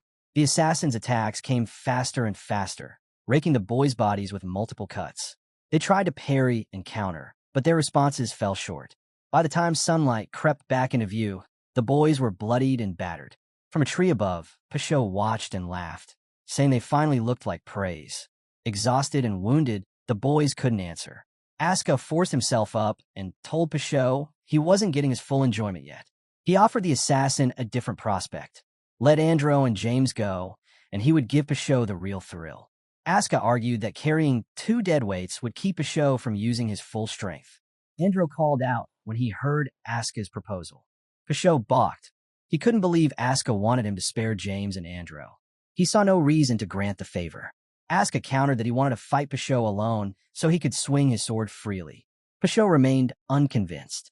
He told Asuka he didn't look capable enough. Asuka bristled and asked if Pashot had been lied to his whole life. insisting the assassin didn't understand his skills. He repeated that he had no problem with the terms and was ready to prove it. Asuka told Pashot he was done watching him bully weaklings. If Pashot couldn't defeat him, he would never stand a chance against Helmet. The remark struck a nerve, and Pashot leapt down from the tree.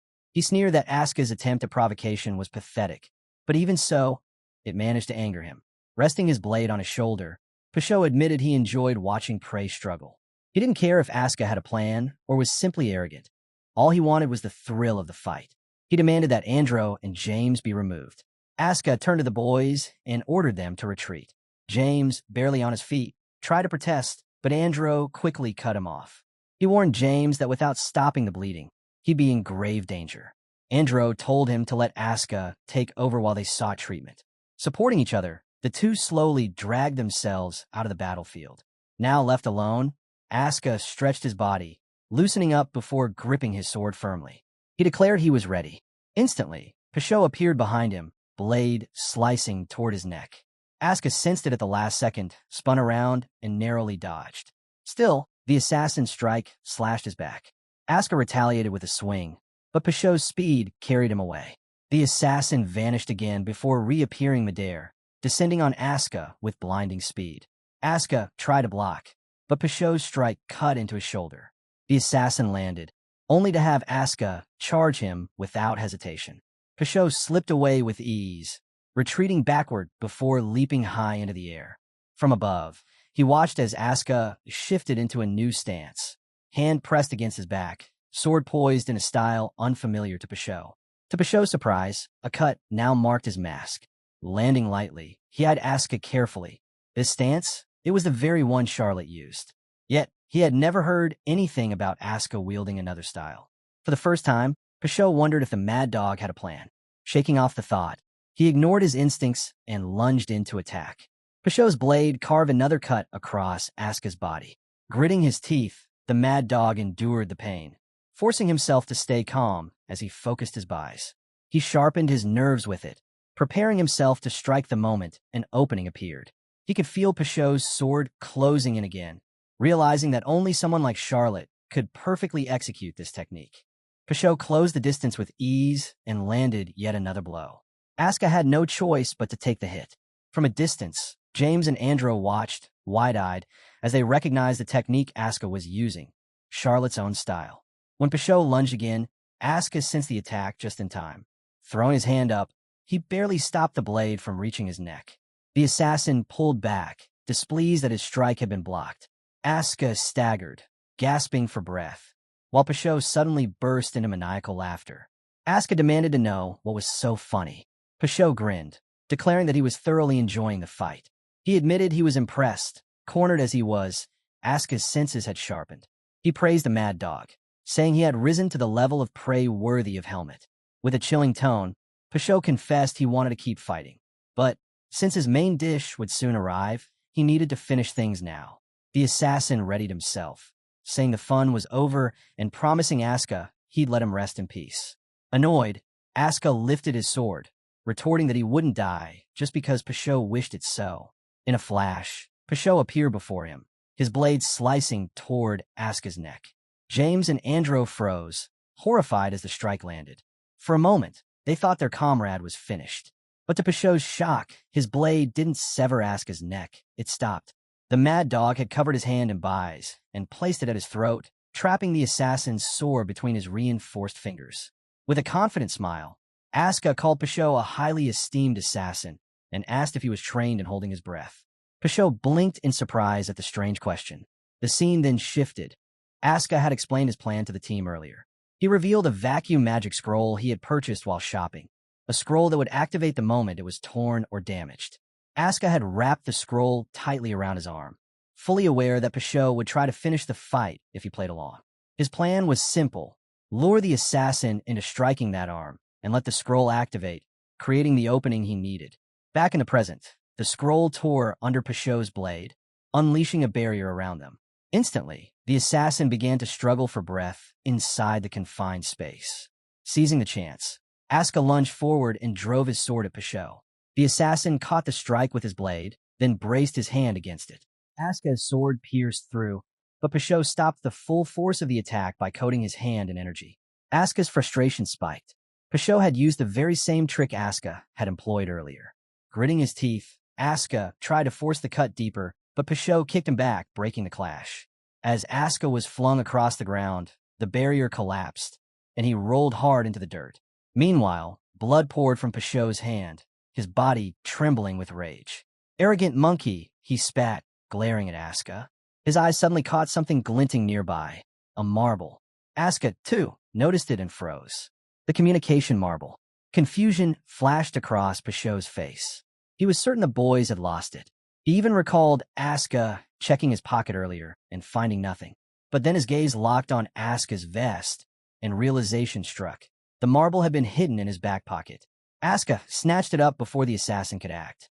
Holding the marble, he called out to his instructors, urgently reporting that an assassin was trying to kill his team. Enraged, Peugeot hurled his blade at him, shattering the marble into fragments. But before the assassin could gloat, a voice rang out from the broken marble, an instructor demanding to know what was happening. Asuka laughed through his exhaustion. He taunted Peugeot, saying he didn't have time to rest. Their instructors would soon pinpoint their location with Professor Dwayne's teleportation magic. Peugeot clenched his fist, his fury boiling over. He charged at Asuka, vowing to end him before help arrived. Yet as he sprinted forward, something in the forest stopped him cold. A suffocating, terrifying aura swept over the battlefield. Peugeot instantly recognized it. Helmet had returned from the cliff. Before Peugeot could reach Asuka, a figure crashed down in front of him. He leapt back instantly, avoiding the impact as the ground exploded in dust. When the haze cleared, someone stood glaring at him. It was Helmet, holding Dino in his arms. The sight made Peugeot recoil. At that moment, he judged the mission a failure. Staying any longer meant certain death. Without hesitation, the assassin vanished. Andro gasped in disbelief, unable to comprehend that Peugeot had actually run away. James, on the other hand, lit up at the sight of Dino. Helmet looked over the battered group and remarked that they were in terrible shape. Asuka, irritated, snapped back, reminding him that he'd said he'd only be 30 minutes. The mad dog accused Helmet of nearly getting them killed by showing up late. Helmet apologized, explaining he had been delayed by an unexpected complication. He gently laid Dino on the ground, praising Asuka for managing to hold out until the end. James and Andro laughed faintly at the comment, while Asuka let out a grunt of annoyance. Andro then revealed that they had found the communication marble and successfully contacted their instructors. Help would arrive soon. Helmet rose to his feet, his expression dark. He told them to return to camp and wait, while he went to tie up a loose end. The scene shifted to Peugeot racing through the forest. Bloodied and furious, he cursed that he had only managed to retrieve one of his blades. Still, he knew Helmet wouldn't let him escape. In fact, he was certain the boy was already chasing him. To Peugeot, this was reckless. After all, he had littered the forest with traps.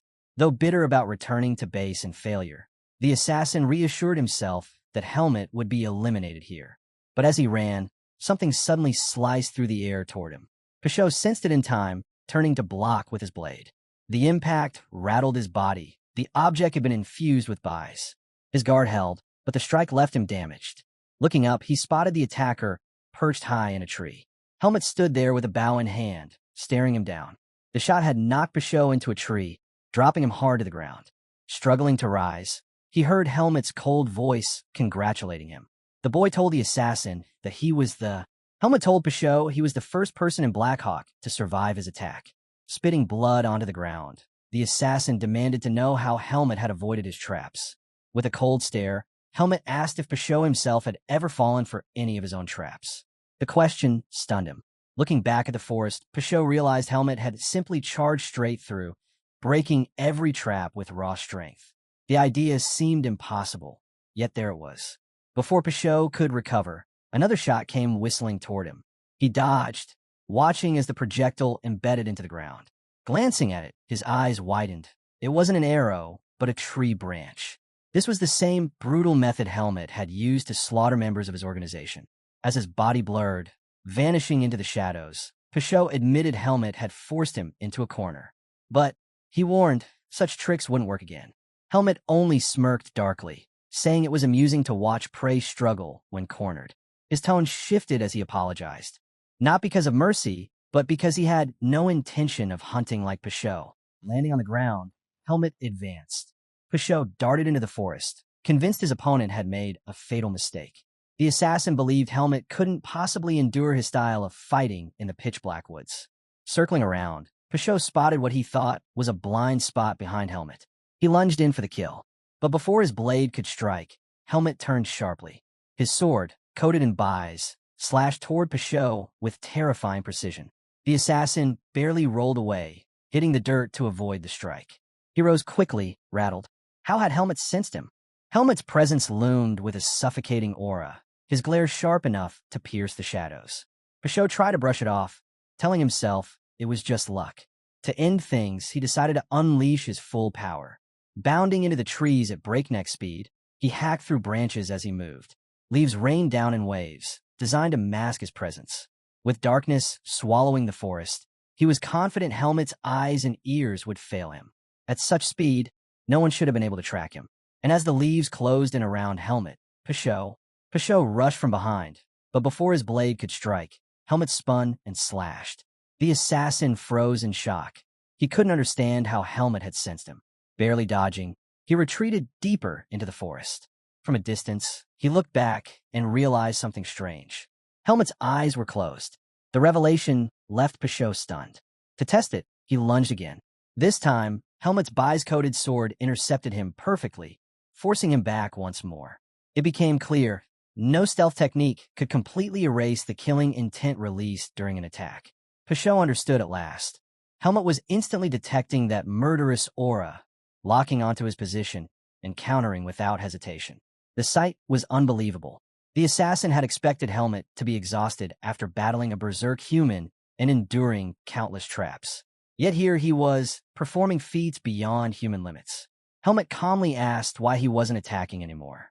Had he already run out of tricks? Before Pashot could respond, Helmet declared it was his turn to strike.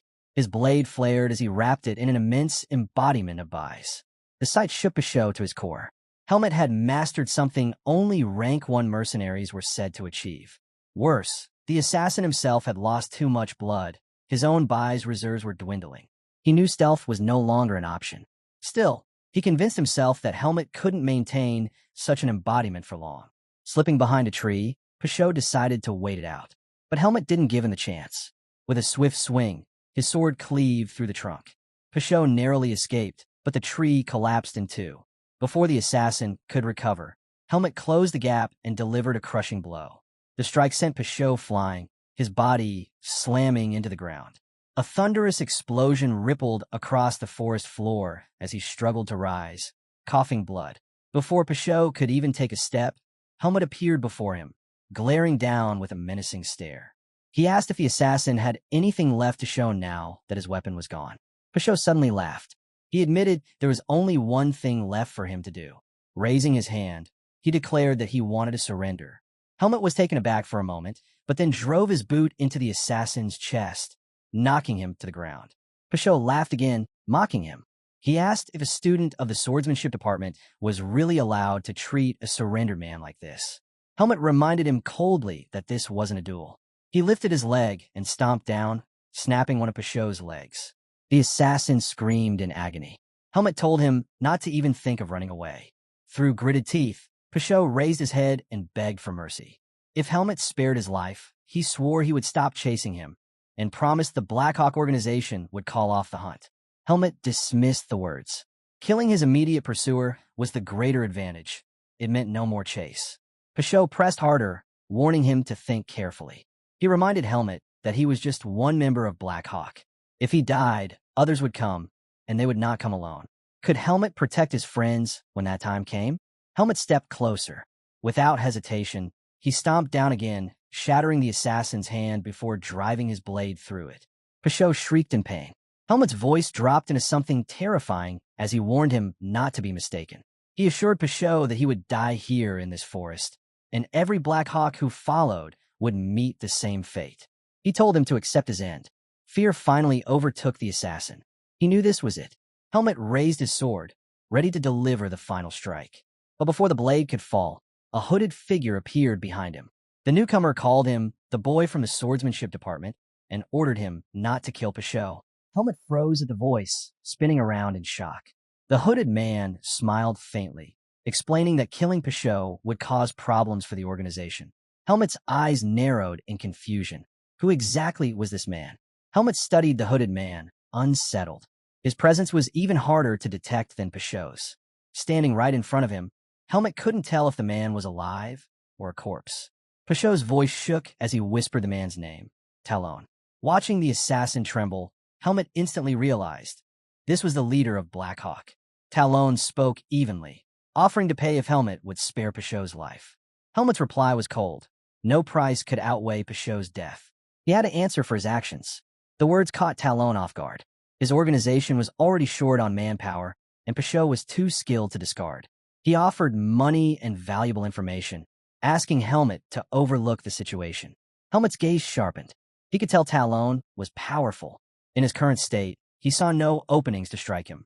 On top of that, Helmet knew killing Peugeot would trigger recoil from the Seed of Darkness. Talon, meanwhile, didn't seem eager to fight either. It would be reckless to risk himself here. So Talon shifted, promising to call off the pursuit. He swore to refuse any future contracts involving Helmet. It was, he said, a favorable offer. Helmet looked down at Peugeot, then back at Talon. The deal didn't sit right with him. He countered, saying he wanted both the money and the information. Talon accepted. He tossed a bag at Helmet. Inside was 300,000 marks. Helmet sliced it open with his sword, confirming the amount. Talon added that he would also grant him a piece of information for free. But Helmet wasn't satisfied. He leveled his blade at Peugeot and demanded at least 5 pieces of information, one set from Talon and another from Peugeot. Talon glared at him, though he wasn't surprised. With decades of buying and selling secrets, he had met countless people and could always tell when someone carried heavy intent. Talon noticed the puzzled look on Helmet's face and remarked that he was making quite a curious expression. Helmet was caught off guard by the comment. Raising his hand, Talon made things clear. He and Peugeot together would only give him 5 pieces of information in total. He warned Helmet that he couldn't push for more than that. The deal had limits, and Talon wasn't about to suffer further losses. After considering, Helmet accepted the terms. Without hesitation, he pointed his sword toward Peugeot and demanded to know where the horses were hidden. Peugeot quickly answered. He revealed that the animals were tied up inside a large cave. All Helmet had to do was head east from their current position to find them. But Helmet wasn't done. He pressed further, asking if the Hawkeyes would come after him for killing Peugeot. The entertainer explained that the Hawkeyes didn't work like a true team. Most members operated solo, only teaming up occasionally for specific jobs. In fact, some would probably be glad to see Peugeot gone, as his death would mean less competition. Teamwork, he said, wasn't something the Hawkeyes valued. That revelation left Helmet taken aback. Wanting to confirm something, Helmet shifted his sword closer to Peugeot's mask and began to lift it away. Peugeot pleaded with him not to remove it, but Helmet ignored his words. When the mask finally came off, Helmet was confronted with a shocking sight, a disfigured face scarred on one side, paired with jagged, crooked teeth. The assassin's true face was ugly beyond expectation. Stunned, Helmet quickly told him to put the mask back on. Turning back to Talon, Helmet announced that he didn't want the last piece of information he'd received. He still had 3 questions left, and he wanted to know what Talon could offer. Without hesitation, Talon reached inside his hood and produced a small orb, a communication marble. He explained that it was no ordinary marble. This one granted direct contact with the leader of the Black Hawk. Whenever Helmet was ready, he could use it to request 3 pieces of information. Anything he wanted, even secrets on the level of a nation's top classified intelligence. However, there was a condition. The marble's power would only last for 10 years. After that, it would be useless, and Talon would no longer be bound to provide answers. Noticing both money and the marble emerging from Talon's hood, Helmet realized something surprising. The man's hood itself was embedded with storage magic. Helmet demanded the hood from Talon, pointing out that walking out of the forest with a sack of money and a communication marble would instantly raise suspicion. Without protest, Talon removed the hood and tossed it toward him. As the hood drifted closer, it briefly blocked Helmet's vision. Seizing the chance, Helmet looked up, only to be stunned. The leader of the Black Hawk was an elderly man. Certain he recognized him as the camp manager, Helmet asked how he managed to conceal his energy. Talon placed a hand over his face and replied that disguise was his specialty, though it was not something easily explained. He told Helmet that revealing his true face was his way of earning trust. The moment those words left his mouth, Talon pulled his hand away. What stood before Helmet was no old man. The leader's real face was that of a striking young man with deep red eyes and two cross-shaped markings etched onto his features. Seeing him, Helmet reacted instantly. He lifted Pichot and hurled him straight at Talon. With ease, Talon caught his subordinate, his expression hardening. Helmet warned him that if Pichot ever crossed his path again, he would kill him without hesitation. Talon, however, only smiled and thanked him for sparing the entertainer's life this time. But when he noticed how badly Pichot was injured, his mood shifted. He knew he had to get him treated quickly.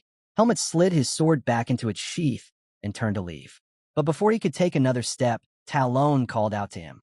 He told Helmet that he had a question of his own. From what he had observed, it was clear Helmet had no issue taking a life. Yet, every time before he struck, there was hesitation. Was it an act of innocence? Or was his mind burdened with too much? Talon explained that there were moments when a swordsman must strike without the slightest pause. His words caught Helmet off guard. Helmet asked if he was giving him advice. The realization dawned on Talon. He had, in fact, spoken like a mentor without intending to. He quickly apologized for overstepping. Helmet, however, assured him that the words were true. He explained that it wasn't hesitation but circumstance. He could not act freely because he was still a student of Greta Academy. Talon couldn't help but laugh. To him, it was absurd that Helmet would hold back just because of his status as a student. With a grin, he called Helmet amusing. And with that, both Talon and Pichot's bodies slowly began to fade from sight until they vanished completely. As Talon and Pichot faded from sight, Talon's voice lingered. He would be waiting for Helmet to reach out. The scene then shifted. Talon and Pichot rode together on horseback, leaving the forest behind. On the ride, Pichot spoke, his voice heavy with shame. He couldn't believe his leader had given away money, his hood, and even 3 pieces of valuable information just to save him. Talon calmly asked if Pichot thought the price had been too high. Pichot immediately shook his head. He swore he would remember this debt for the rest of his life, and one day he would repay it. He vowed to kill Helmet himself and reclaim everything Talon had sacrificed. Hearing this, Talon smiled. Then, looking straight ahead, he asked if Pichot truly believed he had come close to completing his mission. He made it clear Pichot had not even scratched the surface. From now on, Talon declared, the Black Hawk would cut all ties with anything involving Helmet. The statement shocked Pichot. He argued back, insisting they could gather more fighters, combine their strength, and crush Helmet before he grew into a greater threat. Talon laughed. He knew the outburst came not from strategy, but from anger. Anger that Helmet had torn off Pichot's mask. Talon explained that yes, the organization could kill Helmet if they threw everything they had at him. But the cost in men and resources would be far too great. Helmet wasn't worth that sacrifice. Instead, Talon reminded his subordinate that Helmet had shown mercy earlier. A man who could spare an enemy, Talon said, was not the type to betray his allies. There was far more to gain in forging ties with him than in starting a war. With a small smile, Talon told Pichot to focus on his recovery. He added that Helmet was more like a wild beast than a man. Dangerous, untamed, but not without reason. The scene shifted again, this time back to the camp. Helmet had returned. As soon as he appeared, Instructor Alan and Instructor Patricia rushed to meet him. Alan, clearly concerned, asked if he was hurt, if he was all right. Helmet assured him that he was fine. As he spoke, Helmet's eyes swept across the camp. He spotted Andro and James lounging under a tree, while Aska stretched nearby. Not far off, Professor Dwayne was tending to Dino's injuries. Just as Helmet took in the scene, Alan's tone suddenly shifted. He began to scold him. Alan immediately scolded Helmet for chasing after Pichot. He demanded to know why Helmet had acted so recklessly. Helmet calmly replied that nothing had happened. He explained that Pichot was too fast, and he couldn't catch him even if he tried. Alan's tone grew sharper. He reminded Helmet that something terrible could have happened. But Helmet simply answered that as long as nothing did, there was no problem. Alan clearly disliked the response, but in the end, he had no choice but to let it go. Once Professor Dwayne finished tending to Dino, Helmet stepped forward and asked about his condition. The professor was startled to see him back. He explained that Dino's finger had been reattached, and most of his external wounds had been healed. However, traces of demonic energy still lingered inside his body, energy the professor couldn't remove. Remembering that Helmut had saved Dino, the professor pressed him for details. Helmut told him that Dino had suddenly transformed into a monster and gone on a rampage before collapsing from exhaustion. The mention of demonic energy shocked Alan. Professor Dwayne was equally stunned. He explained that normally, when demonic energy enters a human body, the veins are destroyed and the host dies. The only explanation was that Dino's body had managed to leak most of it out, leaving only a small amount inside. The professor couldn't believe Dino had been so lucky. He assured Helmut that Dino could make a full recovery if he was sent to the temple for purification. Nearby, Instructor Patricia clenched her head in frustration. She couldn't believe an assassin had managed to slip into the area. She admitted that she should have been guarding the location where the first trap was found. Turning to Helmut, she apologized, blaming herself for becoming complacent. But Helmut knew the truth. The danger was tied to him, and by chasing after it, he had endangered everyone else. At first, he had felt excitement at facing such a strong enemy. But when the blades targeted those around him, that thrill vanished. Seeing his teammates wounded after he saved Dino and returned to camp, Helmut felt something unfamiliar stirring inside him. Anger. He couldn't help but wonder if the academy was slowly changing him. As he wrestled with his thoughts, Professor Dwayne waved toward someone. Helmut turned, curious who he was calling to. His eyes widened when he saw who approached. Araya. Alan also reacted with surprise, recognizing her as a student from the magic department. He immediately asked why she had come to the camp. Araya explained to Instructor Alan that Professor Dwayne had summoned her urgently to the camp. She asked what needed to be done. Alan scanned the area and noticed Helmut standing nearby. He asked Araya to tend to him, since he hadn't received any treatment yet. She walked over and guided Helmut to sit against a tree. Looking at his arm, she told him she needed to examine it. As she began to heal him, she casually asked if things had been chaotic. After all, for someone as skilled as Helmut to end up injured, the situation must have been severe. While she worked, Helmut brought up something from the past. He reminded her of the time she had taught him about ethics, about how saving someone in danger was a virtue. Looking at her, he asked why people would willingly put themselves through hardship to save others. Wouldn't they only be inviting a life of suffering if they failed? The question caught Araya off guard. She glanced at Aska and the other boys nearby, realizing how intense the situation must have been. Softly, she told Helmut that he didn't need to carry such heavy thoughts. His teammates were still alive. But Helmut wasn't convinced. He confessed that they had nearly died because of him. He admitted he wasn't related to any of them, and he doubted whether he could save everyone next time. Staring down at his hand, he whispered that he wasn't strong enough. Araya was startled by his words. She asked if he thought saving others was some kind of charity. She explained that people don't help purely out of virtue. They help because they expect help in return. Humans, she said, survive by relying on one another, since no one can shoulder everything alone. She reminded him that, even if it didn't seem obvious now, his teammates had contributed to their survival. And though Helmut had carried most of the burden today, she assured him that one day, in the future, those same boys would be there to help him. Still troubled, Helmut asked if they would hate him for nearly losing their lives because of his actions. Araya finished her healing and released his hand. She told him she was done and advised him to ask his teammates directly if he wanted to know their true feelings. With that, she excused herself, saying she needed to speak with Professor Dwayne. Helmut stood and turned his steps toward his teammates. Helmut walked up to his teammates and apologized for putting them in danger. Andro was caught off guard. He never expected Helmut to apologize. He quickly told him there was no need to blame himself, reminding him that in the end, they had all survived. Andro went on to say that the battle opened his eyes. It made him realize how powerless he and the others truly were in the real world. But as swordsmen, he explained, they would inevitably face such trials again and again. He admitted they were lucky Helmut had been there to save them this time.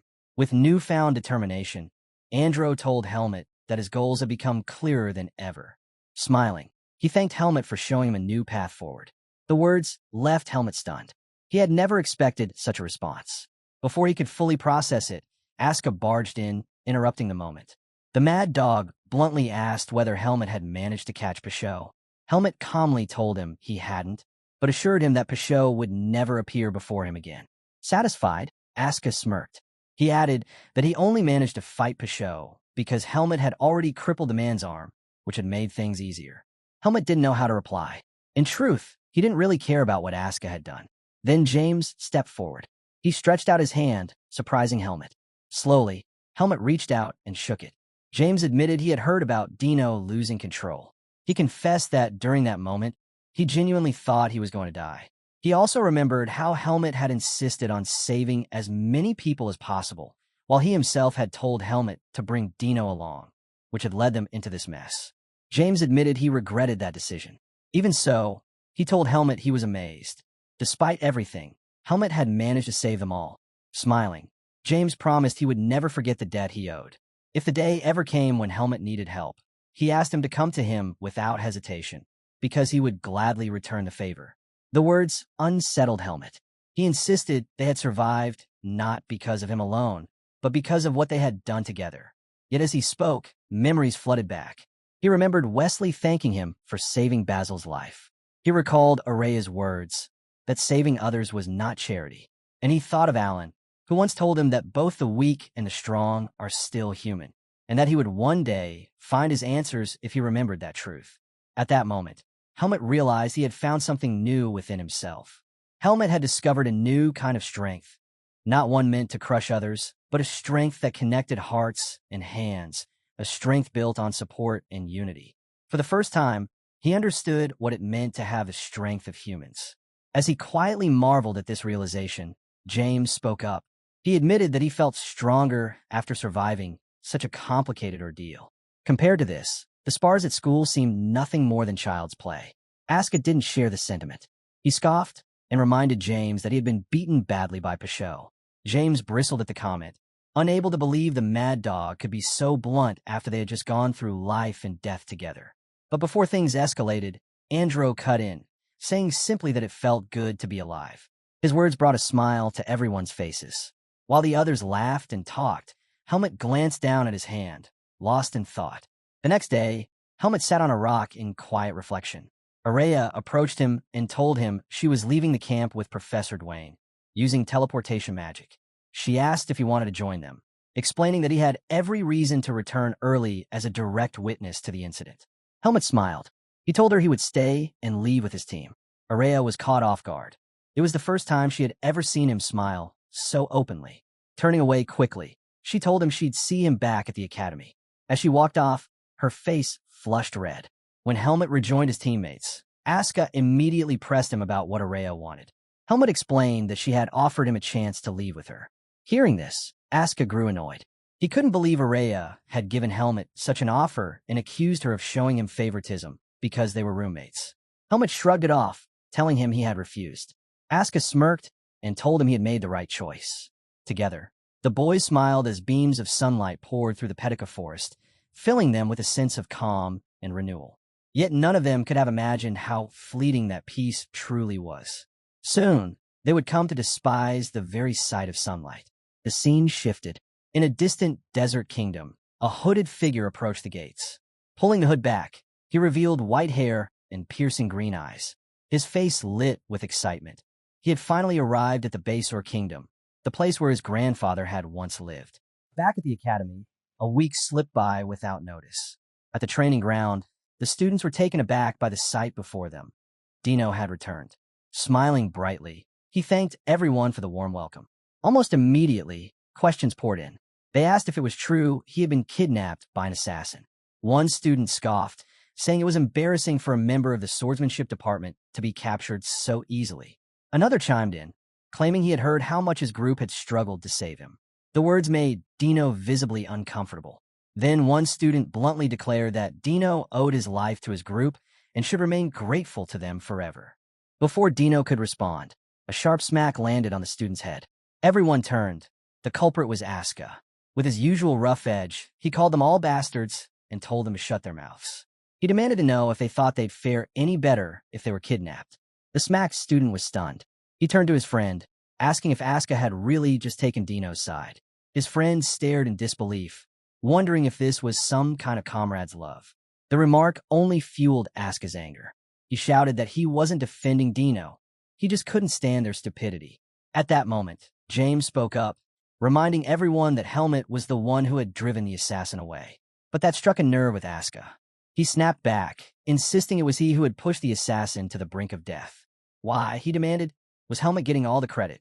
The other students pushed back immediately. They told Asuka that everyone knew the assassin had fled because he feared Helmet. To them, Helmet deserved all the recognition. They even told Asuka he should be grateful to Helmet for the rest of his life. That was the last straw. Fuming, Asuka cursed him out. Meanwhile, Andro quietly asked Wesley if he knew where Helmet was. Wesley explained that Helmet had retreated to his personal training ground. He admitted that Helmet had always trained diligently, but ever since returning from the camp, he had taken his training even more seriously. The scene shifted. Helmet was alone, circulating his bise throughout his body. He noticed something alarming. His seed of darkness had grown.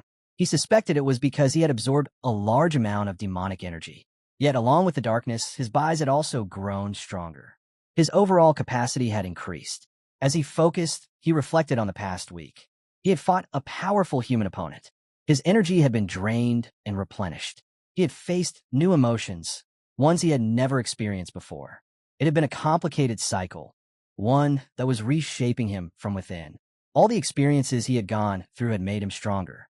Drawing his sword, Helmet channeled his power into it, watching as the blade became enveloped. He still didn't know the full extent of his strength, but he hoped that soon an opportunity would come to test it. As he examined the weapon, a knock sounded at the door. Helmet opened it and found Instructor Patricia standing there. Curious, he asked why she had come. Patricia explained that she already expected to find him here. She informed him that Eden was looking for him and asked him to head to his office. Helmet found it strange that Eden would suddenly call for him, but he went nonetheless. The scene shifted. Eden welcomed him into his office with a calm smile and gestured for him to sit. Once Helmet was settled, he asked how he was feeling. Helmet answered that he was fine, that his injuries hadn't been that serious to begin with. Eden shook his head. He pointed out that Helmet was probably the only person in the academy who could walk away with such light injuries after clashing with a rank 1 assassin. He even added that Darien would surely be proud if he heard of this. Helmet quietly disagreed in his heart. He knew Darien would never praise him simply for winning. Instead, he would have scolded him for the risk he took and for failing to handle things perfectly. Eden, however, moved on to the real reason for their meeting. He reminded Helmet that the school break would arrive after the final exams and asked if he had any plans. Helmet revealed that he intended to travel, taking on mercenary work along the way. Eden pressed further. Did he already have a destination in mind? Helmet replied that he did. Eden studied him carefully before asking if he was planning to leave Greta Academy. He made it clear that he wouldn't try to stop him if that was his decision. But at his age, he believed Helmet still had much more to learn here. Helmet agreed. He reassured Eden that if he ever decided to leave, he would inform him ahead of time. There was no need for concern.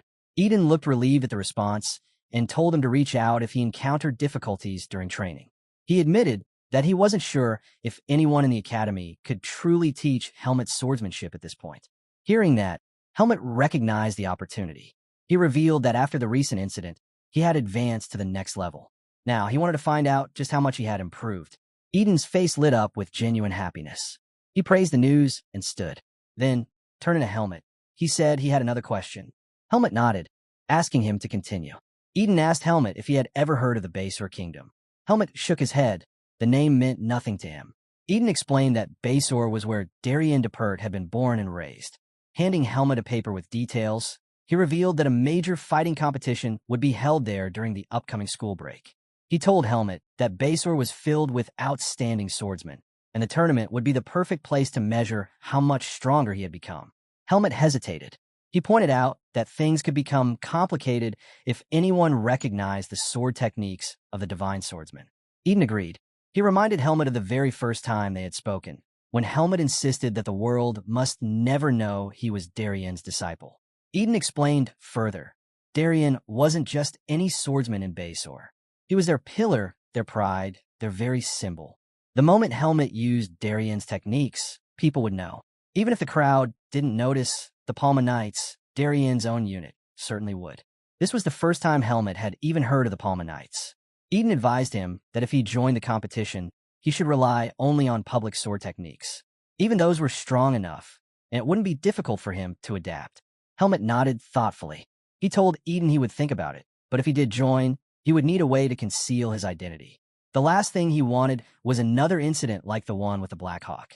Eden fully understood. He remembered how much trouble that pursuit had already caused Helmet. Still, he asked if the situation with the Black Hawk was truly resolved. He admitted he trusted Helmet's word, but he worried the organization might not honor its promise. Helmet reassured him. He said he had good reason to believe they would keep their word. Even so, Eden urged him to be cautious and to take his time deciding whether to compete. Then he asked if Helmet was heading back to training. Helmet shook his head. He explained that there had been an announcement about a practical exam for the finals, and he was going to class. Eden wished him luck, though a nervous look crossed his face. He added that Helmet shouldn't resent the instructors too much for deciding on such a test. Helmet wondered silently why Eden would say such a thing. The scene shifted. Instructor Alan announced that the practical exam would be none other than the Antimon Combat Ability Assessment. The room went silent. No one expected this. Helmet, in particular, didn't even understand what Alan meant at first. Alan clarified. The test had 10 stages, and each student would enter alone. They could stop at any point if things got too difficult, but the higher they climbed, the more points they'd earn. He reminded them of Dino's incident, stressing that everyone should have learned something important from it. Demonic energy wasn't some distant threat. It was right here, closer than they thought. The forest was full of monsters that often clashed with humans. As swordsmen, they would face these creatures sooner or later. Normally, this exam was reserved for senior students. But after what happened during the camp, the instructors agreed that it was better to make everyone aware of the danger earlier. Andro raised his hand, asking if they'd really be fighting monsters. Alan smiled and said the type of monster would remain a secret. But he assured them not to worry. The opponents weren't real. Instead, they'd be facing illusionary monsters conjured with magic, which meant no one would be seriously hurt. Hearing this, Andro let out a breath of relief. For a moment, he thought the academy had brought in actual beasts. Aska, however, grinned. Since they were just illusions, he said they could beat them down without hesitation. Alan chuckled at that confidence. He reminded them that the seniors who had taken the same test once felt the exact same way, overconfident before the fight began. His advice was simple. Don't get cocky, just give it everything you've got. Those words, though, only made the students more nervous. As Helmet thought about monsters, his mind drifted to Alaga and Naho. There was no way the academy would throw something that powerful at them. He was curious, though, about what kind of creatures he'd be up against. After all, he was already used to fighting monsters. Aska turned to him and casually asked how he did on the written test. Helmet replied that he'd probably score about the same as last time. Aska immediately realized what that meant. There was no way he'd beat Helmet there, which meant the practical exam would weigh heavily on their grades. He reminded Helmet that he once told him to go all out during the finals so they could have a proper match. Now, Aska declared he intended to reach the final stage, and he demanded Helmet not to quit halfway. Helmet tilted his head, unsure why Aska was saying this. In fact, those were the exact words he'd planned to tell Aska. When he pointed that out, Aska clicked his tongue in frustration. Aska clicked his tongue and muttered that Helmet was starting to sound more and more like Araya. Still, he grinned, saying he wanted to see just how far they could both go and whether anyone could actually clear stage 10. The scene then shifted.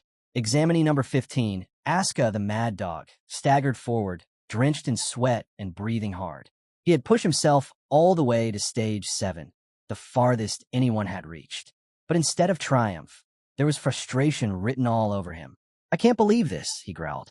Not even stage 10. How can a test be this hard? He shook his head, saying that even priests rarely encountered monsters like the ones he faced. Pointing toward the other examinees, he noted that no one else had even broken past stage 5. Around him, the students were battered, exhausted, and clearly shaken. Turning to Helmet, Aska demanded to know if the exam was even fair. But Helmet calmly reminded him that the point wasn't to clear all 10 stages. It was about facing the challenge head-on. You're fine, he said simply. Aska scowled. That's not the problem, he snapped. Before Helmet could respond, his name was called. It was his turn to enter the test area. Aska leaned in, lowering his voice. Forget what I said earlier. Just go and see for yourself. When you reach stage 8, you'll understand why I ran out. Don't stop before then. Helmet paused, wondering what Aska had encountered that left him so shaken. With that thought lingering in his mind, he stepped into the hall. The moment he entered, a voice called out to him. Helmet looked up and immediately recognized the man standing there. "Long time no see, since the camping incident," the man said. Helmet narrowed his eyes. "Professor Dwayne." The professor smiled faintly, surprised that Helmet remembered him. He explained that he rarely interacted with swordsmanship students, but Helmet stood out. During the midterms, his answer on magic had caught Dwayne's attention, a refreshing perspective compared to the typical responses of the magic department. "I have high expectations for you in this test," Dwayne said, raising a small glowing orb. "Show me your determination against the power of darkness once again." Light swirled as his magic activated. Helmet drew his blade without hesitation. "I'll do the same as always," he replied. A green flash filled the air, and from it a creature emerged. The Stage 1 monster, the rabbit beast. The creature lunged forward in a blur of motion. With a swift, clean strike, Helmet cut it down instantly, the beast vanishing into nothingness. Professor Dwayne's eyes widened in shock at the sheer ease of the kill.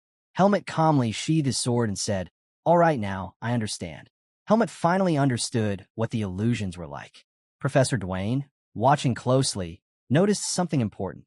There wasn't even the slightest hesitation in Helmet's strikes. This wasn't just natural talent. It was the result of relentless training and hardened experience. Curiosity stirred within the professor. Just how far could this boy's abilities go? The test pressed on. The second monster appeared, and Helmet cut it down with a single swing. The third came, a massive frog, and it too fell instantly. Next was a giant snake, then a hulking wolf. With the same effortless precision, Helmet carved through each one. A massive bee was shredded apart, and a giant grasshopper of Stage 7 followed.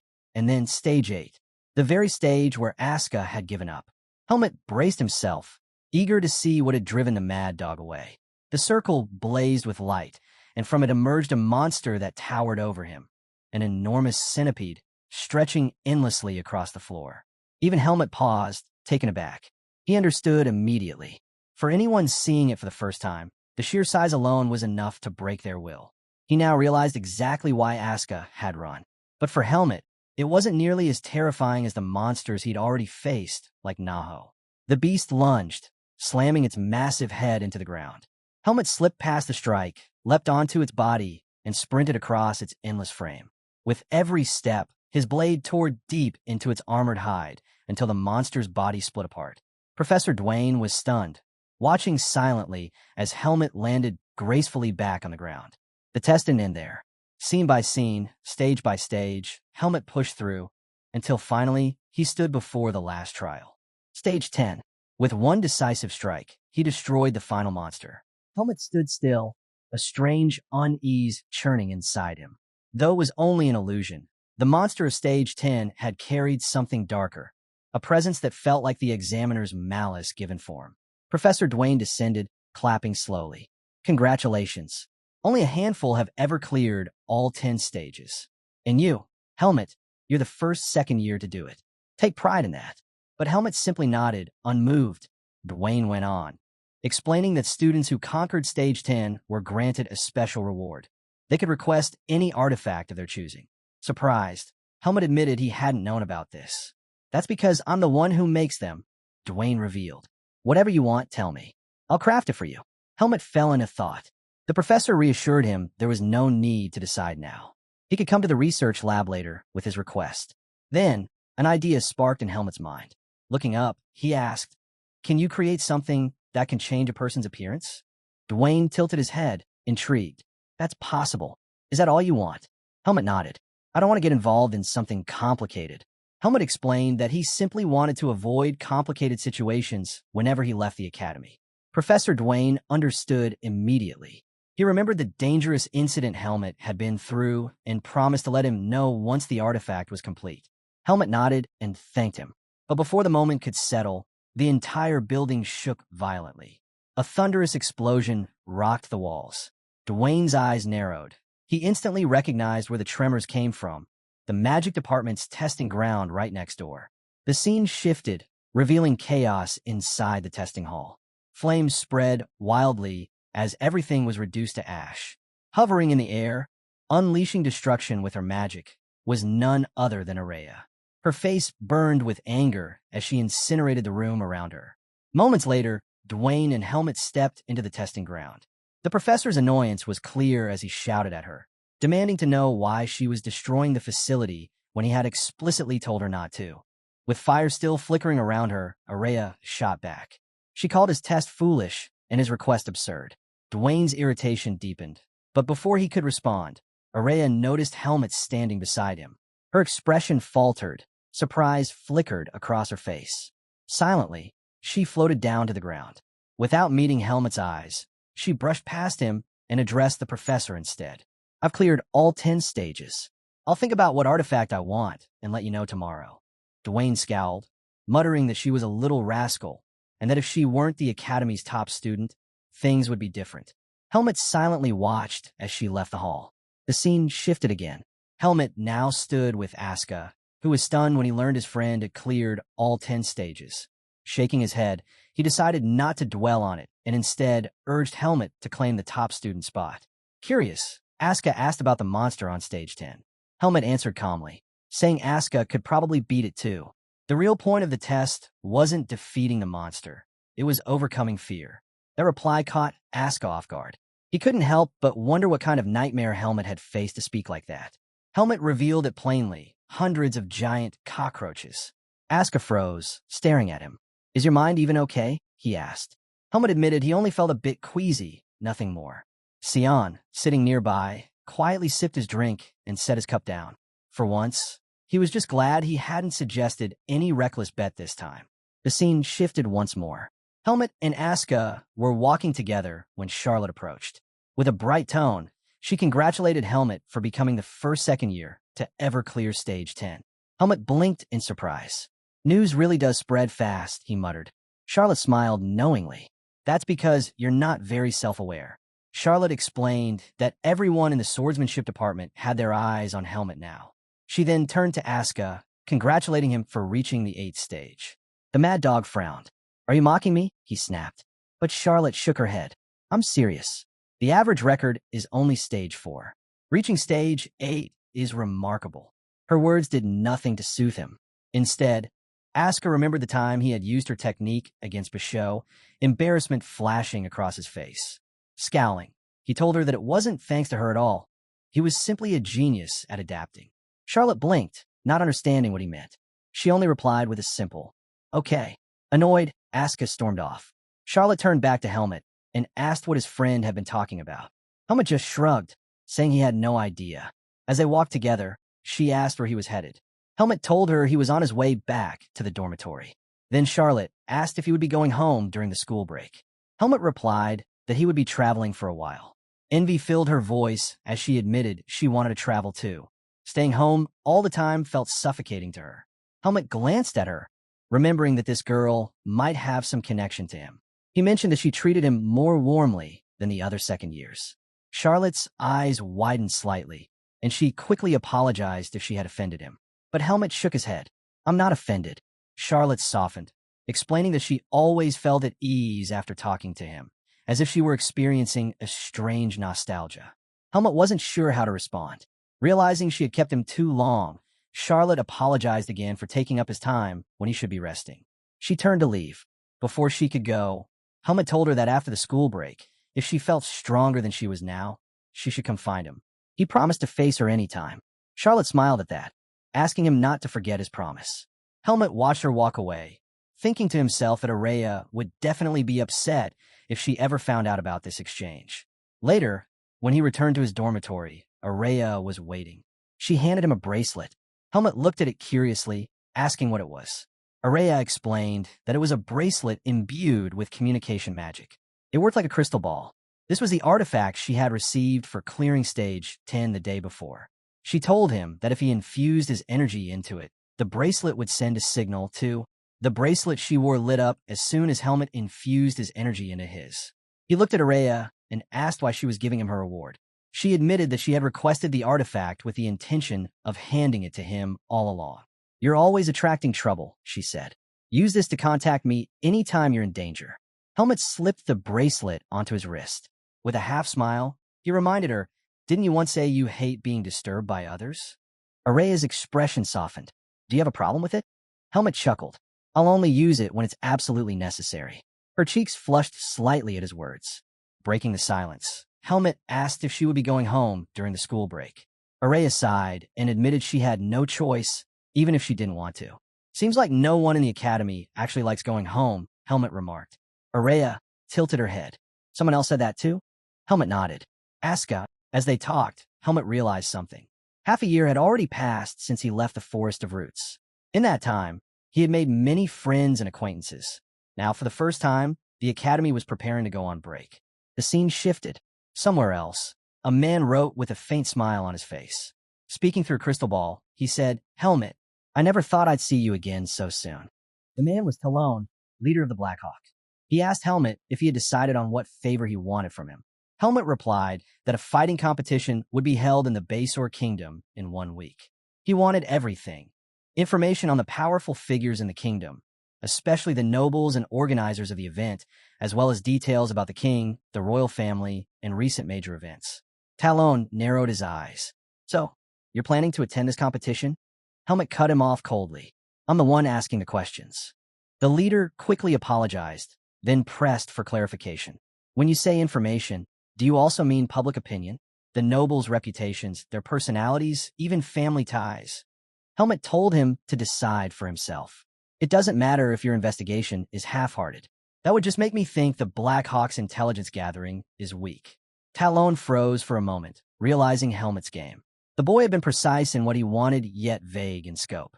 By doing so, he exploited their weakness, forcing them to push their efforts further while making it harder for anyone else to know what he was truly after.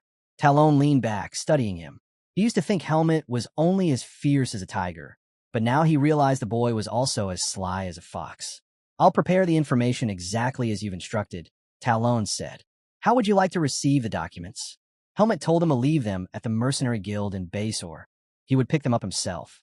Understood, Talon replied. I'll reach out once everything is ready. The code will be, an eagle's claws never let go of their prey.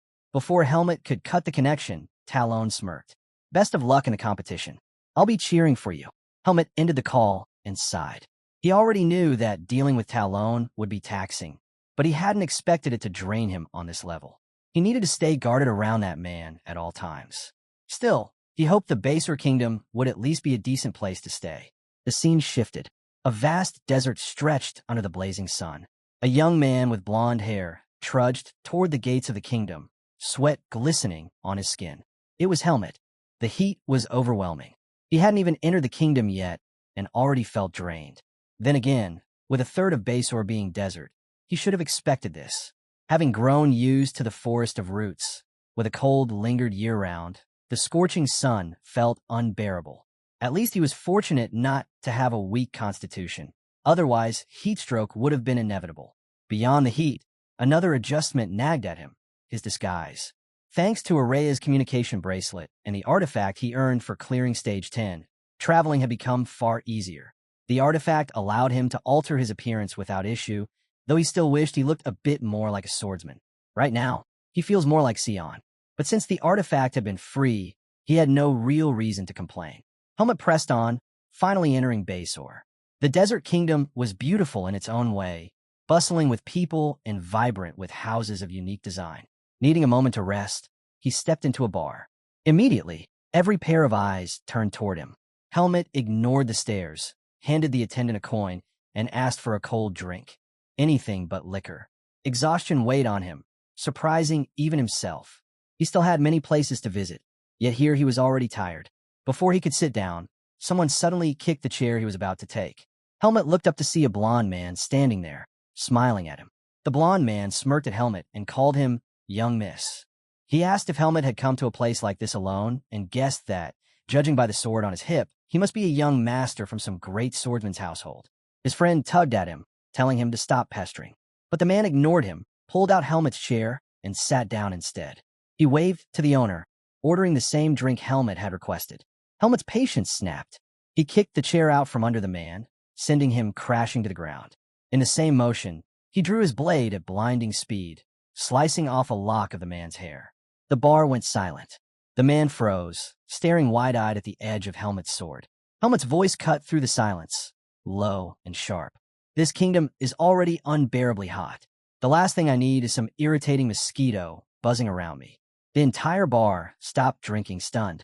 The man, Colt, stared at Helmet in shock. Then, from across the room, someone burst out laughing. They slapped their knees and told Colt that he'd been put in his place, admitting Helmet looked delicate but clearly had skill. Colt climbed to his feet, but instead of lashing out, he suddenly grabbed Helmet in a rough embrace. "I like you," he declared, grinning. He turned to the owner and shouted that he would pay for Helmet's drink. Helmet frowned, pushing him away. "Get off me. It's too hot for this." Confused, he sat back down, wondering if this was just how people in Basor behaved. Their personalities were completely different from the mercenaries of Badan. Being around them already felt exhausting. Could he really endure until the end of the competition? The scene shifted. Helmet now stood in another shop, where a woman greeted him with a bright smile. He explained that he wanted a cold energy spell cast onto his space expansion cape. The woman assured him it was possible and asked him to return in 3 hours. Adjusting his bracelet as he stepped out, Helmet thought over what he had accomplished so far. He had secured a place to stay and found a way to deal with the suffocating heat. Registration for the competition would take place tomorrow, so he decided to rest and recover his strength today. As he walked through the streets, a statue caught his eye. Helmet stopped, staring at its face in recognition. "So that's where Darien got his fiery personality," he muttered. "Anyone who grows up in a place this hot would be sharp-tempered." Looking up at the statue, he silently addressed his master. "Watch over me. I'll achieve results worthy of your name." The scene shifted again. Helmet finally arrived at his lodging, visibly worn out. As he stepped into the building, someone pointed at him and referred to him as a customer. A man dressed like a butler turned toward him, approaching with calm precision. Helmet narrowed his eyes, wondering who exactly this man was.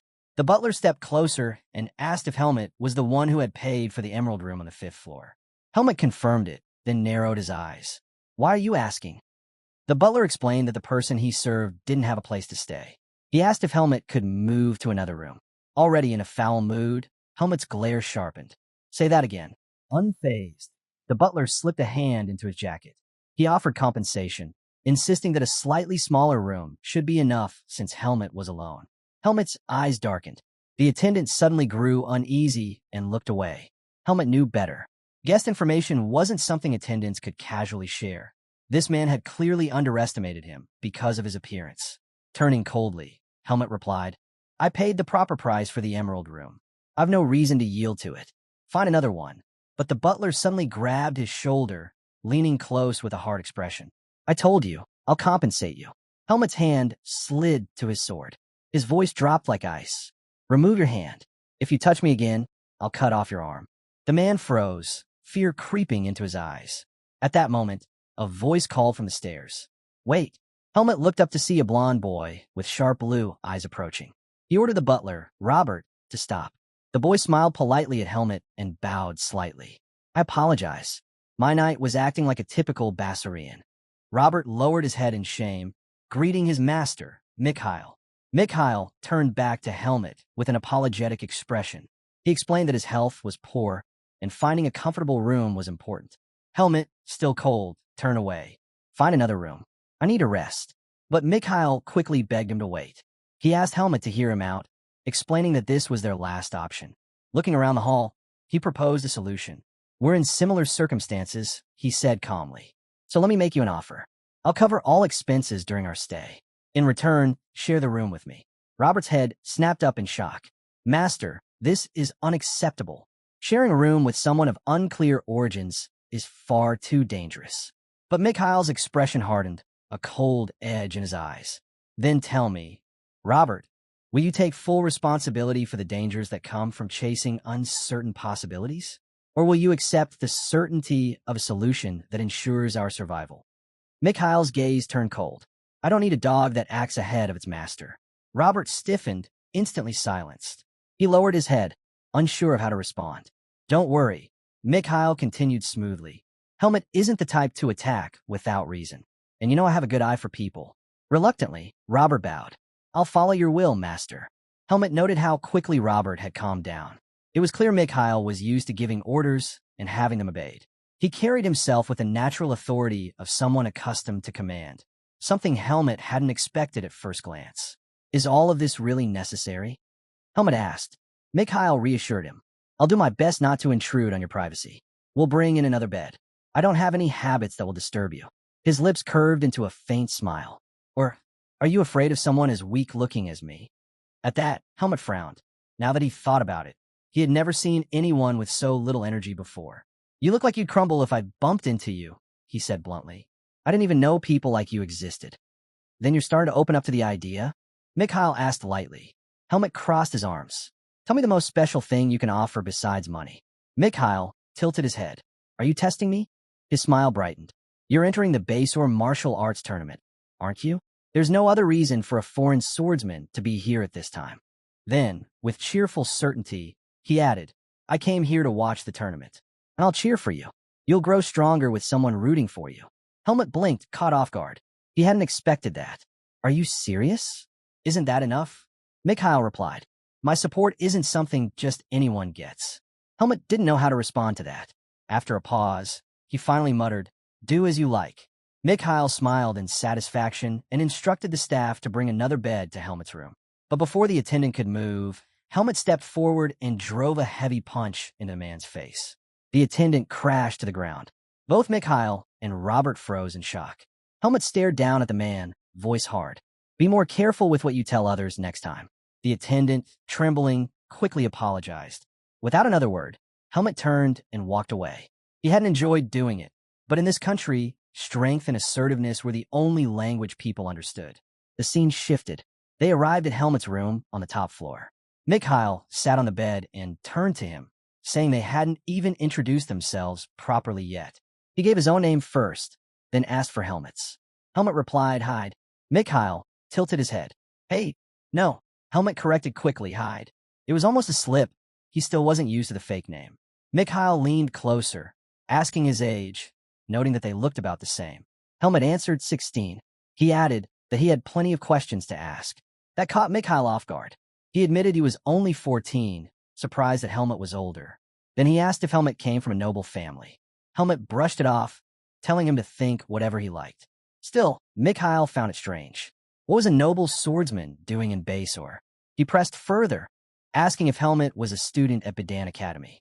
Helmut's eyes narrowed at the question. Don't be surprised, Mikhail said calmly. He pointed to the object in Helmut's hand, noting how it looked like a magic artifact. And since Bedan Academy was famous for magic, it wasn't unusual for nobles around his age to be studying there. Helmut asked sharply, Are you digging into my past? But Mikhail shook his head. No, I'm just curious about you. Honestly, I feel this strange sense of familiarity with you, though I can't explain why. He studied Helmut's face. Is it because we look alike? No, it's something else. You have what I don't. A body that's strong and sturdy. Helmut ignored the remark and opened the window. He asked if it was fine to use the open space outside. Mikhail nodded, telling him he could use it whenever he wasn't around. He quickly realized Helmut wanted to train there. Go ahead, he said. I won't be using it anyway. But would it be all right if I sometimes watched while you train? He lightly touched Helmut's arm. The way swordsmen move, it gives energy to my frail body. That's why I went to the martial arts tournament. Watching them is a small personal joy of mine. But if it makes you uncomfortable, I won't insist. Helmut simply replied, Do as you like. Mikhail laughed softly at that. You're kinder than you seem. But Helmut could tell, this boy never showed his true heart. He couldn't figure out if Mikhail's words were honest or just another act. One thing was certain, Mikhail was a very peculiar person. That night, Mikhail was fast asleep. Helmut sat quietly and pulled out the crystal ball. Talon's voice came through, informing him that the documents had been delivered. He then asked if Helmut's preparations for the martial arts tournament were going well. Helmut cut him off coldly. That's none of your concern. Talon chuckled. I don't trust you, not one bit. He leaned back in his chair and added, But you might find this interesting. Among this year's participants, one stands out. He entered the Royal Knight Order at the youngest age in history, manifested his aura at just 18. Helmut wasn't impressed. He himself had accomplished that at a much younger age. Talon noticed his lack of reaction and smiled faintly. Then perhaps this will catch your attention. The boy comes from the bloodline of the missing divine swordsman. Helmut froze. What? Yes, Talon confirmed. He's Darien's grandson. Darien's son left Basor years ago and was presumed dead, but he survived elsewhere and left behind a descendant. Helmut's mind raced. He remembered his master once mentioning that he had a son late in life. though he claimed that Sun had died with no heirs. But here Talon was saying otherwise. This information, Talon went on, isn't public. Even in Basor, only high-ranking officials know. They've been hiding the truth. Helmet frowned. Darien's son left Basor long ago. How do they even prove this boy is his grandson? Talon smiled slyly. Are you interested now? Helmet replied firmly. I only want to know what kind of opponent I'll be facing. Very well, Talon said, amusement in his tone. The boy looks exactly like Darien in his youth. He carries his father's ID plate and other items. But most of all, it's his swordsmanship. That's what's truly astonishing. Darien vanished years ago, and his techniques were thought lost forever. Yet somehow, this boy has inherited them perfectly. Helmet's eyes widened slightly. He hadn't known Darien was believed to have disappeared. His master had never told him how he ended up in the Forest of Roots. Why did the human world think he had vanished? It was as if someone had erased every trace of his existence. Suppressing his thoughts, Helmet acted as though he knew nothing. What do you mean, disappeared? Talon raised a brow, surprised by the question. Don't you know? It's common knowledge. Darien disappeared while fighting one of the magical beasts that ruled the Basor Desert, a baby scorpion. Talon explained that this was the official story. Helmet pressed him further. Then what about the unofficial version? Talon's tone grew sharper. There's a rumor the temple intervened and had him eliminated. Honestly, it makes more sense. Basor lies outside the temple's influence, and Darien was practically a god within this kingdom. If the temple wanted to expand their reach, he would have been their greatest obstacle. Helmet hadn't expected to hear that. Talon smirked. So, are you interested? I could dig deeper for you, if you're willing to use another favor. But Helmet shook his head. No, I'm not that curious. I'll check the records myself. Talon sighed, sounding disappointed. Pity. I rather enjoyed this conversation. Just remember, you still have 2 favors left. Use them wisely. With that, he cut the connection. Helmet tucked the crystal ball away, his thoughts heavy. He hadn't known Darien's disappearance was tied to Basor itself.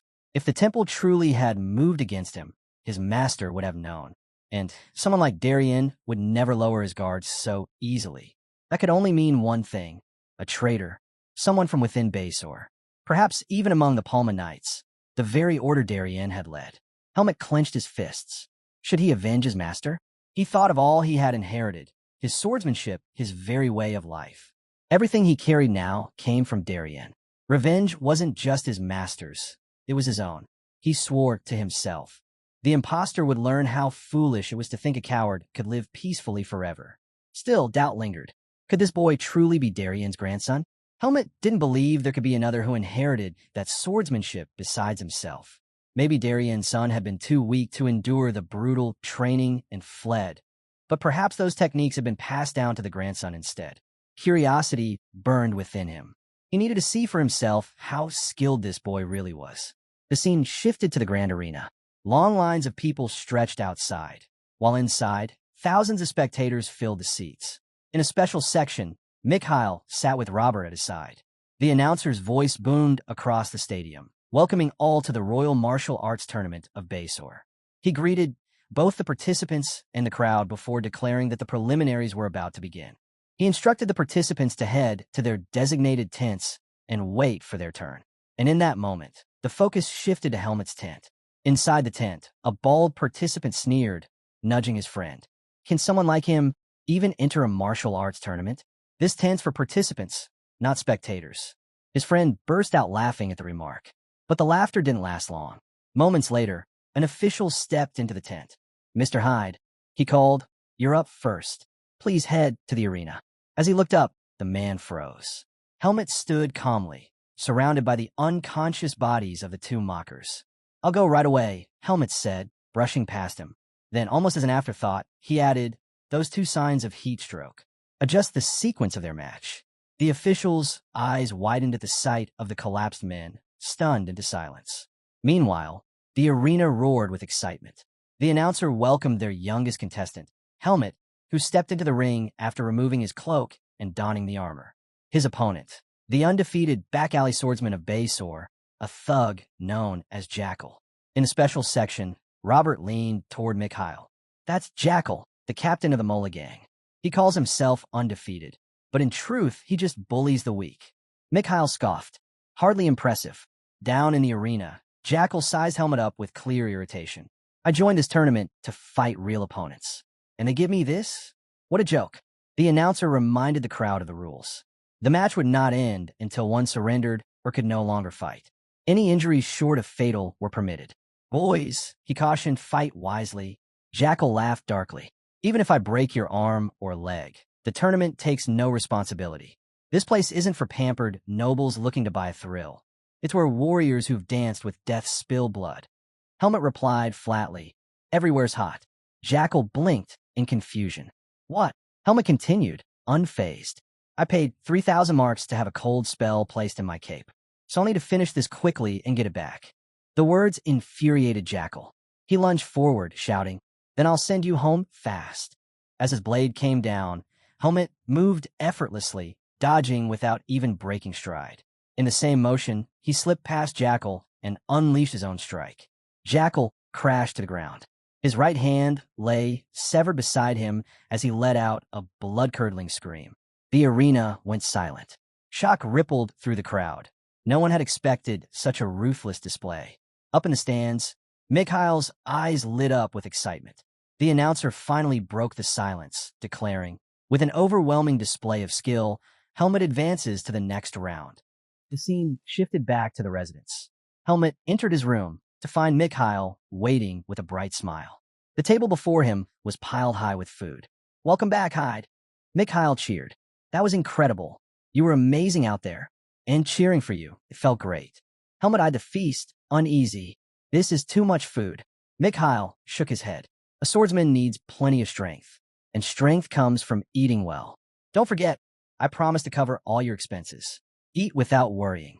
Helmet narrowed his eyes. You're not planning to use this as leverage later, are you? That won't work. Mikhail laughed at the suspicion. Relax. Spending this much barely makes a dent in my wallet. I'm not trying to put you in my debt. Think of it as an investment. An investment? Helmet echoed, puzzled. Mikhail lifted a spoonful of soup. Debt means expecting repayment. Investment assumes you might lose everything, but with the possibility of an even greater return. High risk, high return. Helmet frowned. And if I can't give you anything in return, then I'll just lose my investment. Mikhail sipped his soup calmly, then added, but I feel you'll be of great help to me someday. Helmet grew wary. Sensing it, Mikhail waved it off. Don't worry. I won't ask for anything unreasonable. Helmet removed his coat and sat down. He knew he needed to eat, whether or not he liked Mikhail's reasoning. Later that night, Helmet entered the room again while Mikhail was fast asleep. The boy was so deeply out that he wouldn't even notice if someone carried him away. Helmet quietly placed a stack of documents on the bed and removed his hood. They were the reports he had received from the Black Hawk. He had asked them to dig thoroughly, but even he hadn't expected this much information. He realized he would need to read through all of it while the tournament continued. Helmet picked up the stack of documents and began reading carefully. One name immediately stood out. Ludus Kikuro, captain of the Palma Knights. According to the reports, Ludus had taken over as captain after Darian's disappearance. Despite the crushing weight of succeeding the Divine Swordsman, he had managed to lead annual desert monster subjugations without fail. Because of this, he was now considered the man most suited to command the Palma Knights. Helmet frowned. It was strange. Other than Eden, Ludus seemed to be the only person who had known Darian personally. Yet his master had never once spoken of the Knights. What kind of relationship had Darian truly shared with Ludus? Helmet resolved to meet the man in person if he got the chance. But the thought sparked another question. Why had Darian sent him to Eden instead of Ludus? Back when Darian led the Palma Knights, Ludus had been his vice-captain, surely the closest to him. By all logic, it should have been Ludus, not Eden. Maybe, Helmet wondered, his master wanted him to attend the academy. But no, that couldn't be it. Darian was far too meticulous. If that had been the case, he would have mentioned Ludus outright. He wouldn't have overlooked something so critical. Helmet's mind drifted back to his master's words. Darian had once told him, tragedy always strikes without warning. Even if you're cautious, pain can still find you. Even if you try to avoid it, you might not escape. No matter what happens, never lose yourself. The weight of those words hit him differently now. His master had known. He had been betrayed and abandoned in the forest of roots. Trapping someone like Darian was impossible, even for a high priest. Unless it was done by the one person he trusted completely. Someone close. someone who stood to gain everything from his disappearance? The answer became clear. Ludus was the traitor. Helmet's anger burned at the realization. Of course, it was only speculation, but if it proved true, he swore he would not leave Basor until Ludus paid for his betrayal. As these murderous thoughts ran through his mind, Mikhail stirred in bed. He rolled to the other side, revealing that he had actually been awake all along. The scene shifted to the arena. The match to decide the finalists had begun. Helmet stepped into the ring and, with a single strike, cut down his opponent, earning his place among the finalists. From his special section, Mikhail watched with sharp eyes as Helmet left the stage. Our boy stepped down, realizing just how easy it would be to win the entire tournament if the participants were all at this level. An attendant handed him his hood. The final round will be held in 2 days. At the same time, the man informed him. Helmet nodded, slipped on his coat, and left the stage. Since his fight had been the first of the day, he had plenty of time to himself. He decided to return to his quarters and continue reading through the Blackhawks reports. But before he could leave the arena, someone approached him. The next moment, Robert was leading Helmet toward the special section where his master waited. Not in a rush, are you? Mikhail teased. Why don't you stay? Watch the rest of the matches with me. Your bout ended so quickly, it'd be a shame not to enjoy the show. Helmet asked calmly. Is it even allowed for participants to spectate? Mikhail smirked. There's no rule against it. Though, in Basor, people see it as unmanly, like you're trying to size up your opponents in advance.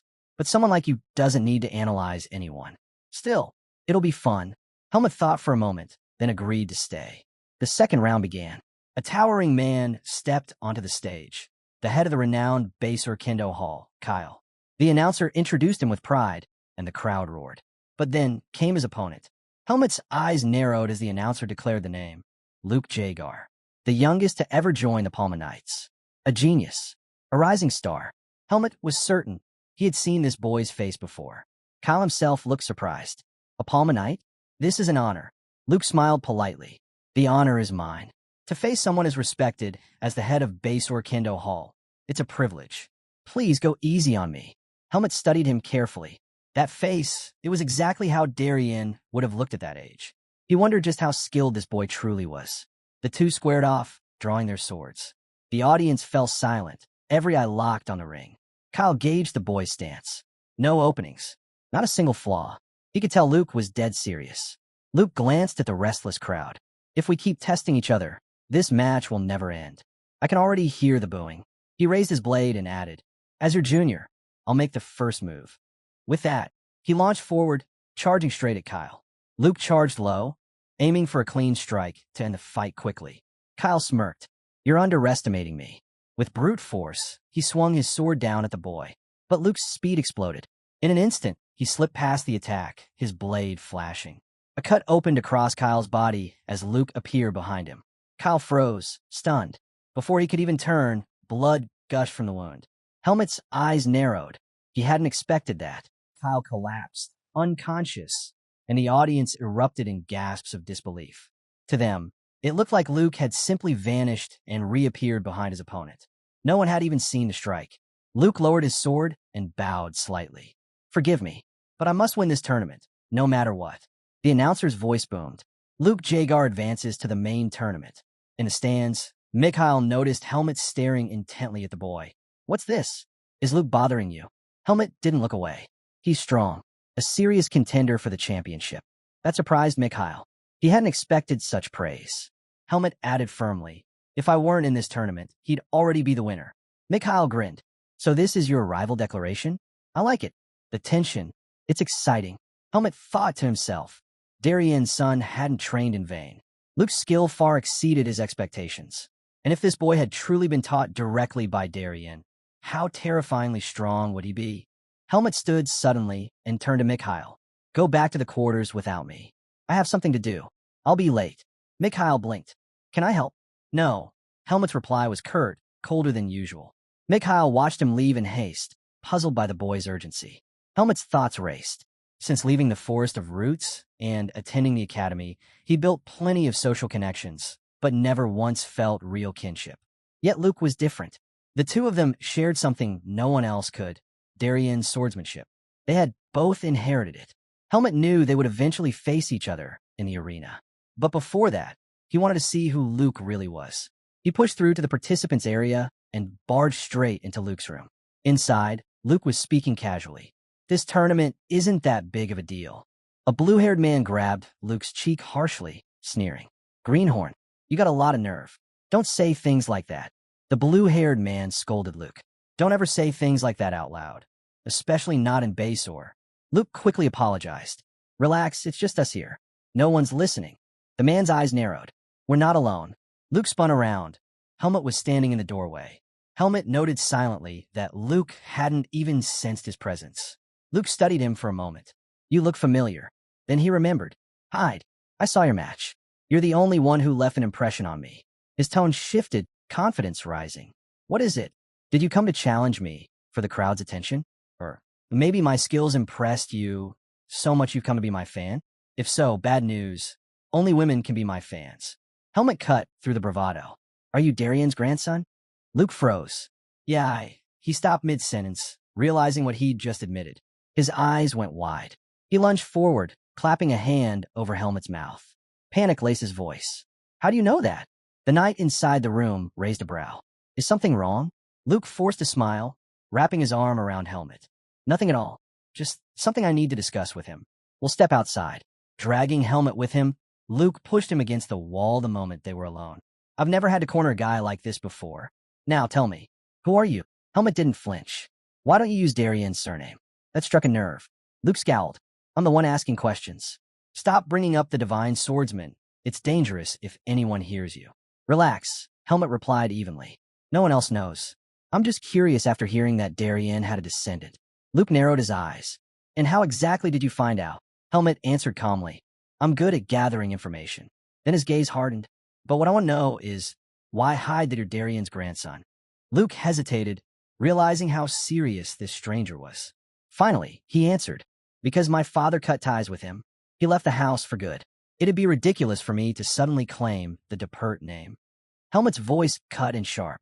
And yet, you inherited the divine swordsman's techniques. That stunned Luke. What did you just say? How do you know that? His voice dropped. My father never even told me those were Darian's techniques. Luke lowered his voice. Yes, I'm his heir. I plan to make it official only after I won this tournament.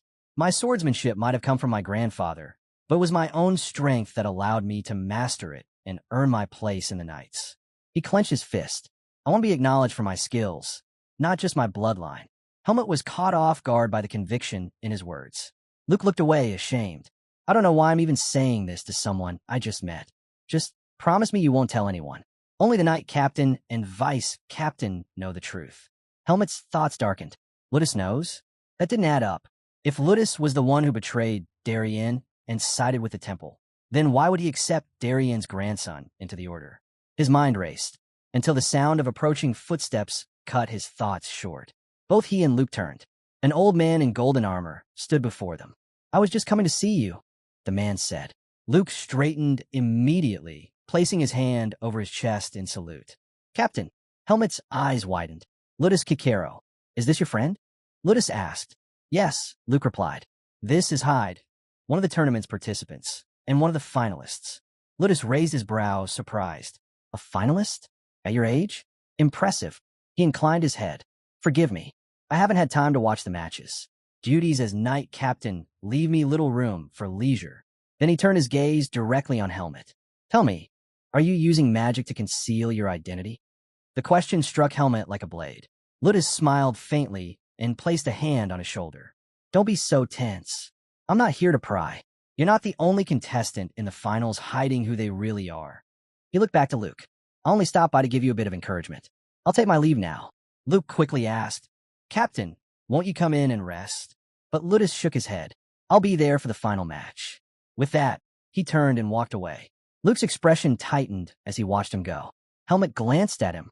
Your captain seems to care for you. Luke nodded slowly. I should be thanking him. He was the first to recognize me here in Basor, and he's the one who advised me to earn recognition through this tournament. Helmut's thoughts churned. Then was Ludus truly a traitor, or not?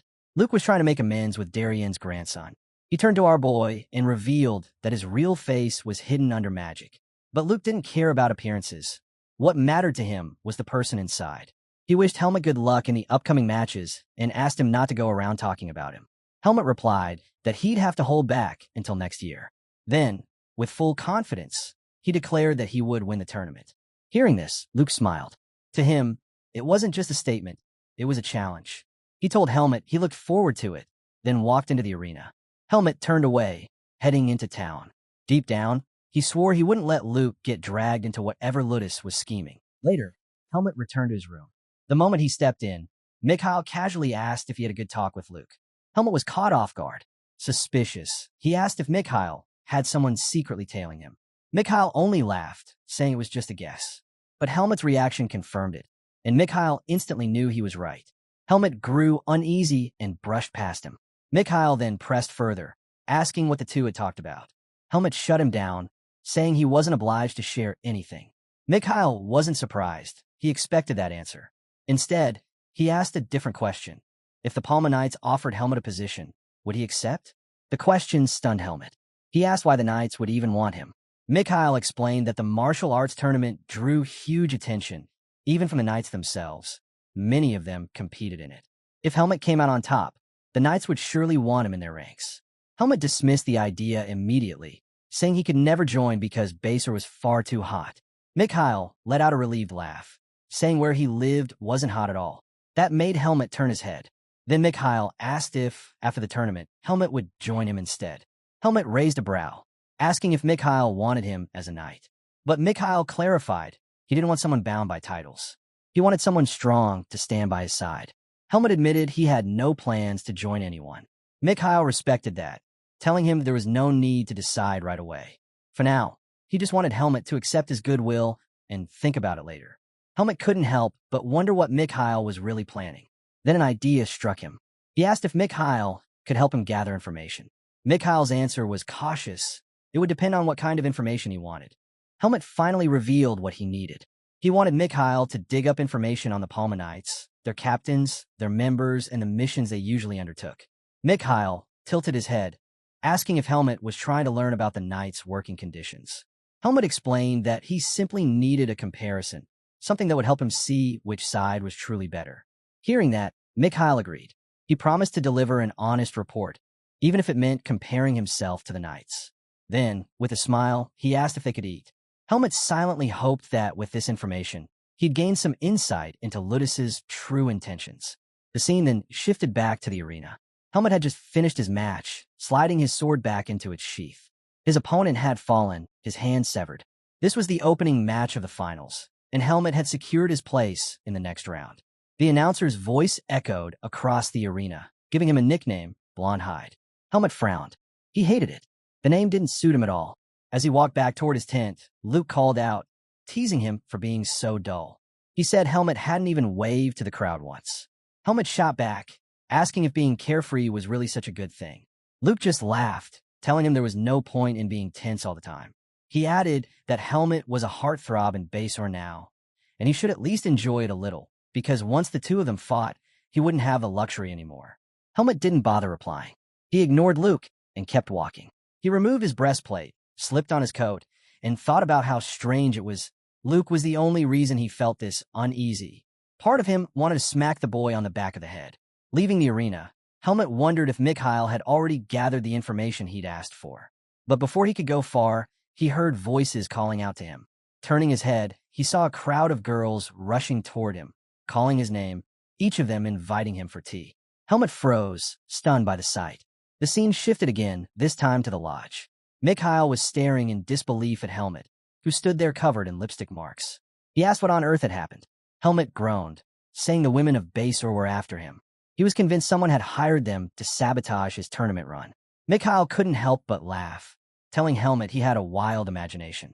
He explained that it was only natural for everyone's attention to be a tournament finalist. Then he added that the real reason Helmet was so popular with the ladies was his face. That caught Helmet off guard. His mind instantly went back to the men in his tent, the ones who had asked him if he... Helmet remembered the men in his tent, the ones who mocked him and asked if he even knew how to swing a sword. Turning to Mikhail, he muttered that people in Basor didn't really like his face that much. Mikhail could only stare at him in disbelief. He felt almost sorry for Helmet. How could someone be so oblivious? To him, Our boy was a fool for not realizing how much women liked him. Changing the subject, Helmut asked about the request he'd made earlier. Mikhail raised a book with a knowing grin and said he had expected that question. Helmut accepted it, impressed by how fast Mikhail worked. Does this earn me a little more of your trust? Mikhail asked. Helmut didn't answer. Instead, he immediately opened the book and started reading. Inside, he learned that the Palma Knights operated on a seniority system. Members were treated like barons, complete with private residences. But none of that interested him. He skimmed past it until something caught his eye. The Knights captain typically stayed away from politics. Yet, according to the records, Ludus openly supported the first prince. The Blackhawks' intelligence went even deeper. The prince was the son of a foreign-born queen and a devout follower of the Lumen faith. He was pushing for the Lumen temple to be established in Basor. Helmut frowned.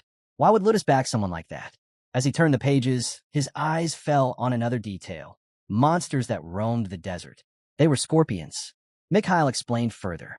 Those scorpions were infamous across Basor. The monster queen had been slain long ago by the divine swordsman, but her offspring still remained. People occasionally encountered them. Once a year, the Palma Knights led a monster subjugation campaign to keep the scorpion population under control. And this year, the campaign would take place right after the tournament. That revelation stunned Helmut. It all made sense now. Ludus hadn't accepted Luke into the order to protect him. Instead, he wanted to keep a future rival under his control. During the subjugation, he could stage an accident and kill Luke, wrapping it up as a heroic tale. Helmut's jaw tightened. He was glad he'd come to Basor at this exact time. He vowed not to let Darien's grandson suffer such a fate. He swore to crush Ludus's vile plan, no matter what it cost him. But a heavy truth weighed on him. When he had faced Ludus before, he realized just how powerful the man was. Even if Helmut fought with everything he had, victory wasn't certain. That left him with only one option. If things grew dire, he might have to reveal the truth to Luke and ask for his cooperation. As those thoughts swirled in his head, Mikhail silently watched Helmut, carefully studying the decisions he was making. The scene shifted to the arena once again. Helmut stepped onto the stage for his first semifinal match. Across from him stood a man with a massive scar running across his face. Robert leaned over and told Mikhail that this was Hutton, a first-class mercenary. Though ranked lower, Hutton had shocked the crowd by defeating a Palma Knight in an hour-long duel. Mikhail dismissed the concern, reminding his knight that Helmut had already beaten opponents far stronger than the man Hutton faced. But Robert wasn't as quick to brush it off. He warned that battles were unpredictable. Whether it turned into a quick victory or a drawn-out struggle didn't matter. The important thing was that Hutton had made it to the semifinals at all. Helmut placed his hand on his sword and glanced toward the stands. There, he saw Ludus standing beside two seated figures. His eyes narrowed. It was the first prince, the second prince, and the captain of the Knights. He assumed they had only come to make an appearance since the semifinals were beginning. Before he could think further, Hutton's voice cut through his thoughts. Don't lose focus when your opponent is standing right in front of you, the mercenary warned. Overconfidence is the fastest way to lose. Helmut drew his sword and shook his head. I wasn't distracted. My mistake if it seemed that way. As he sized the man up, Helmut guessed that Hutton was on par with Peugeot's level. For a first-class mercenary, his energy didn't feel particularly strong. Still, Helmut was curious about his fighting style. He decided to test him. In a flash, he charged forward. The moment Helmut closed the distance, Hutton angled his blade toward the sunlight, catching it in just the right way to blind him. Seizing the opening, Hutton slipped into Helmut's blind spot and swung. But Helmut's instincts kicked in. He sensed the attack and blocked it just in time. Both men leapt back, resetting their stances. Helmut didn't hesitate. He rushed in again. This time, Hutton dragged his sword across the stage floor, splintering the stone. Shards of rock shot up into the air, which he flung toward Helmut like projectiles. Helmut cut through them with ease, but as he raised his head, Hutton was already upon him. Steel clashed as the mercenary swung, his strikes coming faster and faster. Helmut blocked each blow, his blade moving effortlessly in defense. With one forceful push, he shoved Hutton back, forcing the man to skid across the stage. The audience gasped at the display, clearly impressed. Even Mikhail leaned forward with interest, watching the duel unfold. Helmut wiped the sweat from his forehead. This wasn't as simple as he thought. Hutton was trickier than expected. Then he noticed it Hutton was deliberately delaying his attacks, holding back half a beat in ways that threw off his timing. Helmet pierced through an opening with a sharp, precise counter. At once, he understood. Hutton hadn't neglected his fundamentals. This wasn't a man relying on luck. Hutton exhaled heavily. He admitted that he had trained hard for his swordsmanship, but against Helmet's reflexes, it wasn't enough. Even if they were the same age, he said, he could never match that kind of speed. Then Hutton's energy flared. He declared that if this were a mercenary mission, he would have waited for the perfect moment to strike. But here in the arena, he couldn't afford to lose face. He lunged at Helmet, blade raised. But it was a bluff. Hutton's real weapon was hidden in the mechanism built into his sword, which extended his attack range. He was betting that someone like Helmet, so cautious about rhythms and delayed attacks, wouldn't be able to handle a strike that came just half a beat faster. Unfortunately for him, Helmet shattered his sword with a single blow. Stunned, Hutton froze. In that instant, Helmet's blade was already at his neck. "I'm sorry," Helmet told him. "I was ordered not to kill you." Relieved, Hutton smiled. The announcer quickly declared the fight over. With Hutton's weapon destroyed, Helmet was named the victor and advanced to the finals. Helmet offered his hand, pulling Hutton up. He told him he had ended the fight quickly because he hated the heat. Hutton laughed at that. He confessed that his final strike had been aimed at cutting off Helmet's wrist. Helmet shrugged. It would have been fine. The rules allow anything short of killing. Hutton shook his head. Ruthless. He stared at the remains of his broken sword. Geniuses really do exist. I can't believe someone this young is already at your level. You'll go down in history, Helmet replied calmly, telling him he could have grown stronger if he'd put more effort into training instead of relying on tricks. Hutton burst out laughing. He explained that as a mercenary, versatility was everything. In real battles, having extra cards to play was often the difference between life and death. For someone like him, with only average talent, strategy was the weapon that let him stand toe-to-toe with stronger opponents. But after crossing swords with Helmet, he realized something painful. When faced with overwhelming skill, all of his clever tactics crumbled. As the two spoke, the first and second princes silently watched from their seats, their eyes fixed on the battlefield. The first prince's gaze followed Helmet as he stepped down from the stage. He turned to Ludus, remarking on how skilled the young fighter was for his age, and asked for his opinion. Ludus replied that ever since his first encounter with Helmet, he had sensed something unusual about him. He admitted that it would be ideal if they could recruit him into the Night Order. The second prince also kept his eyes on Helmet, his interest clear as he watched him leave. Meanwhile, Mikhail sat deep in thought. He couldn't shake the feeling that Helmet's true purpose had nothing to do with something as small as winning the martial arts tournament. He remembered how Helmet often wandered at night, scanning his surroundings, always searching for something unseen. What was it that he was really after? As Mikhail pondered, his attention was drawn to a commotion nearby. Someone was being stopped from entering his section. Curious, Mikhail asked an attendant to explain. The attendant reported that a man was insisting on meeting him, but the guards wouldn't allow it. The man turned out to be bald, with a fiery red beard. He struggled against the attendants, calling out to Mikhail and begging for an audience. One of the guards scoffed, calling him a disrespectful thug. Mikhail silenced them and addressed the man directly. "Who are you, and where do you come from?" The man quickly apologized for his behavior. He introduced himself as a blacksmith from Basor, revealing that all the swords supplied to the Palmanites were forged in his workshop.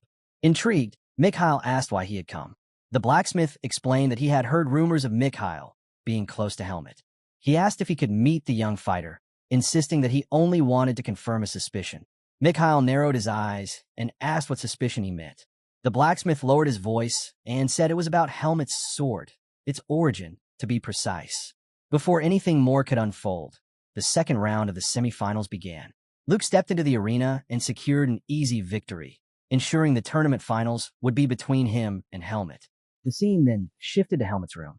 He was startled when Luke walked in, his expression heavy with concern. Luke revealed that the second prince was coming. Officially, it was to encourage the tournament finalists, but Luke was certain he was the true target. Helmet asked why the second prince would want to see him specifically. Luke explained that the prince must already know his identity. He was the grandson of the divine swordsman. By recruiting him, the second prince would gain the Palma Knights' backing, and in Basor, their support was as good as a direct claim to royal succession. Helmet now understood the gravity of the situation. Right now, The captain of the Palma Knights stood firmly in support of the first prince. If the second prince tried to recruit Luke, it would directly challenge that position. Helmut pointed this out, and Luke admitted he was right. That was exactly why the meeting felt so awkward. He owed the captain a great deal. But then Luke froze. A thought struck him. He turned to Helmut and asked how he knew so much about the political situation. Helmut reminded him that he'd once said he was good at gathering information. Luke sighed, realizing he couldn't dodge the meeting. He asked Helmut if he could think of some excuse to get him out of it. Before Helmut could answer, a voice came from behind. The second prince had arrived. He told Luke that if he was busy, he could always return later. Luke stiffened, instantly realizing he'd made a mistake. Spinning around, he tried to cover it up, insisting it was just a misunderstanding. The prince waved it off with a smile, saying he understood completely. He simply enjoyed teasing him. He commented that Darien, the man he remembered, had always been stern and unshakable. At times, it was hard to believe Luke was his descendant. That caught Helmut's attention. He asked the prince what kind of man the divine swordsman truly was. The prince looked at him curiously, then praised his performance in the tournament, calling his swordsmanship remarkable. He admitted he'd only met Darien a handful of times in his youth, but the impression remained vivid. Darien had been loyal, dependable, and the strength in his eyes reflected the very spirit of Basor. Helmut was surprised to hear this perspective. The prince then asked if Helmut's interest in Darien's grandson came from the same curiosity. Luke immediately cut in, demanding to know how much of their conversation the prince had overheard. The prince chuckled, assuring him he hadn't meant to interrupt. He said he only stayed quiet because their discussion seemed important. Turning to Helmut, he asked if there was anything else he was curious about. Luke grew defensive, warning the prince not to reveal too much to Helmut. He claimed that Helmut was practically a divine swordsman stalker. The prince laughed again, but shook his head. He said Helmut didn't give off the impression of someone with malicious intent. A swordsman's heart, he explained, is reflected in their blade. Helmut's sword pursued nothing but pure strength. That alone made his fascination with Darien unsurprising. Helmut, without hesitation, told the prince that he was better than Luke.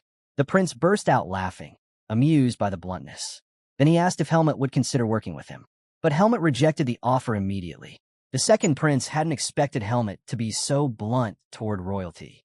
Still, he smiled, shook Helmut's hand, and wished him a great match in the finals. He encouraged him to learn more about the divine swordsman's character, saying it would serve him well. Then he turned to Luke, shaking his hand too. He told him that after the finals, he would summon him for a proper discussion. Luke froze.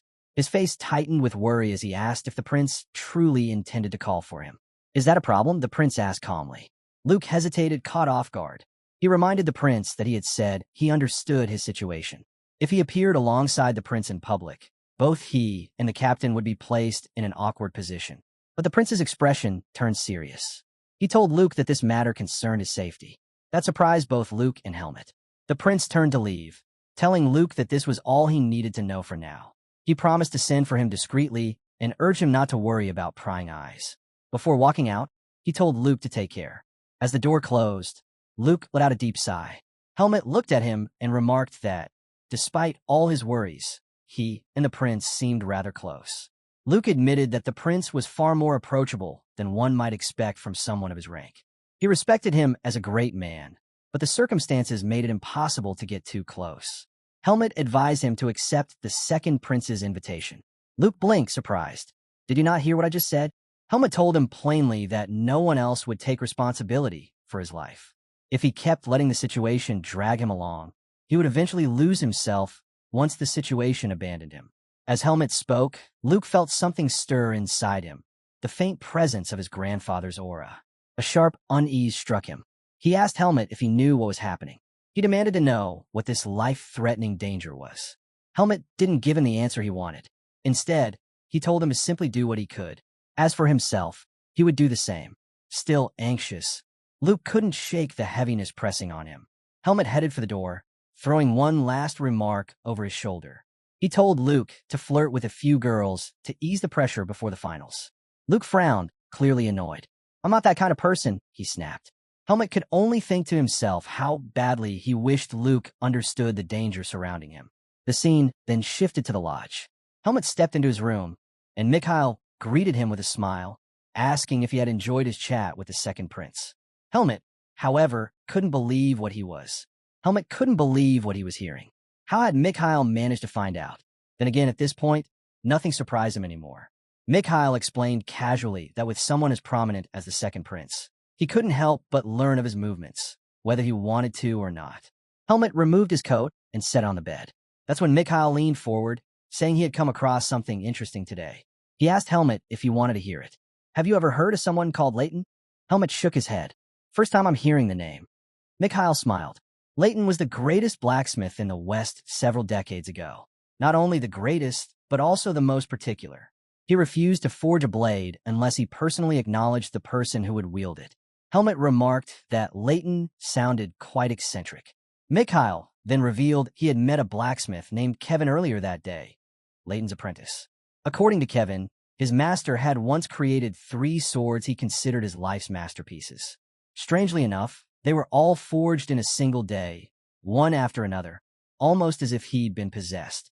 The 3 blades were nearly identical, forged from Bassor's materials, and presented to the royal family.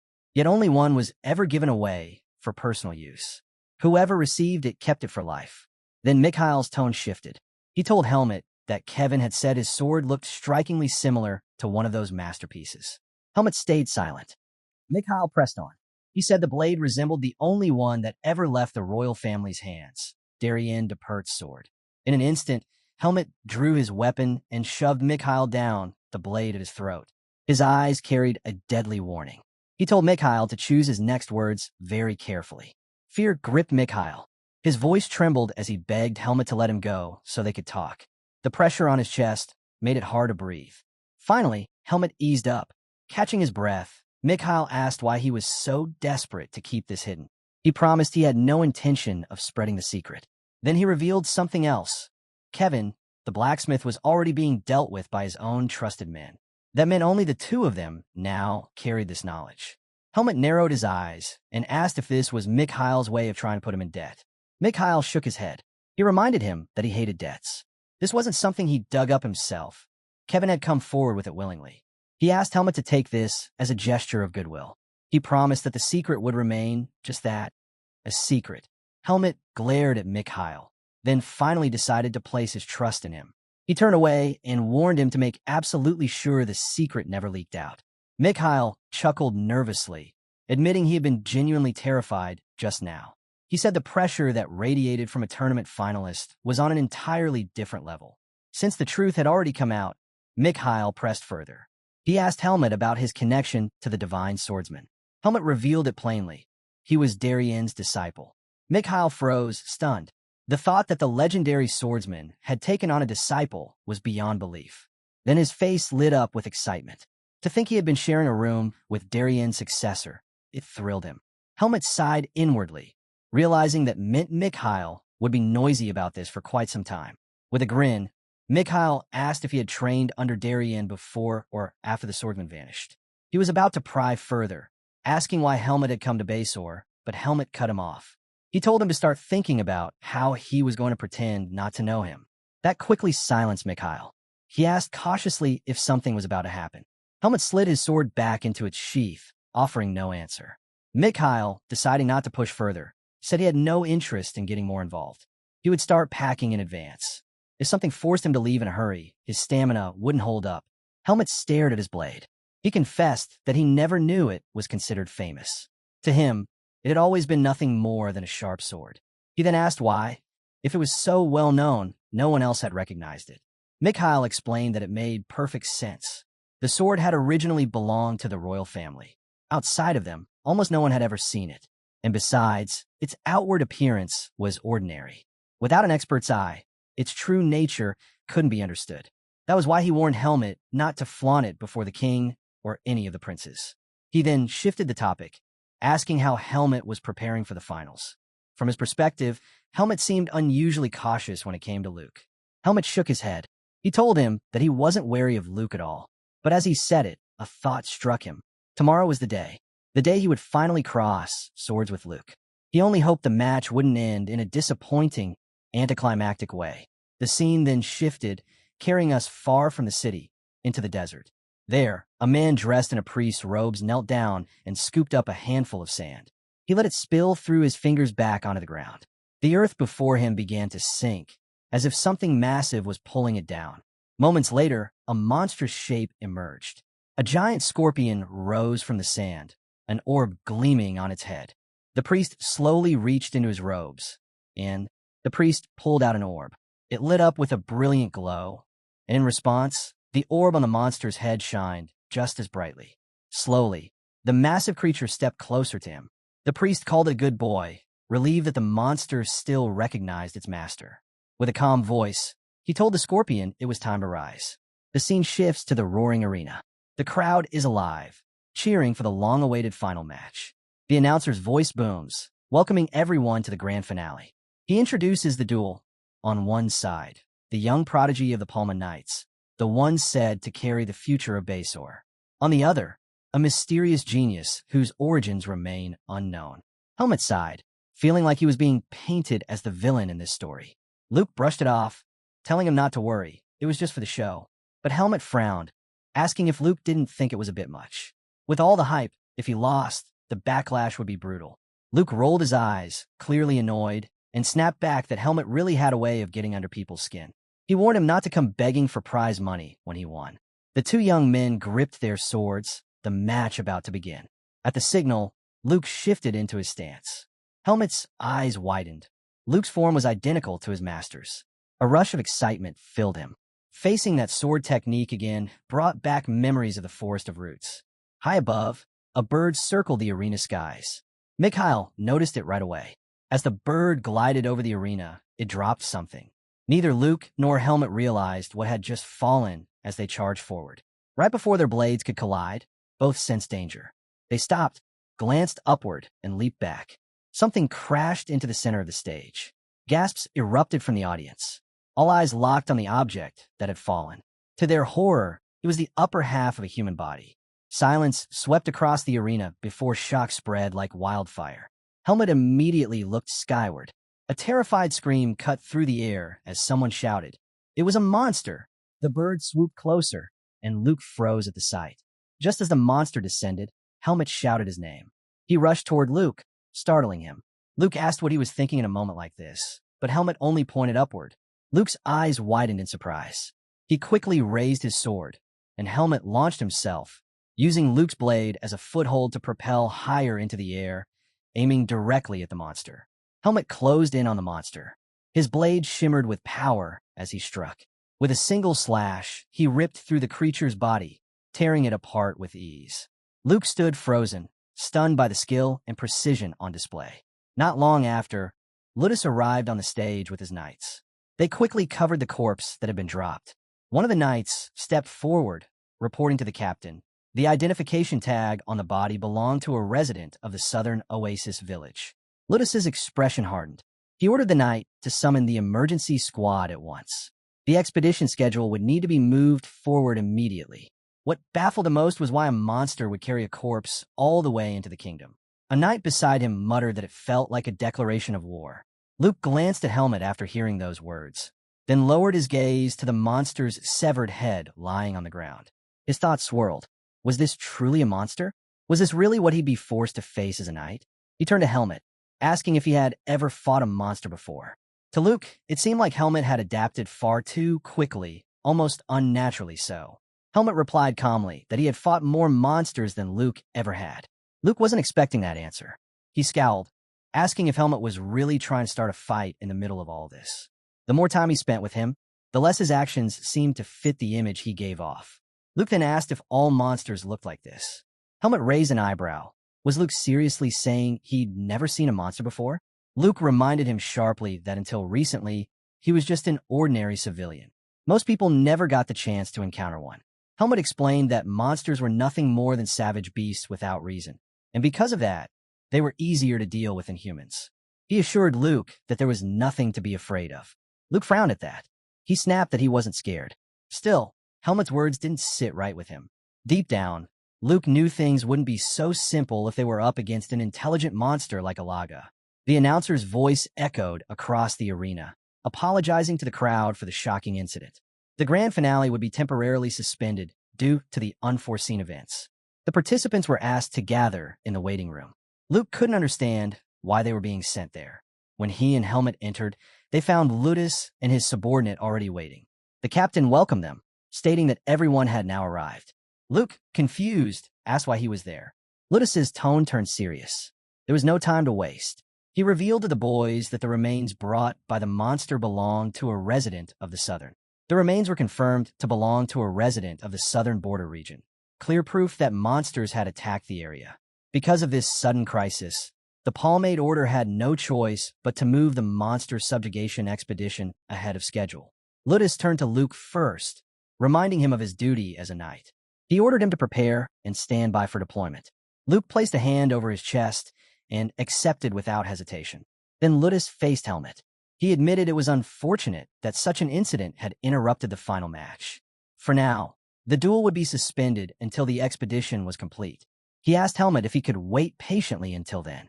Helmet instantly understood. This was a negotiation. Calmly, he asked what would happen if he refused.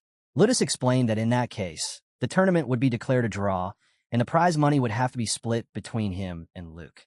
It wasn't the outcome anyone wanted, but under the circumstances, there was no other option. After a moment of thought, Helmet offered another path. He suggested joining Luke on the monster subjugation expedition. Whoever defeated more monsters would be declared the champion of the tournament.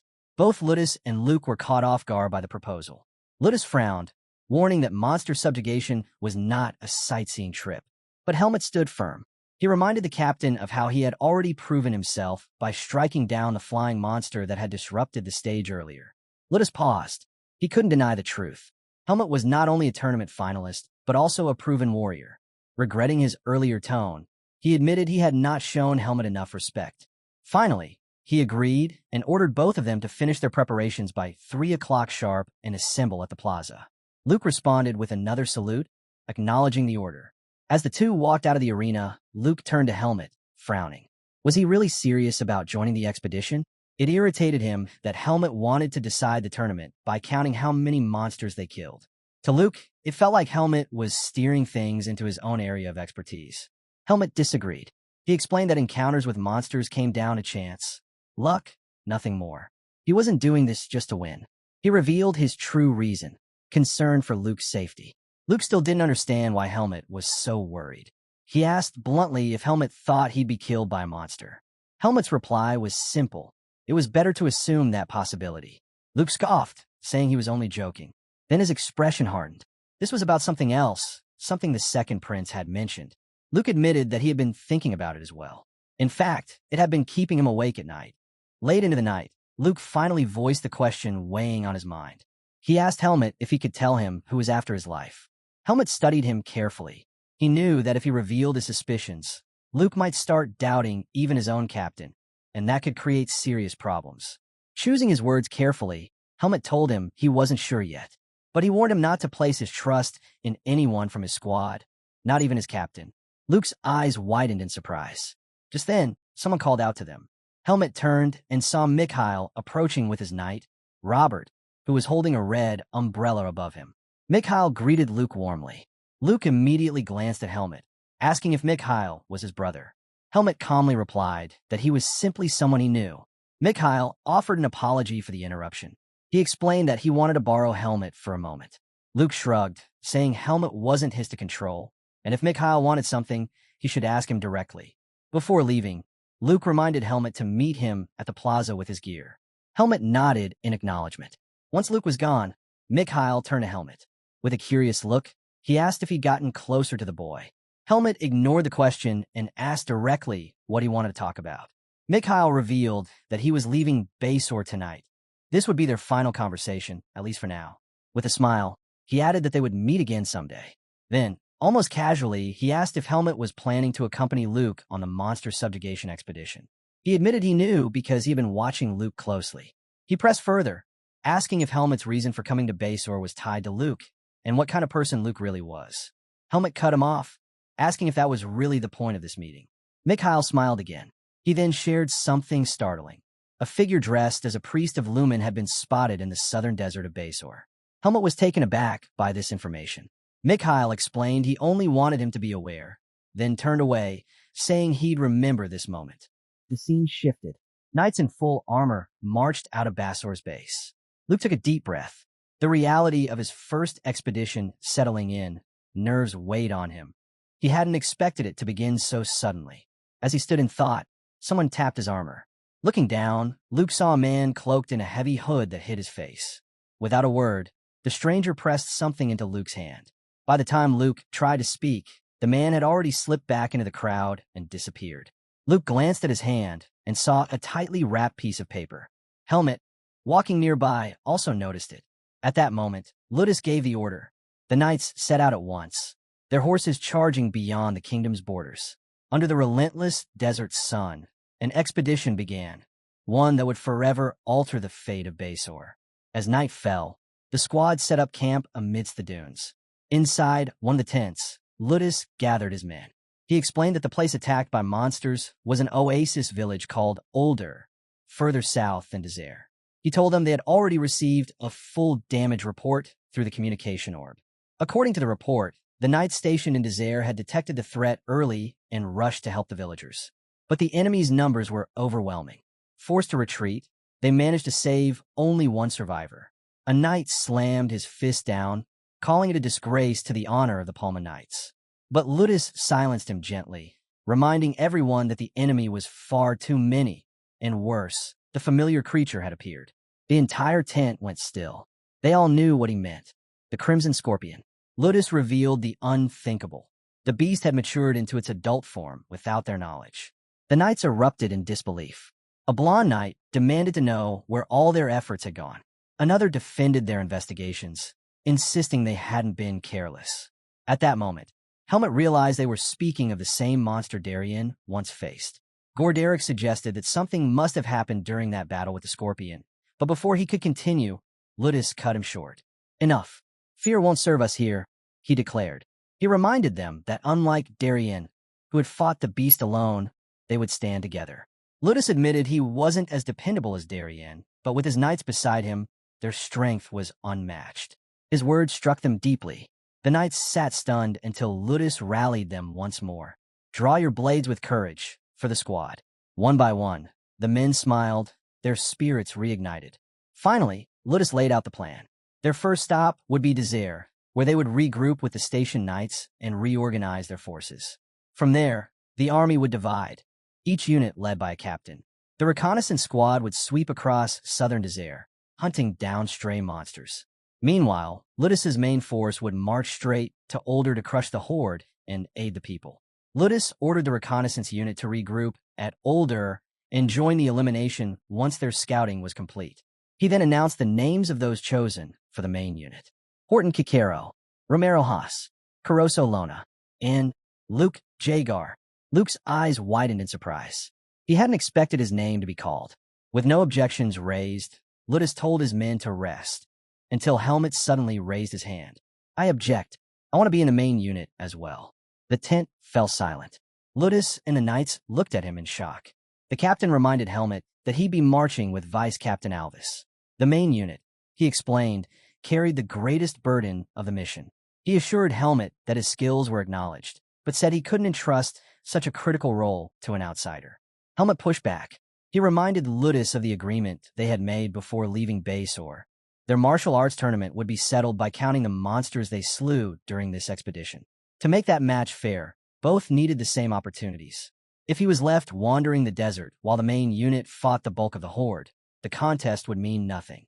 He demanded Luke be placed in the same squad as him. Horton's patience snapped. Insolent brat, do you think this mission can be bent for your petty rivalry? But Ludus raised a hand. Calm yourself, Horton. He admitted that Helmet had a point, yet he reminded him that operations couldn't be rewritten for personal reasons. His compromise, the monster count, would begin once all squads regrouped at Older. Helmet refused. That, he argued, would already put Luke at a disadvantage. He asked if Ludus truly intended to keep Palma Knights waiting idly while others fought ahead. Ludus's tone hardened. He ordered Helmet to move with Alvis. Helmet stood firm. I don't take orders from you. I'm not a Palma Knight. The air grew heavy. All eyes turned to him. Luke froze in disbelief, unable to grasp how boldly Helmet defied the captain. Ludus exhaled, then let out a laugh. He turned to Luke. What do you think? Caught off guard, Luke hesitated before answering. I also think the competition should be fair. Ludus smiled faintly, then looked toward Horton. Very well. Helmet will be reassigned to the main unit. Horton scowled, clearly displeased. Horton's frustration boiled over.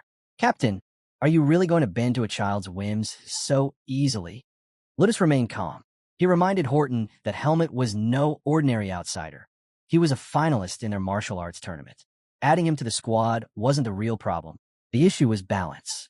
With 13 members instead of 12, the formation would be uneven. Turning to Helmet, Ludus said, "You'll be placed at the rear. It will be harder to protect you there if monsters strike.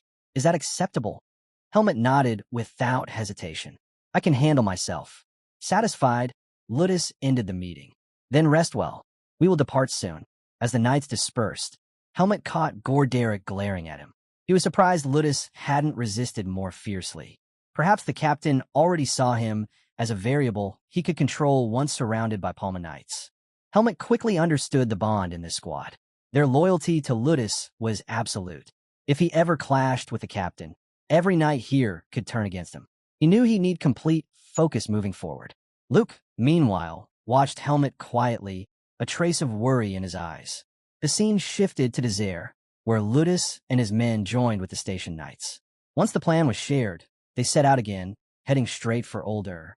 But as the desert village came into view, something felt wrong. "This should be Older," Ludus muttered, scanning the horizon. All he saw was devastation. The village lay in ruins. Not a monster in sight. One knight wondered if the creatures had moved elsewhere. Ludus shook his head.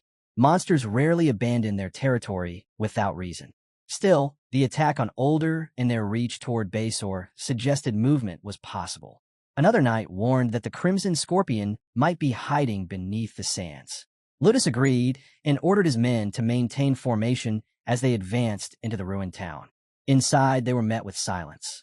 Bloodstains and deep claw marks scarred the walls and ground. Luke's eyes darted nervously from one shadow to another. "It's too quiet," one knight whispered. "No villagers. No monsters. Nothing." His unease deepened. He urged Ludus to withdraw from the town before anything happened. Just then, a small rock struck one of the knights from behind. He turned sharply. "Quit fooling around." But his comrade shook his head. "I didn't touch you." The words had barely left the knight's mouth when the ground erupted. From the sand rose a massive scorpion, its claws snapping as it loomed over them. "The scorpion! It's here!" The knight shouted in horror. Helmet and the others spun around instantly. Ludus gave a sharp command. "Down!" In one motion, he unsheathed his blade, channeling energy into its edge. With a swift slash, he unleashed a wave of force that tore the creature apart. "Get yourselves together," he barked. "We're pulling out." But before they could escape, more monsters burst from hiding, surrounding them on all sides. The knights charged forward, fighting through the chaos. Then, without warning, the ground caved in. A pit opened, swallowing one of the knights and his horse. A scorpion closed in fast. Ludus's eyes widened when he realized it was Horton in danger. "Horton!" he shouted. Helmet turned sharply, calculating his chances. If he leapt in now, he could save him, but hesitation froze him in place. Before he could act, Luke wheeled his horse around and dove into the pit. "Get down, Horton!" he shouted. His sword flared with energy as he struck, piercing the scorpion's head. But the beast didn't fall. Its armored body was far tougher than expected. Luke's eyes widened in disbelief. His attack hadn't been enough. Without wasting another second, he ordered Horton onto his horse. "We'll follow the vanguard." Horton obeyed, and together they rode out of the pit. Helmet watched silently as Luke led Horton to safety, conflicted by the choice he hadn't made. Once the knights regrouped outside the ruins, Luke called out, "Everyone's out." Ludus raised his blade high. "Form ranks. We purge this place." The battalion wheeled around and charged back in, clashing with massive snakes and scorpions that had taken over the town. Helmet's thoughts drifted as he fought. Horton, he knew, was loyal to Ludus, his henchman through and through. That made him a potential enemy, one he might have to face in the future. His hesitation had come from that very thought. But Luke had hesitated at nothing. Even knowing there was a traitor in their midst, he'd acted without fear. Was he too naive, or was he simply that kind-hearted? When the dust settled, the ground was littered with the corpses of slain monsters. Ludus surveyed the battlefield. "It's over, but I didn't expect them to be lying in wait." A knight at his side frowned, "And there were too many scorpions." Far too many. This could be bigger than we imagined. Meanwhile, Helmet and Luke rested against a large rock, catching their breath. Luke sighed heavily, exhaustion in his voice. Helmet handed him his water skin. Luke accepted the bottle and took a long drink. Helmet remarked that he looked exhausted, but Luke shook his head. Not tired, just disappointed. It was too easy. Helmet frowned. Then why save them? Luke looked puzzled. What do you mean? You pulled Horton out of danger. Him and the others you saved, they might one day raise their blades against me. Luke's gaze shifted toward Horton and the knights. Then, calmly, he said, I didn't take up a sword to stand by and watch when people are in need. Helmet had no reply. With a faint smile, Luke added, besides, Horton isn't really a threat to you. Elsewhere, Ludus studied the bright sky overhead. We still have some time before regrouping, he noted. The knight beside him asked, should we contact the other squad? Ludus shook his head. If nothing's coming through, it means they're fine. A unit led by Dasim and Romero can handle stray monsters easily. Just then, another knight rushed over, holding out a communication orb. Captain, you need to take this call. Ludus accepted it. Is this from Dasim? The knight shook his head. No, sir. Bringing the orb close, Ludus announced, this is the knight captain. A voice responded. This is Heinz, garrison knight of Desert. I have a report. First, is everything under control on your end? Ludus narrowed his eyes. Did something happen? Heinz looked down from the fortress wall as he spoke. Below him stretched a horde of monsters, gathering in numbers too great to count. The enemy is massing beneath Desert's walls. Most of our forces are out on expeditions. Defending the city will be difficult. The revelation struck Ludus. The ambush they just faced hadn't been the only threat. More monsters were on the move. Is there a crimson scorpion among them? He demanded. No, Heinz answered firmly. Nothing like that here. Understood, Ludus replied. Hold your ground. I'll send reinforcements. Gorderic, hearing the exchange, stepped forward. Captain, what's happening? The Crimson Scorpion isn't a Desert, Ludus explained. This may be a tactic to force us to withdraw or divide our strength. Gorderic frowned. Can monsters really plan that far ahead? Ludus glanced back at him. They just ambushed us, didn't they? It's not impossible. Ludus made his stance clear. If the monsters think diversion tactics will break us, they're wrong. We won't back down that easily. He ordered a small force to remain behind for scouting, while the rest would ride to Desert as reinforcements. Helmet froze. This move meant Ludus could send nearly everyone back, except for his closest henchmen. If that happened, he and Luke would be completely isolated. A chill ran through him. Had the captain planned this all along? But Helmet wasn't about to let things unfold so easily. Ludus laid out his orders. Only he and 5 knights would stay. The rest would march back to Desert. Then he turned to Luke and Helmet. You two are going with them. The boys were stunned. Helmet could hardly believe what he'd heard. Luke opened his mouth to argue, but Ludus cut him short. Follow my command, he said firmly, placing a hand on Luke's shoulder. I'm not sending you back because I doubt your strength. I'm sending you because I trust you. His tone softened. Once the work here is done, we'll regroup. Together, we'll crush the Crimson Scorpion. And Luke, Ludus leaned closer, lowering his voice. You'll have your chance. You'll take revenge on your grandfather's greatest enemy. Luke's eyes widened at the words.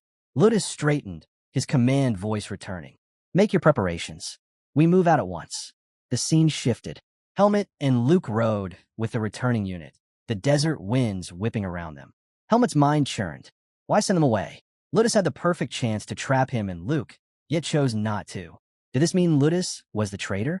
Or was it just suspicion twisting his thoughts? The captain had never acted out of line.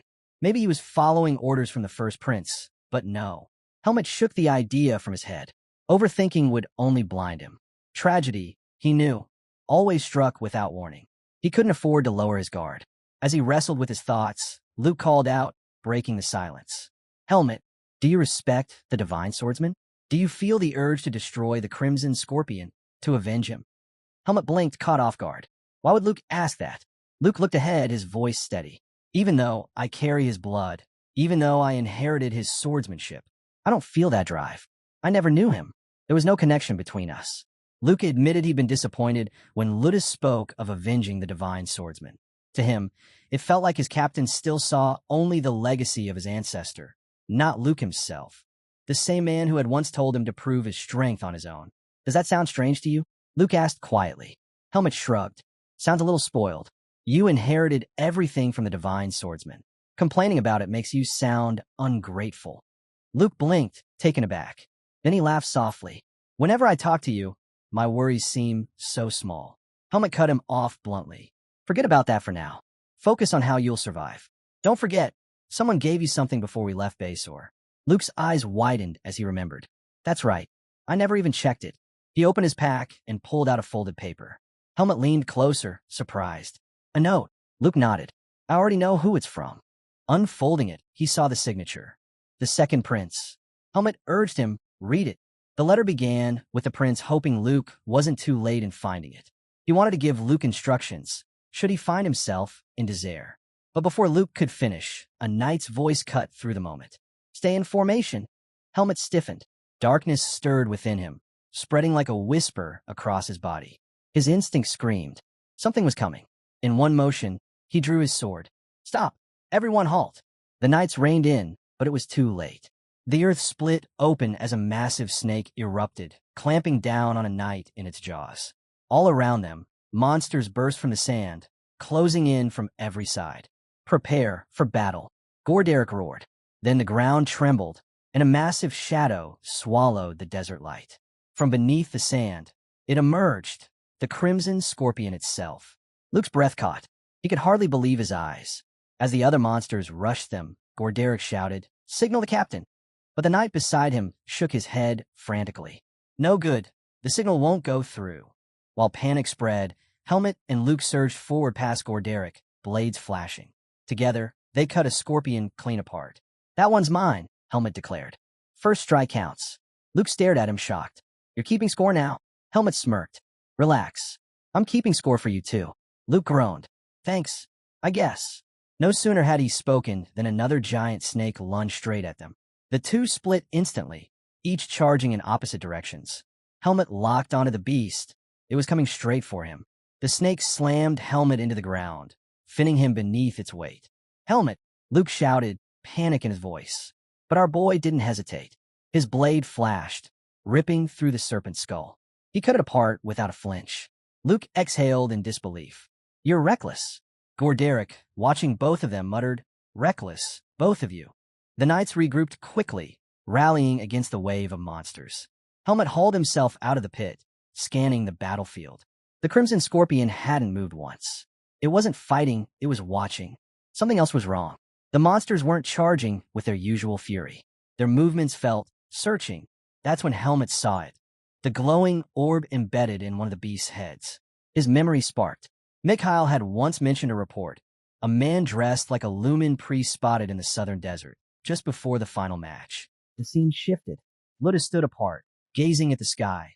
Captain, Alvis asked, did you forget something? Ludus's lips curled into a strange smile. No, it's just about time for something to arrive. Back on the battlefield, Helmet spun suddenly. Luke, he shouted.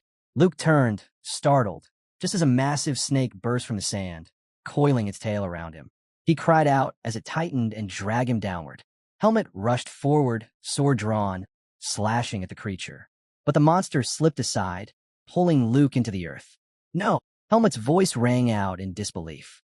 Then a figure appeared, his voice cold. Target secured. Kill the rest.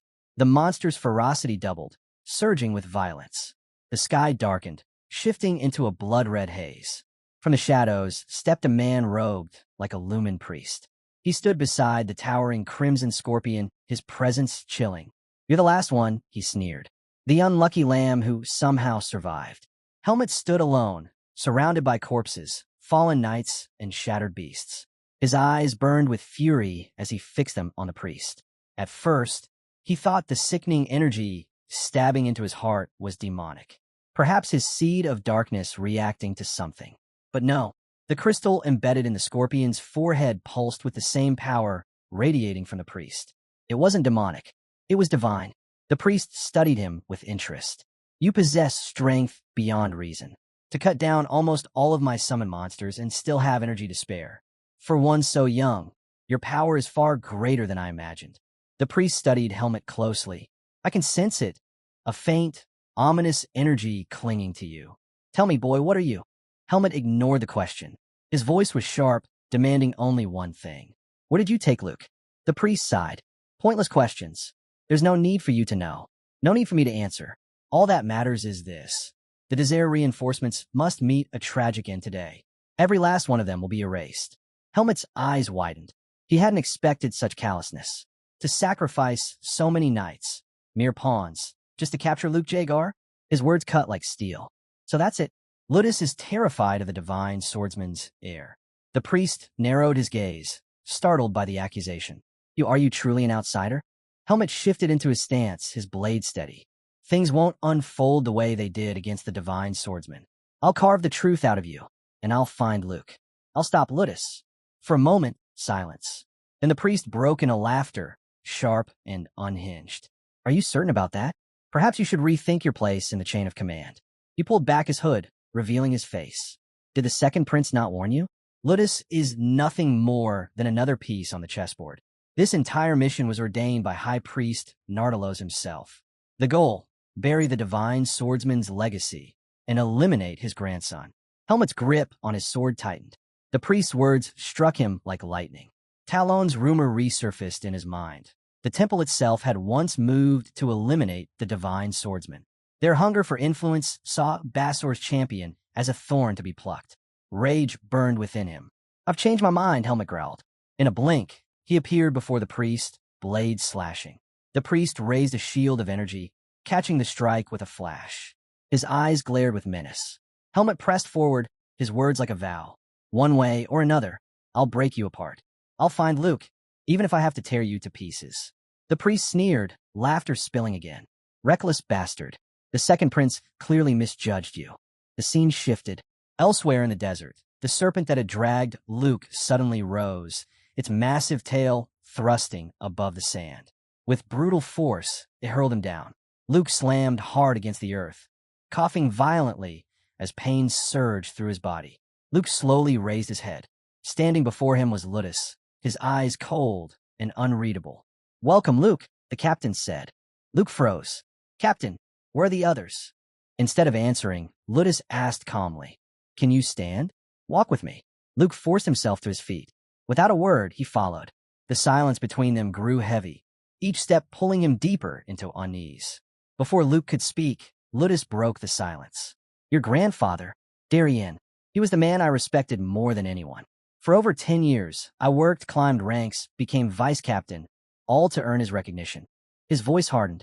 And yet, Luke, I once told you, strength alone is not enough. Only a fool believes he can reach his ideal self with effort alone. Luke's chest tightened. Captain, I need to ask you something. I don't want to believe it, but someone once warned me, told me never to be alone with you. Please, tell me that it's not true. Tell me all the trust one placed in you wasn't a lie. Ludus stopped at the entrance of a dark cave. He turned to Luke, his expression sharp. This is where your grandfather was last seen before he vanished. Luke's breath caught. Drawing his sword, Ludus revealed the truth. I lured Darien here, stripped him of everything, buried him deep within the forest of roots. And you, Luke, you will share his fate. His blade rose high, and Luke Yeager had disappeared in front of Hyde, and he wanted the enemy to tell him the place he was sent to, but the enemy was in no mood to sell out the information. So Hyde had no other option but to fight with him. As Hyde charged with his sword at the enemy in rage and the purple aura around him, he still failed to damage the enemy, as he was being protected by the gaunt scorpion. Even after trying for a lot of time and giving it some strong blows to the scorpion, it wasn't enough to take it down. Hyde was not getting it. He was trying his very best, but his powers were unstable, and he couldn't figure out how to control them to defeat the scorpion. His heart was aching from that huge power he had inside him, but his path was all blurry. Hyde tried to dodge every attack from the scorpion while the enemy looked at him as if something was wrong because he thought Hyde had skills, and he saw Hyde charging in toward him to kill him. But as Hyde came near and fought with the holy barrier, it was like he was clueless about how to defeat it. As Hyde dodged left and right, the enemy saw a purple crystal shining from inside his body. He soon used his powers, and a huge light appeared all the way from the ground to the sky. The enemy realized that he had heard about the survivors who escaped the eyes of the temple. Hyde looked at him. The enemy told him that he was glad that the Lumen had brought Hyde to him, and they met today. The enemy challenged him and told him that he would kill him today, as he had the seed of a monster inside him, and today would be his last day to live. While in the castle, The princess was holding her book as she was reading it, and looking at the golden bracelet. She was not well aware of what was happening outside, but she was calm as she thought that, till this time, everything would be fine, as there had come no news on the battlefield. The enemy was trying its best to defeat Hyde, even using high-level skills to crush him, but Hyde was dodging them and backing up a little, while the enemy mocked him and appreciated him from running away. Hyde looked at him and the scorpion beside him and realized that the scorpion had suddenly stopped reacting and had been calm while the enemy was dealing the damage.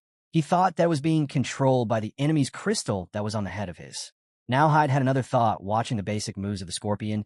He was now sure that the enemy had no experience in controlling the scorpion while he was also using his attack. So now, there was an opening that Hyde could take and defeat him both, as well as the priest enemy was also naive as Hyde was able to predict his attack path and dodge them in time. Without wasting any more time, Hyde raised his sword and decided on his line of attack. He then charged at the enemy with his skill and resolve. Hyde came in, dashing towards the enemy, in a purple aura, while the priest mocked him that it wasn't enough to stop him, and he shouldn't be charging at him nonsensically. The priest shouted at him that he should return to the lumen's side, and Hyde didn't stop and went for the attack. Luke Yeager, on the other hand, was fighting with a traitor, the captain. Luke Yeager was on the ground and had just blocked one of his attacks. For blocking, the captain appreciated him, but Luke Yeager told him to stop the nonsense because he could have killed him if he had not blocked the attack with his sword. The captain just looked at him. He was in no mood to show mercy for the grandson of Darien. Luke Yeager was in pain. He had just been overthrown by someone he trusted, and he told the captain that he was someone he had never known. The captain didn't bother and charged at him once again to kill him, but Luke Yeager once again stopped it. The captain was glad that he had learned everything in just a short time, and he was looking at Darien in his youth by looking at Luke Yeager, but the captain mocked him that he was naive and wasn't a divine swordsman at all because he wasn't deflecting the attacks, but just blocking them one by one.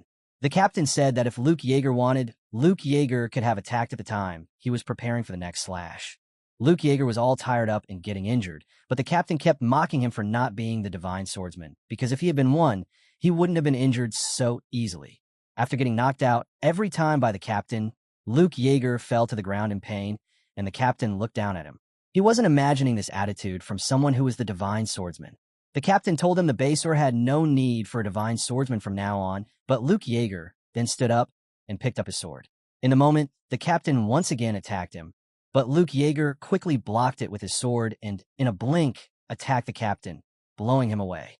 The captain got thrown back, but he didn't only see Luke Yeager, but Darien as well in the back of Luke Yeager, but the attack was not enough to stop him. The captain once again used his powers and crushed Luke Yeager away. Luke Yeager was trembling, and in anger, he asked the captain what it was that he hated so much and what he wanted. The captain didn't reply, but said that he would give his final wording for him, as he will now kill him. And he would make sure everyone remembers Luke Yeager as the hero who perished with a red scorpion to protect his people. The captain said that he had killed the divine swordsman before by piercing his sword from the back at the same spot, and now he will kill his last successor, and no one will be left from his bloodline to ever mock him. As the captain raised his sword to slice up Luke Yeager, someone's voice came towards him informing him that Luke Yeager wasn't the last successor. The captain looked at the person. It was Hyde, who had charged in his Sainto. Hyde was pointing his sword at the captain, and he threw him away from Luke Yeager. Hyde then grabbed his bracelet and challenged Captain Ludus Kaikaro. As Hyde took the bracelet off his hair, an appearance changed in the moment, and he told Ludus that it was the end for him. While Ludus Kikero looked at them with his anger flowing through his eyes, as soon as Ludus Kikero tried to finish Luke Yeager, Hyde came in charging to save him. Luke Yeager then asked him how he managed to get here. While Hyde was fighting with the priest, he charged at him to blow him away in one final shot. But the priest was already prepared, and he used all his ability to cast an attack so that the seed inside Hyde to be burned, and he could also die with it. But he had no idea that it wouldn't be enough to kill Hyde. Hyde jumped out of the smoke alive, which turned the priest's smiling face into a shocking face. The priest was in disbelief, as he had never imagined that Hyde would still be alive. He was sure that his heart would burn with the seed inside, but it all went in vain.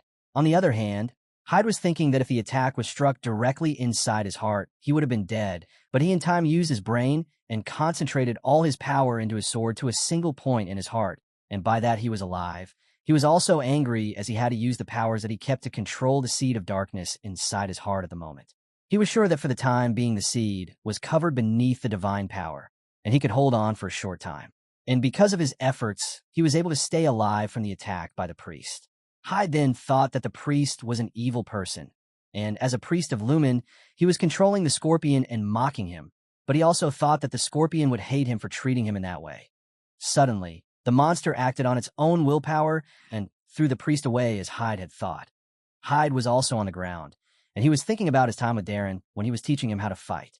While the priest got up and cursed the red giant scorpion, he shouted at him and mocked the creature, saying that he would kill him. And in no time, the priest charged an energy ball in his hand, and with a yellow glow, he attacked the scorpion, obliterating him. Complete beast got killed. The priest smiled at him that he was powerful, and no one had a chance against him. But he wasn't aware of the reality that Hyde was behind him, ready to strike him down in an instant. Then, without giving a warning, Hyde sliced his back and made sure he didn't block the attack. The moment the scorpion got up, he wasn't killed, and he opened the priest, making sure that he didn't move anywhere. Hyde, all rage, asked him where Luke was and where he had sent him. But the priest was still arrogant. He warned him not to look down on him as he was a cursed child, but Hyde was in no mood for his games and talks. He didn't waste a moment and put his sword in his mouth in order to get information. Hyde warned him that he won't stop slicing and harming him until he gets the location of Luke. He told the priest that he would slowly cut open his body and make sure that his blood doesn't get out so easily, so it takes time for him to bleed out in pain. Now Hyde was standing in front of Ludus Kikero, saving Luke. Hyde transformed himself, and as he thought that from his last battle, he had consumed a lot of vis, and as the seed of darkness had grown a little, which had eventually caused the total volume of the vis to increase drastically, Hyde was now stronger, and he knew that he had consumed a much more vis than he had expected in a much shorter time than he had done previously, which had a harsh result as the vis that was regenerating had also gotten out of his hand, and it was hard for him to control it within his body. He was still assured because it was only a temporary effect inside him, but still, he was ready to face Ludus Kikero in the current state. Ludus Kikero asked him how was it possible for him to survive in such a place in which he was, but Hyde asked him a question that he was thinking about Ludus, who had killed the divine swordsman, so he wouldn't be thinking of losing against a person like him. Ludus Kikero looked down at him and, in a blink, charged at him while Hyde looked towards him, coming forward. There was a huge wave when both swords collided. Even Luke was able to feel them, and the ground beneath them also started to shake and break apart. There was no turning back at the moment, and Ludus Kikero told them that now they had nowhere to go, and he would kill them both at the same spot. As soon as the clash between Hyde and Ludus Kikero started, Ludus warned him that whoever he was, he would be killed in this place as well, and so there wouldn't be any problem for him. They both were enraged, and their aura was flowing around them. But Hyde told him that it could be done, but first he had to kill him, which was never going to happen today. Hyde used his utmost strength to hold back Ludus, which made Ludus shocked and left him questioning about the powers Hyde was using at the moment. Ludus just could not believe the strength Hyde had done in the moment Hyde dodged him and tried to chop his head from another side. Luke was also impressed seeing the move. It was something extraordinary. Not only Luke, but it was shocking for Ludus as well. He asked him where he learned such swordsmanship. Hyde didn't answer with words, but he said that his sword, which he held in his hand, was the answer he was looking for. Ludus was shocked. He had just seen Darien behind Hyde, and it was an unbelievable moment for him. Hyde told him that he was not like Darien, as he could have forgiven him, but he had no intention of letting him live any longer for his deeds, and so he would kill him today. Ludus quickly powered up, and his armor as well as his sword started to shine with his aura, but there was a nervousness be seen on his face. He couldn't believe that Darien Depert was still alive because he was the one who had tricked him and ambushed him from the back. And after he gave Darien to the temple, and between that time, he didn't have any time to pass his swordsmanship to anyone. Hyde was just looking at him. As Ludus was sweating all over his face, Hyde told him that it wasn't his mistake that Ludus did not believe him, as he had shown him everything that could prove that the swordsmanship he was using was taught by Darien himself.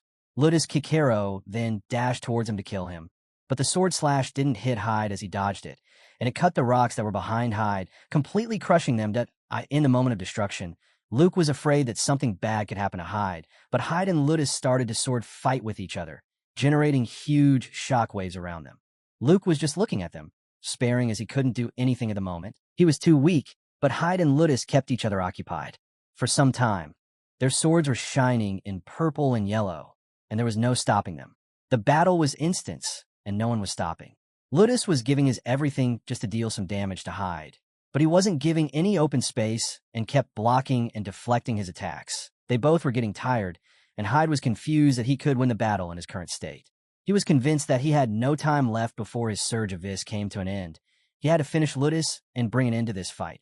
Ludus looked at him, and they told him that he now understood why the Divine Swordsman had chosen him to be his successor, but he also said that he was good and a lot better, but he could not convince himself to praise Hyde. Then Ludus Kikero again powered up, and his aura had gone up. He said that he could not allow the Divine Swordsman's legacy to live, and he had to erase everyone in the family from the entire world. While Hyde listened to his foolish talk, he thought about him in his mind that Ludus was living in a world of his own that he has created. He also added that if Ludus was able to get himself out of such a world and its root, he could have seen the truth and the reality of the world that Darien had seen, but it was not like that. Then Hyde charged towards Ludus, and as Ludus tried to attack him, he jumped over him a dodge and tried to attack from the back, but Ludus didn't give him a chance and blocked the attack with his sword. Ludus even counterattacked at Hyde, but Hyde stopped the attack easily, looking in his eyes. They both gave each other a blow, but it wasn't enough to defeat each other. But there was a cut in the armor of Ludus this time. This time, Ludus asked him what he had just done, as he didn't use Darien's swordsmanship.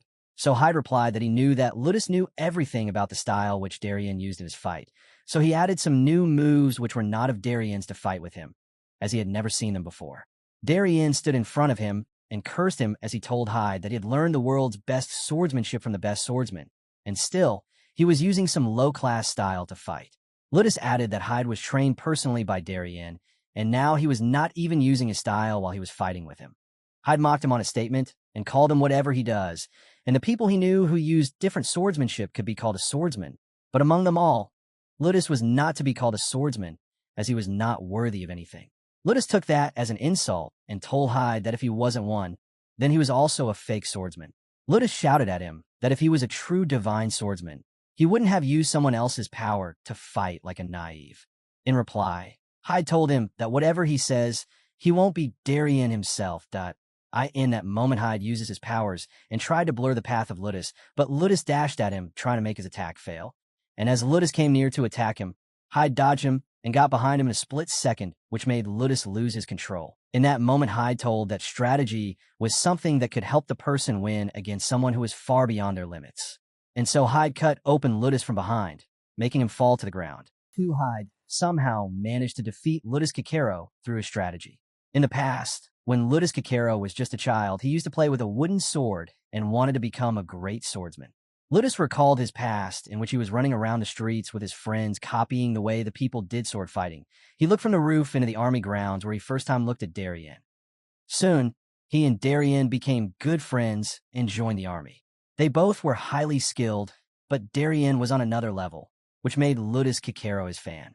Darien alone destroyed the enemies and the monsters they faced and got victories for their side, which made Ludus become like him. One day, after a battle, Ludus Kikero and Darien were alone in a room where Ludus Kikero got on his knees to give respect to Darien, and he asked if he wanted to learn the swordsmanship that Darien uses as a divine swordsman. Darien was confused about the start and asked what he wanted, but Ludus repeated that he wanted to learn the sword-fighting technique that he uses in battle. He added that he knew it was a special one, but he believed he could endure it and be able to achieve it. But he didn't know how Darien would react. Darien directly rejected his proposal and told him that he was a fine swordsman, but he wouldn't teach him at all. The reason Darien told him was that he would only teach his style to his bloodline and nobody else. Hearing that, Ludus Kikero got enraged and argued that Darien's son won't be able to endure that harsh training and will soon give up inheriting the swordsmanship. The best candidate for the style was himself. Darien himself got angry with him and told him to stay within his limits, as there was no way he would teach Ludus. Ludus Kikero apologized to him, while Darien told him again that only his son would be getting the technique and ordered him to get back to his duty and not waste his time on such proposals. But this was not the ending. A few days later, Ludus Kikero again came to show Darien some new moves he had been learning. The moves that Ludus showed to Darien were quite impressive. It was an exact copy of Darien, but with slight changes. Darien looked at him in anger. Ludus told him that he was watching him practicing and fighting, and from there he had learned his style and tried to copy them. He even told that some moves were missing, so he added his own there, so the style could be completed. Ludus was too happy to show this to Darien. Ludus even said that if this style could get more moves, it would be very powerful and could be used in fighting and would deal a lot of damage to the enemy. He told Darien that he would be loyal to him and would stay by his side till the end of his life. Ludus requested that Darien, if he did, he wanted to inherit his swordsmanship, but Darien got enraged and mocked him. He told Ludus that he was naive and that he had just wasted his time learning such moves. Ludus was shocked by hearing such harsh words. Darien told him that he had told him before that he wouldn't teach him, and this technique was not his but for his only son. Darien told him that he was a low-level person, he was not worthy to inherit his swordsmanship, and there was no other reason to deny his proposal than this one. Darien called him low-class and told him to look inside himself, that he had nothing and came from nothing. He told him that he shouldn't have tried to copy his technique from the start and told him that Ludus should never bring this topic into his life ever again. These words were like a needle to Ludus' heart. He told him that he just wanted to be like him and become a great swordsman. But hearing such words, all his dreams were crushed. Now on the battlefield, Ludus Kikero was cut by Hyde's sword, and he was on the ground with blood everywhere. Ludus Kikero got on his knees in front of Hyde and told Hyde that Darien was a selfish person who thought that he was only right and misjudged people, crushing their dreams, and cared nothing about the low-class people around him. Hyde then gave it thought and agreed with him about Darien. Ludus then told about his experience with Darien, that how he requested him to teach him the swordsmanship, but he mocked him and told him that he was of low class, so he could not learn at all. Ludus added that for him, Darien was everything, but when he rejected him, he was furious, and he went rogue against him and gave Darien to the temple. Ludus told Hyde that Darien had always told him that he would only pass his teachings to his own bloodline and nobody else. But after looking at Hyde, he understood what had changed Darien's thinking, and he taught Hyde about his swordsmanship. Hyde asked Ludus about his feeling that did he ever felt guilty of betraying Darien, but Ludus told that he never did once because when Darien rejected him by insulting him, he was totally obsessed in killing Darien and destroying all his bloodline, including his divine swordsmanship from the roots. But he told that in the end, he could finish his work as he was still glued with the words of Darien and failed in the end. Ludus said that in the last Darien, or his swordsmanship didn't come to kill him, but it was Hyde himself, and he said that Hyde was not from this world, but Hyde replied that he was correct. Ludus asked him to know that did Darien ever hated him, but Hyde told him that he had told him like before that Darien never cared about him, and he was nothing to Darien, so there was nothing for him. Ludus then realized about his life and asked what Hyde's real name, and Hyde told him that he was Helmet. Ludus asked him that if he ever experienced betrayal from somebody whom he trusted the most, he wanted to know what he would think and what different choice he would make from his own. And so Ludus told him that he would see this from another side. Soon, Hyde picked up his swords and in one blow, chopped Ludus Kikero's head off in one strike, which caused blood everywhere, even on his own face. After defeating the traitor Ludus Kikero, Hyde and Luke settle on one side, while thinking about what they should do now. Luke asked him if it was true that he was the last disciple of the divine swordsman, but he added that he should call him Helmet instead of Hyde or not. But Hyde told him that he was more comfortable with Hyde. Luke was also ashamed of himself that he was telling him stories of him being the divine swordsman, but in reality, Hyde was the real one, and he was looking like a joke all around. Hyde also agreed with him because that was all true, and Luke was more ashamed as Hyde was a little arrogant now. Luke asked him about his next plans and what was that he needed to do now. He also stated that now it was official that the Knight Captain Ludus was the one who had betrayed the divine swordsman, and because of him, Darien had died, and he was still worried about how they would both tell this reality to the people because they won't believe it easily. Hyde also agreed with him that they should not tell the truth to others and should think about something else. After thinking for a while, Hyde had a plan, but then they saw something coming towards them. As it got closer, it was a horse. As it came closer, Hyde recognized that it was the Highness. Hyde then told Luke that he had a plan. The Highness looked at them while sitting on the horse and asked them what had happened here, as he heard from Dasim that the Knight Captain had traveled here alone. After telling the whole story, the Highness realized that what would have happened here, they all were standing beside the dead body of the traitor. Highness was not shocked, so Luke questioned that how did he knew that Ludus was traitor and when, but the Highness told that he was not 100% sure, but he had his own reasons. First of all, there was an influence of the pro-temple faction, which was growing gradually, and the Highness was not a foul and started to find some answers on his own. Highness then apologized to Luke that he didn't have him in the loop. But Luke told that now the information was for nothing as the traitor was killed, the Highness replied to him that he was too arrogant and didn't know how to be humble in front of him. Luke was also a little bit emotional as he had admired the captain as his father, but he also knew that the knight captain should be someone who would be the center of all the knights in Basor, a person who was trustworthy as well as a role model, not somebody who was jealous and selfish. The Highness said that if there was one, he would not be from the bloodline, and he also told Luke that one day it would be his duty to be that person, but not today. Luke suddenly misinterpreted and thought that the Highness wanted him to be the next captain, and he was shocked all of a sudden. But the Highness mocked him that he was out of his mind or what. So he told him that he would promote him in the future, not now, but he would be given some higher position now as well, which he could handle easily. The Highness told Luke that he had someone in mind, and as Dasim Alvis was the vice captain, he should be the one to get the spot. The Highness also said that Dasim was their own and was planted inside the pro-temple faction to monitor the people. Highness told them that now was the perfect time for them to tell who was the boss and bring the kingdom's power to their side. Highness also advised Luke that if he kept on getting stronger and responsible, one day he would also be in the post and everyone would respect him. Hyde had already told them that there was a plan that they would tell everyone that the Red Scorpion and Ludus Kikuro were taken down by Luke and Hyde, but they should never reveal that Hyde was the real divine swordsman ever to people. Luke was shocked. He asked if he really wanted to share half of the appreciation. Luke even told him that if the people got the news that Hyde was the one who was a divine swordsman now in Basor, everyone would treat him as royalty. Also, he told him that as he was the divine swordsman, it was now his duty to stay here as the heir, as Darien would have wished it if he were alive. Luke even said that if he won't tell anyone about his true identity, then he should never tell that to anyone ever. And so now, in front of the Highness, Luke said that he would do his best for his people. The Highness, hearing him say such bold words, appreciated it and told him to stay like that forever. Then Highness called Hyde and asked that he needed a favor and wanted him to settle with them until the problem was solved. He asked about the Red Scorpion they both just killed, and Hyde replied that it wasn't far from here and it was only half an hour. The Highness also asked him if it was true that the Red Giant Scorpion was being manipulated by a high-class priest of Lumen, and also that in the battle, only they were left alive. Later, Luke was captured, and Hyde came after him and then had a fight with the captain. Highness questioned them that did they ever thought that the people would believe in such a story. And then Highness told that they should alter the story, and it should be that they should tell that they were requested a rescue mission as excuse, and after facing traps and Red Scorpion, everyone died, and they survived. He even told that they could tell that Luke finally entered trying to save Ludus, but he died, and in the end, they both became heroes. Also, in front of the people, they should finally tell that Luke was the grandchild of the divine swordsman, who once again saved their Basor, which will also heighten the morale of the knights. Luke made a laughing face. He told Hyde that he was good, that he told him that story, and the Highness believed it.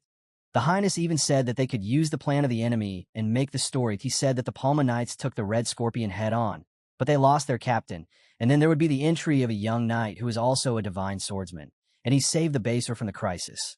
Luke smiled at him as it was just a tale.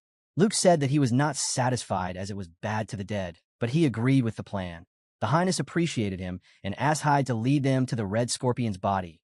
As they were leaving, Luke told that they should first bury the captain's body, but the Highness told that this won't be right and fair to him, as the words will not be enough for the people to understand what had happened. But Luke told that there were a reason he was asking.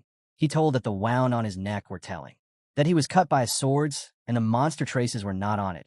And the other reason was that whatsoever they did to convince the people and the knights, it won't be enough. Luke said that it was good that they buried it, and he would make sure nothing went wrong. The Highness was quite convinced of his plan. He was first shocked that something so complex was coming from someone who was already the blood of the divine swordsman. But he told Luke that they should do as he was saying. As the sun rose, they all looked at each other, and especially at Luke Yeager from the Palma Knight. Hyde, in his mind, was glad that he met Luke, and now he does not need to see Darien in the shadows of Luke. As soon as the sun rose, they went straight to see the body of the Red Scorpion. Your Highness finally got to see the body of. He asked Hyde where the body of the priest, as he told them. So Hyde pointed out that the body was beneath the scorpion. Seeing the face of the priest, the Highness questioned him about what had happened to it. So Hyde told him that he had tortured him to find some information. The Highness said that he intended to use him to negotiate with the temple. But as he saw the body, it was in no state for negotiation. He also said that he now had to cut off his head.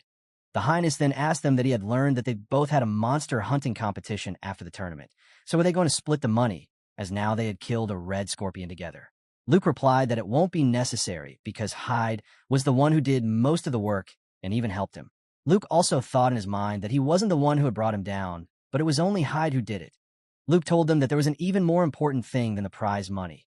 The Highness then understood the assignment and appreciated Hyde on becoming victorious and also getting rich at such a young age. The Highness then told them that he would summon his man to carry the body and ask them to stay here until he comes back.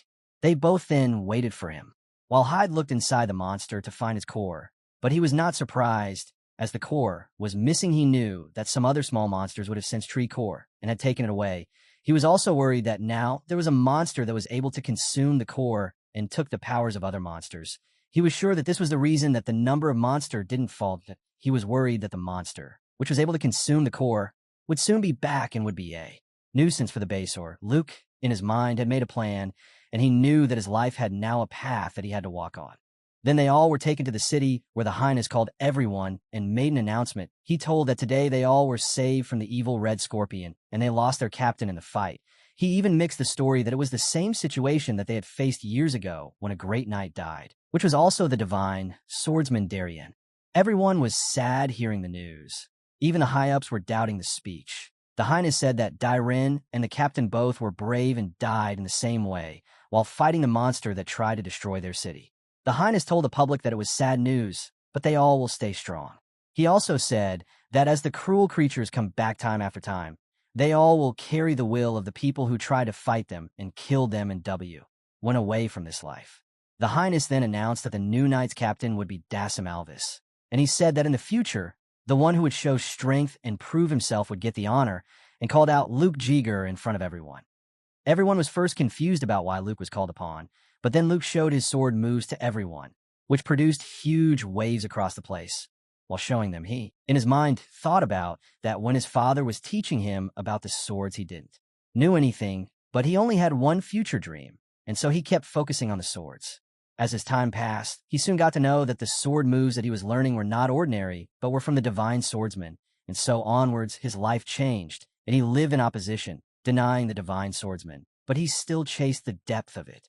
But then, soon after meeting Helmet, everything changed, and he understood the meaning of this all. He then understood that whether he denied or inherited, it was he who was making the decision, and everything combining would make him one. While he showed his true strength in front of everyone, they were all shocked. The Highness then told them that if the start the son of the divine swordsman had cut ties with everyone, but now his descendant had returned to the land, and he had now become the Knight of Palma, to protect the people from danger, and so he played a crucial role to light the monster and land the final blow against the red scorpion in the battle, saving everyone from his curse. The Highness screamed that now they have got their protector back, and he would now shield them from any danger. Also, he told them that they all should believe that until there is someone who can inherit the will, they would never be defeated. Listening to the speech, everyone was cheering from the crowd. Even Hyde was smiling, hearing the story they had just created. But still, some people opposed them. The Highness was sure that Luke was nervous and was trying to look at him, but he knew that he could do that in the end. Later that day, Hyde had prepared his horse and stuff to leave the place, and Luke asked him if he should stay a little longer with him, but Hyde told him that he had some other work that he needed to do.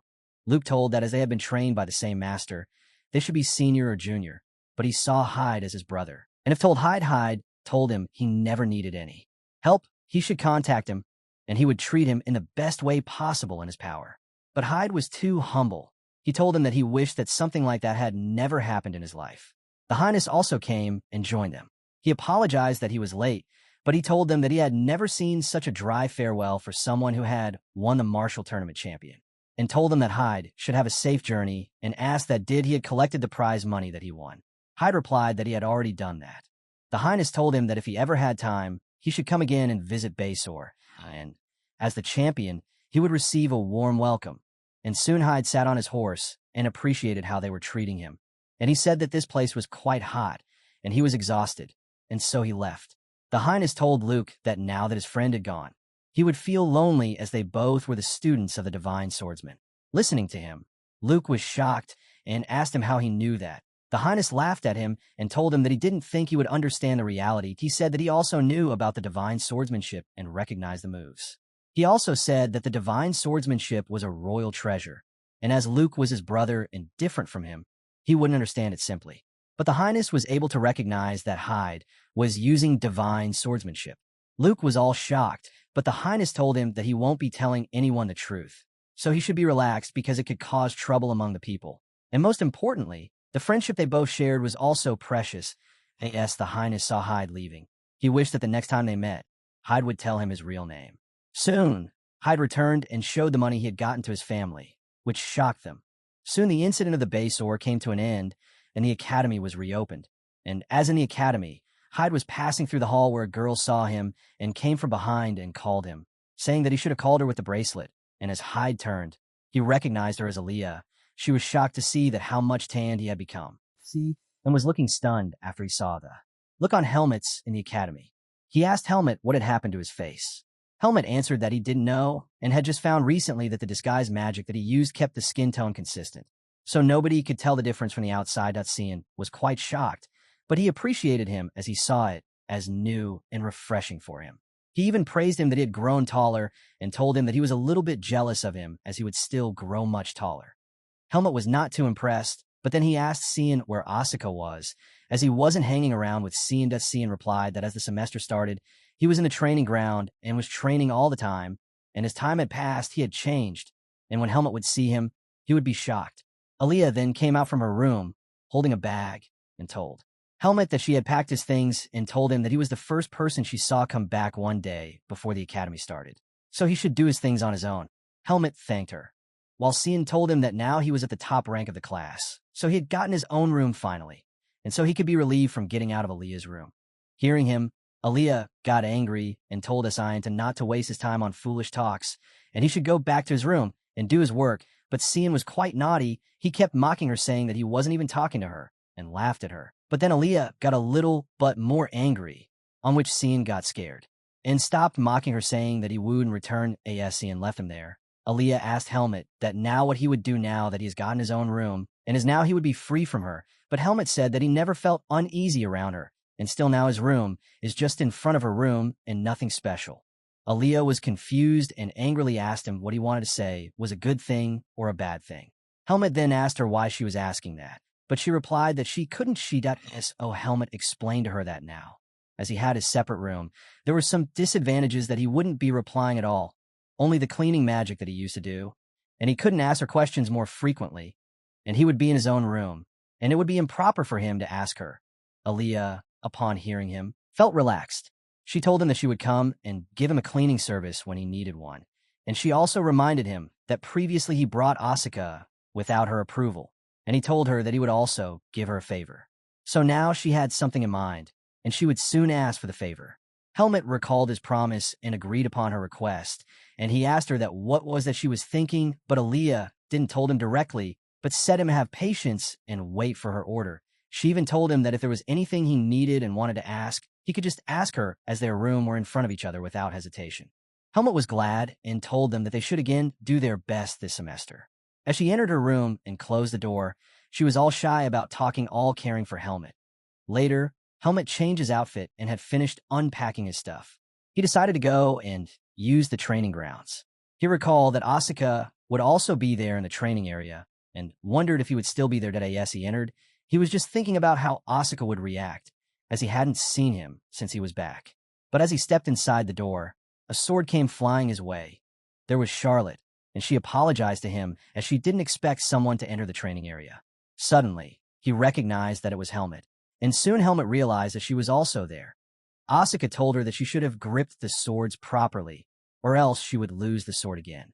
But she said that he was the one who was using a lot of force, and she couldn't help it at all.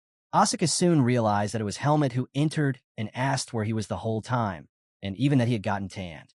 Charlotte also said that he had grown a lot since they last saw him. Helmet asked them that were they two alone or training, so Asuka told him that some people came, but they left as soon as they saw them, and told that he felt bad for such people who could not train and have no power to become stronger, but Helmet thought that it was because of him that the people couldn't enter as he was inside. Charlotte then complained that she was stuck training with Asuka for more than 4 hours, and so Asuka asked Helmet to come and spar with him, but Helmet said that he had decided to go to a private training ground. Then Asuka mocked him that he would be relaxing for all his vacation, and told him that the one who lost would treat the winner to a meal. Charlotte then stepped in as she recalled that the helmet had promised her to spar with her after the vacation, so she would be the first one to spar with him, but Asuka then asked her that she hadn't tried a second ago and told her that he was senior and he should go first. Charlotte was not convinced and got angry, but Helmet was enjoying his time as he was, now feeling relaxed around his friends. Helmet then agreed to them and said that he would spar only once as he had promised. Asuka was glad that he changed his mind, but he was also surprised by what made him change his decision so easily that So Helmet said that he also wanted to see something and test his abilities. Soon, he grabbed his swords and raised his powers, and all around his body was a purple aura. He told them both to come and spar with him together, and he would take them both head-on. While Asuka and Charlotte saw him all changed, they got scared and thought that something had gotten into him, and they could believe the surge of this inside him. They were questioning what happened to Helmet during his vacation. Later that night, Helmet and Aaliyah decided to depart from the academy. Helmet and Alex went outside to have dinner together. Alex was the one who had knowledge and explained to Helmet about the places. She pointed out dining restaurants that served good quality food, and the food was worth the price. She even said that the quantity would be less, but it would be enough for them. She even showed him that there was a steakhouse nearby, and they had an amazing menu which was specially made for the swordsmanship department students. Helmet told her that it was her who needed to decide, not him, but Alex told him that, as he was the one paying, so she wanted him to decide the place. Helmet told her that he had no idea what was being served at the places. Alex argued that if that was the case, why did he suggest coming here? And so she told him to go to a nearby restaurant, which she had gone to before and knew that the food was good there. Helmet looked at her and agreed. Later, they both were dining in a restaurant where Alex was showing him the menu.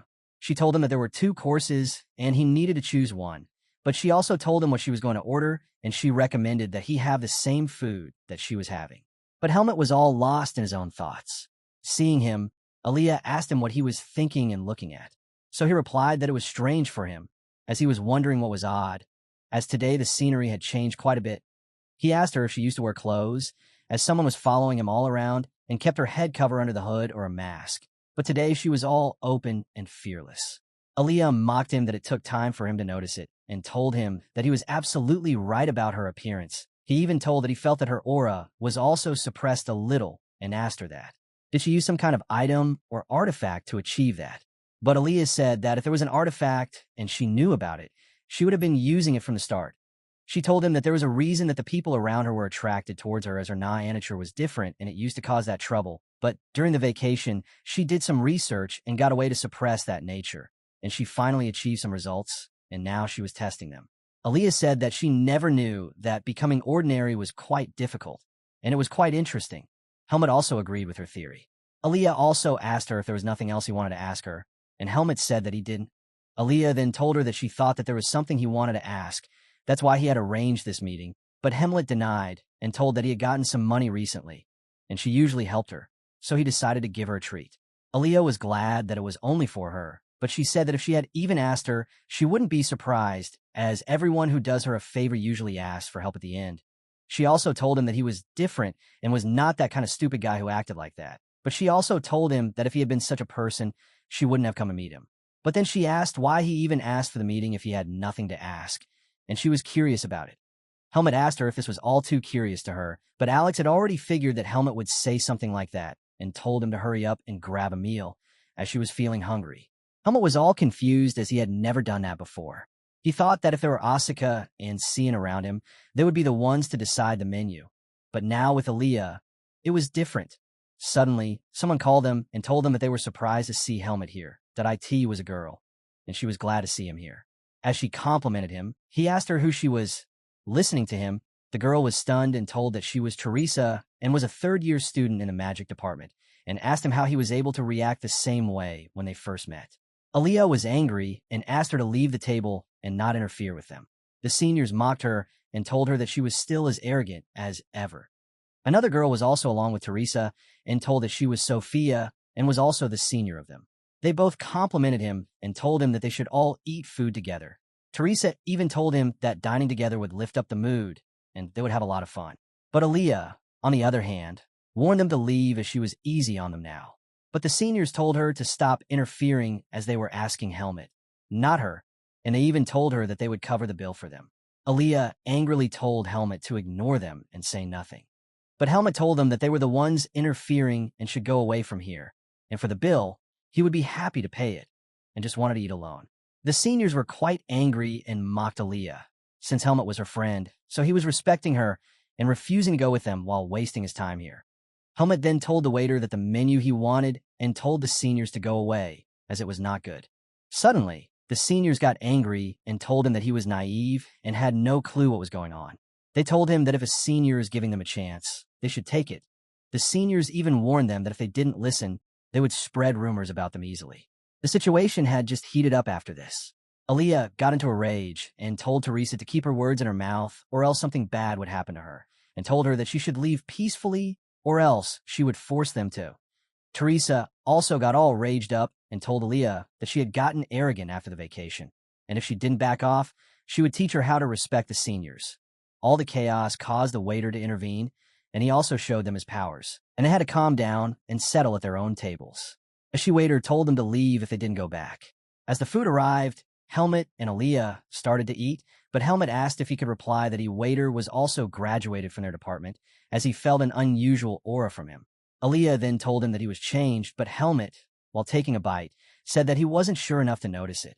Aaliyah told him that she appreciated him, and he should now try to handle weird people just the way he did with the seniors, and everything would be normal for him. But yes, they both had dinner. They praised the food as it was delicious.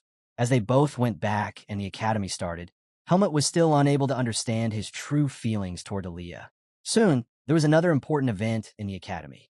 A boy was begging Helmet he should help him and come to his shop at the festival. As the academy festival was near, everyone was preparing for it. It was one of the few events that mixed the students of the magic department with the swordsmanship department. That IT was a great day for the cadets, and they could also open their own stalls and booths to entertain others. The fellows of Helmet told him that their booth had a special menu of red bean shaved ice, and they would take care of the cooking and bringing the people to their stalls, but Helmet was the last piece of the puzzle in the end, and if he joined with them, their team would be completed. Helmet was confused and asked them where they needed his help. They told him that he was needed because of his pretty face only, and there was also a rumor in the academy that he had rejected Teresa's proposal from the magical department. Helmet quickly told that the news was fake, but his fellows didn't believe and told that Teresa is everyone's crush and everyone loves her, and still he rejected her so easily. They told him that with such a good face, he could do anything and try to make him understand what he was worth. They also told him that right now he was a star in the academy for both the males and females. They told him that if he was with them, their booth would be the best and everyone would be watching us.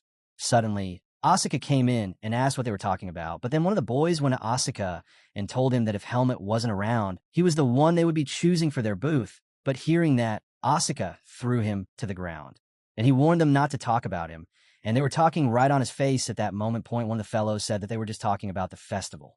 He then calmed down and told them not to use such twisted swords on him, or else they all would be hurt. Asuka then asked Helmet if he was going to go with their plan, but Helmet replied that he had not decided yet, as he was thinking of using his free time in training.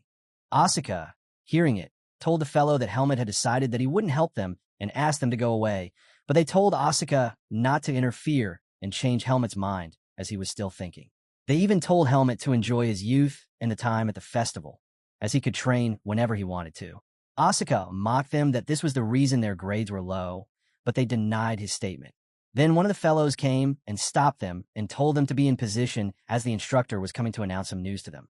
As the instructor started to give news, it was clear that after the festival they were going to have their midterm exams would be near, and they would all be given a week's task, which he would explain in detail later on. That he said that as the second semester gets to its end, they will have their final exam then, and a selection tournament also. Hearing him, they all started to think about the selections.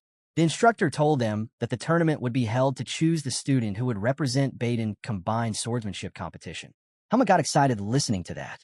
While the instructor continued, he said that it would be a joint event where there would be a lot more academy-like great participating, and the other two Baden academies would also be there, and it would be a rare opportunity for them to show their abilities to everyone, as they had high hopes for them.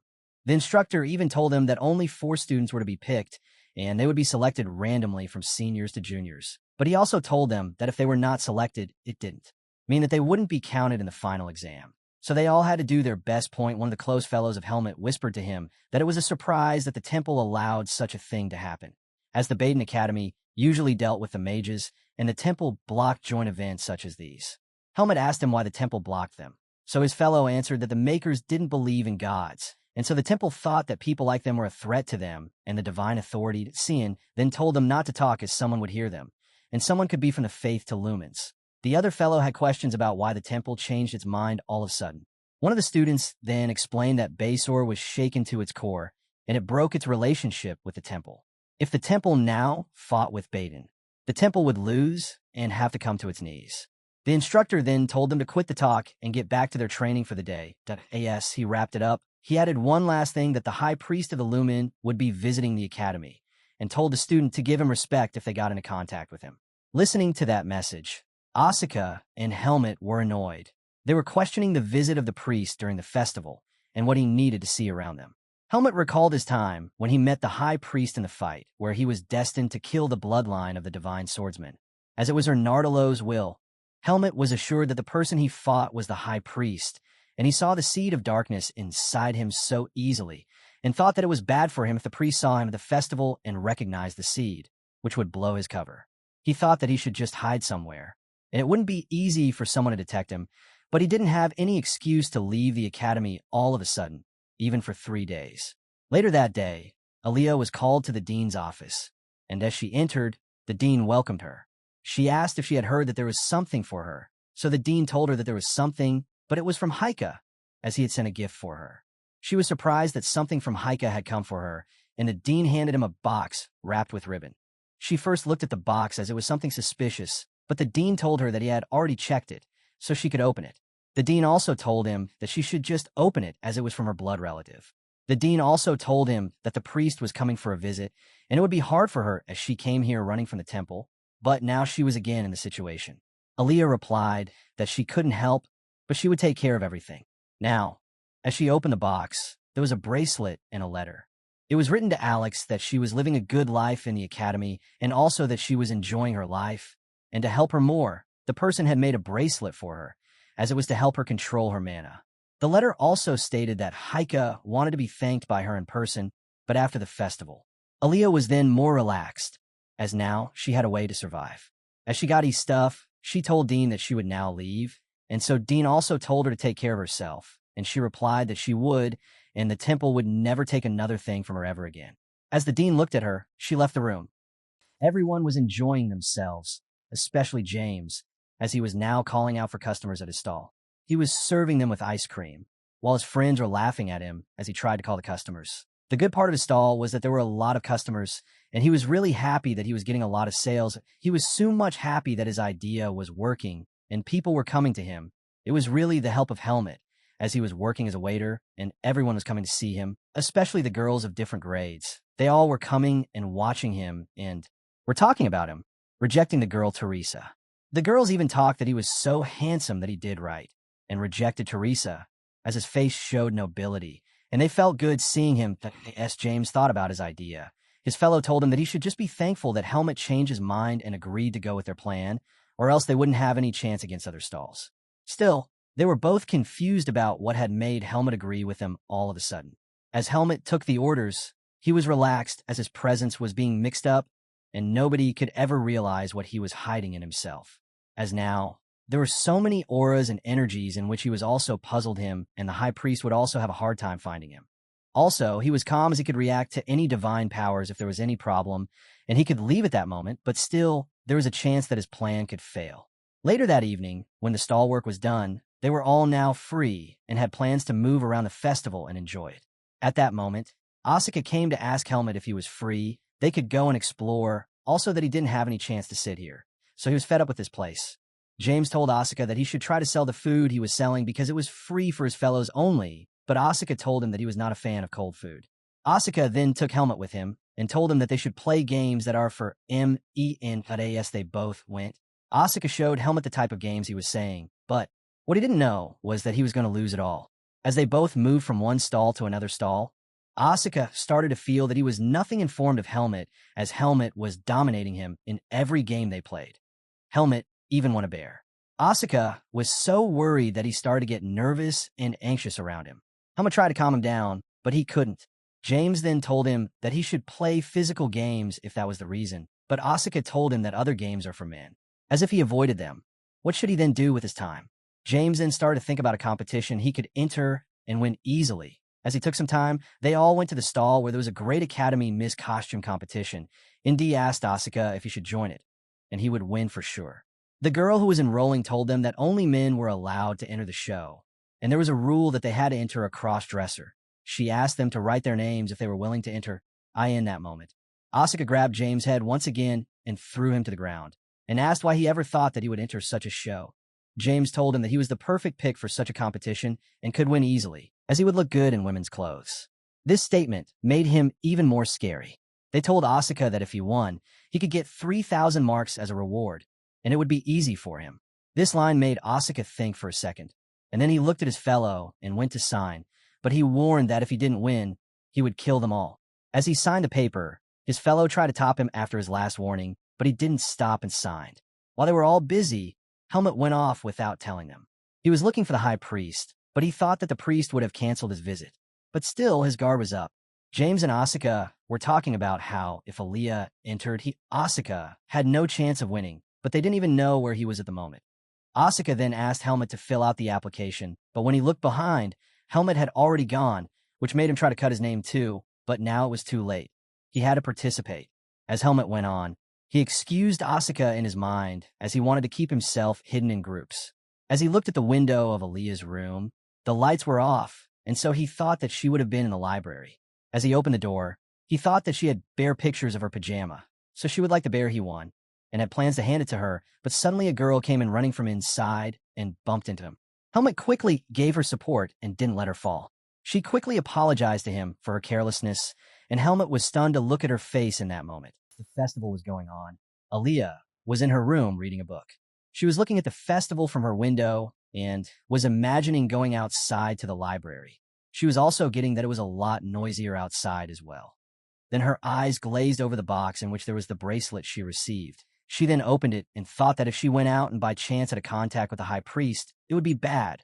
While she would go to the library, and she then wore that bracelet on her wrist. She didn't feel anything different at first and thought it did nothing, but then the bracelet started to shine, and there was a purple flash inside her room, with smoke everywhere. She first cursed Heike for such a prank that she thought he would have done on her, and called it her mistake, as she believed that he would be giving her something important, but it was just a prank. But as soon as she looked into the mirror, she was shocked. Her appearance was all changed. She got such pretty hair, and looking at her made her disbelieve. She quickly took the bracelet off, but the magic didn't go off. She was even more confused about how she could take care of it. But now one thing was good. Her mana control was not affected a lot by the bracelet, and she was too nervous to go outside with such an appearance. She was even more angry thinking about what could happen if she were stuck in this appearance for her whole life, as she should have been informed by Heike that something like that could happen to her. She cursed him and thought that she should go to the library as soon as possible and find a way to undo the magic on her. She then changed her clothes and was thankful that she had once bought some women's clothes with herself while in a male disguise. She assured herself that she won't get caught by anyone, and as long as she didn't get bumped into somebody, it would be fine. Now, one thing that she didn't want just happened. She bumped into Helmut and was ashamed that it was him among all the people. She was first confused when he noticed that it was her, as her appearance was totally new to him, but she was worried, as they both had lived in the same room for a semester. She tried to keep her calm and decided to make an excuse to get out of the situation. Helmut asked her if she was going to the festival at this moment, but she said that it had already started and she was late. She got more confused about why he asked her that question, but Helmut told her that the main event hadn't started yet. She then questioned herself whether it was Helmut who recognized her or not. She told him that she didn't care about the festival, but as she was in her room all day, she had gotten bored and decided to come out. Helmut then asked her if she didn't mind that he wanted her to get along with him, and as he was already at the festival, he could show him good things around. Aaliyah got even more nervous because now he wanted to go out with her. Why was he even asking that? But she didn't reject his request and accepted his offer as Helmut grabbed her hands. He took her out to show her the stuff. Aaliyah then realized that whenever she was with Helmut, it was different for her, and as she always thought that the most important thing in her life was to hide her true identity. But when she was with him, her burden went away, and she could spend her time without any hesitation. She questioned what was different in him that made her calm and relaxed. They then started a walk in the festival, and looked at every stall that got in their way. Helmet didn't even let go of her hand and kept holding it. They tried the games that Helmet played with Asuka, even ate food from the stalls, and all the time Alex kept looking at Helmet. But soon a problem came their way. The seniors whom Helmet had rejected saw them together, but they didn't recognize that it was Aaliyah. Sophia called Teresa and asked if it was really Helmet, but she was unable to realize who the girl was. Teresa then looked closer and was assured that it was Helmet, but she too didn't realize who the girl was. They both thought that it was his girlfriend, but they did not have any idea about it. Teresa got angry, as she now knew why she was rejected. She just rushed towards him while Sophia tried to stop her. She was now in her angry stage and wanted to see the face of the girl, as she was jealous of her. He gave the teddy bear to Aaliyah, and she was glad that she got it. Helmet told him that there were seats, and they could go there and settle down for some time. Yes, they both went towards a sitting area. Helmet asked her if the bear was heavy. If so, he could hold it for her, but she said that she wanted to hold something, so it was all right. She was just acting to him like it was their first meeting and asked him if he was really walking around the whole festival alone, or if not, then where were his friends? He told her that his friends had been preparing themselves for a DM cross-dressing competition, which would start soon, and so there was time left, so he got separated from them. So he could wait here for them for a while, and then they both could go together to meet them. Aaliyah wanted to ask her a question, but she stopped herself and said that it would be fun. She was now nervous, as she had never thought about other stuff as she was enjoying walking with him for a while, but now she was worried that how could she make an excuse and get separated from him. She even thought that Helmet had not recognized her and had no clue about the reality so far, but there was a chance that if they kept walking, her true identity could be revealed, but more importantly, the high priest could find her in that time also. Suddenly, Teresa came there and banged the table in anger. She asked Helmet if he was having fun and asked him to tell the identity of the girl he was sitting with because he always rejected her, but now he was with a girl. Helmet just looked at her face while Aaliyah cursed her to interfere between them once again. Aaliyah asked her who she was and why she was even here, disturbing their private time. She even mocked Teresa for acting like a small child and that nobody had taught her manners. Teresa looked at her and asked who she was, as she didn't know who she was, and asked if she was even from their great academy. Teresa was suspicious about her because she had seen her, but she couldn't recognize her properly. She even asked her if she was from the magic department. But the most important question Teresa asked was about the relationship with each other. Teresa was so angry that she thought that it was Aaliyah, as she hated her. After Aaliyah didn't answer for a while, Teresa asked him to reply on her behalf. Helmet was also annoyed by her attitude and told her that she was his girlfriend and asked her to go away as he was annoyed by her. Hearing that, both Teresa and Aaliyah were shocked. Teresa got more annoyed, and he mocked him for buying such a low-grade toy for her girlfriend, as Aaliyah was holding her tightly. Teresa said that it was best for her, as she was a commoner. Teresa then used a cheap trick and tried to use her powers to tear the toy apart. As the neck of the bear started to tear apart, Aaliyah got angry and raised her aura, which caused chaos, and even the table got ruined and blown away. Watching the chaos, the stall owner came and warned them and asked to talk about the fight outside the place. For Teresa, it was no shock. She was glad that her opponent was a mage too. Teresa was now enraged too, but Sophia stepped in and grabbed her from behind to stop the fight. Helmet was watching everything from behind, and now he was enraged too. He grabbed the stick and increased his powers to show his presence. Everyone looked at him, terrified by his powers, and then Helmet told Teresa that she should just leave and not get involved with him at all, or else he wouldn't use his words next time. Hearing his warning, Teresa had some tears in her eyes, and she left the place as Sophia followed her. Yes, the chaos ended. Aaliyah was relaxed. Helmet apologized to the stall owner and said that he would help in fixing everything. Aaliyah thought in her mind that it was because of her carelessness that the situation was out, but as Helmet stepped in, the chaos was over, or else there was no stopping it. Helmet then called her and asked if she was okay, and told her that she wouldn't have gone that far. He told her that it wasn't the first time, so he had to act like that, and he was already getting involved in such a situation. Aaliyah thanked him that he joined in her side and got angry, but then Helmet called her from name and asked if he had a question. But Aaliyah, without realizing it, said that what was it he wanted to ask, but suddenly she realized that he knew her identity and took him aside to know how long he had known that. Helmet told her that he knew from the start when he saw her, so Aaliyah asked why he didn't ask her why she was looking like that, and why he threatened that nothing had gone wrong. She even asked him that Didu knew that she was a girl in real, but Helmet asked her if she wasn't preparing for the cross-dressing competition, as it was for males to dress as a girl. Aaliyah then looked all ashamed and realized what had happened. Later, at the cross-dressing contest, Everyone was cheering the contestants, and the audience was settling down.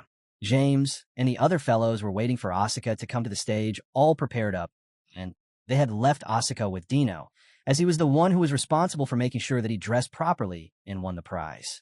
As Asuka entered, they all got shocked to see his appearance. The festival, everyone was settling down in the audience and waiting for the cross-dressing contest to start. Helmet and Aaliyah were also settling down. Helmet was surprised to see a lot of people there, while Aaliyah questioned him about why there were a lot of people gathering. Helmet asked her that did she had talked to the management that she was cutting her name off, but she said that it wouldn't matter as the contest wouldn't stop if she were not present. Aaliyah thought in her mind at that moment that she had somehow come to convince Helmet that she was a boy and dressed as a girl for the contest. She even bragged in front of him that she would go and make sure her name was cut off the list and told him to wait for her for a while. As they both then settles, she warned Helmet not to tell anyone that she had dressed in girl clothes, but Helmet asked that why he has to do that. So she told him that if their fellow got to know about her being dressed as a girl, they won't let her lie peacefully and make fun of her, and as only he knows the truth, it was enough. Helmet looked at her, and the contest started. The host was on the stage, and he requested everyone to settle down as the annual Miss Great Academy contest was going to start. He even bragged that it was the 20th year that this event was repeated, and it had now become a tradition in the festival. And without it, the festival was nothing. That he even warned everyone that they wouldn't be responsible, and there would be no identity crisis after the contest. Then he announced and called upon the first contestant onto the stage that IT was a boy who was dressed in red clothes. And first, everyone was attracted to her appearance, but when he passed them, their reaction turned opposite, and they disliked him. Aaliyah asked Helmet why he didn't even change his reaction, but he replied that he wanted to avoid such things and had no idea how to enjoy it. While others in the crowd started to mock the contestant, the host was listening to the negativity, but as the show was scripted, he took them as cheers and tried to make the show even more fun. Then the host called the second contestant on stage. This time, it was Asuka dressed in blue clothes. Everyone was more attracted to him because of his appearance, but then he got angry, and everyone saw his muscles and changed their reaction. The host even asked him why he gave such a reaction and suggested that he show his special charm to everyone so they could cheer for him, but he asked the host why he was even asking him to do that. The host told him that it was scripted and he had to do something that looked good. So after thinking for a while, Asuka showed everyone his legs, but in reality, he was showing his word that was attached to his body. Seeing that everyone was shocked and closed their eyes, Asuka didn't hesitate and used her moves and sliced the clothes that the first contestant was wearing. Everyone in the audience got even more annoyed, but Asuka was enjoying it and asked the host if his charm was good enough to entertain everyone. Then the audience reacted, and they threw stuff at them to stop showing vulgar things to them. Aaliyah was so ashamed, but Helmet was just chilling, watching the chaos. Helmet just told her that she was right, that she cut her name off as if she had participated and it would be unfair to others. Aaliyah also said that glad she didn't go as it won't be fun for her, actually. Helmet then asked her, looking at her face, if something was wrong, but she said that it was she who was talking and she was just replying to him that in the stage. The chaos had gone too far, but it was over soon, and the contest was a hit as it went without anyone getting harmed. The winner was then announced, and it was none other than Cian, who also participated in the contest. Later that night, Aaliyah and Helmet were wandering outside alone. Aaliyah asked him how Asuka was doing, as Helmet had gone to see him, but he said that everything was fine and he was twisting Dino's head as a store punishment. Aaliyah was glad that he was acting normal. She told Helmet that it was strange that she went against her schedule and went to the festival and even went to the contest, but now she was going to the library and asked where he was heading. Helmet said that he had no plans, just decided to go to the training grounds to train. Aaliyah then told him that they would now go separately. But then Aaliyah asked a question to him, but before she could start, Helmet sensed something strange and grabbed her hands and ran from there. Aaliyah was confused about what had happened and where he was taking her to, and they both went into hiding. Then, suddenly, Aaliyah saw the high priest walking with his subordinates going to the office of the dean. Helmet was not so surprised, but it was an odd time for the high priest to visit. He thought that the powers of his would have been diminished over time. Aaliyah called Helmet, but he first apologized to her for rushing without a warning, and he said that he didn't have plans to see the high priest at all. Aaliyah told him that it was fine with her, too, because she was also in no mood to meet him at all. She then asked him that did he remembered that she had told him that there was a favor that she wanted from him, and asked that she wants to take him to a place, and he had to come with her. The high priest made an entry and came directly to visit the dean's office. He apologized to the dean for intruding. The dean was already waiting for him, and he had prepared some snacks to have together and asked the priest to come and sit. The priest was thankful to the dean as he had welcomed him warmly, and he told him that he would be disliked from the academy's point of view. Hearing that, Dean asked him to explain what he meant by that. The priest said that on his way to his office, he sensed that there were a lot of students who were quite strong and were full of faith. He even said that these students were a lot different from the ones that were the prejudices the elders of the temple had towards the Baden. The dean looked at him suspiciously, and he said that the mages here are quite knowledgeable, and they study nature and the law to wield nature. During their time studying, it was uncommon that many of them became curious and got into the mysteries of nature and then looked far beyond their imagination. The high priest also praised them, as he said, that it was good because something never changes with even a generation change. The high priest told him that at the moment the temple was facing trouble, and it was a tough time for them. He told that there was a news that the first prince of the Basor was fallen from the power, and the new one who got the power was an anti-temple faction. So he was worried that in the future the temple influence in Basur would change, and for that to overcome, he needed new power and some strong people. The dean directly asked if it was the academy he was looking for. The high priest told the academy was a huge place, and it was not easy for the temple to reach every person and look into them. And because of that reason, it was easy for one to hide in here and never be found. The dean was now angry and asked if he was blaming him for something, and if so, he should be clear with his words. The high priest calmly replied that even a child in his younger ages keeps some secrets, so it was obvious it was a huge organization to keep secret as well. But the priest also made sure that he was not there for something and had no intention, but he wanted the Baden Academy to become one with his temple and help them. The dean replied that if they did, that would the temple leave them alone and will never interfere in their business as long as they comply with them. He even mocked the high priest on his way of making friends, which was terrible. The priest told him that he should not be too emotional, and he was here only for one thing and had a favor to ask. The dean got more suspicious about what kind of favor he wanted.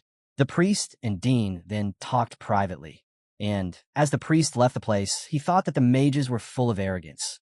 But he was sure that he didn't leave without anything, as he didn't tell the dean that he had already sensed some demonic powers inside the place, and he was quite amazed. He was questioning him about whether he should have told the dean, but it was better to leave it like that and wait for the right time. It was a card to him that he could use whenever ever wanted to get to the academy. The next day, the students were training in the training ground, where Asuka asked Helmet if he had heard that Helmet was wandering with a girl at the festival. Helmet told him that he had, but he didn't know who the person was. But Asuka told him that he had heard that he was with her closely, and many people had already witnessed that.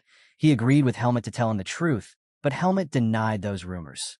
Helmet recalled that Aaliyah told him specifically not to tell anything to Asuka and Cian.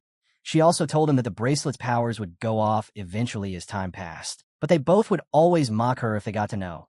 Helmet was strong, and he knew that he shouldn't tell anyone, or else there would be a great misunderstanding. He thought that he should just change the topic and ask Asuka if they had gotten an assignment that was coming soon as training, and ask if he had decided what he was doing. Asuk said that he did so because there was a valley east of Baden, and he had decided to go with Cian to get her the spirits over there. Asuka then asked Helmet what he was doing, as the assignment had a rule that they had to work with at least 2 members, and asked who he was going with. Helmet said that he had decided to go with Aaliyah for now, but he didn't know where they were headed, as Aaliyah didn't tell her.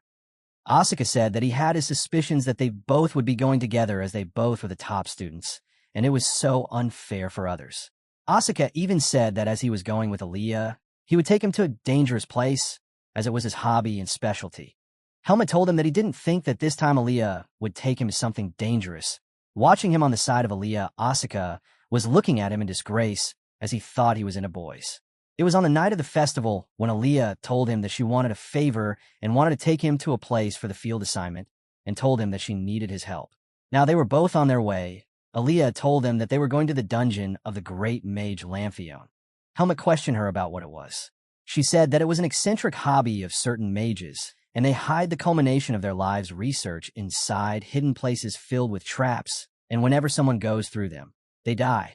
Aaliyah made him scared as she told him that it was a secret that nobody could pass through this place without a team member, as the research on it cannot be measured with money. Helmet said that he understood the assignment, that they were going to steal the research results, but Aaliyah said that they were never going to steal them, as it was only for someone who was qualified to enter by overcoming all the traps inside, and proving themselves worthy to inherit the great knowledge about mages.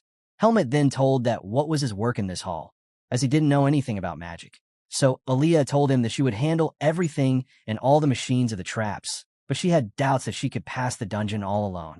She even said that it was a chance that the place would have tackled with the entire Mage Association, who had put almost hundreds of them, and it would be easy since the dungeons were designed to deal with that many intruders.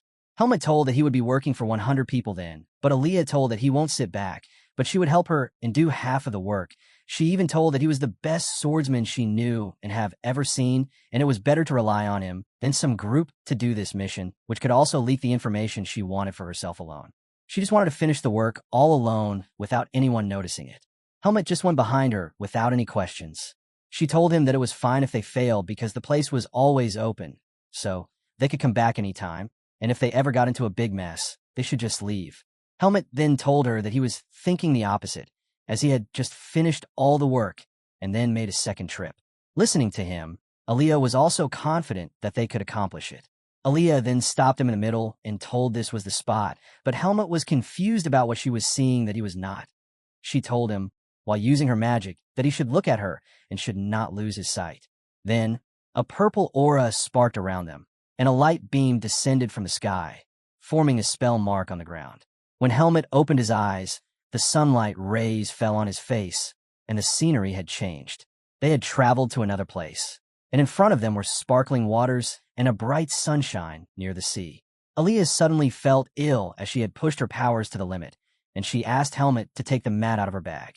Then Aaliyah lay down while Helmet grew worried, but she told him that she had stacked 6 layers of teleportation magic, so her mana was nearly exhausted, as this was the fastest way. She assured him that after getting some rest, she would be fine. Helmet was completely confused about where they were. He saw water stretching to the end with no land in sight. It was the first time for him to see something like that. Aaliyah told him that it was the sea, and almost 70% of the world was covered in water. She wasn't surprised to know that, as he was a mercenary, he had no reason to travel this far. Helmet kept imagining the vast amount of water in the world, and Aaliyah told him that it was indeed a vast world, and that the kingdom of Baden, where they lived, was just a small place. Helmet's gaze then shifted toward her as he looked at her calmly, while the sparkling sun rays shone down on them. That's where we'll leave it for now. If you want to catch the next part, make sure to like the video and subscribe so you don't miss it.